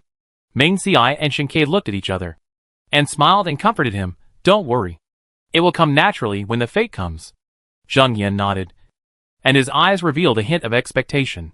Meng Xiai heard this, looked at Lin Jun on the side, and thought that if this guy didn't make a move, Zheng Yan might really bring back a girlfriend. Sure enough, within 2 days, Lin Jun made a move. Brother. Bang bang bang. Early in the morning, Meng Xiai and Shin-Kei were still in deep sleep, and they heard the sound of knocking on the door. Eggplant and Eagle were downstairs, and they also sang a duet because of the knock on the door. "Awoo, awoo! Woof, woof, woof." Meng Xiai was so annoyed that he could only throw away the pillow in his arms, kick Shin-Kei, and then go downstairs to open the door. "Brother." As soon as the door opened, Zheng Yan's embarrassed appearance appeared in front of Meng Xiai. It's not really embarrassed, but Zheng Yan's mouth was red and swollen, and the skin exposed outside was also purple. At a glance, he knew what happened. Meng Xiai quickly stepped aside and helped Zheng Yan into the living room. Shin-Kei came down from upstairs at this time. Seeing Zheng Yan's state, he naturally knew what had happened. Moreover, as a grown man, he seemed unsuitable for such a close friend conversation. He decisively took Chiazi and Xiongning out. After Shin-Kei left, Zheng Yan hugged Meng Xiai and burst into tears. "Whoa! What should I do? Brother, my innocence is gone, and I can't find a wife. Whoa!" Meng Xiai felt that he knew Zheng Yan, but not to this extent. However, seeing that he was crying so sadly, he decided to endure it for 2 minutes. 2 minutes later, Meng Xiai decisively pushed Zheng Yan away. "Woo woo woo, brother! What should I do now? Hiss, my butt hurts so much." Meng Xiai really couldn't believe that. Zheng Yan usually looked quite manly, but now, he was crying with snot and tears. Okay, stop crying." Meng Xiai poured a glass of water for Zheng Yan. "This water is from the space. Zheng Yan should drink more. It's good for his health. Drink water." "Oh!" Zheng Yan stopped crying and drank the glass of water. Then Meng Xiai poured him another cup. Zheng Yan looked at the water, and saw Meng Xiai drink it in one breath. Meng Xiai poured again, and Zheng Yan drank again. Zheng Yan drank 6 cups in a row, and felt the water in his stomach swaying, and could hear the sound. Seeing Meng Xiai pouring more, Zheng Yan quickly refused. "Big brother, I don't want to drink anymore." Zheng Yan burped as he said that. "Oh!" Meng Xiai put the kettle down. In fact, Meng Xiai had been pouring water for Zheng Yan, but it was just because he thought that drinking water would block his mouth, otherwise his crying would be too noisy. Now that he was full and no longer crying, Meng Xiai naturally would not pour him more. Chapter 242 Brother. What should I do now? Brother. What should I do now? Zheng Yan stopped crying, but seemed to be relying on Meng Xiai, wanting him to give her some advice. Go to the government and ask them to put Lin Jun in solitary confinement, Meng Xiai suggested. Zheng Yan was a little hesitant when he heard this. That's not good. After all, Zheng Yan had heard someone say that once someone was put in solitary confinement, they could only get a bowl of porridge every day. And the solitary confinement room was so dark that you couldn't see your hand in front of you. Some people even developed serious psychological problems after being put in solitary confinement. Ming Xiai listened to these words and thought to himself, it seems that Zheng Yan is not without feelings for Lin Jun. He decided to help these two people. So Ming Xiai suggested, why don't I send Eggplant and Eagle over there to bite him hard? Then he asked, do you want him to lose an arm or a leg? Or just bite off his brother? Zheng Yan frowned when he heard this. And the incomplete figure of Lin Jun appeared in his mind. And a strange feeling surged in his heart. He waved his hands and said, no need to be so cruel. Just give him a little punishment. Ming Xiai couldn't figure out whether Zheng Yan was really angry. Or was he deliberately showing off to him that their relationship had reconciled? Spreading his hands, Ming Xiai said, I can't put him in solitary confinement. And I can't beat him. So I can't do anything. Or you can break off your relationship with him. I know someone in M base. And I can ask the official people who go to M City base to take you along the way. Zheng Yan heard that he was leaving Zishan. And he was in a dilemma again. His friendship with the boss started before the end of the world. There is no need to break up over such a small matter. Ming Xiai was speechless when he heard Zheng Yan's words. If Zheng Yan really wanted to marry a wife, but was screwed by a man, shouldn't he have thought of killing him? If he still has so many considerations now, why bother to take revenge?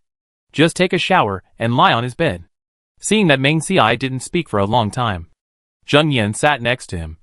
Brother, why don't you speak? Ming Xiai looked at Zheng Yan and said, you don't even listen to my suggestions. What else can I say? Or you tell me. How do you want me to deal with Lin Jun?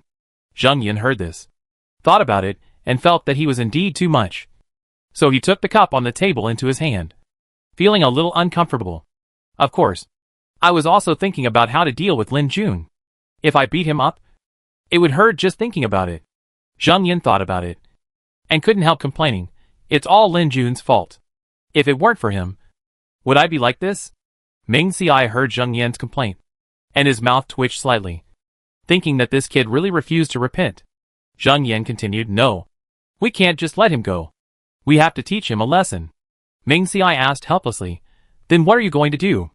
Zheng Yan scratched his head, and after thinking for a while, he said, how about lock him up and starve him for a few days? Just thinking about it, Zheng Yan felt that the boss must be very uncomfortable being hungry, so he denied it himself. Zheng Yan thought about it again, and suddenly his eyes lit up. He could just scold him. But his elder brother didn't look like a person who would scold others. Oh, forget it. He should scold himself. If his elder brother scolded his elder brother too badly, he would not like it. Ming Xiai saw Zheng Yan sitting on the sofa helplessly, and thought that he had helped him a lot. So he suggested that he eat here. If he didn't know where to go, he could help him rent a house. Zheng Yan refused. It was the end of the world, and everyone was short of food and clothing. Even if his elder brother's family was prosperous, he couldn't eat here. As for renting a house, Zheng Yan said it was even more impossible. When the house was built, the eldest brother said that he had a floor in the house, and he would rely on the house to marry a wife. Although I don't know if I can still marry in my current condition, but I can't give up on the house. Therefore, Zheng Yan put down the cup and stood up to say goodbye. However, after getting up, Zheng Yan stretched his muscles and bones and felt that the sofa in the eldest brother's house was quite magical. After sitting on it, his butt didn't hurt that much. So Zheng Yan couldn't help but take a few more glances, thinking in his heart whether he could find the same one after returning.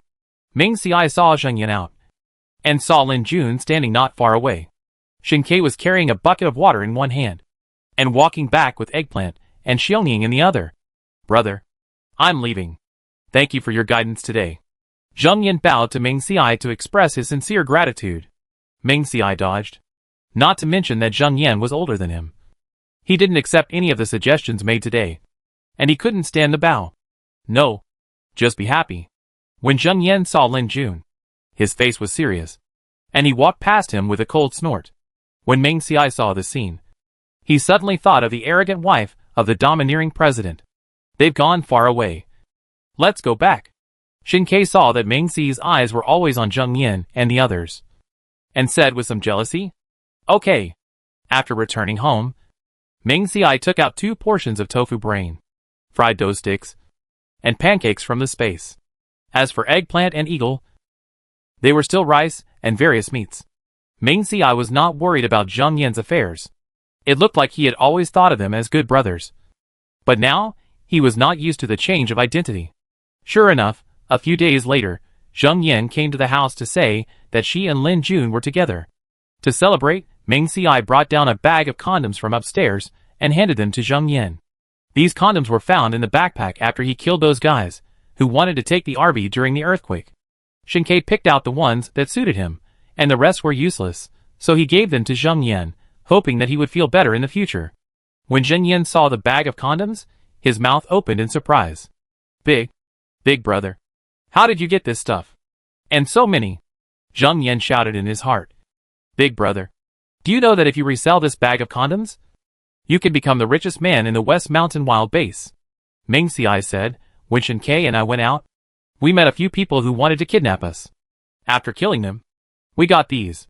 Since you need them, I'll give them to you. Ming Si just moved the matter of seizing the RV to now, and it was not considered cheating Zheng Yan. When Zheng Yan heard this, he hugged the bag tightly, and then winked and said, brother, don't you need it? When Ming Si heard this, he pushed Zheng Yan's face away, and then said uncomfortably, there is nothing suitable inside. Oh, Zheng Yan said in a sly way, and then raised his thumb to show that the two brothers were really great. Take the things back. Of course Zheng Yan can't enjoy the things in exchange alone, and planned to split them 70% and 30%. The eldest brother will get 70%, and the eldest brother will get 30%. Chapter 243 Rain can cause lung disease. Bang, bang, bang. Not long after Zheng Yan took the condoms back, Ming Si heard a knock on the door. Opening the door, he saw Lin Jun and Zheng Yan standing outside, and Lin Jun had a bag of things in his hand. From the looks of it, it seemed to be the condoms that were given out before. What's the matter? Ming Si asked. Lin Jun handed the bag in his hand to Ming Si. This thing is too expensive. Let's discuss the distribution of things again. Ming Si was confused. Xiaoyan said that you will get 70% and we will get 30% for these things. I don't think it's appropriate. We are just middlemen, running errands to earn a little extra money. 30% is too much. We will just take 10%. If you agree, I will take it back to deal with it. If you don't agree, you can take it back. Zheng Yan stood behind Lin Jun like a quail. He was really blinded by the things, and felt sorry for his elder brother. Ming Si said, no need. We can't use this thing. And it will just be a pile of garbage here. And I'm giving it to you directly. I don't plan to take a share. If you don't accept it, just throw it away. Zheng Yan heard this, and his eyes widened. Big elder brother is really generous. Does he know how much food this bag of things can be exchanged for? He just threw it away. It's really a waste of resources. Lin Jun frowned, but still insisted on his opinion. No. We can't take this thing. You can throw it away if you want. That's right, brother. We can't take things for free. Although Zheng Yan is greedy for money, he just wants to maximize his own interests. Just now, Zheng Yan saw a pack of condoms, and he was so excited that he took the things away without thinking. Zheng Yan had calmed down at this time, and he knew that what he did before was wrong. Zheng Yan said that he couldn't do such a thing of taking things for free. Ming Si saw that the two were stubborn, and after seeing Shen Ke coming back with a bucket of water, he suggested, how about this? Lin Jun, do you know someone who can dig a well? Let him come over and see if there is a suitable place in our yard to dig a well, and help us dig a well. Then find some sand, cement and other things, and help us make the ground into a cement floor. This bag of things will be your revenge. How about it? Shen Ke saw Lin Jun and the other two blocking the door, and walked back quickly to ask what happened. After listening, Shen Ke had no objection to Ming Si's behavior.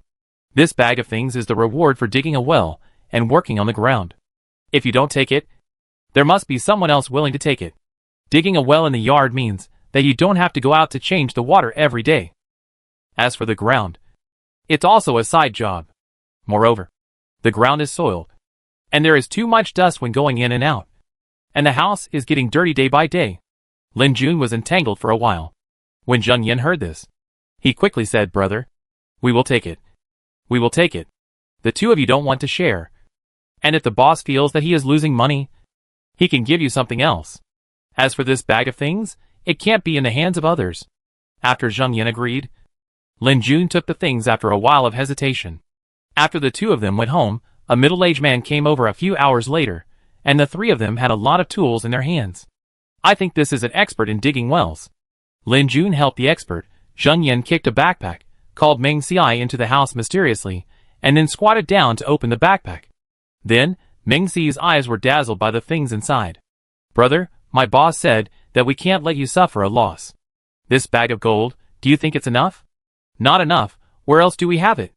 In the past 2 years of the apocalypse, Lin Jun has saved a lot of gold by reselling, so he filled a bag after returning.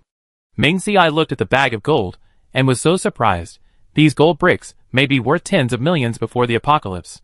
Enough, Meng Xiai said. When Zheng Yan heard this, a relieved expression appeared on his face. It's good that it's enough. It's good that it's enough, otherwise I have to move it from home, which is very tiring. Fortunately, the experts detected water about 30 to 40 meters away from the wall in the yard. Therefore, workers came in to dig wells in the next few days. Meng Xiai put all the important things in the house into the space, so that no one could see any clues. Lin Jun and Zheng Yan had already told these people not to enter the house. And Zheng Yan would sit on the steps at the door all day when he had nothing to do, helping to supervise the workers. Eggplant and Eagle also kept an eye on these workers. So Meng Xiai and Shen Ke were not afraid of these people entering the house. On the third day after the well and the ground were finished, a rain fell. It was called rain, but it was not rain. It was a dust storm. The sky gradually became gray, and there was a little red in the gray, as if it was stained with blood, which was very strange. Suddenly, countless dense particles fell from the sky, like a gray drizzle.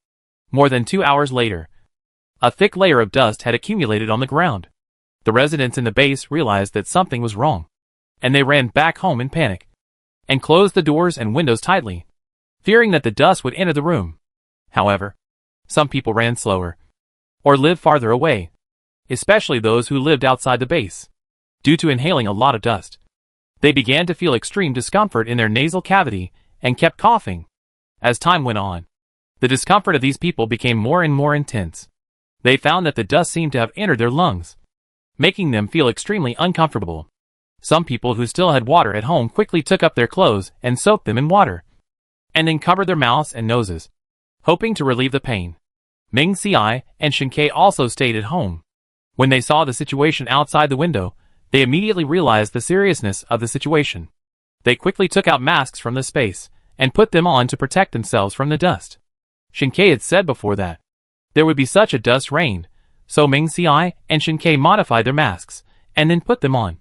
Shen Ke also mentioned this in his letter to the authorities, but now the materials for making masks in the end times are in short supply, so the authorities cannot mass-produce high-quality masks that meet the standards.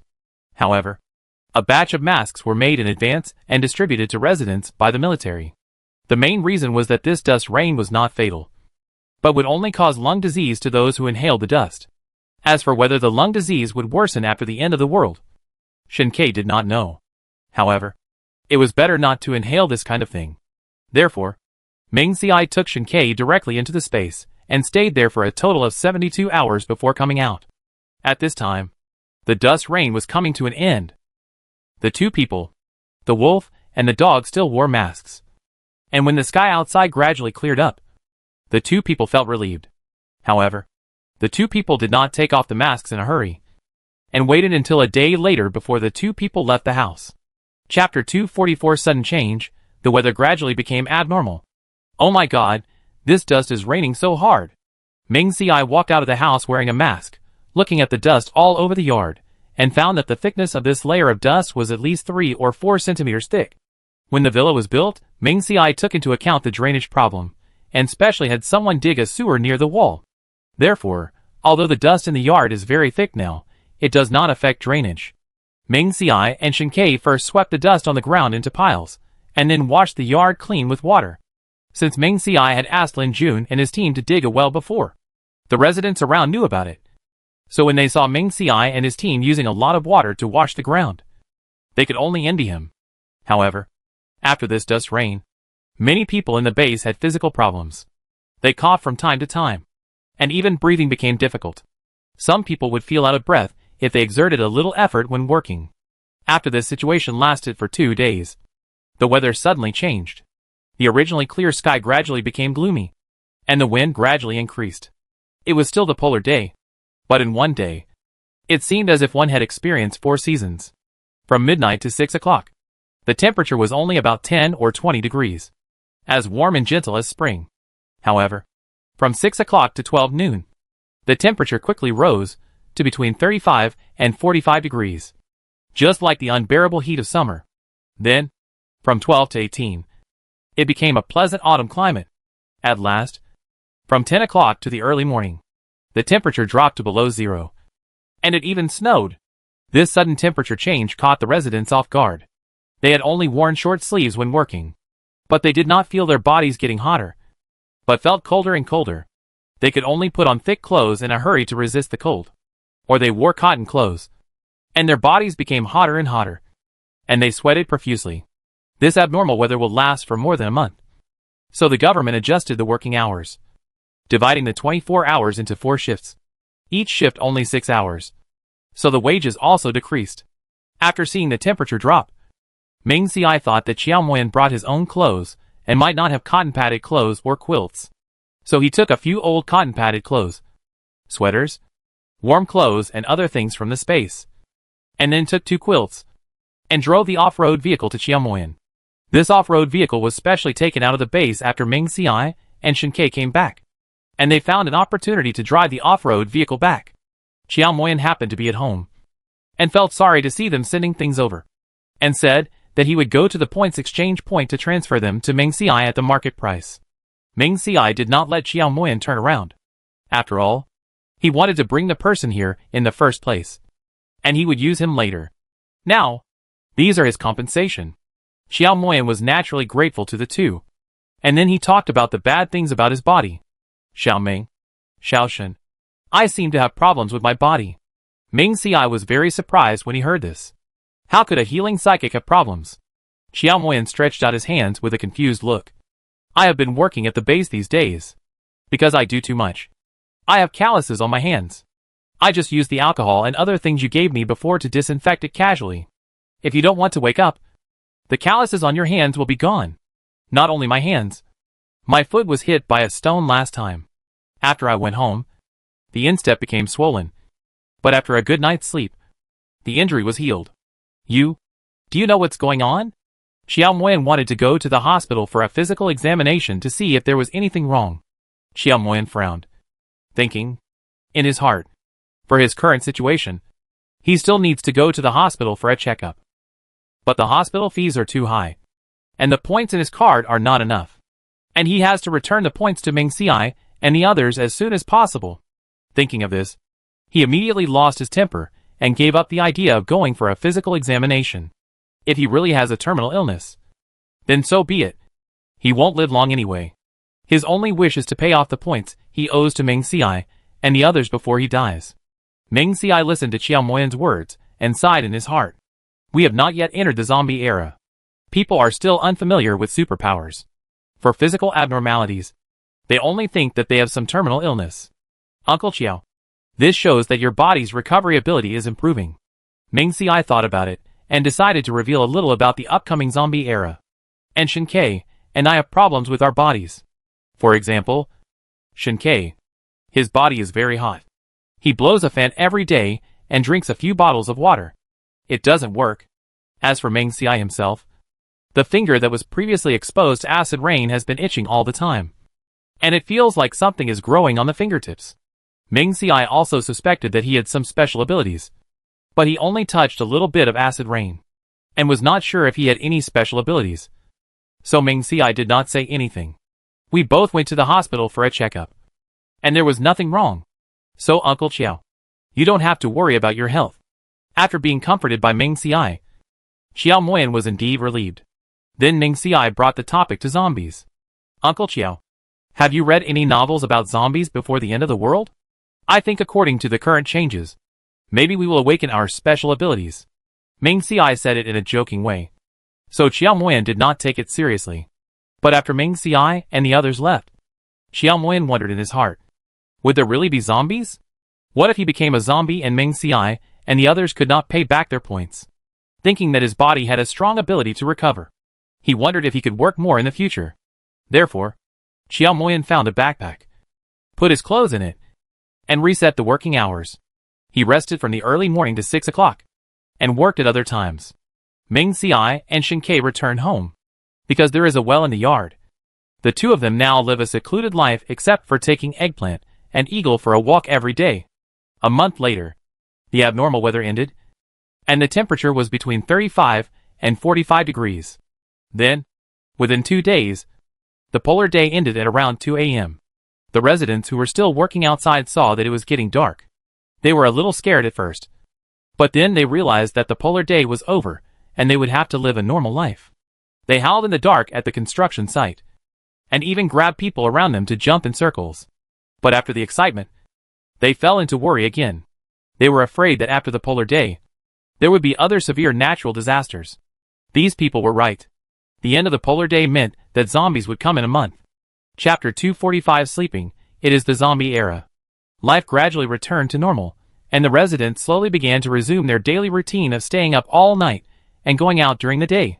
Time passed quickly, half a month later, and the sky finally welcomed the long-awaited heavy rain. This rain was very normal, and it surprised everyone, because they had not seen such fresh rain for a long time. Looking at the rain, the residents secretly wondered in their hearts, is the end of the world really over? This idea made them full of hope for the future, and they were more motivated to work every day. The officials, however, were not so optimistic after the rain. Instead, they drove off-road vehicles around the base and outside the base to promote the idea, asking everyone to quickly fill up all the water containers at home. The rain will last for about 10 days, and by then, all water bodies will return to normal. During these 10 days, the rainwater is normal and drinkable. But when the zombie era comes, some water bodies will be filled with various mutated aquatic animals and plants. If you are not careful, people who go to get water will be dragged into the water. Moreover, the water in these waters has been polluted, and drinking it will cause various strange diseases. When the residents heard the official notice, they hurried home to take out pots, pans, and other things, and began to collect water. After so long in the end of the world, the residents have understood that it is right to listen to the official. Ming Xiai and Shen Ke did not prepare to collect water. After all, they were not short of water. After hearing the notice, Lin Jun and Zheng Yan were so excited that they almost jumped up. They realized that there was a huge business opportunity behind this news. They acted quickly, moving out all the buckets and basins they could find in the house, and frantically began to collect water. When the house was first built, Lin Jun had considered that there might be special situations, so he had someone dig a basement and covered it with solid cement. Lin Jun found several skilled bricklayers and quickly built several solid walls in the basement. Then, he carefully pasted smooth tiles around the perimeter, making the entire space look neat and comfortable. Then, they poured buckets of rainwater into the basement. Lin Jun was worried that the rainwater would deteriorate and stink if stored for a long time. So he looked for solutions everywhere, and finally got a few flow pumps from somewhere. After some effort, he successfully repaired the equipment and threw them into the water. As the machine started to operate, the water began to circulate, keeping the water fresh and vibrant. Zheng Yan once again affirmed his boss's ability. After 10 days of rain, the sky cleared up, and the River, which had been thirsty for a long time, resumed its flow. At night, people walked by the river and could hear the lonely frog calls around them. Nowadays, everyone has enough meat to eat, so no one catches frogs and toads to eat anymore. The residents showed happy smiles on their faces, and felt that the future was full of hope. But this was just a superficial phenomenon. Some residents began to feel twitching in their legs and feet at night, and their throats were uncomfortable, and something seemed to crawl in the back of their heads. November 2nd. The first 3 days of the zombie epidemic. Shen Ke's body became hotter and hotter at night, and Ming Xi's fingers became more and more itchy. Some time ago, Ming Xiai suspected that his hands were infected with some bacteria, and he spent points to go to the hospital for a checkup. But nothing was found. On the evening of November 4th, Shen Ke was talking to Ming Xiai, but he fainted for no apparent reason. Ming Xiai was terrified and quickly helped him to the sofa. But where his hand touched, it was extremely hot. Touching his forehead, Ming Xiai felt that the temperature was about 42 or 43 degrees. If it were normal, it would probably burn his brain. Fortunately, Ming Ci was mentally prepared in advance and was not afraid. A woof! A woof! Woof woof woof. Eggplant and Eagle stood in front of the sofa, sticking out their tongues and looking at the other owner worriedly. As a result, after watching for less than 2 minutes, the two closed their eyes and rolled on the ground. One on the left and one on the right. Eggplant. Eagle. Ming Ci ran over and touched the two. Well, one was hotter than the other. It seemed that the two were also going to mutate. Ming Ci wanted to pick up the two and put them in their nest. But he couldn't pick up the eggplant even with all his strength. Okay. The two were fatter than the other, and their bodies were also larger. Ming Ci had no choice but to carry the two and put them in the nest. Then he took out a basin of water from the space, wet the towel, and wiped Shinkei's body. At this time, most of the living humans in the world fell into a coma. Some 2 people were still talking, but they fell to the ground one after another. Of course, there were also ordinary people who could not mutate. After seeing people around them faint, some people were so scared that they hurried home, for fear of being blamed. But some people had bad intentions, either looking for useful things everywhere, or reaching out their evil claws to some girls. That night, 2/3 of the humans around the world fell into a coma. Neither the military nor the government showed up, because they were all in a coma. Ah! Fuck. How could I set fire with my hands? Damn. What does this mean? I just wanted to pick up the hoe on the ground. How come it flew into my hands? Hey. Why am I sleeping on the ground? There was a lot of noise outside. But Ming Ci and Shinkei were sleeping soundly. Eggplant and Eagle woke up one after another. And seeing that their masters were sleeping, they pressed the doorknob and went out. Arriving at the yard, Eggplant suddenly had an impulse in his heart, and felt that he could jump out of the 3-meter fence and the 2-meter iron net. So he took 2 steps back, took a running start, and jumped out before the eagle could react. The eagle saw that Eggplant was so disobedient and ran out casually. What if the owners woke up and couldn't find it? So the eagle took a running start and jumped out. At Eggplant, who was still surprised that he could jump so high outside the fence, he barked twice, and told it to jump back quickly. Eggplant whimpered twice. The eagle also reacted at this time, looked at the wall, looked at Eggplant, and showed a surprised expression in his eyes. But he still remembered the purpose of coming out, and barked twice. Eggplant could only reluctantly take 2 steps back, and then jumped up and entered the yard. The eagle followed closely. Shinkei, who was on the sofa, immediately stood up alertly after hearing the sound coming from outside the yard. What's wrong? Ming Ci, who was standing next to him, was woken up by Shinkei's big movements. Because he fell asleep sitting on the sofa at night, Ming Ci pressed his neck with one hand after waking up to stretch his muscles. Someone came in from outside. Shinkei said. How is that possible? Ming Ci didn't believe it after all. The wall and electric fence outside were 5 meters high. But then he thought, now that it's the end of the world, those people have superpowers. It's not easy for them to come in. Chapter 246 Shinkei, how is your ability? Ouch. As Ming Ci and Shinkei just opened the door, they saw Eggplant rushing in from the yard, and then they saw a huge monster flying in from outside the wall. Fuck. Ming Ci was not prepared at first, and was so scared that he cursed. When the thing landed, Ming Ci saw that it was an eagle. Has the eagle mutated? Then he thought of the mutated eagle, which could even jump over this 5-meter-high wall. What about other humans with abilities? Ming Ci began to think whether to make the wall higher, but he randomly felt that people with abilities were no longer ordinary people, and raising it a little bit would definitely not work. Shinkei. Ming Ci poked Shinkei at the side and asked, I haven't had time to ask you what superpower you have awakened yet. Shinkei directly told Ming Ci with practical actions what superpower he had awakened. He stretched out his hand, and soon saw a ball of fire appear in the palm of his hand. When fighting, you can control the flame to become a fireball and hit the enemy. In normal times, you can use it to burn fire and illuminate. Ming Ci saw the flame and couldn't help stretching out his hand to touch the flame. As a result, when his hand was 10 centimeters away from the flame, Shinkei put away the fire. Hot, Shinkei explained. Ming Ci nodded. It was indeed hot. He could feel the heat from a distance. Do you have any other abilities? After all, Shinkei had awakened 2 abilities in his previous life. He already had the space ability in this life. Maybe he could get another one. As expected, Shinkei nodded. Yes. My space ability seems to have been enhanced. In his previous life, Shinkei's space ability could only hold things. But now, he can take things from outside through the air, and directly put them into the space without touching them.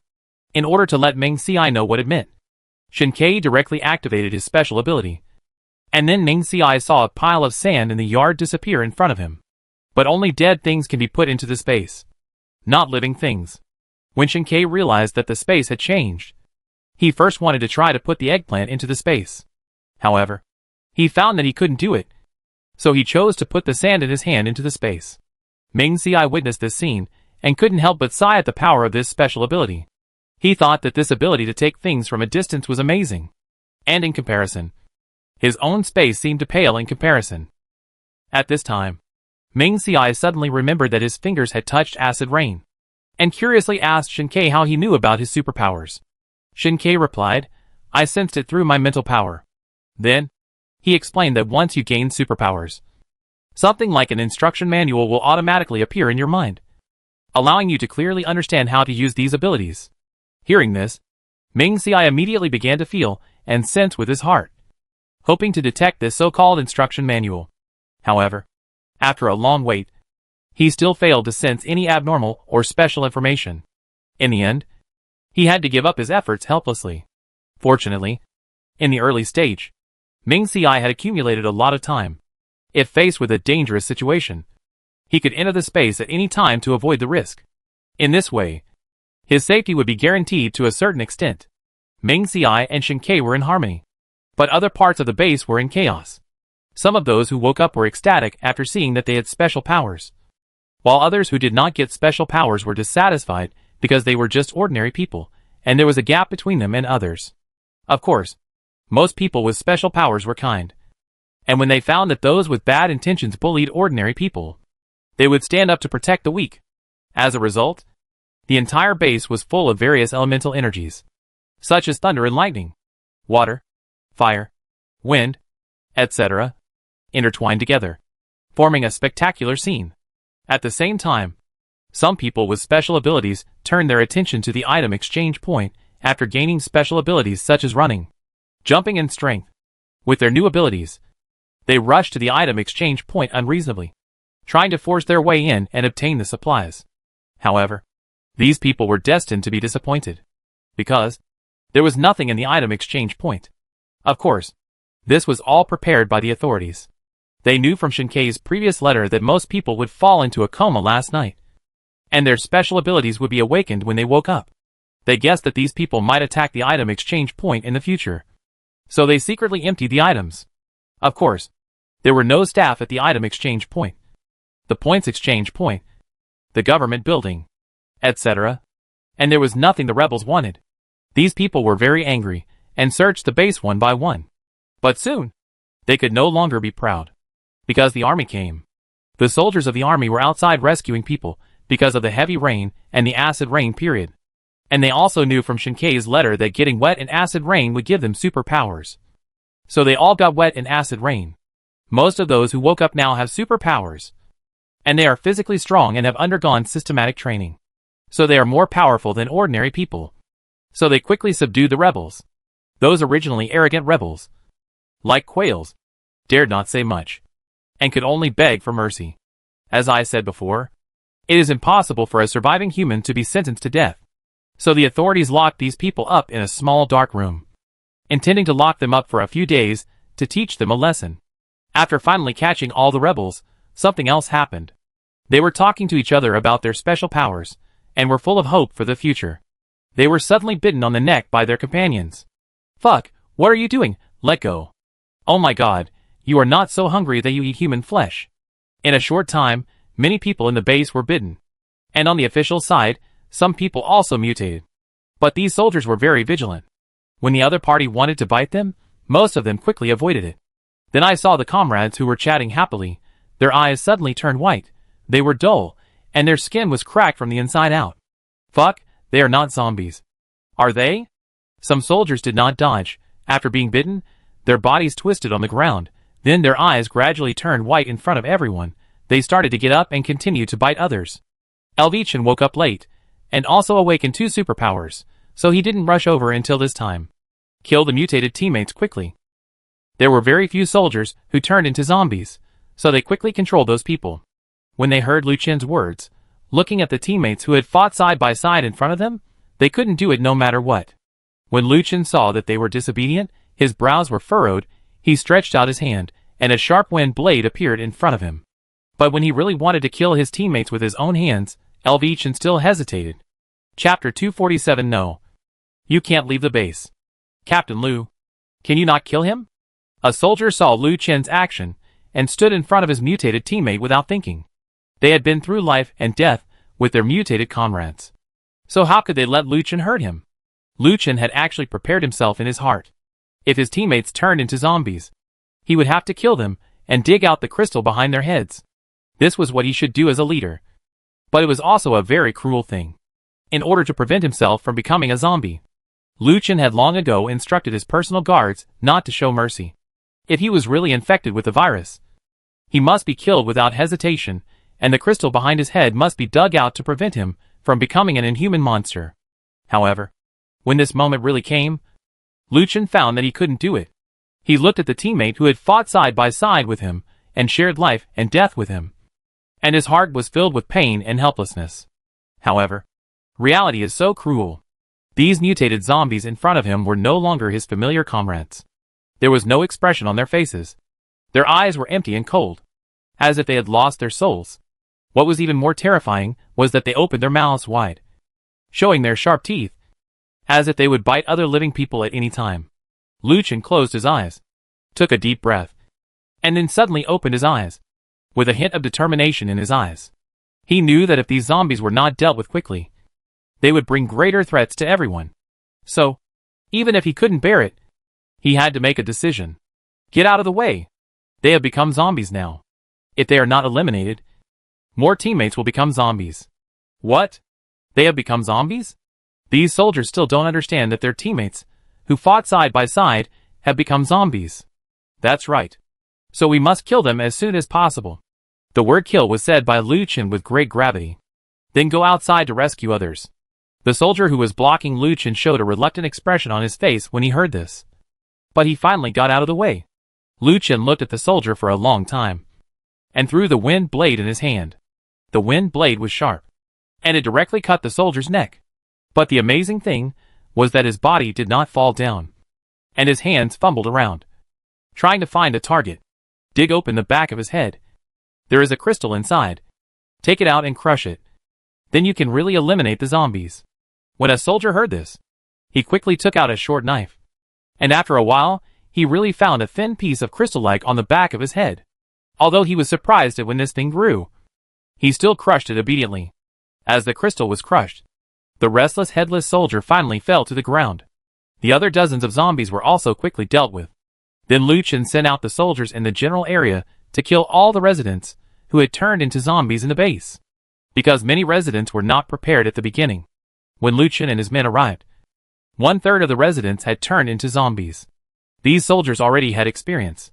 While killing zombies, they taught other psychics how to deal with zombies. After dealing with all the zombies that could be seen with the naked eye, the base originally had 100,000 residents, but now only had more than 70,000.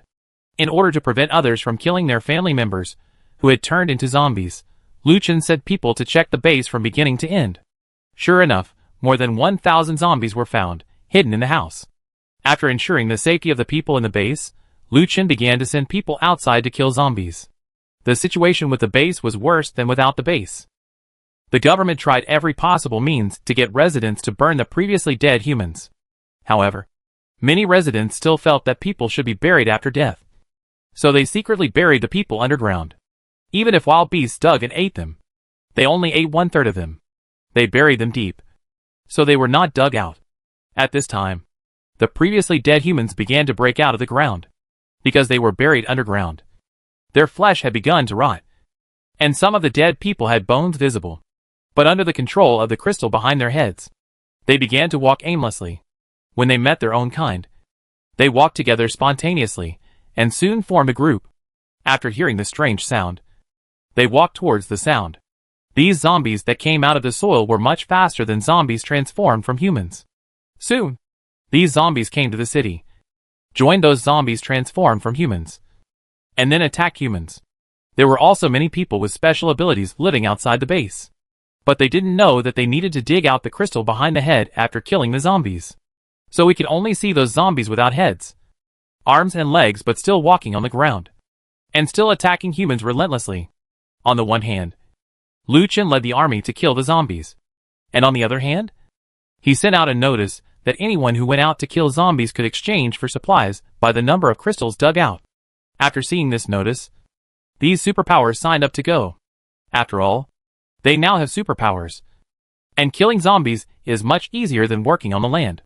After knowing that the zombies came out, Ming Xiai and Shen Ke also planned to go out to deal with them.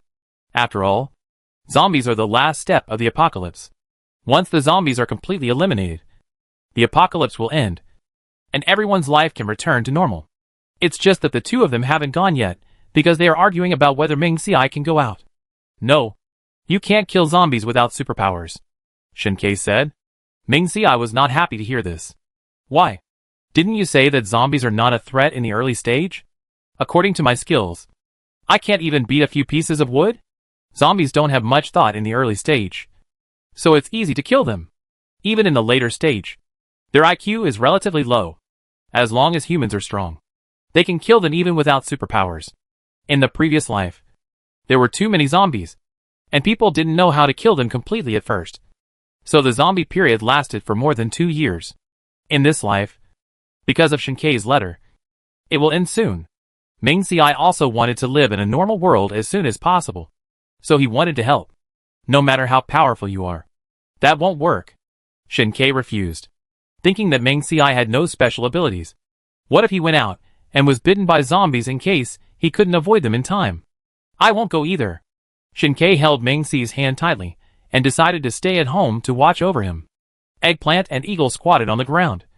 Seeing the two masters quarreling, they dared not breathe, fearing that they would be angered. Ming Xiai, who was so angry with Shen Ke, felt that his right index finger was itchy.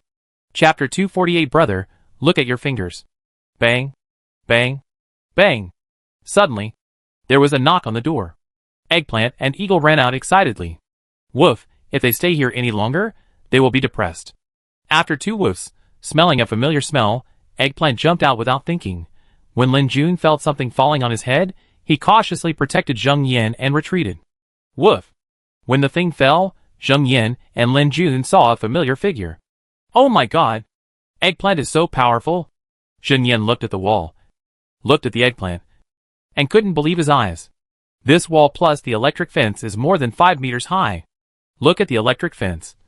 It doesn't move at all, which means that Eggplant jumped at least 5 meters higher. Lin Jun was also surprised that Eggplant's jumping ability was so strong, and after not seeing it for a few days, he felt that Eggplant seemed to be stronger. After a while, the door opened from the inside, and Ming Xiai and Shen Ke walked out. Brother, you didn't turn into zombies, did you? Zheng Yan grabbed Lin Jun's arm, intending to wait for the two brothers to pounce on him, and then run away. No, Ming Xiai answered. Then the 4 of them chatted at the door. What abilities everyone had awakened. Lin Jun had lightning abilities, and Zheng Yan had water abilities. Alas, my abilities are so useless. Zheng Yan sighed. After Zheng Yan knew that he had water abilities, he tried to control the water to see if he could be as lethal as Lin Jun. However, the water was soft and fell to the ground after it came out. Ming Xiai comforted. Didn't you sell water to residents before? The government asked residents to collect rainwater before. It must be because there is something wrong with the water now. Your ability is good. As long as you make sure there is no problem, you can use it to exchange for things. Ming Xiai clearly remembered that the novel had described in detail the abilities of water-based people. The water they controlled was not only drinkable, if used properly, the water could even be transformed into an extremely sharp water knife.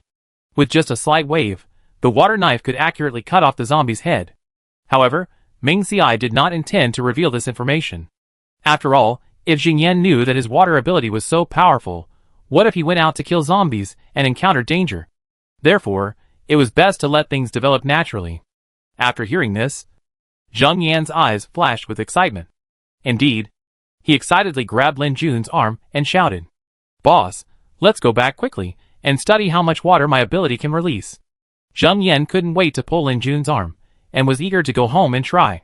If he could release water all the time, then they would be defeated, and then he hoped in his heart that it would be best if he was the only water-based ability user in the base. However, Lin Jun was burly, and easily grabbed Zheng Yan's hand, and stopped his impulsive behavior. Don't worry. We'll discuss this later. Lin Jun comforted.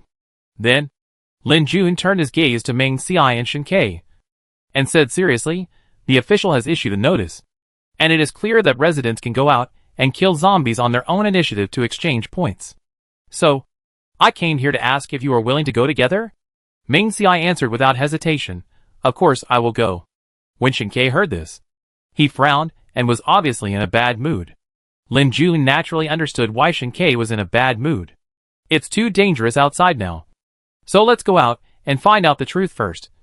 What do you think? Lin Jun looked at Shen Ke and asked. In fact, when Lin Jun first came to find Zheng Yan, his plan was to let Meng Xiai and Zheng Yan stay at home.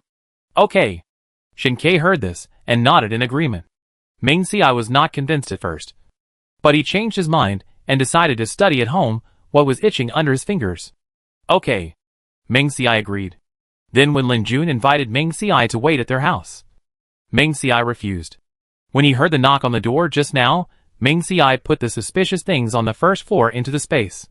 So he was not afraid of Zheng Yan finding something wrong. And then Meng Xiai thought to himself, I have to put all the things on the second floor into the space in the future, and take them out when needed, to prevent other superpowers from breaking in. Lin Jun did not refuse, and took off a backpack on his back, and stuffed it into Zheng Yan. An eggplant and Xiongning should know what Shen Ke and the others are going to do, and they wagged their tails, obviously wanting to help. Shen Ke thought about it, and decided to leave the eagle at home and take the eggplant out. After all, Meng Xiai had no special abilities, and Zheng Yan's special abilities were useless according to what he knew. So he had to leave one at home to guard. Compared with the eggplant, the eagle was more reliable. However, Shen Ke did not intend to favor one over the other, and would take the eagle out next time. After Shen Ke and Lin Jun left, Meng Xiai took Zheng Yan into the house and sat on the sofa. Zheng Yan opened the backpack that Lin Jun had handed to him. Then Meng Xiai saw Zheng Yan take out several boxes of meat, pork jerky, beef cubes, and a box of handmade spicy strips. Zheng Yan put all the things in front of Meng Xiai, and said generously, Brother, eat. Meng Xiai took a piece of beef jerky and stuffed it into his mouth. It tasted almost the same as the beef jerky he had stored in his space. Did you make it? Thinking of Lin Jun's appearance, he didn't look like someone who could cook. Meng Xiai hadn't seen these things at the item exchange point, so he had a preconceived idea that Zheng Yan made them himself. Zheng Yan shook his head. It was done by the boss. Then Zheng Yan began to praise Lin Jun in all aspects. Meng Xiai regretted bringing up this topic when he heard this. His fingers were itchy, and Meng Xiai did the same as before, taking a cup filled with water from the space, and then put his finger in. After the finger was in, the itchiness was reduced a lot. Brother, what are you doing? Zheng Yan asked curiously. Meng Xiai naturally couldn't tell the truth, and only said that his fingers hurt, and it was the medicine prescribed by the hospital. Zheng Yan nodded. Brother, your finger. Because Zheng Yan had been watching Meng Xi's hand, when he saw the change in his finger, he exclaimed. And because Zheng Yan was here, it was not easy for Meng Xiai to take out his phone to watch TV or something, so he leaned on the sofa and almost fell asleep. After hearing Zheng Yan's words, he sat up straight and looked at his finger. Then he was also stunned by the change in his finger. On the tip of his index finger, a green bud grew out of nowhere. Meng Xiai took his finger out of the cup, stretched it in front of him, bent his finger, and the green bud shook with it. Brother, what is your superpower? Zheng Yan asked, because he felt that Meng Xi's change must be related to superpowers. Meng Xiai couldn't possibly say that he didn't have superpowers, but when he thought of this finger being washed by acid rain, he felt that he must have awakened superpowers. He was just curious what the superpowers might be. Chapter 249. So, you two follow me. I don't know either. Meng Xiai really didn't know what his special ability was. Afterwards, Meng Xiai sat on the sofa, and began to carefully recall the plot in the novel. Zheng Yan stared at the green bud on Meng Xi's fingertips curiously, and thought it was very cute. So he asked Meng Xiai, Brother, can I touch this little bud? His eyes were full of anticipation. Ming Xiai nodded in agreement without hesitation, and stretched out his finger to Zheng Yin, for him to touch. Zheng Yin carefully stretched out his fingers, and gently touched the green bud. It felt no different from ordinary leaves or grass. Then, Zheng Yin thought for a moment and said, "Brother, your ability should be related to plants." Ming Xiai heard this. As if he had been enlightened. A flash of inspiration flashed through his mind. He suddenly understood and said excitedly, "I know." Ming Xiai remembered a special ability that was once described in the novel. The wood ability. People with this ability can control the ground to grow a large number of vines in places with soil, and use them to fight zombies. Moreover, these vines are very hard, and can be easily broken. However, the house and the yard are all concrete floors. So Ming Xiai plans to go out with Zheng Yin to see if his guess is correct. Perhaps because the two of them have superpowers. Their ears are very sharp. When they reached the door, they suddenly heard voices coming from outside. "Damn! This wall looks very high. It's good that it's high. It's so well protected. Which means there are more good things inside. It seems that we will definitely return with a full load this time." The two people outside the house actually noticed the two people living here a long time ago.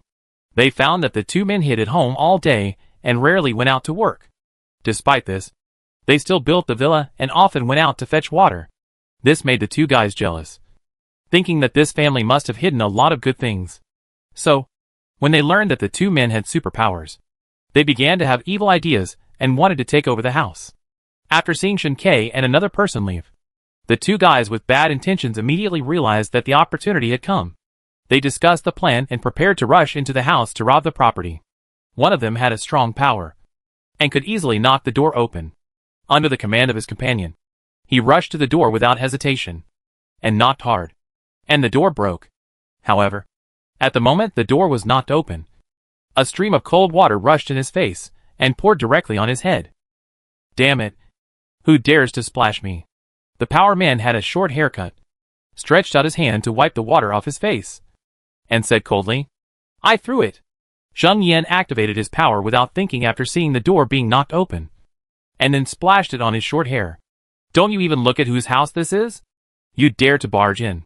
Although Zheng Yin spoke tough, he was actually very nervous. He quietly pulled Ming Xi's clothes with one hand, and his hand was still shaking slightly. However, because Zheng Yin usually stayed with Lin Jun, he was influenced by him, and learned Lin Jun's momentum 100%. In addition, his pretending to be calm actually frightened the short-haired man outside the house for a while. However, at this moment, the muscular man behind him suddenly came forward, and his eyes lit up after seeing Ming Xiai and Zheng Yin. They are just two little zeros. What kind of waves can they stir up? Then his eyes lingered on Zheng Yin and Ming Xiai again, licking his lips and speaking whimsically. "I have awakened my power. You two might as well follow me. I promise that no one will dare to bully you again in the future." The muscle man liked men before the end of the world. He was still a gangster. There were many men at that time. But after the end of the world, most of those men were unkempt. It was disgusting to look at them. For several years in the end of the world, the muscle man also stayed single for several years. He had taken a fancy to Ming Xiai and Zheng Yin earlier, and he didn't know how long he had been teasing them. He just thought that Shen Ke and Lin Jun were not easy to mess with. So he didn't dare to do anything. Now that he has superpowers, he can do whatever he wants. The man with the short hair before liked women, but he saw that these two were good-looking, and they were younger than some women in the end times.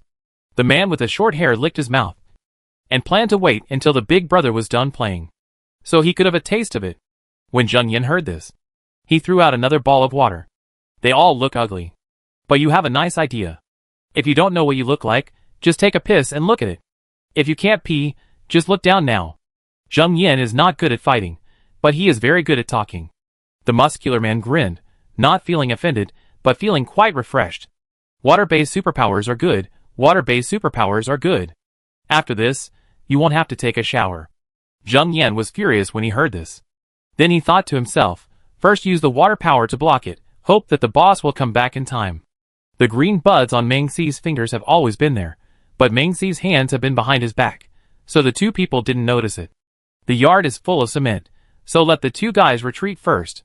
He patted the eagle that was staring at his hands fiercely, and the eagle received the order, and jumped up quickly, and pounced on the two people. When the muscular man and the short-haired man saw it, they quickly retreated and avoided it. Meng Xiai raised his legs and walked out, and Zheng Yan also increased his speed. "Brother, hide behind me. I will protect you." Although Zheng Yan was afraid, he had to rush to the front because the boss's ability was not mastered yet. When he arrived at the gate, the eagle quickly dodged the attacks of the two ability users and was not injured. After Zheng Yan saw the muscular man throw another fireball, he threw a ball of water directly, and the fireball was extinguished instantly. Meng Xiai took a look and found that the color of the muscular man's fireball was not as deep as Shen Kei's, and the shape was much smaller, which meant that his fire ability level was too low. Zheng Yan's water could extinguish his fireballs, which means that Zheng Yan's level is higher than that of the muscle man. But he just doesn't know how to use it, so it has no lethality. The muscle man was furious, and several fireballs flew towards Zheng Yan. Zheng Yan is now proficient in using water balls, so he easily extinguished the fire. Meng Xiai, when Zheng Yan and Eggplant were dealing with two people, tried to activate his own superpowers, but he didn't get the point at first, so there was no change. But fortunately, Meng Xiai asked Shen Kei about the precautions for each use of superpowers, so he quickly activated the green plants to grow out of the ground. Meng Xi's eyes lit up. The muscle man and the power man dealt with the eagle and Zheng Yan respectively, so they didn't pay attention to Meng Xi's actions. After becoming proficient, Meng Xiai decisively commanded these green plants to deal with the two. Chapter 250. It's you. Give back the superpower. Fuck, what the hell? The muscular man's feet were entangled by the green plants first, and before he could throw the fireball in his hand, he was hit in the face by a ball of water. Ha ha ha, you deserve it. Zheng Yan quickly threw a few more water balls, drenching the muscular man.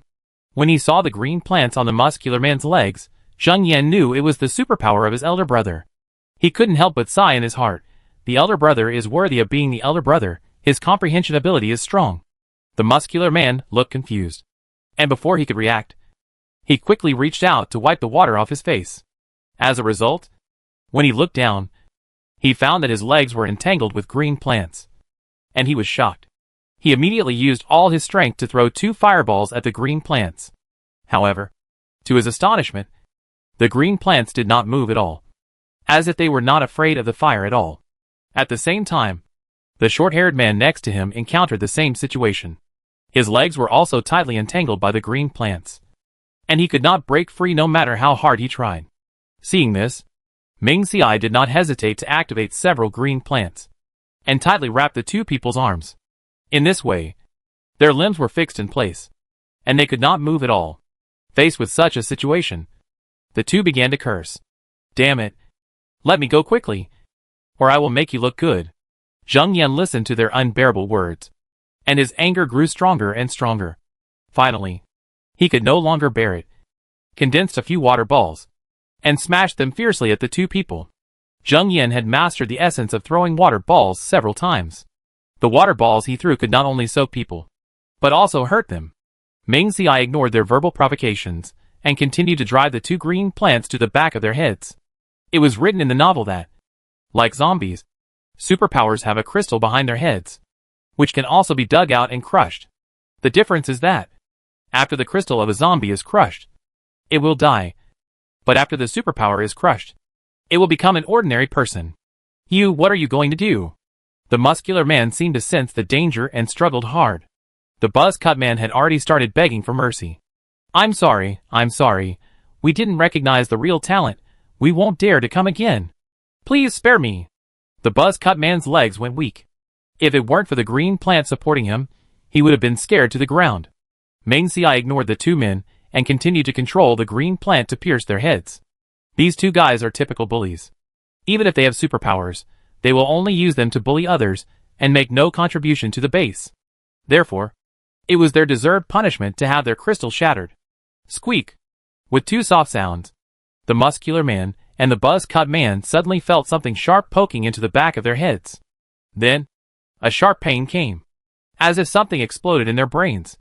Meng Xiai saw that the two crystals had shattered, and he controlled the green plants to be pulled out of their bodies. The muscular man and the buzz-cut man knelt on the ground, and both of them couldn't help but reach their hands to touch the back of their heads. But then, they showed astonishment, because they didn't feel any wounds, only some blood on their hands. The crystal of the superpower was damaged, and it would not leave any wounds or cause any damage. The only sequelae was the loss of superpowers. The muscular man thought that he was controlled by Ming Xi's superpowers just now because he was not prepared. Now he was released and saw that he was not injured. So he wanted to set the fire. But he couldn't do it no matter what he tried. When the short-haired man saw that his companion's superpowers were gone, he quickly punched the ground, wanting to try whether his superpowers were still there. Bang! Fuck, it hurt so much. The buzz-cut man held his hands and rolled on the ground. After waking up from a deep sleep, the buzz-cut man punched a hole in the ground, and he didn't feel any pain at all. Why, it doesn't work now. The muscular man was the first to react, looking at Ming Xi with bloodshot eyes. It's you? Did you do something to us just now that made us lose our superpowers? The muscular man thought of the green plant that had pierced their backs of the head just now. It must be this man who did something. That's right. With superpowers, you don't want to destroy zombies, protect ordinary people, but bully the weak here. Of course I will enforce justice and take back your superpowers. Ming Xi directly admitted what he had just done. You? The muscular man stood up, very angry, with sinister eyes, and was about to rush up to beat Ming Xi and the others. With the eagle present, how could he let these two people bully his master? So he barked twice and rushed over. The muscular man couldn't beat the eagle even with his superpowers just now, and now he couldn't beat it even more without his superpowers. When he saw the eagle coming, he turned around and ran away. When the buzz-cut man saw that the eldest brother had run away, he also stood up and ran away. The eagle would not let them go easily. It chased them out of the villa area with 2 barks. These 2 people came here once. Not only did they not get anything, but they also had many bite marks on their bodies. The gate had been damaged. Ming Xi had a lot of good quality gates in his space. He was planning to go out of the base with Shinkei someday. However, now that the base is full of superpowers, it doesn't matter whether the gate is used or not. Brother, don't worry about your gate. When the boss comes back, I'll ask him to find you a more solid gate. Zheng Yan, Ming Xi said. And don't let him take your things. Ming Xi rejected Zheng Yan's kindness, because he believed that none of the remaining doors could compare to the door in his space. No need, I will go out with Shinkei to see if there is a suitable one. Okay. Zheng Yan nodded, and said that if he had other needs, he could just ask. Although there was no door, but there was Xiongning, so Ming Xi and Shinkei felt relieved to enter the house. Thinking that the ability of his finger would be stimulated, maybe because it was soaked in the water in the space, so after returning, Ming Xi put his finger in again to nourish it. At the same time, he poured a large glass of water for Zheng Yan, and asked him to drink it slowly. The water in the space must be good for people with special abilities. After staying at home for more than 3 hours, he still hadn't seen Shinkei and Lin Jun come back. And Ming Xi was a little hungry, so he told Zheng Yan to stay here for dinner. Zheng Yan didn't want to eat here, but he thought about his elder brother's door being demolished. What if another bad guy broke in? He stayed here to protect his elder brother. So Zheng Yan agreed, and ran home quickly, and brought a bag of things. Ming Xi opened it, and saw 2 pieces of pork, beef, some potatoes, sweet potatoes, mushrooms, and a bag of other vegetables. Brother, I'm sorry to bother you today, Zheng Yan said as he stood at the kitchen door. It's okay. Ming Xi originally wanted to make 2 bowls of noodles, but Zheng Yan brought so many things at once, so he decided to steam some rice and stir-fry some vegetables. Chapter 251 Back, there are many zombies in the city. Brother, you are really good at cooking. Can I learn to cook with you? Zheng Yan stood at the door of the kitchen and took a deep sniff. No. Ming Xi refused mercilessly. It was not that Ming Xi was merciless, but Zheng Yan was anxious to help just now, and Ming Xi saw that he was so enthusiastic, so he led him into the kitchen. However, it turned out to be a wrong decision. Zheng Yan first picked the green vegetables until only the leaves were left, and then washed the vegetables until water was everywhere. Even the clothes and the ground were wet. Then, he took the initiative to ask to cut the vegetables. But the cuts were horrible, and there was no shape at all. Not only that, he also clumsily spilled the salt, and even dropped the basin on the ground. Ming Xi looked at the chaotic scene in front of him, and it was hard to imagine how a normal person could be so destructive. He shook his head helplessly, and finally drove Zheng Yan out of the kitchen, and silently sympathized with Lin Jun in his heart. But then he thought, Zheng Yan still didn't know anything after so long in the end of the world. Maybe it was because he was spoiled by Lin Jun. So there was no need to sympathize with him. When Zheng Yan proposed to learn cooking from Meng Xiai immediately remembered the mess he had made in the kitchen before, and was worried that he would burn the kitchen down. So he rejected him without hesitation, saying that he didn't want to teach. Okay. Zheng Yan was not very sad, and started to chat. Brother, you don't have a refrigerator at home. Do you need my boss to get you one? Brother, the rice steamed in your rice cooker is not delicious. Or I will find you a rice cooker. Now the weather is normal. The roofs of the residents in the villa area are all equipped with solar panels. So there is enough electricity at home. If it is not enough, they can also buy it from the government. So they pursue the quality of life. Although many home appliances have experienced natural disasters for several years and are basically unusable, there are many maintenance personnel like Lin Jun who can still use them. Meng Xiai said, no need. The refrigerator consumes power quickly. We have a car, and we can go to the item exchange point to buy whatever we want to eat. We don't need a rice cooker either. Meng Xiai felt that Zheng Yan talked too much and affected his cooking. So he asked Zheng Yan to help walk the eagle. Zheng Yan saw that he could help his elder brother, and hurriedly obeyed and did as he was told. Seeing Zheng Yan leave, Meng Xiai breathed a sigh of relief. He took out the Bluetooth headset and mobile phone from the space, played a song and cooked. When the meal was ready, Shen Ke and Lin Jun, who had gone out to kill zombies, came back. Seeing that the two were fine, Meng Xiai and Zheng Yan were relieved. The only trouble was that Eggplant's originally white hair turned scarlet, and many of the hairs were stuck together. Eggplant didn't know what was going on with her, and she rubbed against the eagle. The eagle barked several times before stopping Eggplant's movements. When Eggplant saw that she was being despised, she stared at Meng Xiai eagerly, saying that she wanted to take a bath. Shen Ke took out a large wooden barrel, drew half a bucket of water from the well, and asked Eggplant to jump in and wash herself. Then they started to eat. At the dinner table, Meng Xiai asked about the situation of killing zombies. The official announced that if you kill zombies, dig out the crystals and take them to the points exchange point. You can exchange them for points. 1 crystal can be exchanged for 2 points. And if you kill 3 zombies every day, you can exchange them for 1 kilogram of food. Nowadays, because there are many zombies, and their levels are low, 1 crystal stone can only exchange for a few points. In the later stage, when the zombies are upgraded and their numbers decrease, more points can be exchanged. Shen Ke and Lin Jun went out late, so the zombies around the base had been wiped out, and the two could only rush to the city. After walking for more than half an hour, the two were shocked by the dense zombies in front of them. Residents living in the city. At the beginning, there were no military personnel to maintain, and they didn't know how to deal with zombies. So 1/3 of ordinary people were bitten and turned into zombies. Ordinary people who were not bitten hurriedly hid in the buildings that had not collapsed.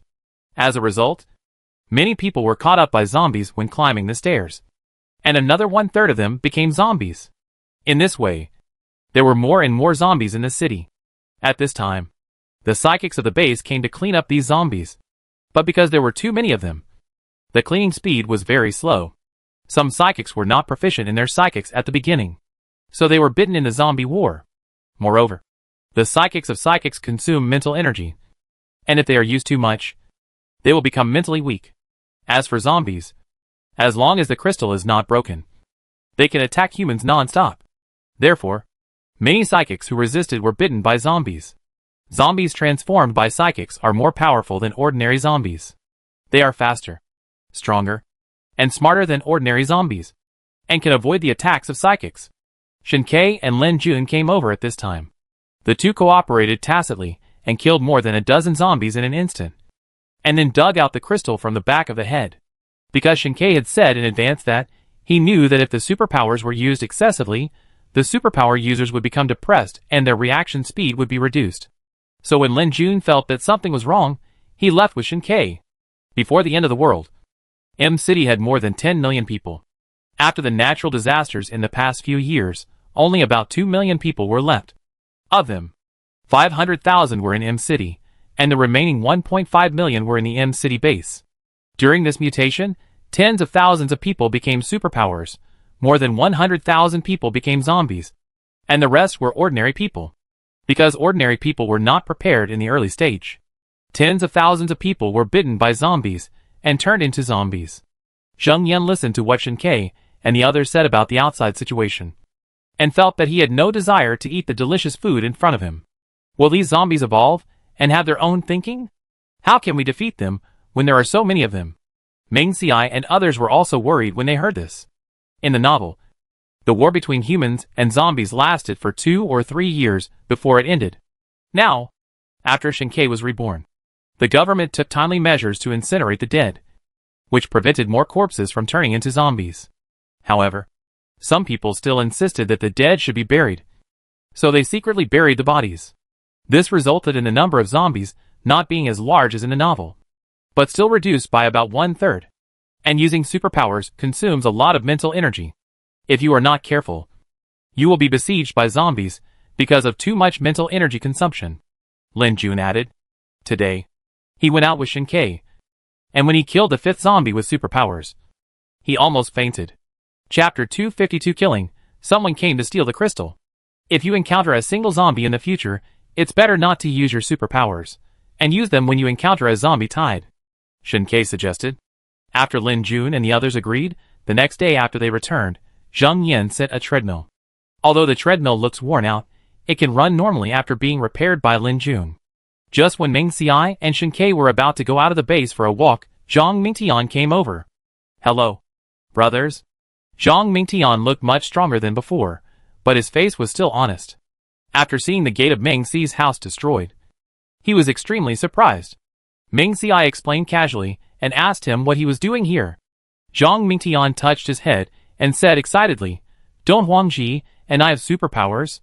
When I saw the official announcement, I wanted to ask you, brother, if you want to form a team with us to kill zombies together. Zhang Mingtian's superpower is strength, and Huangji's is speed. Meng Xiai shook his head and said, No, we are not short of food at the moment, so we don't want to take risks to kill zombies. Meng Xiai actually understood that Zhang Mingtian and Huangji both had children, and they must want to kill more zombies to earn points. Meng Xiai and Shen Ke wanted to kill the zombies and end the apocalypse sooner, but that was on the premise of protecting their own lives, so Meng Xiai refused. Okay. Zhang Mingtian was not disappointed when he heard this.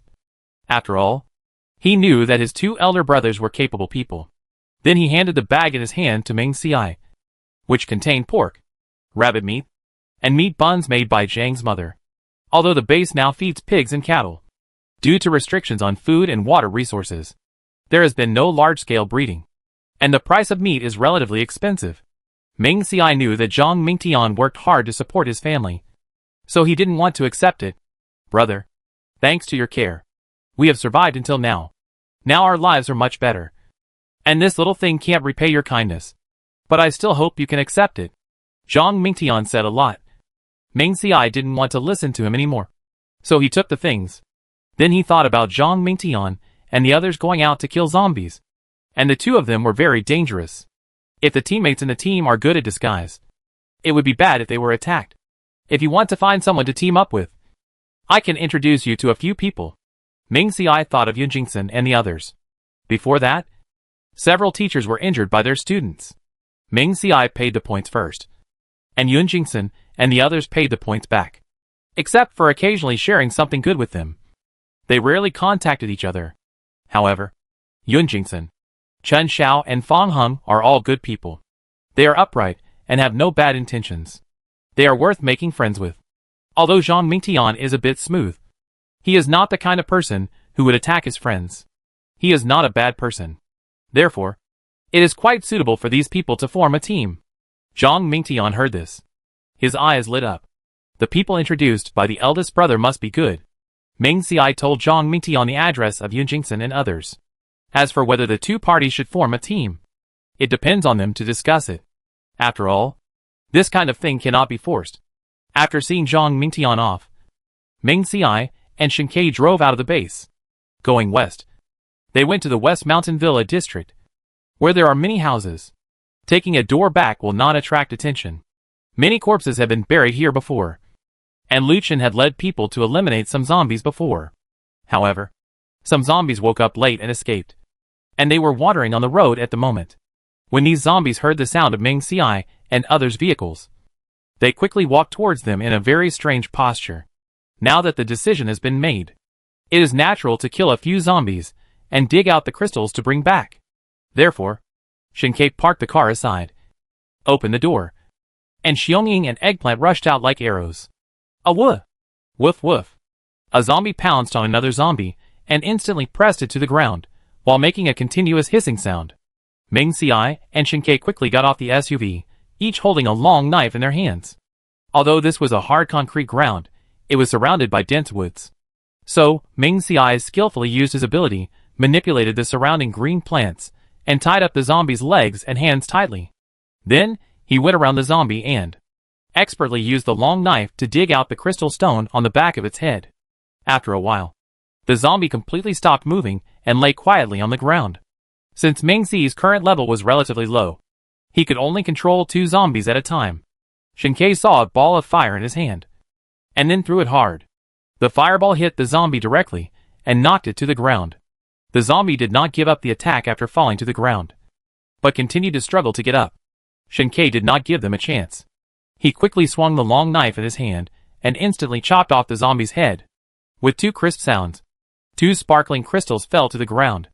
However, more zombies were coming this way. Ming Si and Shinkei did not dare to slack off and immediately began to deal with these new zombies. They skillfully used their supernatural powers to repel the zombies, while slashing at the zombies in front of them, and then quickly took out the crystals behind the zombies' heads. Eggplant and Eagle were not stupid either. They noticed that Ming Si and Shinkei had been digging at the back of the zombies' heads. So, when they found that the zombies they had beaten had not died, they immediately realized the problem. They stretched out their sharp claws without hesitation and dug hard into the zombie's brain. Fortunately, the crystal was not buried deep, and they easily dug it out. At this time, the zombie that was bitten by the eagle finally stopped struggling. Seeing this, Eggplant immediately let go of the zombie he was biting and pounced on another zombie. The eagle was not to be outdone, and also let go of the prey in its mouth and rushed to other targets.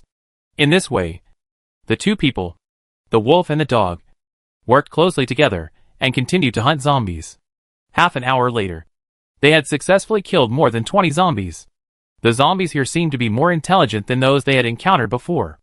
After seeing their companions fall down one after another, they did not rush forward blindly to die, but chose to retreat, seeing that there were no more zombies surrounding them. Ming Si and Shinkei put away their weapons and prepared to pick up the crystal on the ground. However, at this moment, an ice knife suddenly flew out from the side and flew straight towards Ming Si. Fortunately, Ming Si reacted quickly. He noticed the danger in time and quickly retracted his hand that was reaching for the crystal. Who? Ming Si stood up, looking unhappy. Eggplant and Eagle immediately stood in front of their 2 masters, staring sharply at the depths of the forest in front. Shinkei picked up a crystal and did not encounter the ice knife. After hearing what Ming Si said, he quickly stood up and stood beside Ming Si. Chapter 253 Eliminate. What did you do to him? What happened? Shinkei looked at the puddle of water on the ground and realized that a superpower was coming. We were the first to spot these zombies. Since you helped us deal with them, you can take 2 crystals, and the rest will be ours. A boy in his 20s walked out of the woods, and behind him, 5 or 6 young people followed him from a distance, both men and women. These people were either standing or sitting, but their eyes were fixed on Ming Si and Shinkei. They did not step forward, but quietly observed the reactions of Ming Si and Shinkei. But Ming Si and Shinkei would not be frightened by them. Ming Si crossed his arms, rolled his eyes with disdain. You wish. The young man who was originally smiling suddenly frowned upon hearing this, and said coldly, What did you say? That expression, coupled with his appearance, was really a bit intimidating. Unfortunately, Ming Si and Shinkei were not people who would be easily frightened. They were all people who had experienced the baptism of the end of the world, and were already accustomed to facing various dangers and challenges. I said you're ugly, but you think you're beautiful. Ming Si kindly raised his voice, and repeated it again. Eggplant on the side seemed to understand what Ming Si said, and also howled several times to agree. Damn it! Don't be shameless. As he said that, the young man had already condensed an ice knife in his hand, and he looked like he would start a fight if he didn't agree with him. The young man was not ugly. But he was too thin. So he looked very strange. Thank you. But I have my own face. I don't need you to give me another one. If you need it, I can give you one. Two-faced. Bang! The ice knife in the young man's hand flew out instantly, and went straight to Meng Xiai and Shen Kai. Seeing this, the two men flickered and nimbly avoided the attack. At the same time, Shen Kai threw the fireball in his hand at the young man without hesitation. However, unexpectedly, the two little guys, Eggplant and Eagle, reacted faster. After evading the attack lightly, they actually ran towards the young man. Awoof! Woof woof. It seemed that they were protesting to the young man. How dare you bully our master? You are simply tired of living. Seeing this, Meng Xiai and Shen Kai hurriedly chased after him. Seeing that the two sides were about to fight, the young man's companions also stepped forward quickly. Soon, the groups of people were caught in a fierce melee. The 7 young men had fire powers, and some had water powers. When powers collided with each other, they would make various sounds. So various noises were heard in the forest soon. As a reborn person, Shen Kai had a much better control over his powers than the 3 young men. So it was not difficult for him to fight 1 against 3. Eggplant and Eagle fought with one of the enemies respectively, and they were not at a disadvantage either. Meng Xi's ability is to control various green plants, which allowed him to fight fiercely with the 2 opponents. Fortunately, because Meng Xi's level was higher, he successfully caused a lot of trouble to the 2 men. When Meng Xiai found that a person with special abilities was trapped by the green plants he controlled, he manipulated another green plant without hesitation to smash the crystal stone on the back of the person's head. These people have special abilities, but do not use them to eliminate zombies. Instead, they engage in robbery. They are simply the scum of society. Keeping them will only bring more trouble. My superpower is gone. The man didn't notice when the crystal was shattered. When he tried to use it again, he couldn't use it at all. He became anxious. It's you. Did you do something to me? The man's eyes were red, and he asked with a fist. Meng Xiai didn't intend to answer his question. After all, there are too many zombies now. Without a large number of superpowers, humans can't fight against the zombie tide. If more people knew that the superpowers of superpowers can be eliminated with crystal cores, it would cause greater chaos. What? Your superpower is gone. When the others heard this, their faces suddenly changed, and they all gathered together. Now is the end of the world. If you lose your superpower, you will either be bullied by the strong with superpowers, or be bitten by the ferocious zombies. And the ice superpower user, standing in front of his companions without hesitation, he took a deep breath, trying to keep himself calm. What did you do to his superpower? Meng Xiai snorted coldly. Since your superpowers are not used to kill zombies, but to rob others' things, it's better to eliminate them. Hearing the news, the others widened their eyes. Eliminate? Eliminate means there is no more. Is there any possibility of recovery? These young people are students of M University. They have been teaming up since the rainstorm period, and have lost several companions during this period. Because of the end of the world, they are no longer innocent. In the past few years of the end of the world, they have done a lot of things that hurt others and benefit themselves, even though they have done nothing against the will of heaven. Today, several people formed a team, just to come to the West Mountain to kill zombies and dig crystals. Originally, he was ready to take action, but at this moment, Meng Xiai and Shen Kai suddenly appeared and walked towards this side. When he found that there were only 2 people on the other side, he couldn't help but have an evil thought in his heart, because he knew that the use of superpowers would consume a lot of mental energy. So he decided to stay put and wait for the 2 people to fight the zombies first and kill them. In this way, he could easily sit back and reap the fruits of victory without any effort. But he didn't expect that after killing so many zombies, the 2 people were able to tie with them, and even destroyed the superpowers of one of their companions. The young man in the lead snorted when he heard this. After so many years in the apocalypse, if you don't work for yourself, do you have to make selfless contributions? You are even more vicious. When Meng Xiai heard this, he rolled his eyes. It's okay for you to do dirty things, but it's wrong for others to resist. But Meng Xiai didn't want to continue talking to them. The sooner the fight is over, the sooner it's over. And Meng Xiai also saw that the zombies that had left in the distance, after hearing the sound here, ran over again. They really only care about food and not fighting. Be ruthless if you want to. If you want to fight, we'll fight you. If you don't want to fight, get out of here, Meng Xiai said directly. At the same time, He manipulated the green plants underground to grow out of the ground. These young men were a little hesitant. After all, the other man's strength was very strong, and they might not be able to beat him. The previous battle consumed a lot of their mental energy. "Let's go!" The leading young man made the decision. The others also followed this man's lead, and he said that they would withdraw the others without objection. "Shinkei, are you okay?" After those people were far away, Ming Xiai held Shinkei's arm and asked worriedly. Puff! Shinkei bent down and spat out a mouthful of blood. Chapter 254 Uncle Qiao, you have worked hard today. Shinkei! Ming Xiai supported Shinkei, worried to death. Are you okay? Ming Xiai had already started looking for suitable medicine in the space.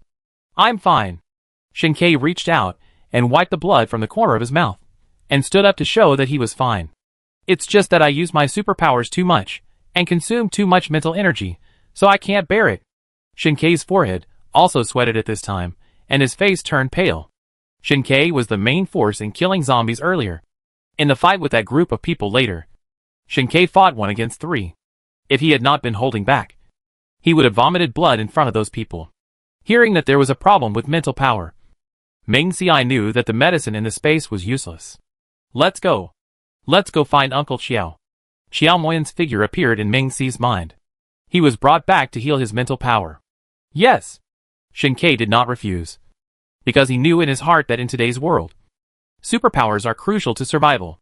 If you rely on your own healing ability to recover from your injuries, it may take a long time. During this period of time, if you encounter other people with superpowers and zombies, the consequences will be disastrous. However, before getting in the car, Shinkei did not forget the original intention of their outing. He hurriedly urged Ming Xiai to take out a door from the space and install it firmly on the roof of the off-road vehicle. After everything was ready, the two went home. On the way back, Ming Xiai was responsible for driving the vehicle. Since Ming Xiai took out the off-road vehicle, Shinkei has been driving most of the time, and Ming Xiai has only had a few opportunities to drive himself. Fortunately, Ming Xiai was very serious and solid when he learned driving skills, so he finally successfully returned to the base safely. After arriving at the base, Ming Xiai didn't even take off the car door, and couldn't wait to take Shinkei to where Qiao Moyan lived. Bang bang bang. Ming Xiai helped Shinkei go up to the second floor. An eggplant and Xiongning stayed in the car. Who is it? Qiao Moyan was very alert, did not open the door, and held an axe in his hand. Uncle Qiao. It's me, Ming Xiai said. Qiao Moyan heard Ming Xi's voice, and quickly opened the door. Xiao Ming. Xiaoshen. Qiao Moyan stepped aside, and let the two people come in. When he saw Shinkei was being supported, he was very worried. What happened to Xiaoshen? Qiao Moyan saw that Shinkei was so weak, and wondered if he was injured. If he was injured, he would have to go to the hospital. Yes, go to the hospital.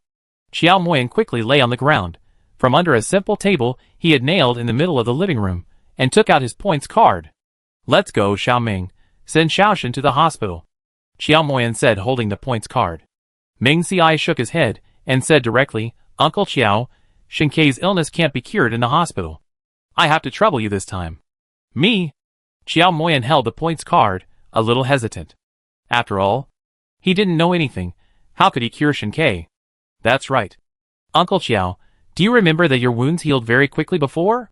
That's because you have awakened the healing ability. Your ability can not only heal yourself, but also other people with abilities. Ming Xiai roughly described the use of Qiao Moyan's ability. Qiao Moyan looked at his hands, and knew that since the zombie outbreak, many people have various abilities, such as some people can make fire with their hands, and some people can attack enemies with water. He had tried to stimulate his own superpowers, but failed. At this moment, he heard Ming Xiai say that he had healing superpowers, and thought that these two people would definitely not deceive him. So he couldn't wait to ask, then how should I use this superpower? Shinkei didn't know the specific method. After all, in his previous life, no one had witnessed the healing superpower perform his abilities. But since it was healing mental power, was it related to the crystal behind the brain? So Shinkei sat on the stool, asked Qiao Moyan to stand behind him, and reached his hand to the position of the crystal behind his head. Qiao Moyan followed Shinkei's instructions, and concentrated his mental power. Ming Xiai stood aside, and was surprised to find that Qiao Moyan's palm began to emit a faint green light. At the same time, Shin Kei's face gradually became better. 10 minutes later, Xiao Moyan put down his hand, and his forehead was covered with sweat. His already weak body looked even weaker at this time. Uncle Xiao, are you okay? Meng Xiai stepped forward and supported Xiao Moyan, who was about to fall.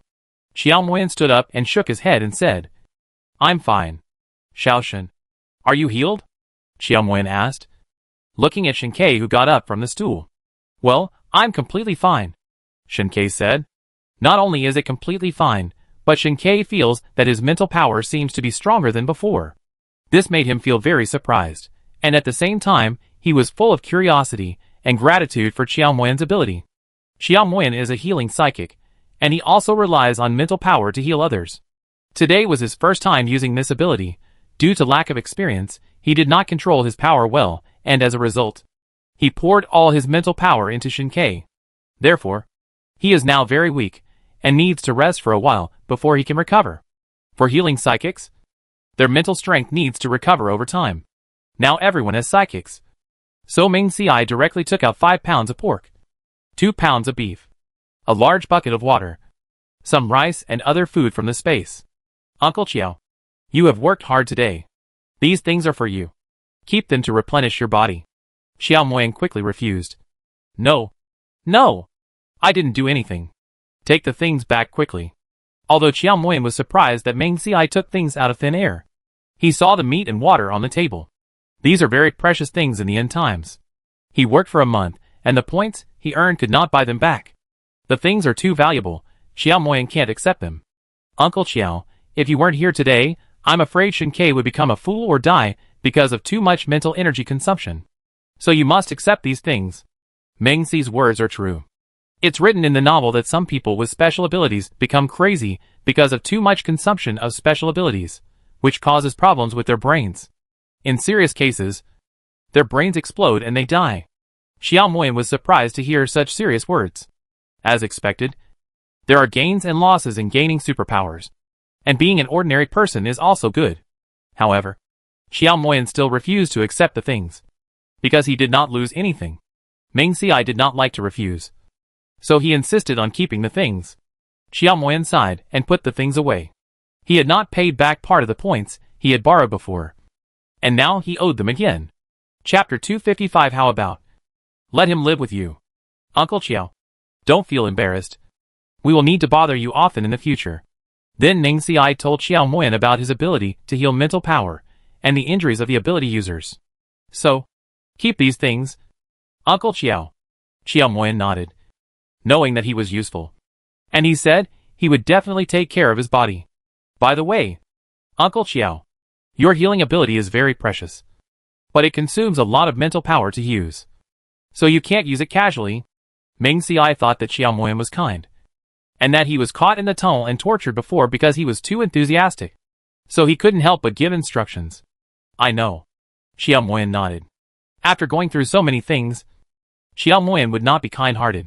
Even though he knew that his ability could help many people with abilities, he did not intend to help others. Meng Xiai finally felt relieved when he saw Xiao Moyan agreed, and then went home. Zheng Yan had been wandering outside Meng Xi's house, enthusiastically helping to watch the door. When he saw the big brothers coming back, he was so excited that he kept waving his hands, especially when he saw the big door on their off-road vehicle. Zheng Yan admired the 2 big brothers even more, while he enthusiastically helped them remove the gate. He secretly wondered whether he should invite the 2 big brothers to join the boss. In this way, wouldn't they be able to make a fortune? However, thinking that the 2 big brothers had nothing to lack, it seemed impossible to ask them to fight with him. So, Zheng Yan did not mention this matter. At the same time, Lin Jun had also finished his work and hurried over to help. In the end, the 4 people worked together to install the gate properly. The next morning, Meng Xiai and Shin Kei were about to go out to kill the zombies, when they suddenly heard a hurried knock on the door. Strangely, neither Eggplant nor Eagle made a sound, so the person knocking on the door must be someone they knew. After Meng Xiai opened the door, he saw Liang Xiu standing at the door with a heavy package in his hand. Master, son-in-law. Seeing that Meng Xiai and Shin Kei were fine, Liang Xiu breathed a sigh of relief. Meng Xiai invited Liang Xiu into his house, and learned that Liang Xiu had obtained the wind power and had mastered it proficiently. However, Zhao Jingyu did not get the superpower. Meng Xiai was not surprised. After all, starting from the acid rain, Zhao Ting protected Zhao Jingyu, and thought that Zhao Jingyu might not have the chance to get wet in the rain. So it was reasonable that he did not get the superpower. They also discussed the current situation of the base. In order to speed up the elimination of zombies, the official went out to find the key Chinese herbal medicine in Shinkei's letter, and asked all the staff with superpowers to go out and kill the zombies. Those staff without superpowers were reassigned to work in various units. Liang Xiu had another reason to come this time. Since Zhao Jingyu couldn't use his superpowers, he was worried that Zhao Jingyu would be in danger if he was alone at home. After all, there have been many superpowers attacking ordinary people and robbing supplies in the base recently. Therefore, he hoped that Meng Xiai could help take care of Zhao Jingyu to ensure his safety. Meng Xiai naturally agreed, and then thought of Zhao Jingyu's two-story villa, and had an idea. Uncle Liang, I know someone, he is a healing superpower, not good at killing zombies. But he can use superpowers to heal superpowers and ordinary people. So I thought, why not let him live with you, so that he can take care of him? Meng Xiai just mentioned it casually. As for whether to adopt it, that is something Liang Xiu and Zhao Jingyu need to consider. But if he really wants to take care of Zhao Jingyu, Meng Xiai is willing to go. After all, although Zhao Jingyu is sometimes a little silly, he is still a good person. Liang Xiu listened to Meng Xi's words and thought it made sense. So he said that he would go back and discuss this suggestion with Zhao Jingyu. In fact, long before Shinkei vomited blood due to excessive use of supernatural powers. After being cured by Qiao Moyan, Meng Xiai began to think about whether he should invite Qiao Moyan to move to the villa area. In this way, not only can he be found more conveniently for treatment, but also Qiao Moyan's safety can be better protected.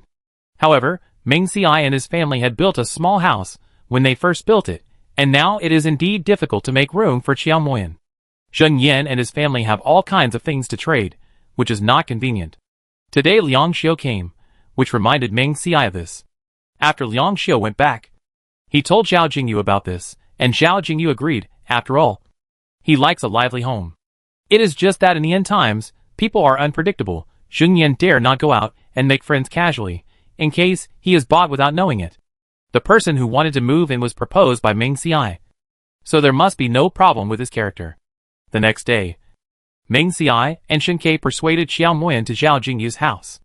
Although Zhao Jingyu was older than Meng Xiai, he had never suffered much and was lively.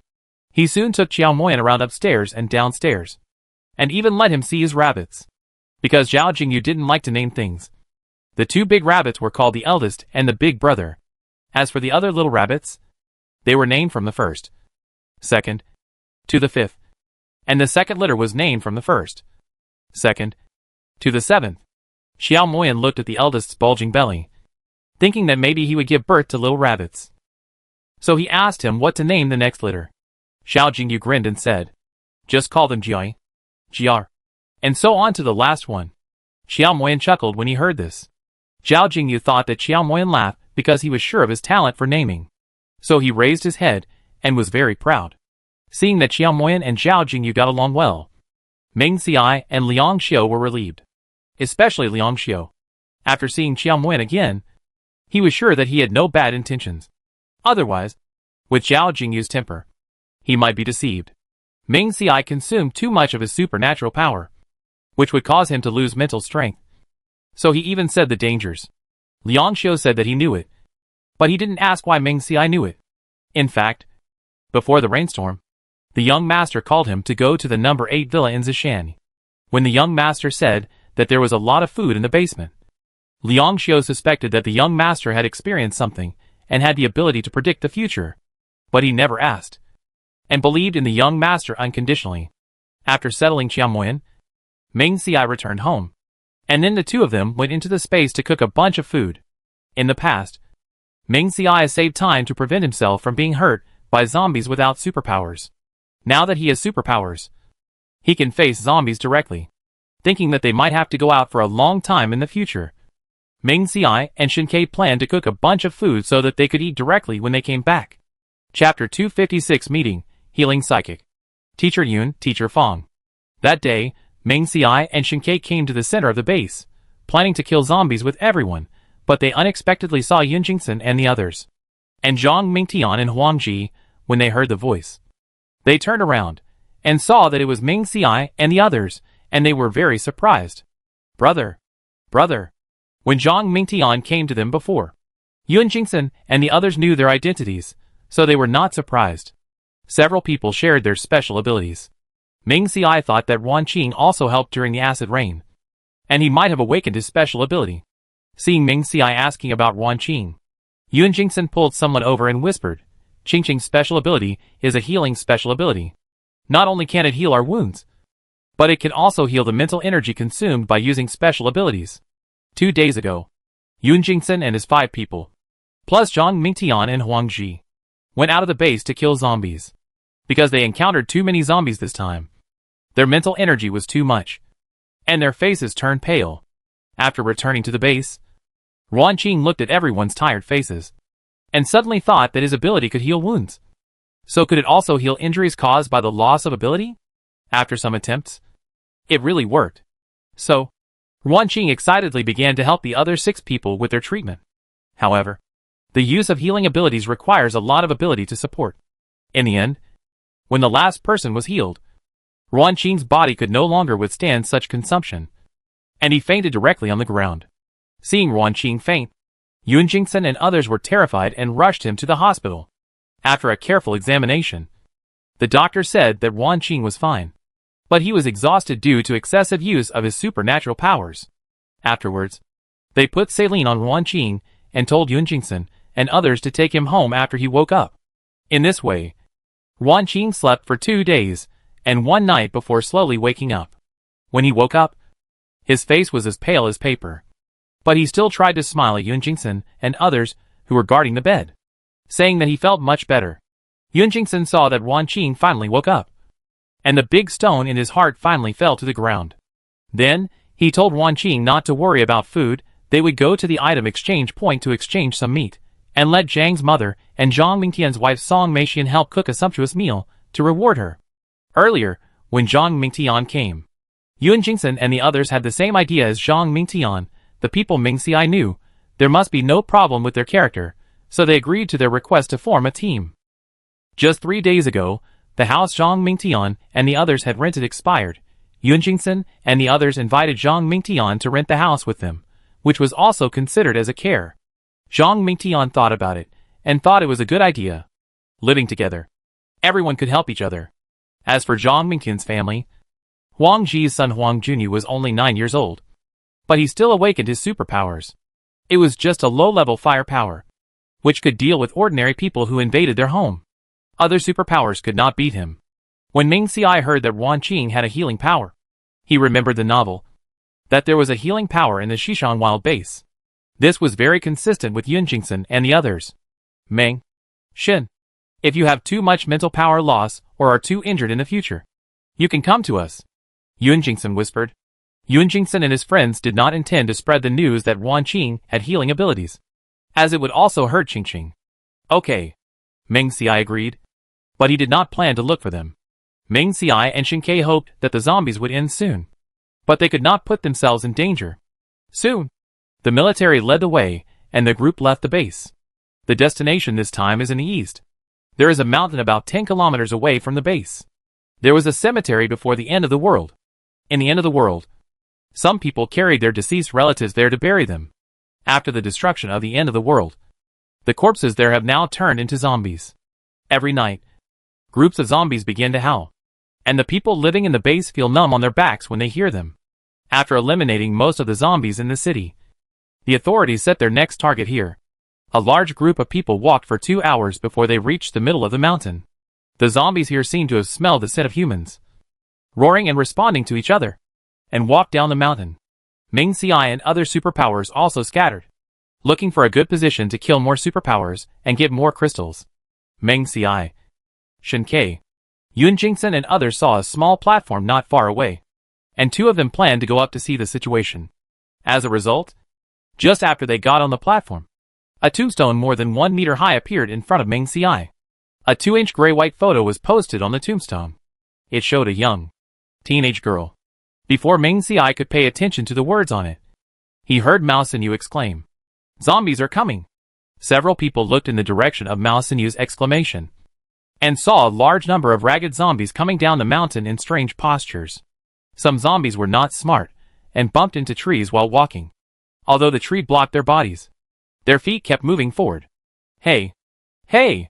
Although the zombies were not smart, they were strong. After a few minutes of knocking, they knocked the tree down and then continued to move forward stiffly. These zombies did not look at the road when they walked. They were tripped by stones and trees and stayed on the ground for a while. And then they climbed up. Fuck. It's disgusting. Although everyone had seen zombies a lot these days, they were still disgusted. Before the zombies came to them, some long-range attacking psychics took action. Ming Xiai and his companions did not rush to act, because supernatural powers are precious. When the zombies came to a place about 10 meters away from them, Ming Xiai, Shen Ke and others began to act. This is a forest, but it is Ming Xi's comfort zone. Ming Xiai put his hands together, mumbling something, and then the green plants around him seemed to come alive, stretching out vines to tightly wrap the zombies together. And Shen Ke on the other side threw the fireball in his hand towards the zombies. The cooperation between these two people can be said to be seamless. Just when the zombies were beaten to a pulp by the fireballs, Ming Xiai quietly controlled the green plants and dug out the crystals on the zombies. Crack, crack. Ming Xiai and Shen Ke were relatively close to the tomb. When they heard the strange sound at first, they thought it was the zombies, and didn't pay attention to it. Bang! Suddenly, with a bang, the tomb next to them actually cracked, and then a female zombie struggled to crawl out from it. Chapter 257. Go out. Find herbs to kill zombies. Fuck. How can people who died before the end of the world become zombies? When Ming Xiai saw this scene, he was so shocked that he couldn't speak, and couldn't help but swear. He tried to recall the plot in the novel, but there was no mention of people who died before the end of the world becoming zombies. He turned to look at Shen Ke, and found that he was also shocked. Obviously, he had never encountered such a situation in his previous life. The clothes on the female zombie in front of him had rotted away, and her legs, feet, arms, and other parts had turned into bones. However, surprisingly, she miraculously opened her eyes after she got up. But only the whites of her eyes were left, as if she had lost her soul. When she heard Ming Xi's voice, she rushed towards them without hesitation. Compared with other zombies, this female zombie's limbs were extremely well coordinated, and her movements were more agile. Ming Xiai quickly manipulated the green plant to wrap around the female zombie's legs, trying to stop her from moving forward. However, this female zombie was obviously stronger than the average zombie. She broke the green plant after struggling twice, and then continued to move forward. Shen Ke quickly manipulated his fire power, condensed the flames into a huge fireball, and threw it at the female zombie. However, surprisingly, the female zombie was not hit hard or retreated like the other zombies. Instead, she continued to rush towards Shen Ke, seemingly ignoring his attack completely. It seems that this zombie can only be killed by chopping off her head and taking out the crystal directly. Shen Ke threw 2 fireballs, and Ming Xiai moved their positions, while saying, "Yeah!" The female zombie rushed towards the place where the two had just been. But it pounced on nothing. It stood there blankly. After a long while, the female zombie turned around mechanically, and continued to rush towards Ming Xiai and Shen Ke. Thinking that these zombies would not look down at the road, Ming Xiai controlled a few green plants to cross in front of the female zombie, forming a green barrier. Just in case, he gave birth to 2 more green plants. As expected, the female zombie was tripped by these green plants and fell to the ground. Taking this opportunity, Ming Xiai immediately controlled all the green plants to entangle the female zombie, like a huge green net, tightly binding the female zombie. Shen Ke seized the opportunity, took out a big knife from the space, walked quickly to the front of the female zombie, and cut off her head with one knife. Although the female zombie's head fell off, her body struggled and got up again. Ming Xiai controlled the green plants to continue to block the female zombie, while Shen Ke took the long knife, without blinking, and smashed the skull, and then took out the crystal. The body of the female zombie, because the crystal was taken out, fell to the ground with a clang. Ming Xiai came over and looked at the crystal in Shen Ke's hand, which seemed to be larger than the crystals of ordinary zombies, and darker in color. More than an hour later, the group of zombies realized something was wrong, and started to walk up the mountain smartly. And the psychics, because they had consumed 2/3 of their mental power, did not catch up. The crystals were taken out, and they were responsible for the follow-up work. Under the leadership of the soldiers, the bodies of the zombies were gathered together, and some dry firewood was picked up, and they were burned. After the fire was completely extinguished, the crowd began to walk back. When they arrived at the points exchange point, the crowd began to convert their levels into points. When the staff saw the crystals in Mingxi's hands, they looked bigger than ordinary crystals. They gave them more points. Soon after, the official released a new message, announcing the change in the rules for exchanging points. According to the new regulations, different types of crystals will be exchanged for different numbers of points. Naturally, the psychics noticed this announcement, and thought that they would have to be more selective when killing zombies in the future. 2 months have passed, and the urban area and other areas with dense zombie populations have been completely cleared. The academicians, experts, and medical staff that the authorities had previously protected began to play their roles and research vaccines. Because the authorities had read Shinkei's previous letter, and this letter was shared nationwide. At this time, each base began to look for the herbs described in the letter while eliminating zombies. After Mingxi and Shinkei saw that there were not so many zombies outside, their mentality changed. As both of them had improved their abilities, they began to become lazy. Now, they only go out once every 2 or 3 days, and only occasionally go out to kill a few zombies, and look for the herbs that Shinkei mentioned. However, although Shinkei had heard of this herb before, he had never seen it with his own eyes, so he could not accurately describe its appearance. Regarding this matter, Mingxi and Shinkei both knew that they could not rush for success, so they maintained a calm attitude. As time went by, the number of zombies decreased significantly. Government departments no longer organized people to fight zombies together as frequently as before, but instead shifted their focus to finding herbs. On this day, Mingxi and Shinkei went out with Xiongning and Chiezi. They drove the off-road vehicle, and kept an eye out for zombies around them. When the lone zombies heard the roar of the car, they would immediately run over excitedly, without Mingxi and others having to go forward to look for them. After opening the trunk, Chiezi and Xiongning ran up, knocking down one by one, without Mingxi and others having to do anything. However, if they encountered a large number of zombies gathered together, Mingxi and Shinkei would get out of the car and join the battle. Eggplant and the eagle roared with excitement.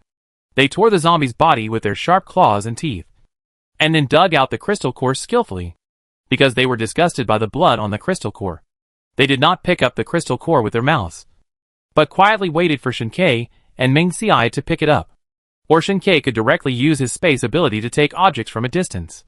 Unexpectedly, while waiting this time, the two felt a gust of wind, and the 2 crystal stones on the ground disappeared out of thin air. Awoo! Awoo! Eggplant and the eagle were so anxious that they kept howling, as if asking the 2 masters whether they had taken the crystal stones. Mingxi and Shinkei naturally noticed this scene, and they quickly opened the car door and got out. Really? Why are there people snatching crystals everywhere? Mingxi said helplessly. Eggplant and eagle had already smelled the scent of crystals, and they excitedly chased after them. Mingxi and Shinkei were worried that the 2 animals would be in danger, and they didn't care about driving, and ran to catch up directly. Because of their supernatural powers, the 2 were very fast, and they caught up with Eggplant and Eagle in the blink of an eye. After turning around 2 dilapidated buildings, Mingxi saw a man and a woman, and Eggplant and Eagle kept barking at the 2 people. Chapter 258 Shinkei, is there something wrong with this water? Damn you 2 beasts, what are you chasing after? You just took 2 crystals. One of the women crossed her arms, with impatience on her face. Brother Fan, let's just kill these 2. We can take them back and eat them later, the woman continued.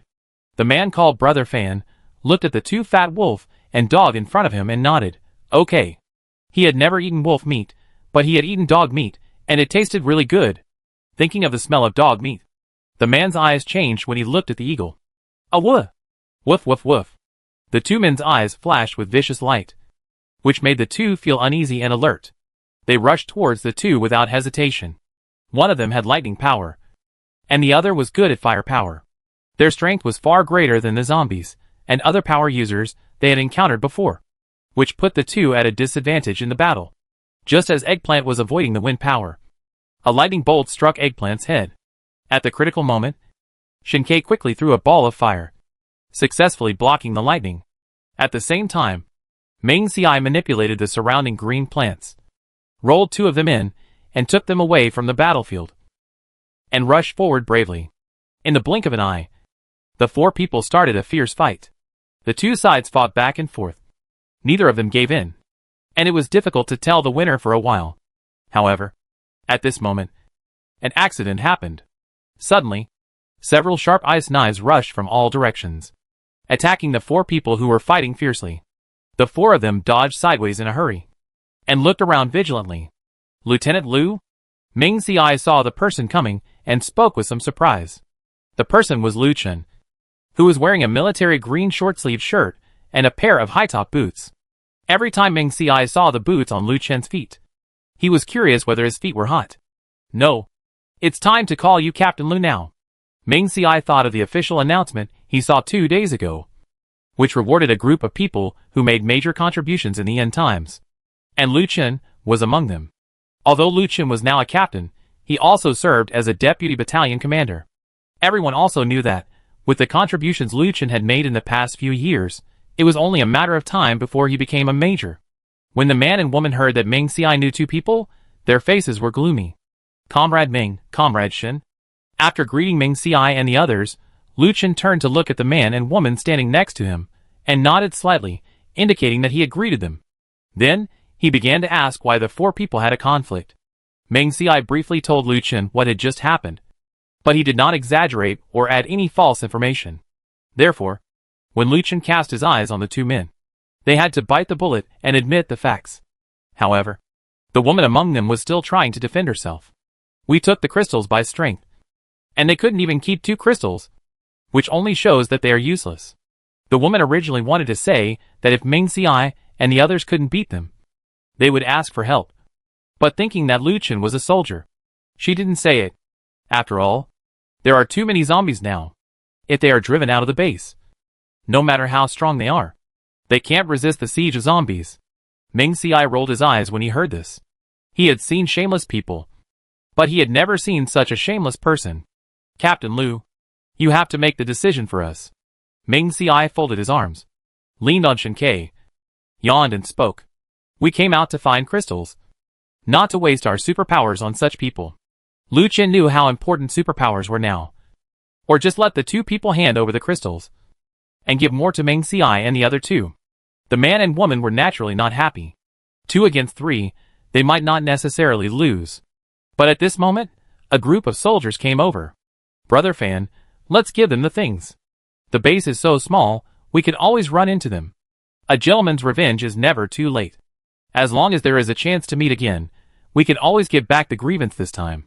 Brother Fan listened to the advice and threw the 4 crystals in his hand. Eggplant and Eagle stepped forward. They moved their bodies flexibly and accurately caught the 4 crystals with their sharp claws. Then, they showed amazing strength and balance. And with their strong hind legs, they stood up and walked steadily to where Ming Ci and others were. Especially Eggplant. Its height after standing up was almost the same as that of an ordinary person, and even taller than some people. Although the eagle was relatively short, it was much taller than an ordinary woman. At this time, a team of soldiers coming from a distance noticed the eagle, and one of them recognized it immediately. Is that the eagle? It does look like it. But doesn't the eagle have a lame leg? Yes. I remember that the eagle had a scar on his face, and his body was not so big. There were more than a dozen soldiers in the team, talking in a low voice. After the man and woman gave the crystal stone, they left. After getting the crystal stone, Ming Ci said goodbye after knowing that Liu Chen and his team came out to kill zombies. Half an hour later, Ming Ci and Shen Ke drove to a river. Come on. Come on. There is water here. The water here is quite clear. We can take more back, and we don't have to spend points to exchange. Xiao Su. What are you doing? We haven't drunk this water yet. Don't put your feet in it. There was a team by the river. A total of 8 people, both men and women. After seeing the river, 2 of them quickly raised a handful of water and put it into their mouths. Others had already taken off their shoes and socks, intending to wash their feet and relax, because it had rained for more than 10 days before. Both surface water and groundwater had reappeared. However, after the zombies became popular, the authorities issued a notice saying that the water outside was poisonous and was not allowed to be drunk, and the official water price was raised again. At first, the residents of the base were still very vigilant. and they all bought water resources at the item exchange point. However, a few days later, a superpower went out and saw that the river water was clear. The water he brought with him just ran out. So he drank the river water. Nothing happened afterwards. After some superpowers and ordinary people knew about it, they did not want to spend their points on buying water that was everywhere. So they filled the river that the previous person drank. Now the river water is clear and flowing continuously. How could there be any problem with running water? Therefore, they could not wait to drink the water. Ming Xiai and Shen Ke also stopped the car and got out. Shen Ke, do you think there is something wrong with this water? Ming Xiai asked. Yes, Shen Ke said firmly. When Ming Xiai heard this, he also came to the river, wanting to observe carefully to see if there was anything unusual. You drink water upstream. I wash my feet downstream. It won't affect you. The man called Xiao Su couldn't wait to put his feet in the water. It was hot these days, and his feet were sweaty. Washing his feet would be much more comfortable. Chapter 259 Help, Meet a Mutant Octopus. Splash. 2 minutes after Xiao Su put his feet in the water, everyone heard a splash, and the whole person fell into the water. Xiao Su, are you washing your feet or taking a bath? Come out quickly, don't muddy the water. Help, help. Just after a few words of accusation, Xiao Su struggled to float to the surface of the river, still shouting for help. Help, help me, help me. The others stood up immediately. However, the river water was too muddy. They could not see what Xiao Su had gone through, and they could not hold him back even if they reached out. Their superpowers, which were thunder, lightning, wind, etc., could not help. Someone saw a small tree nearby, broke it without thinking, and then reached into the water. Xiao Su grabbed the branch. Xiao Su in the river heard the branch and quickly reached out to grab it. But he didn't expect that when he was about to grab it, Xiao Su sank into the water again. Xiao Su. No. Fuck. What should we do now? This time, Xiao Su did not float up from the water again. At the same time, the two people who had drunk the river water suddenly foamed at the mouth and fell to the ground, holding their necks. Ugh! Ugh! The other 5 people, seeing their 2 companions fall to the ground, hurriedly helped them up. Liangshe, Li Hui. The 2 people could still make a wow wow wow sound at first, but soon the foam in their mouths turned into blood. Be careful. The woman standing facing the river saw a tentacle suddenly appear in the river, and hurriedly spoke. The 5 people reacted quickly and dodged, but Li Hui, who was lying on the ground, was entangled by the tentacle around his neck and dragged directly into the river. Fuck. What is that? It looks like an octopus? Someone saw that the monster had several tentacles, which looked very much like an octopus before the end of the world. It was just huge in size, and the tentacles could actually retract. Soon, the river water became clear, and the bodies of Xiao Su and Li Hui were not seen in the river, and the octopus disappeared. Song Chao. What should we do now? The remaining 5 people looked at their boss together. Song Chao frowned and said, now that the octopus has disappeared, we want to avenge Xiao Su and the others. But there is nothing we can do. As soon as he finished speaking, Ming Xiai, who had been observing the situation, suddenly spoke up. The octopus is at the bottom of the water. Didn't you see it? The 5 people looked at Ming Xiai instantly. As early as when the octopus came out, Song Chao and his friends had already seen Ming Xiai and the others. But seeing that the 2 had no intention of taking action, they did not pay attention to them. What do you mean? Where is it? The 5 people moved forward tentatively, wanting to see where the octopus was. Right in front of you, in the middle of the river. Ming Xiai walked over slowly with Shen Ke, while Eggplant and Eagle stared at the river with vigilant eyes. After hearing this, the 5 people looked in the direction Ming Xiai said. Sure enough, in the middle of the riverbed, there was a black stone with a diameter of more than 2 meters. But if the stone was really an octopus, how could there be no tentacles around it? The 5 people doubted this, and thought Ming Xiai was playing tricks on them. However, Ming Xiai told them very seriously that if they didn't believe it, they could throw the remaining body of a companion into the water as bait, so that they could know the truth. After all, they were companions.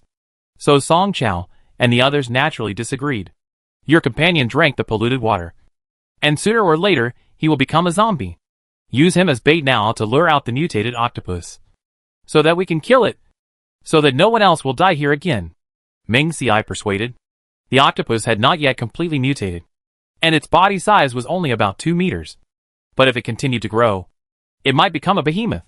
Ming Xiai remembered that there was such a description in the original novel, that the mutated octopuses, sharks, jellyfish and other creatures in coastal cities would become abnormally large after mutation. Not only that, the skin of these marine creatures would also become extremely tough, and ordinary knives and axes could not hurt them at all. Now that we have the chance to meet this guy, we must seize the opportunity to destroy him. After all, it is a good thing for humans to destroy one more of this kind of monster. Besides, the other side has 5 strong helpers. Including our side, there are 7 people, a wolf and a dog. As long as we work together, it should not be difficult to kill the octopus in front of us. Song Qiao. Let's agree. That's right. Xiao Su. Li Hui has been in the team with us for so long. And now there is not even a corpse left. Boss. Agree. After so long in the apocalypse, those who form a team to kill zombies now have known each other for 1 or 2 years. As long as they are not ruthless people, it is normal to avenge their companions under the premise of ensuring their own safety. Are you sure you can kill it? Song Qiao is the captain of this team. He is usually very stable. He feels that he must be responsible for the team members, and must not just listen to what others say. Of course. Ming Xiai nodded. This octopus is only powerful in the water. As long as we pull it up, we can do whatever we want with it. As he said, Ming Xiai looked at their equipment. They have swords and axes. Now that the octopus has mutated, I think it can be dealt with. But we didn't take the rope. A girl behind Song Qiao said. This is easy. Ming Xiai activated his special ability, and a thumb-sized green vine grew near the shore. This is my special ability. Just let its tentacles extend, and I will control the green plant to entangle it. This green plant is not bare and slippery, but is covered with dense hairs. Once these hairs touch the target, they will tightly absorb the target. Song Qiao looked at the 4 people opposite him.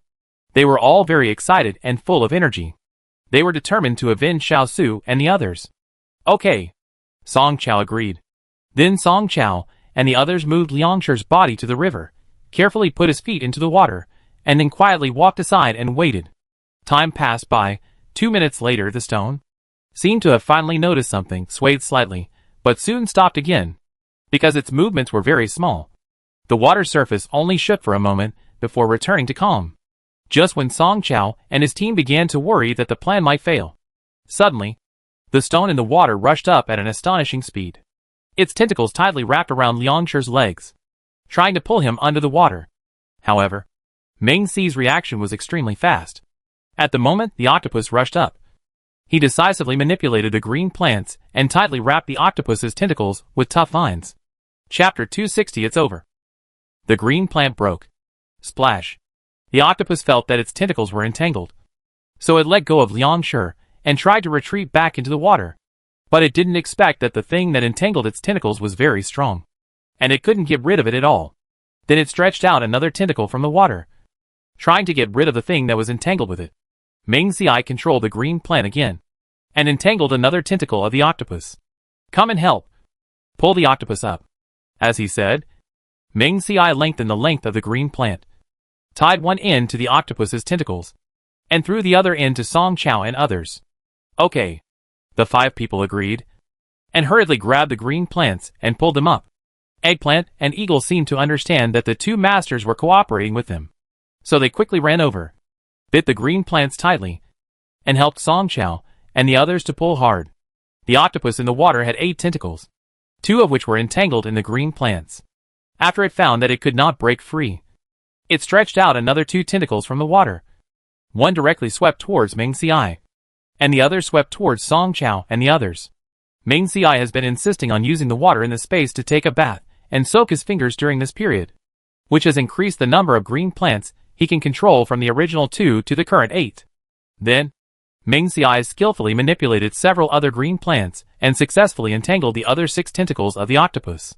Because the octopus has a large head, and has been struggling in the water, and there is resistance in the water. Therefore, although 6 people, a wolf and a dog worked together to pull it out of the water, they still felt a little strenuous. Suddenly, a crisp sound was heard. It turned out that a green branch broke due to the stalemate between the 2 sides. At the same time, Song Qiao and the other three who were holding the green branch lost their balance instantly and fell to the ground. Seeing this, Meng Xiai hurriedly threw another green plant over. Song Chao and his men didn't care about the pain in their buttocks, and hurriedly got up and continued to pull. Comrade Meng Xiai and his men were concentrating on fighting the octopus, so they didn't notice anyone coming. It wasn't until he heard someone talking that Meng Xiai looked back and saw Lu Chen and a dozen soldiers coming over. Captain Lu, Meng Xiai shouted. When Lu Chen and his men saw the huge octopus in the water, they hurriedly called the other soldiers to come over and pull the octopus up. With the help of Lu Chen and his friends, the octopus was pulled up quickly this time. After the octopus came out of the water, its movements became slower, but it struggled more. It kept moving backwards, and it looked like it wanted to get back into the water. Snap! The two green plants broke off again, and before Meng Xiai could wrap the green plants around them again, they wrapped themselves around two trees on the shore. Comrade Meng, classmate Shen, do you know how to deal with this octopus? Lu Chen asked. Lu Chen brought people out this time, in addition to killing zombies, to deal with various mutated plants and animals. I just took people around, and didn't find it, but I didn't expect that. When I was walking back, I actually saw Meng Xiai and his group. The method of dealing with each mutant animal is different. If Meng Xiai and his group didn't know, they would have to explore it bit by bit. There are crystals behind the octopus's head, and on its tentacles. We just need to dig them out, and everything will be fine, Shen Ke said. In his previous life, Shen Ke and his group had encountered a big octopus, but that octopus was more than twice as big as the one in front of him. The octopus was very smart. It knew that if it stayed in one water area for too long, it would be discovered by humans. So it would move to another place every 2 or 3 days. And it not only ate humans, but also various animals. When Lu Chen and his companions heard this, their faces became serious. They all took out tang swords from their waists, and looked at the water surface vigilantly. Suddenly, two huge tentacles stretched out from the water, and swept towards Lu Chen and another teammate. Lu Chen reacted quickly, and cut off a tentacle in an instant. Another teammate was not to be outdone, and slashed at another tentacle. The blood from the broken tentacle was black, and it emitted a disgusting stench. The two girls in Song Chao's team vomited because they couldn't stand the stench. The octopus was in unbearable pain because its tentacles were cut, and it began to struggle frantically. The green branches controlled by Meng Xiai were broken one after another. Seeing that the octopus was about to go into the water, Meng Xiai gritted his teeth and persisted, trying to entangle it with the remaining green branches. After seeing this, Shen Ke and Lu Chen attacked at the same time. A fireball and a sharp wind blade directly blocked the octopus's way back. The other superpowers also attacked after seeing the situation. After a while, the octopus had many more wounds on its body, but its fighting power was still very strong. It seems that if the crystal is not dug out, it will not work. Meng Xiai manipulated the green plants again and directly grabbed the octopus's tentacles. Several soldiers reacted and quickly stepped forward to cut off its tentacles. Without the tentacles, the octopus's fighting power was reduced. Shen Ke and Lu Chen inserted the knife in their hands into the top of the octopus's head, and then turned it to dig out the crystal inside. It was just that the crystal came out, and the octopus did not fall to the ground like a zombie without a crystal. It has more than one crystal in its brain, Shen Ke said. Hearing this, Lu Chen continued to look for crystals with a knife. Song Chao and the others continued to attack with their supernatural powers, creating opportunities for Shen Ke and the others to dig out crystals. 10 minutes later, Meng Xiai and Shen Ke dug out 13 crystals in total, and the octopus slowly fell to the ground. Moreover, the crystals dug out were of different sizes, colors, and probably different levels. Oh my god! A mutant octopus actually has so many crystals. There are 13 in the brain, one for each of the 8 tentacles. A total of 21. Isn't its brain made up entirely of crystals? A mutant octopus has so many crystals. What about other mutant animals? However, some people thought that killing a mutant plant to get so many crystals is a good deal. Lu Chen asked someone to pick up the crystals on the ground, clean them, and hand them to Meng Xiai. You can divide these crystals among yourselves, and you don't have to give them to us, Lu Chen said. Okay. Meng Xiai nodded. Lu Chen gave it sincerely, and he did not refuse. Then Lu Chen led the team of soldiers to deal with the octopus's body, putting the tentacles and the body together, and then picked up a pile of dry firewood and burned it to ashes. Ming Xiai took the crystal stone and asked Song Chao to share it. Song Chao looked at Lu Qin and the others, looked at the crystal stone in Ming Xi's hand, and hesitated. Is it not good not to give it to Captain Lu and the others? Ming Xiai said indifferently, don't worry. Captain Lu is a soldier, serving the people, and doesn't care about these things. Okay. Since Ming Xiai said so, Song Chao didn't hesitate anymore. Then Ming Xiai divided the things in front of Song Chao and the others. Chapter 261. He is just too polite. This batch of crystals is of a lower grade than this one. I'll put one more in. Do you have any objections? Ming Xiai asked. Although Song Chao has 5 people, Ming Xiai and Shen Ke only have 2 people, but Xiezi and Xiongning have also contributed a lot, so there is no problem in splitting them equally. No. I'll take the batch of 10. Song Chao said directly. After all, they have 10 people in a team, 2 per person is just right, and these 10 crystals are obviously much higher in grade. Okay. Ming Xiai handed the things to Song Chao. Ming Xiai was not surprised or felt wrong about the portion he chose. After all, it has been so many years since the end of the world, and it is not wrong to be selfish. After the crystals were divided, Ming Xiai and his friends said goodbye to the 2 parties. This time, killing the octopus consumed a lot of Ming Xi's mental energy, and he felt dizzy. Shen Ke saw it and drove Ming Xiai directly to the base. When they arrived at the base, they had to line up and wait for professionals to check. After all, going out to kill zombies or mutant animals, there is a possibility of being bitten, so they must be carefully checked after returning. The residents who previously lived at the entrance of the base have moved into the base, and are arranged in the government building, Points Redemption Point, and other places. When it was built before, the 3rd to 6th floors were not connected to the 1st and 2nd floors, and the door was opened at the back. The room is very large, and there are many people. Naturally, there are no beds installed in the house, so the residents can only sleep on the floor. They need to pay points to get in, but only 20 points a month, which is much lower than other people who rent houses. So they can't say anything. And there is an official practice here. A meal only needs 2 points. For those residents who are busy killing zombies to earn points, this is undoubtedly a good choice. Seeing that the price of points is not expensive, most residents choose to buy meals to solve the problem of food and clothing. Of course, some residents have found after calculation that it may be more economical to cook by themselves.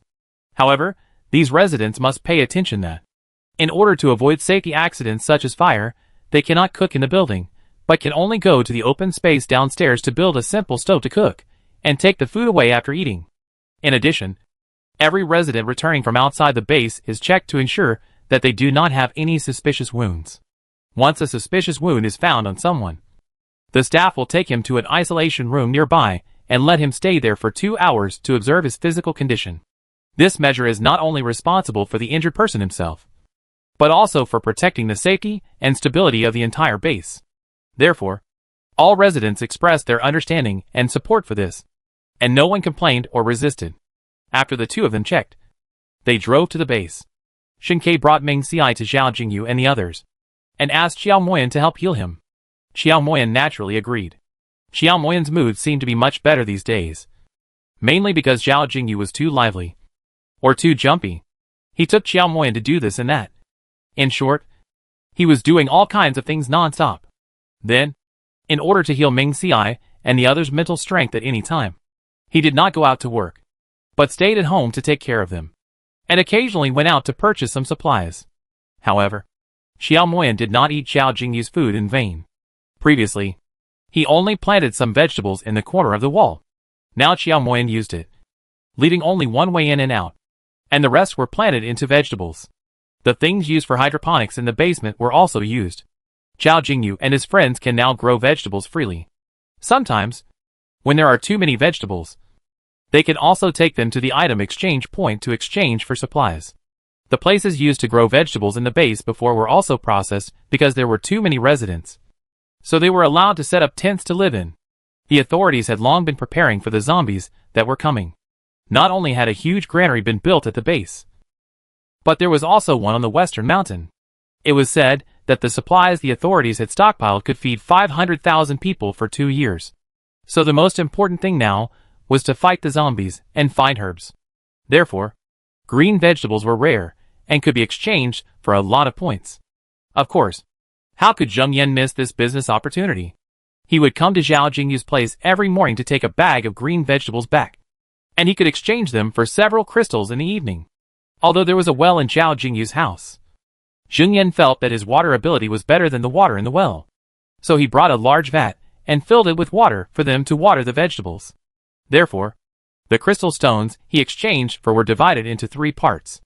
After treating Meng Xiai, Zhao Jingyu asked Meng Xiai and his friends to stay for dinner, and the two did not refuse. After that, Xiao Moyan took the initiative to go to the kitchen to cook, and refused Meng Xiai and his friends' help.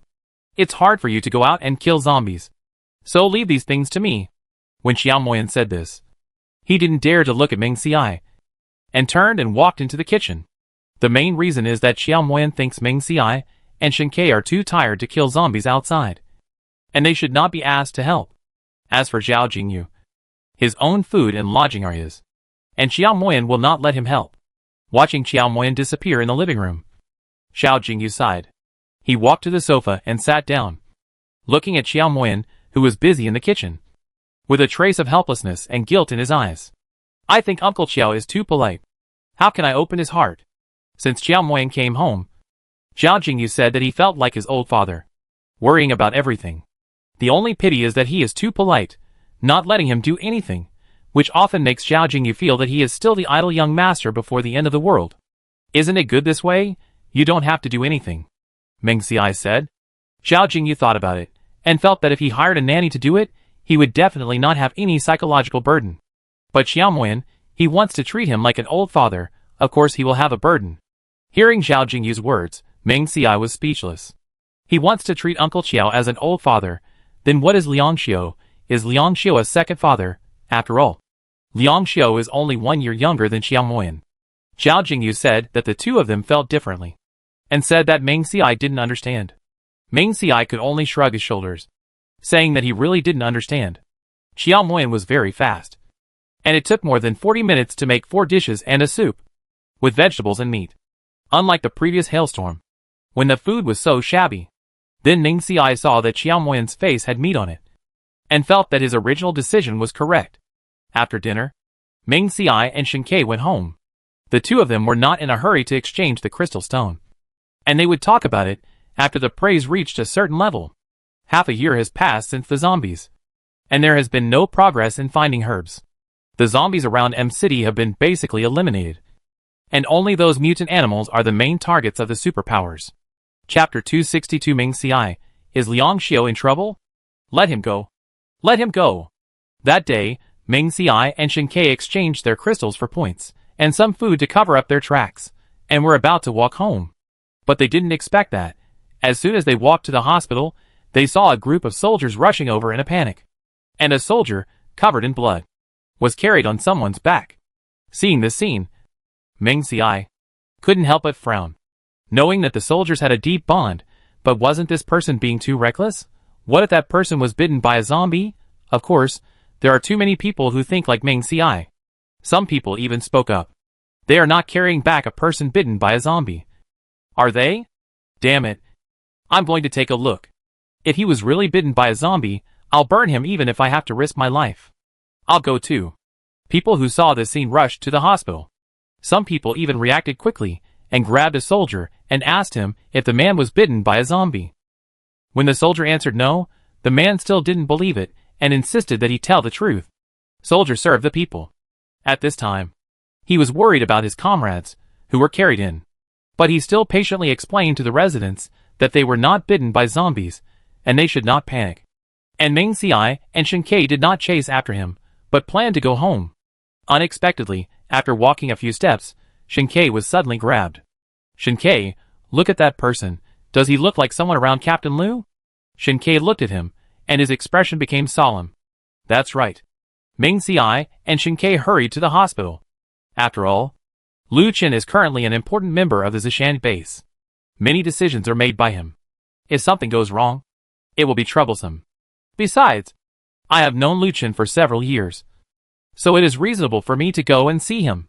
Ignoring those who wanted to cause trouble for the hospital, the two of them walked through the crowd, looking at each floor one by one. Finally, On the third floor, they saw a team of more than 10 people. Hello. Ming Xiai stepped forward and greeted them directly. Are you Captain Lu's men? Everyone in this team knew Ming Xiai. After all, they had met several times. Their faces were solemn, and their eyes were red. That's right. A second lieutenant with 1 star answered. It's all my fault.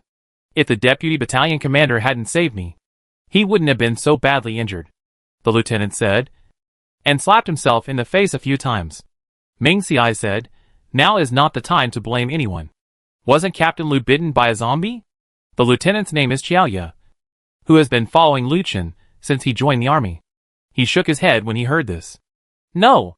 The battalion commander was stepped on by a mutant tiger. Before the end of the world, an adult tiger was generally about 2 meters long. But the mutant tiger they met this time was nearly 4 meters long and over 1.5 meters tall. The size of this mutant tiger alone is chilling, not to mention its powerful strength and aggressiveness. According to Xiaoya, this mutant tiger had killed 5 mutants before. Later, other people heard about the mutant tiger and thought it was a rare opportunity. Killing a mutant tiger could get more crystals. So, they formed a team of 6 people and went deep into the forest to find and kill the mutant tiger. However, when the team entered the forest, they found that they had completely underestimated the strength of the mutant tiger. Although they had 6 people, they were no match for the mutant tiger. In a fierce battle, the 6 superpowers all died in the tiger's mouth. After learning about this, Lu Chen led his team to set off. There were 13 of them in total, and they carried various weapons, such as guns, hoping to successfully kill the terrible mutant tiger. At first, everything seemed to go according to plan. At the beginning, the tiger was indeed beaten half to death by them. However, when Xiaoya and others were about to continue to besiege the mutant tiger, the dying tiger suddenly rushed towards Xiaoya like crazy. The speed was very fast, and he didn't look like he was seriously injured at all. Xiaoya had fire ability. Everyone had discovered that the tiger was afraid of fire, so Xiaoya had exerted the most effort in the early stage, and his ability had been almost consumed. Facing the extremely fast mutant tiger, there was no possibility of dodging. Xiaoya, at this moment, closed his eyes and planned to wait for death. But he didn't expect that at the moment when the mutant tiger rushed up, Lu Chen rushed over and pushed Xiaoya away, and he himself fell under the mutant tiger's claws. Lu Chen was stepped on and spit out a mouthful of blood. Xiaoya and several other people hurried forward to check on Lu Chen's condition. Therefore, they did not notice that the mutant tiger slipped away quietly in the chaos. The original mission was to get rid of the mutant tiger, but it was not successful, and Lu Chen was seriously injured. Thinking of this, Xiaoya slapped himself hard again, and his heart was full of self-blame and regret. About an hour later, the doctor in charge of the examination in the operating room finally came out. His expression was serious and solemn, which made people worry. The patient has blood in the chest cavity, broken ribs, and even a possible ruptured liver. Under current medical conditions, it may not be cured. Although the hospital has many instruments sent by Ming Xiai, they are not comprehensive. Moreover, medicine is in short supply. Xiaoya knelt on the ground when he heard this. Please, doctor, save our battalion commander. It's all my fault. Xiaoya was already in tears while speaking. The doctor quickly supported Xiaoya. Don't worry. Our hospital will do its best to treat the patient. The doctor also knew who was lying inside and how important it was to their base. But supplies were in short supply, and they were not 100% sure. The other 11 soldiers heard this and cried silently. Ming Xiai frowned when he heard this. It would have been difficult to heal Lu Chen's injuries before the end of the world. Not to mention that it was the end of the world with supplies in short supply. Shen Ke. Let's go! Ming Xiai suddenly grabbed Shen Ke, and the two of them left the hospital. Since a doctor couldn't do it, then a superpower could do it. So the two of them went directly to Xiao Jingyu's residence. At this time, Xiao Jingyu and Xiao Moyan were shoveling out the rabbit poop, planning to compost it. Seeing Ming Xiai and Shen Ke rushing over, they knew something big had happened. Xiao Ming, Xiao Shen, who is in trouble? Xiao Moyan asked. Xiao Jingyu suddenly thought of Liang Xiu, and he thought, is this guy okay? Ming Xiai, is it Liang Xiu who is in trouble? Xiao Jingyu hurried over to ask. Ming Xiai said, he's fine. It's someone I know. When he was killing the mutant tiger, he was stepped on by the tiger, and it was very serious. So I want to ask, Uncle Qiao, are you willing to heal him? Ming Xiai thought that at this time. Only Qiao Moyan had the ability to save Lu Qin's life. Chapter 263 Uncle Qiao, now it's up to you. Okay. Qiao Moyan agreed. The person who could make Ming Xiai come to him must be very important, so Qiao Moyan agreed directly. And Zhao Jingyu was relieved after knowing that it was not Liang Xiao. Seeing Qiao Moyan agreed, he quickly said, I want to go with you. After all, Qiao Moyan is a kind person in Zhao Jingyu's heart. Knowing that healing others requires mental energy, what if he doesn't know how to control himself and gets hurt? Okay. The four of them left Zhao Jingyu's house and rushed to the hospital. 10 minutes later, the group arrived at the hospital. Xiaoya sat on the ground in frustration, with a sad face. Where is your battalion commander? Is he still inside? Ming Xiai came over and asked. Yes, Xiaoya said hoarsely. Ming Xiai didn't even think about it, and pushed the door open and walked out. The medical staff inside saw him, and hurriedly drove a few people away. This is the operating room. Get out quickly. The medical staff, wearing surgical gowns, wearing masks, and holding scalpels in their hands, obviously wanted to operate on Lu Qin. When Xiaoya's soldiers saw Ming Xiai push the door open, they all gathered at the door of the operating room. Comrade Ming, please come out quickly. Don't delay our battalion commander's operation. Xiaoya's attitude was no worse than that of the medical staff. But they also did not approve of Ming Xiai and his men going in. I have a way to save your battalion commander. Do you want to try? Ming Xiai stood in front of Xiaoya and stared at him. What? What? Xiaoya was surprised. Just before the operation, the doctor said that the operation might not be successful, and they could only leave it to fate because the current medical resources were too poor. But now, Ming Xiai actually said that he could cure the battalion commander. When the doctors over there heard this, they just thought that Ming Xiai and the others were joking. Second Lieutenant Xiao, we are professionals, and we are not 100% sure that we can cure Captain Lu. Now a few young boys dare to say this. It's really ridiculous. If you believe us, get them out quickly, otherwise, if we delay time, and Captain Lu's condition worsens, we will not be responsible. Before the end of the world. This doctor was not only a doctoral graduate from a prestigious medical school, but also worked in a famous hospital in City M after graduation. If there hadn't been this doomsday disaster, his future would have been bright and brilliant. However, fate is always unpredictable, and the end of the world has changed everything beyond recognition. Because there was no hospital built in the base before, he dug the soil, cut trees, and did a lot of hard work alone in the end of the world. Until the hospital was built, he successfully got the job with his excellent medical skills, and has been working there ever since. At this moment, someone dared to question his medical skills, which was to destroy his job. How could he be willing to do that? Xiaoya was silent when she heard this, not knowing whether she should believe Ming Xiai and the others. The two soldiers behind Xiaoya heard that it would affect Lu Qin's treatment, and hurried forward to pull Ming Xiai and the others out. Comrade Ming, classmate Shen, come out quickly. Comrade Ming, we know you are good at fighting, but you don't understand medical matters. Xiaoya ignored this when she heard it, and even stopped several soldiers who were about to rush in to pull Ming Xiai and the others out. Comrade Ming, are you sure you can cure the battalion commander? Xiaoya asked. Yes, and I guarantee there will be no sequelae. Ming Xiai was actually worried, but Shen Ke had said before that healing people can cure all diseases, so he just wanted to give it a try. Lu Qin is only in his 30s now, and his future is bright. According to the current medical conditions, he will definitely not be completely cured, so Qiao Moyan must give it a try. Okay, I believe you once. If anything happens to the battalion commander, I will not let you go, Xiaoya said with a cold face. Don't worry. We will do our best to treat the battalion commander. Okay. Then the battalion commander is in your hands. Xiaoya said this with a determined heart. He usually met Ming Xiai and others, and they were all very reliable. Since Comrade Ming could guarantee it, he would believe it for a while. Platoon leader, think twice. Platoon leader, you are confused. Not only the soldiers behind Xiaoya were dissatisfied, but even the medical staff, who were originally standing in the operating room, thought Xiaoya was joking. The doctor who spoke earlier took off his gloves, his face livid. Okay, since you trust someone who knows nothing, I won't do this operation. After saying that, he pushed through the crowd and left angrily. Seeing that the surgeon had left, the other medical staff also shook their heads and walked out of the operating room. Then Xiaoya forcefully drove his teammates to the corridor and closed the door with expectation in his eyes. Uncle Qiao. It's up to you now. Ming Xiai turned and said to Qiao Moyan. Okay. Qiao Moyan was actually a little nervous. But when he thought of Ming Xi's promise just now, he felt that he must not let him down.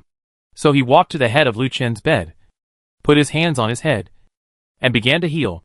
Half an hour later, Qiao Moyan's forehead began to sweat, and his face turned pale. Uncle Qiao. Stop it quickly. Zhao Jingyu saw this, and walked back and forth in the operating room anxiously. Ming Xiai also knew that Lu Chen's injury was too serious, and Qiao Moyan could not heal it in one go. So he also spoke up. Qiao Moyan was at a critical moment in the treatment and didn't want to stop at will. So he ignored them. Another 10 minutes passed before Qiao Moyan put down his hand. Qiao Moyan fell to the ground before he could even open his eyes. Uncle Qiao. Uncle Qiao. Ming Xiai acted quickly and supported Qiao Moyan. Xiaoya was standing outside the operating room. After half an hour, she was very worried when she saw no sound coming from the room.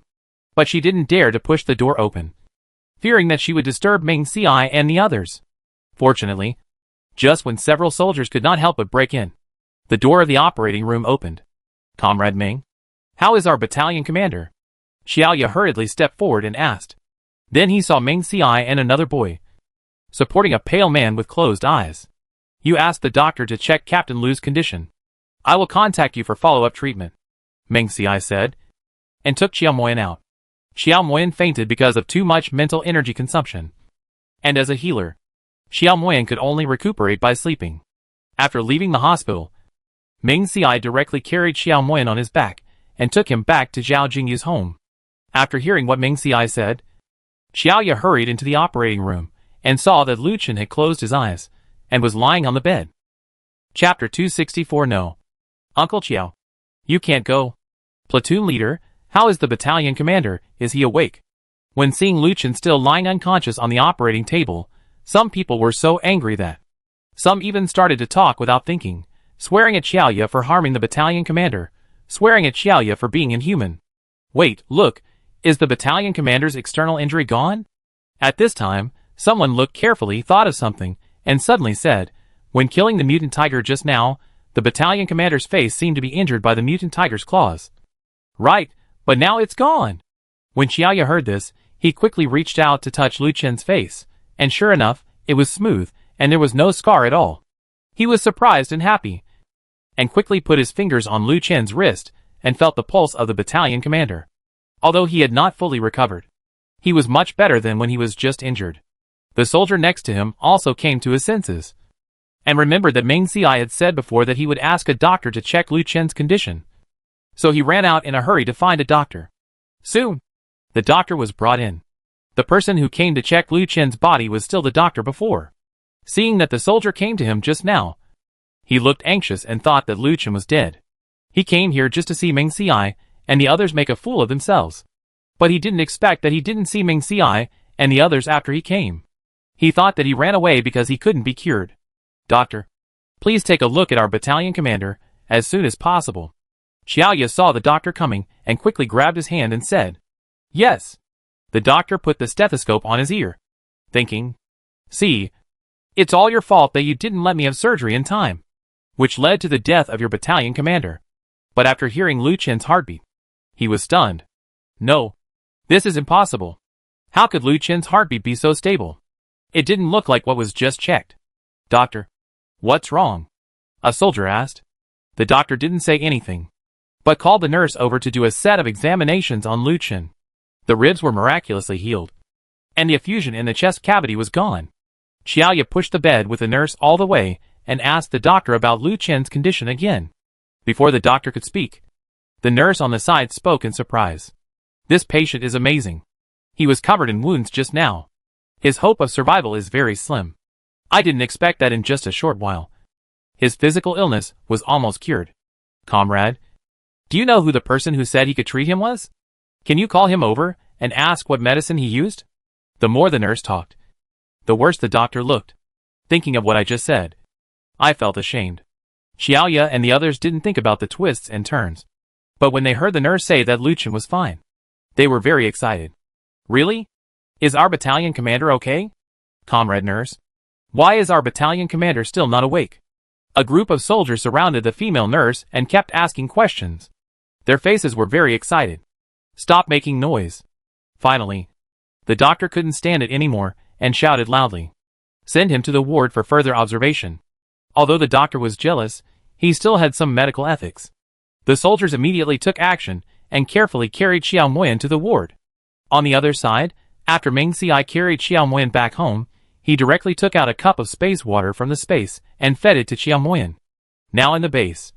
Besides Shinkei, there are other people who have awakened the space ability. So Meng Ci also took the opportunity to tell everyone that he had also awakened the space ability. In this way, in the future, when he takes something out of the space, he doesn't have to worry about being discovered by others. Although it was unknown how well Lu Qin's illness was cured, Meng Ci remembered that before he left the hospital, his complexion looked much better than before. No longer so pale, which meant that the treatment should be effective. After settling Xiao Moyan, Meng Ci left a large bucket of water in the space for Zhao Jingyu, and told him to feed Xiao Moyan on time. Then, he left with peace of mind.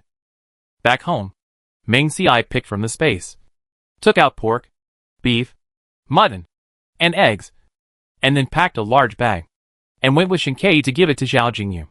In the next 2 days, Meng Ci went to Zhao Jingyu's house every day, but Xiao Moyan was still unconscious. However, the only thing that made people feel happy was that Xiao Moyan's complexion was getting better and better. On the 3rd day, Xiao Moyan finally woke up. When Zhao Jingyu saw Xiao Moyan wake up, he was so excited that tears almost fell. He quickly brought the meat dishes, egg custard and other delicious food prepared by Meng Ci to Xiao Moyan. Xiao Moyan had slept for several days, and had not eaten anything. He was so hungry that his chest was sticking to his back. He didn't care about his image. He started to stuff rice into his stomach with the bowl. He ate 3 bowls of rice in one breath before stopping, and all the dishes were eaten by him. Zhao Jingyu was so scared when he saw Xiao Moyan eating voraciously that he quickly stopped him and told him to eat less, fearing that he would upset his stomach. Xiao Moyan had a full stomach, so he had the energy to ask about the soldier in the hospital. He wanted to know how he was doing. Zhao Jingyu didn't want to say anything more when he heard this. Although the man was a soldier and had always protected them, he had also hurt Uncle Qiao badly. But seeing that Xiao Moyan was really worried, he could only tell him the truth. He is still lying in the hospital, and he hasn't woken up yet. But he shouldn't die, Zhao Jingyu said truthfully. Xiao Moyan heard this, and was so worried that he got out of bed immediately. I'll go and see. No. Zhao Jingyu quickly grabbed Xiao Moyan's arm, knowing that Uncle Qiao was going to use up his superpowers. What if he fainted for so long again? Xiao Moyan knew what Zhao Jingyu was worried about. So he said that he would definitely not use up too much superpowers, and could go for treatment every day. Although he didn't know the rank of the soldier in the hospital that day. But thinking that Meng Ci was so nervous, he must be in an important position. Since he knew about it, he had to cure him. Seeing Xiao Moyan's insistence, Zhao Jingyu had no choice but to go with him. When they arrived at the hospital, the two of them went straight to the 4th floor and saw several soldiers standing in front of a ward. Xiao Moyan and Zhao Jingyu walked over. Comrade? Hello. Is there a... Xiao Moyan hadn't finished speaking when the soldier on guard recognized Xiao Moyan and Zhao Jingyu. It's you?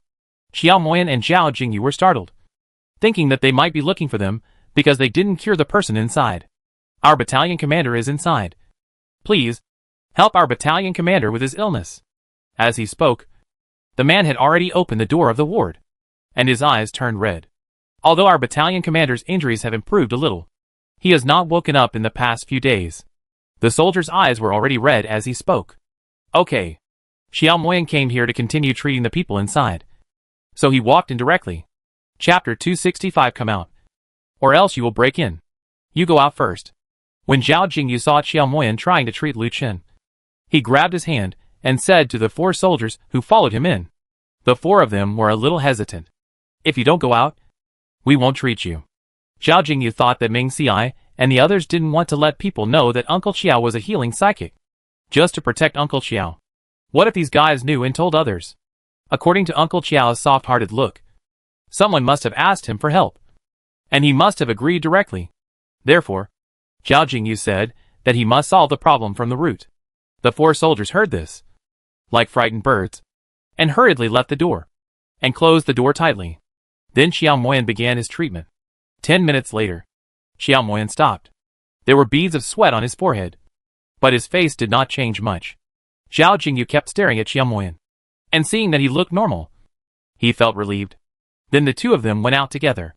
This treatment did not use all their strength, so it would take a few more times to completely cure Lu Chen. The soldiers praised Xiao Moyan's medical skills, and said they knew it. Just as Xiao Moyan and his men were leaving, Zhao Jingyu suddenly spoke up and warned them not to reveal to the public that it was Uncle Xiao who cured Lu Chen. The soldiers naturally understood the stakes involved and nodded in agreement, saying they would keep the secret and would never reveal a word about it. After Zhao Jingyu got their promise, he finally felt relieved. Not long after returning home, Ming Xiai and Shen Ke came over. After Ming Xiai knew that Xiao Moyan and Zhao Jingyu had just gone to the hospital, he thought that one of them had no superpowers, and the other had a healing superpower, and it would be troublesome if they were spotted by others. Therefore, before leaving, Ming Xiai decided to leave Eggplant and Eagle behind, to ensure the safety of Xiao Moyan and Zhao Jingyu. After all, these two were strong and fully capable of completing this mission. Xiao Moyan and Zhao Jingyu usually liked Eggplant and Eagle very much, and gladly accepted it. When Eggplant learned that this mission was of great importance, it immediately straightened its chest and promised to complete the mission successfully. Meanwhile, in the hospital, not long after Xiao Moyan and the others left, Lu Chen slowly opened his eyes. However, due to his severe injuries, his body was still very weak, and he could only lie quietly on the bed to recuperate. Xiaoya took advantage of her free time to visit Lu Chen in the ward. When she saw him wake up, she was so excited that tears welled up in her eyes. When Lu Chen asked about his injuries, Xiaoya told him about Ming Xiai bringing people here. When Lu Chen heard that the person who saved his life would continue to come to treat him tomorrow, he asked Xiaoya to prepare some things to express his gratitude to that person. Xiaoya agreed. Ming Xiai and Shen Ke came to see that Lu Chen had regained consciousness, and they felt relieved. In the next few days, they sometimes followed the crowd and went out to kill zombies or beasts. During this period, they also teamed up with Yun Jingsen and others and successfully hunted 2 mutant wild boars. Although the changes in the wild boars were relatively small, their skin became extremely hard, and ordinary supernatural attacks could hardly cause damage. Faced with this situation, Ming Xiai took out a pot of gasoline, controlled the green plants to pour gasoline on the wild boars, and then Shen Ke threw a fireball. Because the fire was too big, the wild boar could only flee everywhere. After an hour-long chase, it was finally burned to the ground. When the wild boar fell, everyone quickly dug out 8 crystals, and each person got 4. 5 days later, Lu Chen's injuries were completely healed. Not only did he feel in good physical condition, but he also found that his ability level had improved significantly. He also knew that Xiao Moyan's use of his ability would consume his physical strength. He thought that many people with abilities died because of excessive mental energy consumption. The spiritual power of the healing psychic will definitely be exhausted one day, so it is still not allowed to be publicized. Therefore, he called all the people in the hospital and the soldiers he led, and warned them not to tell others that his health had recovered so quickly. Although they didn't understand, they still obeyed. Lu Chen also used his points to exchange for some supplies, and had them delivered to Zhao Jingyu's home. Ming Xiai also took some supplies and sent them. Seeing that Xiao Moyan's health was getting better and better, his worries were reduced. At first, Lu Chen was carried to the hospital with injuries all over his body. Now, after only a few days, he went out alive and kicking. I think it will definitely attract the attention of others. Therefore, he discussed with Zhao Jingyu and Liang Xiu, and Ming Xiai and Shen Ke stayed at Zhao's house for a few days to ensure that they would not leave again if something happened. Zhao Jingyu liked the hustle and bustle, so he naturally agreed. One is his wife, and the other is the child of his benefactor. Liang Xiu naturally would not refuse. After staying at Zhao's house for 2 days, as expected, a group of people knocked on the door. Bang, bang, bang. Open the door quickly. Where is the person? Is he not at home? Why don't we just break in and take a look? No, what if we offend him, and he refuses to treat us? Ming Xiai and the other 5 had already come out of the house, and stood in the yard. Naturally, they all heard the noise coming from outside. Eggplant and Xiongying smelled a strange smell, and looked serious. Liang Xiu, you won't fight, will you? Zhao Jingyu looked worried, but his worry was not for the person. What if the vegetables that Uncle Qiao and I worked so hard to grow are damaged?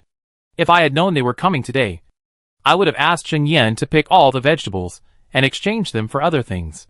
Liang Xiu and the others were speechless when they heard this, thinking, it's already this time, and you still care about these material things. Brother, someone is talking inside. The hearing, vision, and physical fitness of the superpowers are much better than those of ordinary people. So they all heard Zhao Jingyu's voice. Bang, bang, bang. Open the door quickly, or we will not be polite, the leader said arrogantly. Meng Xiai and Shen Ke looked at each other and walked towards the door. Liang Xiuxian told Zhao Jingyu and Xiao Moyan to stay in the house and not to come out, and followed Meng Xiai and the others. Awu! Awu! Eggplant screamed, and after Meng Xiai opened the door, he rushed out and pounced directly on the leader. Oh my god! The man was frightened and retreated quickly, forgetting that he had superpowers and could fight against Eggplant, and was thrown to the ground. What do you mean? Some people went to deal with Eggplant, and some people questioned Meng Xiai and the others here. Meng Xiai crossed his arms and snorted coldly. I should ask you what you mean. Chapter 266 Shinkai, when will the herbs be found? Eggplant, come back. Seeing that the three superpowers were going to deal with Eggplant together, Meng Xiai hurriedly called it back. Although Eggplant didn't play well, it still came back obediently after hearing what its owner said. We just heard that you have a superpower here who can treat seriously injured people, so we wanted to ask you to go and see. The man spoke without any politeness, and he didn't look like he was begging for help at all. Of course, even if they had to kowtow, Meng Xiai and the others would not let Xiao Moyan go to see the doctor. No! We only have a few superpowers here. Why don't you give it a try? As he spoke, Meng Xiai manipulated the green plants to grow out of the ground, and then they swayed one by one, as if choosing which one to attack. The man who was just pushed to the ground by the eggplant had already climbed up, spit on the ground, feeling that he was too embarrassed just now and must regain his face. And there were 6 of them. 6 against 3, more than enough. Let's give it a try. After the man finished speaking, he took the lead, and the sound of thunder and lightning appeared in his palm, and then threw it at Meng Xiai. Meng Xiai dodged. Shen Ke and Liang Xiu also attacked. The 3 of them tacitly led the 6 people outside, not wanting to destroy the vegetables in the yard. Meng Xi's green plants wrapped around the 2 people, and the eggplant and the eagle came forward and pounced on the 2 people. The 2 people were fighting with the 2, so they didn't notice that Meng Xiai manipulated the green plants to the back of their heads. Click! The 2 people's brains were numb for a moment, and they felt something shattered in their brains. It was only a few seconds before and after, and the 2 people didn't take it seriously for a while, and continued to fight with the wolf and the dog in front. Unexpectedly, I couldn't use my superpowers this time. What's going on? Where's my superpower? My superpowers are gone. The 2 were knocked to the ground by Eggplant and Eagle, and their strength became weaker, and they could no longer push the 2 away easily. When the other people heard this, they stopped immediately. Damn! These people's superpowers can not only heal the wounded, but also make them lose their superpowers. It's terrible. The other 4 people gathered together and looked at Meng Xiai and the others vigilantly. What did you do to them? Someone asked. Meng Xiai sneered. Since the superpowers are used to bully the weak, not to deal with zombies, I don't think there is any need to stay. As he said that, Meng Xiai was about to rush forward again. The 4 people were afraid that their superpowers would also be lost, so they ran away. The 2 people left on the ground were sad that their superpowers were gone. Without superpowers, the 2 people were no longer a threat. So Meng Xiai called Eggplant and Eagle back. Remember, we don't have superpowers who can heal here. We only have superpowers who can make superpowers lose their superpowers. Go away. After saying that, Meng Xiai asked the 2 to leave. As for why he didn't kill these 6 people, in addition to the rule that people with special abilities cannot kill each other in the base. And Meng Xiai wanted these people to spread the news that they could destroy their special abilities so that Zhao Jingyu and the others would be relatively safe. As for the 4 people with special abilities, Meng Xiai touched the eagle, believing that the 2 had remembered their smell, and then he would quietly kill them outside the base. After these 4 men left, they had to go out and kill zombies to earn points in order to survive. Meng Xiai told the 2 to remember the smell of the 4 men and come to tell them when they leave the base. Awu! Awu! 2 days later, Eggplant came back. Seeing Eggplant like this, Meng Ci realized that they must have discovered that the 4 men went out. So he hurried out of the base. Driving makes noise. So Meng Ci and Shinkei go out now, usually for short distances, and rely on walking. After leaving the base, it took only half an hour to walk, and Meng Ci and Shinkei saw the 4 people. The 4 people, because of their numerical advantage, were bullying the 2 superpowers. Meng Ci snorted coldly, thinking that they were here to kill zombies, but they were still bullying the weak. Meng Ci and Shinkei quickly took action, crushing the crystals of the 4 people, turning them into ordinary people. Then they fed them to the zombies. After the 4 people became zombies, they killed them again, and then set them on fire. Since the superpowers were reluctant to deal with zombies, they turned into zombies and let the superpowers kill them.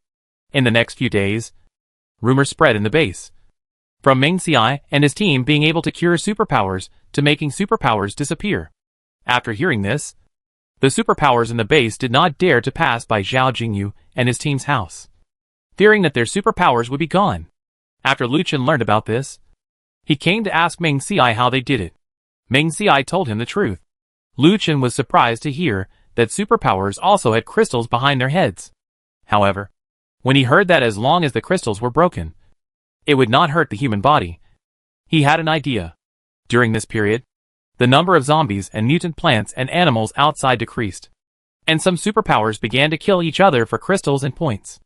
After Lu Chen and his men captured people, they thought that too many humans had perished and the remaining people could not die. So they only gave them a small punishment and a big warning. Those who had evil intentions saw that the punishment was too light and continued to do evil after they were released. Now that they know that breaking the crystal will not harm their lives, they decided to capture various people and directly break the crystals to turn them into ordinary people. A month passed, and the psychics who bullied the weak gradually disappeared in the base, and the surface was harmonious. Meng Ci heard from Lu Chen that the experts who were researching the zombie vaccine had made a leap forward. The experts raised a group of mice and found that after being vaccinated with their vaccine, they could effectively inhibit the mutation of the zombie virus in the body. But it was only inhibition. At the latest, in 1 day, at most 3 days, the mice would mutate again and become animal zombies. Now it seems that the vaccine still lacks the kind of medicine that Shinkei wrote in his mind. Therefore, the authorities could only organize people to continue to excavate herbs in the mountains. Whenever they encountered suspicious herbs, they would bring them back for identification by experts. Shinkei, when do you think we can find this herb? Meng Ci asked in a distressed tone while lying at home that day. After the zombies are over, Lu Chen and his team will lead people to restore human civilization. Meng Ci can wander around with Shinkei, taking Eggplant and Eagle with him. Shinkei touched Meng Ci's head and said, "We will find it sooner or later."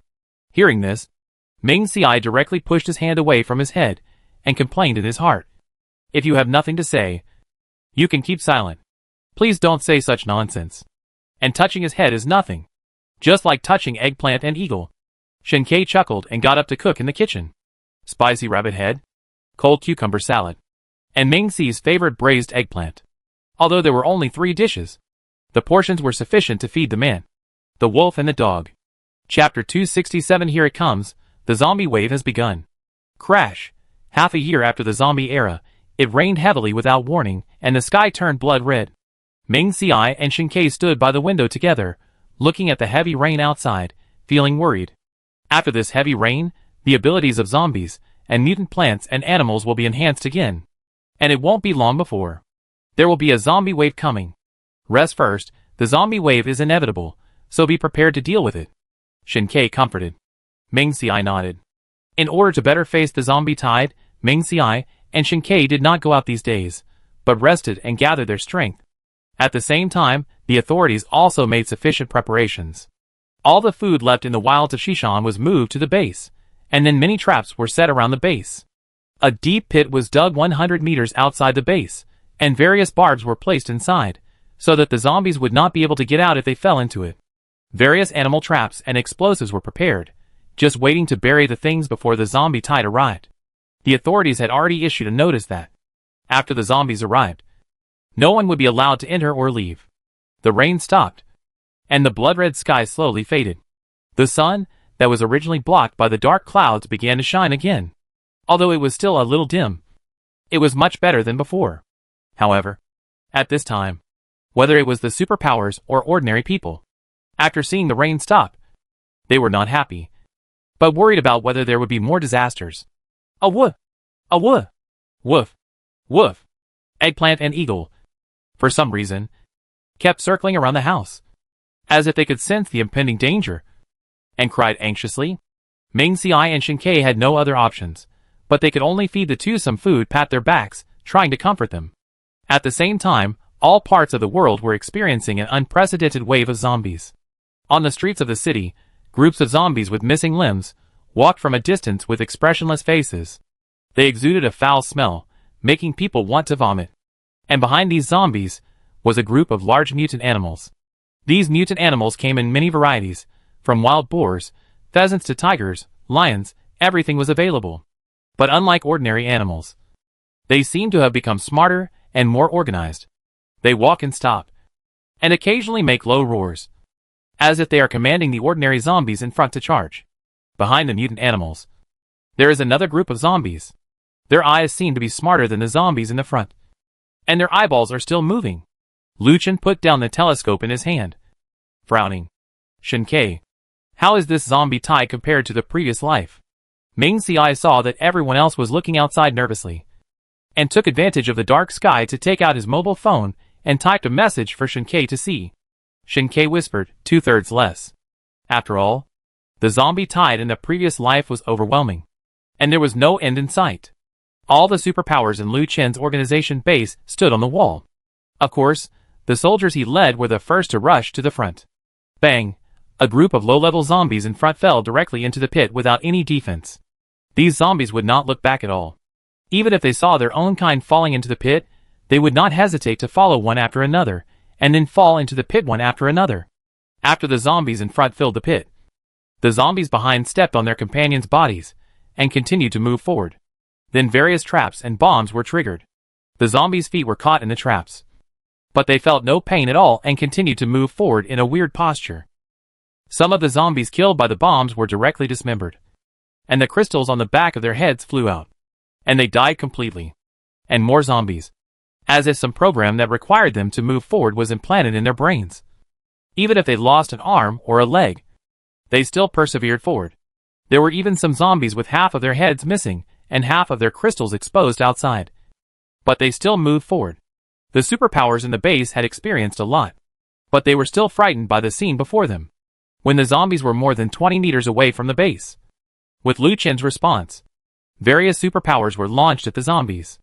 After all, the distance was too far, and the crystals behind the zombies' heads could not be taken out at all. So even if these zombies were knocked to the ground, they could still stand up again. At this time, the zombies had gathered under the corner of the wall, perfectly demonstrating the saying, don't turn back even if you hit the wall. Due to the large number of zombies, they squeezed and pushed each other, causing some zombies to be stepped on by other zombies unconsciously, and gradually piled up higher and higher.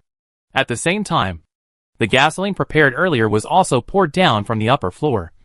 And then, the fire-type mutants began to use their arson skills to ignite the flames. Suddenly, the flames floated up, burning the people on the wall. The zombies below screamed and cried, and the zombie wall collapsed. But these zombies got used to the pain and began to climb up. The mutant animals behind, tigers, lions, etc., had strong jumping ability, jumped over the fire below from a distance, and jumped onto the wall. Some reacted quickly, and directly hit these mutant animals down, but some jumped directly. However, the width of the wall was obviously not suitable for these mutant animals to stand, and their movements were restricted on it. Some mutant animals were subdued, and some jumped directly into the base. Most of the people in the base were ordinary people. After seeing these mutant animals, they were so scared that they ran into the house, and didn't want to watch the fun anymore. Several superpowers on the wall ran down to protect them. Outside the base, the zombies at the back had already come over. Some sharp-eyed people seemed to see the fire or electricity, and other superpowers coming out of their hands unconsciously. Fuck. These zombies won't have superpowers. Right? If that's true, can we still survive? After seeing the zombies that came later had superpowers, the superpowers around them were surprised and felt that the sky had fallen and there was no possibility of survival. Shin-Kei and Ming Xiai were not very surprised. After all, one of them had experienced it, and the other had seen it in a novel. However, Shin-Kei did not know whether those experts could develop a vaccine before the zombies evolved. After all, not long after he found the herbs, he was bitten to death by zombies. As for Ming Xiai, when he first watched it, it was not finished yet, and he did not know the subsequent development. Lu Chen's expression was also very solemn, but he was not shocked for long, and he took the lead in attacking the zombies. The zombies must dig out the crystals behind their heads to make them fall. So Lu Chen rushed down with the soldiers soon. The other superpowers knew that they had to drive these superpowers out, so that they could have a chance to survive. Chapter 268 Xiao Xi, you want to be with her. This time, the superpowers fought the zombies for 3 days before repelling them. The superpowers were exhausted, and the official leaders led ordinary people to pull the dead zombies together, and then set them on fire. Ah! Help! I don't want to become a zombie. An ordinary person in a base was carrying corpses, and suddenly encountered a zombie with missing legs and arms. Since the zombie had not moved, the man took it for granted that it was dead. However, when he lifted the zombie's head and prepared to carry it away with his companions, he was bitten on the neck by the zombie. The superpowers on the side saw the man being attacked, and quickly stepped forward to knock the zombie to the ground and took out the crystal from the back of his head. However, they were horrified to find that there was a deep wound on the man's neck, and blood was constantly pouring out. When others saw the scene, they were frightened and pale, and they were at a loss. Some people nervously clenched the knife in their hands, intending to rush over and kill the injured man, because they knew that only by burning could the zombie virus be completely eliminated and the man be prevented from becoming a terrible monster. If no action was taken, the consequences would be disastrous. I don't want to die. The man looked at his teammates who were carrying the corpses together, pointed the knife at him, and retreated repeatedly. But there was no way. If he was not killed, it would only harm more people. The companion closed his eyes, killed the man, and then threw him together with the zombie corpses and burned them. After a few days of cleaning outside the base, it has become as clean as before, and there is no trace of the thrill at the beginning. 2 days later, the second wave of zombies came. Will the Zhou Ning you mentioned come today? Ming Xiai and Shin-Kei led Eggplant and Xiangying to the gate of the base. They were not as depressed as before, but were talking and laughing. Today was the second wave of zombie attacks after the outbreak.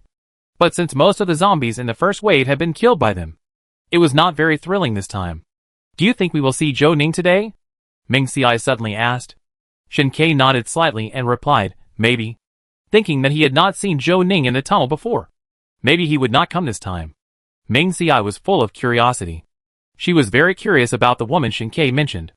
She imagined what a rose blooming in the end times would look like. After the two arrived at the base, they climbed up the wall along the steps. This time they did not look for familiar people, but chose the same place where Shin-Kei met Zhou Ning and others in his previous life. Standing on the wall, Ming Xiai and Shin-Kei looked down at the scene below. A large number of survivors gathered inside the wall, with fatigue and fear on their faces, waiting for the battle to come. On the wall, there was a psychic with a solemn expression. Outside the wall, there was nothing. But soon, there were many zombies gathered here. The zombies that came this time were only 1/3 of the first wave, and most of them were ordinary zombies, which were easy to deal with. In just over 10 hours, most of the zombies were dealt with. Just when Ming Xiai thought that he and Shin-Kei had solved the tunnel problem in advance, changed Zhou Ning's deeds, and she would not come. A few people came from a distance and killed the zombies, who realized that they had to leave because they could not beat them. After a few people walked forward, Ming Xiai looked and found that they were indeed a few girls, holding a knife in one hand and using superpowers in the other, and easily killed several zombies. The leader was a girl with long hair. Whenever there was a big move, her hair would fly in the air. The hair fluttered lightly, like a sharp sword, and could kill every zombie. After the zombies were eliminated, the superpowers were gathered together and checked one by one to see if they had any abnormal wounds. After seeing Zhou Ning and the others, Lu Chen and the others walked up to inquire about the situation. The leader was Zhou Ning. There were no injuries on her legs, except for a 5-centimeter knife wound near her neck. Ming Xiai kept looking at Zhou Ning and the others, which aroused their vigilance. Ming Xiai saw this and quickly retracted his gaze. Are you sure you don't want to say hello? Meng Xiai approached Shinkei and asked in a low voice. Shinkei shook his head. The two had an encounter, which was also in their previous lives. In this life, they were both well. Shinkei saw that Meng Xiai was very curious about Zhou Ning. And when he heard the men around him discussing how beautiful Zhou Ning was, his ears started to ring. Xiao Xiai. Wouldn't he have taken a fancy to Zhou Ning? After all, when he confessed to Meng Xiai, he didn't know whether he liked men or women. As for Zhou Ning, since so many men like her, would Xiao Xiai like her too? Thinking of this, Shinkei's face became solemn. And even on the way back, he didn't listen to Meng Xi's words carefully. Meng Xiai had been with Shinkei for so long, and naturally noticed his abnormality. After returning, Meng Xiai asked about this matter. Shinkei was not a person who would beat around the bush, and asked directly about his doubts. You pay so much attention to Zhou Ning. Isn't it because she's pretty? So you want to kick me out? Together with her? Meng Xiai heard this, his face full of question marks. He circled around Shinkei twice, wondering if this guy was bitten by a zombie. Now the zombie virus has invaded Shinkei's brain. So he asked so many strange questions? After looking around, he didn't find any wounds. And Meng Xiai was confused. Have you been under too much pressure recently? So you have mental problems? Meng Xiai sat on the sofa and asked doubtfully. No. Shinkei didn't know what Meng Xiai meant by asking this. Although there are many zombies recently, compared with the previous life, it is still a small matter. Moreover, the authorities have been prepared for a long time, and there is no pressure at all. Then why do you ask such a weird question? Meng Xiai was puzzled, and took out 2 handfuls of caramel-flavored melon seeds from the space. There were only more than 50 kilograms of caramel-flavored melon seeds left, and he didn't know if he could grow melon seeds again and fry the original caramel melon seeds before he finished eating them. Shinkei has lived 2 lives, so he naturally knows that misunderstandings between lovers must be resolved in time. After seeing that Meng Xiai didn't seem to be interested in Zhou Ning, he felt relieved, but still expressed his previous suspicions. Meng Xiai rolled his eyes when he heard this, and wanted to spit the melon seed shells in his mouth on Shinkei's face to sober him up. But Meng Xiai controlled himself, and spit the melon seed shells into the trash can beside him. I knew I liked men a long time ago. Okay. If you weren't handsome, do you think I would let such a dangerous guy stay by my side? When he saw Shinkei's dangerous appearance at first, Meng Xiai did want to kill him first. But later, he didn't kill him because he looked good. Chapter 269. Hello, can I touch it? Really? Shinkei was a little excited, and his mind was full of Meng Xi's thoughts about him being handsome. After all, they had been together for so long, and Meng Xiai had never expressed such direct praise for his appearance. Shinkei was very happy, and couldn't help but giggle. Looking at Shinkei's silly look, Meng Xiai rolled his eyes helplessly. He really didn't understand why a simple compliment from him would make this man so excited. Half a month later, the authorities finally received good news. They found the herb mentioned in Shinkei's letter. Experiments have shown that this herb can help mice produce an antibody, which can effectively resist the zombie virus. This news made everyone ecstatic, and everyone was full of expectations and hope for the future. However, at the same time, the 3rd zombie wave is coming. Shinkei's mood is getting heavier day by day, because in his previous life, it was during the 3rd zombie wave that he was ruthlessly pushed into the zombie pile by his teammates. Don't worry. Meng Xiai knew what Shinkei was worried about, so he kept comforting him. Look at my body. Didn't I die at the beginning of the apocalypse? I have lived for so long. And Zhou Ning, her situation is different from her previous life. Although Shinkei was comforted by Meng Xiai, he was still panicking. Seeing him like this, Meng Xiai took people directly into the space when the 3rd wave of zombies came. Although escaping is shameful, it is useful. He hoarded time before because he was afraid that he didn't have superpowers and couldn't fight zombies head-on. Then he could hide in the space. Now that there are zombies, and the vaccine against the zombie virus will be developed soon, he doesn't need to save time. Entering the space can reduce Shinkei's worries, so it's worth a try. The 3rd zombie wave will last for 5 days. But there are many zombies, so the risk factor is not high. Meng Xiai thinks it's better to let Shinkei feel at ease and spend the time when he was killed in his previous life. In 5 days, the two turned the ground into space, and then started to grow vegetables and crops. Although the zombies are over, most of the land and water resources on the Earth have been destroyed, so it will take a long time to return to normal in the later stage. So planting in the space is indispensable. The space is large enough, and the eggplant and the eagle will not be bored even if they run wild in it. 5 days passed in a flash. Ming Xiai and Shen left the space, and it was silent outside. Shen, how do you feel now? After coming out of the space, Ming Xiai grabbed Shen wrist as soon as possible, wanting to see if his pulse was abnormal. Shen shook his head. Don't worry. I'm fine. In the space, as the time of death in the previous life got closer, Shen mentality became more and more stable. His breathing was smooth, and he was calm. That's good. Ming Xiai felt relieved. He thought that Shen death in his previous life had passed, so he didn't have to worry about it anymore. Although the zombie tide had passed, there were still a few zombies coming from afar every day. When they saw humans, they started to chase them frantically. Not only that, the movement speed of these zombies was obviously faster, and their minds became more flexible. When they realized that they couldn't win, they would choose to run away without hesitation, which made the battle with them more difficult.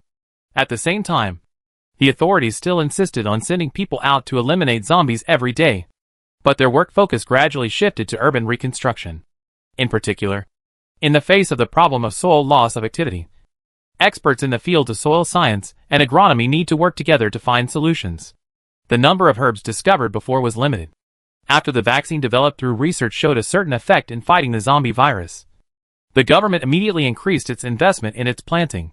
It is hoped that through large-scale planting of herbs, vaccines can be developed as soon as possible to protect people's lives. After the first batch of herbs were planted, the relevant leaders of the Shishan Wild Base sent several teams of soldiers to deliver the herbs to them through a constant temperature box. The future is full of hope. After more than half of the zombies were eliminated, Ming Xiai and Shen became more relaxed. The only thing that was hard to accept was that the base was full of the smell of feces. As for the eggplant, it was probably really dog-like. After smelling the feces, it could not wait to rush over and roll in the vegetable field studied by various experts. Not to mention how precious the medicinal herbs grown in the vegetable garden are. Just look at the white hair of the eggplant, just wandering around in it. It is enough for Ming Xiai and the others to wash. So Ming Xiai sternly rejected the idea of the eggplant to go out and play, and then followed Shen to take the two out of the door, wandering around. Maybe the eggplant would be too tired to go. However, Ming Xi's idea was destined to be disappointed.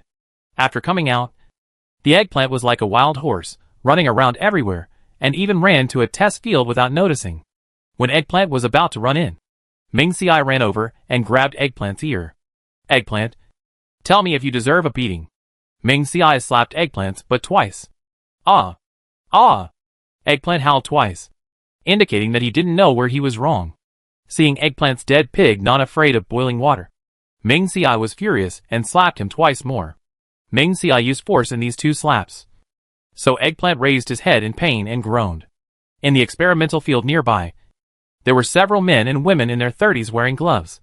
2 girls saw Ming Xiai hitting Eggplant and came up to persuade him. We haven't planted anything in this field yet. If it wants to come in and play, it can come in and play. It can also help us loosen the soil. Don't scold it. When Eggplant heard people speaking for him, his face showed an expression that said, "You wronged me. You need to apologize to me." Ming Xiai directly pushed Eggplant's head down, saying that he did nothing wrong, and there was nothing to apologize for. Besides, Eggplant has been too arrogant recently, so it should be suppressed. However, Ming Xiai would not tell the 2 girls this. It's okay. Eggplant is very tough. It just screams miserably, but it doesn't hurt. Besides, if you don't care about it, what will happen if it continues to have fun after you plant the field? Ming Xiai explained. When the 2 girls heard this, they felt that what he said made sense. Besides, the dog was his, so he shouldn't say too much about disciplining it. However, seeing Eggplant's cute appearance, the 2 of them felt a little itchy. That. One girl touched her hair a little embarrassedly. Can I touch it?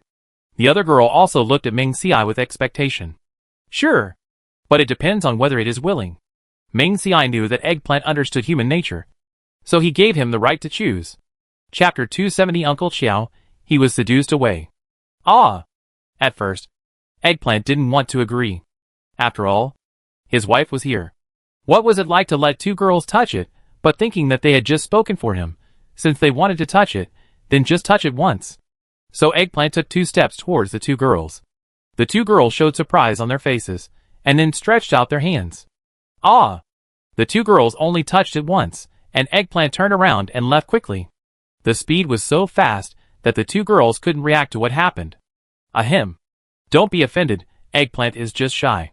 Ming Xiai explained. The 2 girls expressed their understanding. Eggplant ran over, and was already circling in front of the eagle, crying softly, looking at its useless appearance. It must be explaining to the eagle. After saying goodbye to the 2 girls, Ming Xiai and Shen Ke circled around again, and then went home. After returning home, Ming Xiai thought of the infinite soil in the space, and poked Shen Ke. How about taking out some of the soil in the space? Ming Xiai suggested. Anyway, that thing is infinite, it's okay to dig out some for these people to study. Okay. As soon as he said it, Ming Xiai immediately took Shen Ke, Eggplant, Eagle into the space. Each of them held a hoe in their hands, and began to dig the soil from the pile. Only by loosening the soil first, can they be smoothly moved outside. Eggplant and Eagle saw their master working so hard, so they came to help. Although they said they were helping, in fact, they were more playing, and having a lot of fun. Since there was enough time in the space, they were not worried about being kicked out of the space suddenly. In this way, Ming Xiai and Shen Ke worked hard in the space for more than 10 hours, and finally dug out a large pile of soil. After completing the task, the 2 men, the wolf and the dog, took a comfortable bath in the space, and then walked out of the space with satisfaction. It was late at night, and the timing was right. They couldn't wait to go out and act. The 2 of them each put on a pair of night vision goggles, and quietly sneaked into the vacant land in the villa area where no houses had been built. After confirming that there was no one around, with the cover of night, Ming Xiai carefully took out all the soil in the space. After putting the things away, the 2 people left quietly. The 2 people, a wolf and a dog, slept until noon the next day because digging the soil was too tiring. However, they didn't know that the people in the base were very excited about this pile of soil at this moment. After testing, they were surprised to find that the fertility of this soil was beyond imagination, even better than the loose soil before the end of the world. Therefore, the experts could not wait to bring the soil back to the laboratory and conduct in-depth research. Some people took a part of the soil to do experiments, and were pleasantly surprised to find that, after mixing the soil with the inactivated soil in a ratio of 1 to 2, it was very suitable for planting. This discovery made everyone in the laboratory very excited, as if they had seen the future. Others took out some soil for more in-depth experiments, trying to analyze the ingredients in it to see if they could replicate such magical soil. At the same time, after Ming Xiai and Shen Ke finished their meal at home, they took Eggplant and Eagle out together. The 2 deliberately took a detour. When they saw a group of people gathered around the pile of soil, they felt relieved. They took Eggplant to Zhao Jingyu's house. Surprisingly, only Zhao Jingyu and Liang Xiu were at home, and Xiao Moyan was nowhere to be seen. Ming Xiai was surprised and asked. Zhao Jingyu heard this, and snorted coldly. Where else can we go? Of course, we should go to Luchen first, because Xiao Moyan saved Luchen. Luchen often sent people to deliver some food to express his gratitude. Xiao Moyan felt unworthy and refused every time. But the soldiers who delivered the things were silent, and didn't like to talk. They left after putting down the things. They were so fast that Xiao Moyan couldn't catch up with them. So Xiao Moyan could only deliver the things to the military area. Luchen was not seen every time. He only asked the soldiers to come out, and told him to keep the things for himself. After delivering the things once, twice, and many times, Xiao Moyan saw that refusing didn't work. So he accepted it calmly. But after accepting it calmly a few times, he felt that he couldn't do it this way. So Xiao Moyan took the things this time, and planned to return them. Zhao Jingyu gave a brief account of what happened between Lu Chun and Xiao Moyan these days, and expressed his own opinion. I think Lu Chun has a crush on Uncle Qiao. So he tried every means to attract Uncle Qiao's attention. Zhao Jingyu crossed his arms, with an expression that said, I know nothing. Ming Xiai was shocked when he heard this. What did you say? Captain Lu likes Uncle Qiao? Impossible. It can't be the kind of life-saving grace, where he would pledge his love to him. It's not that Lu Chen and Xiao Moyan are not worthy of each other. But Xiao Moyan had experienced the tunnel incident before, and he might be a little afraid of men. What if Lu Chen forced himself on him? Or confessed too suddenly? And scared Uncle Qiao? After all, Xiao Moyan was brought back by himself. And Lu Chen was also brought by him to meet the two of them. If Uncle Qiao was hurt, that would be unacceptable. Thinking of this, Meng Xiai stood up directly and went to the military district to check the situation. Unexpectedly, he saw Xiao Moyan coming back a few steps after leaving Zhao Jingyu's house. And there were two soldiers following him. Uncle Qiao. Meng Xiai stepped forward and called out. Xiao Moyan saw Meng Xiai and greeted him with a smile. Xiao Meng. Xiao Shen. You are here. It just so happens that I caught 2 fish today. I will go back and make braised fish. You two can stay here and eat. Xiao Moyan shook the grass carp in his hand and said to Meng Xiai and the others. Okay. Meng Xiai agreed. Then he looked at the 2 soldiers. If he remembered correctly, these 2 people were from Lu Chen's team. After seeing off the 2 soldiers, Meng Xiai and the other 2 went to Zhao Jingyu's house. Uncle Qiao, did Captain Lu say anything strange to you? Meng Xiai asked directly. When Xiao Moyan heard this, he recalled it carefully in his mind. No. Xiao Moyan not only did not expect Lu Chen to say anything strange, but he felt that Lu Chen was a good leader who cared for his subordinates. Captain Lu is a very good person. I just treated 2 injured military dogs for him, and he gave me 2 fish. Xiao Moyan actually did not intend to take any reward from the beginning. After all, without the protection of these soldiers and military dogs, the zombies outside could not be completely eliminated. However, Lu Chen said very firmly that if Xiao Moyan did not accept this gift, he would not let Xiao Moyan treat him or other soldiers in the future. Looking at the injured military dog in front of him, Xiao Moyan knew that Lu Chen was a man of his words. In desperation, he had to accept the gift and said he would accept it, although he was still a little reluctant in his heart. Facing Lu Chen's insistence, he could not refuse.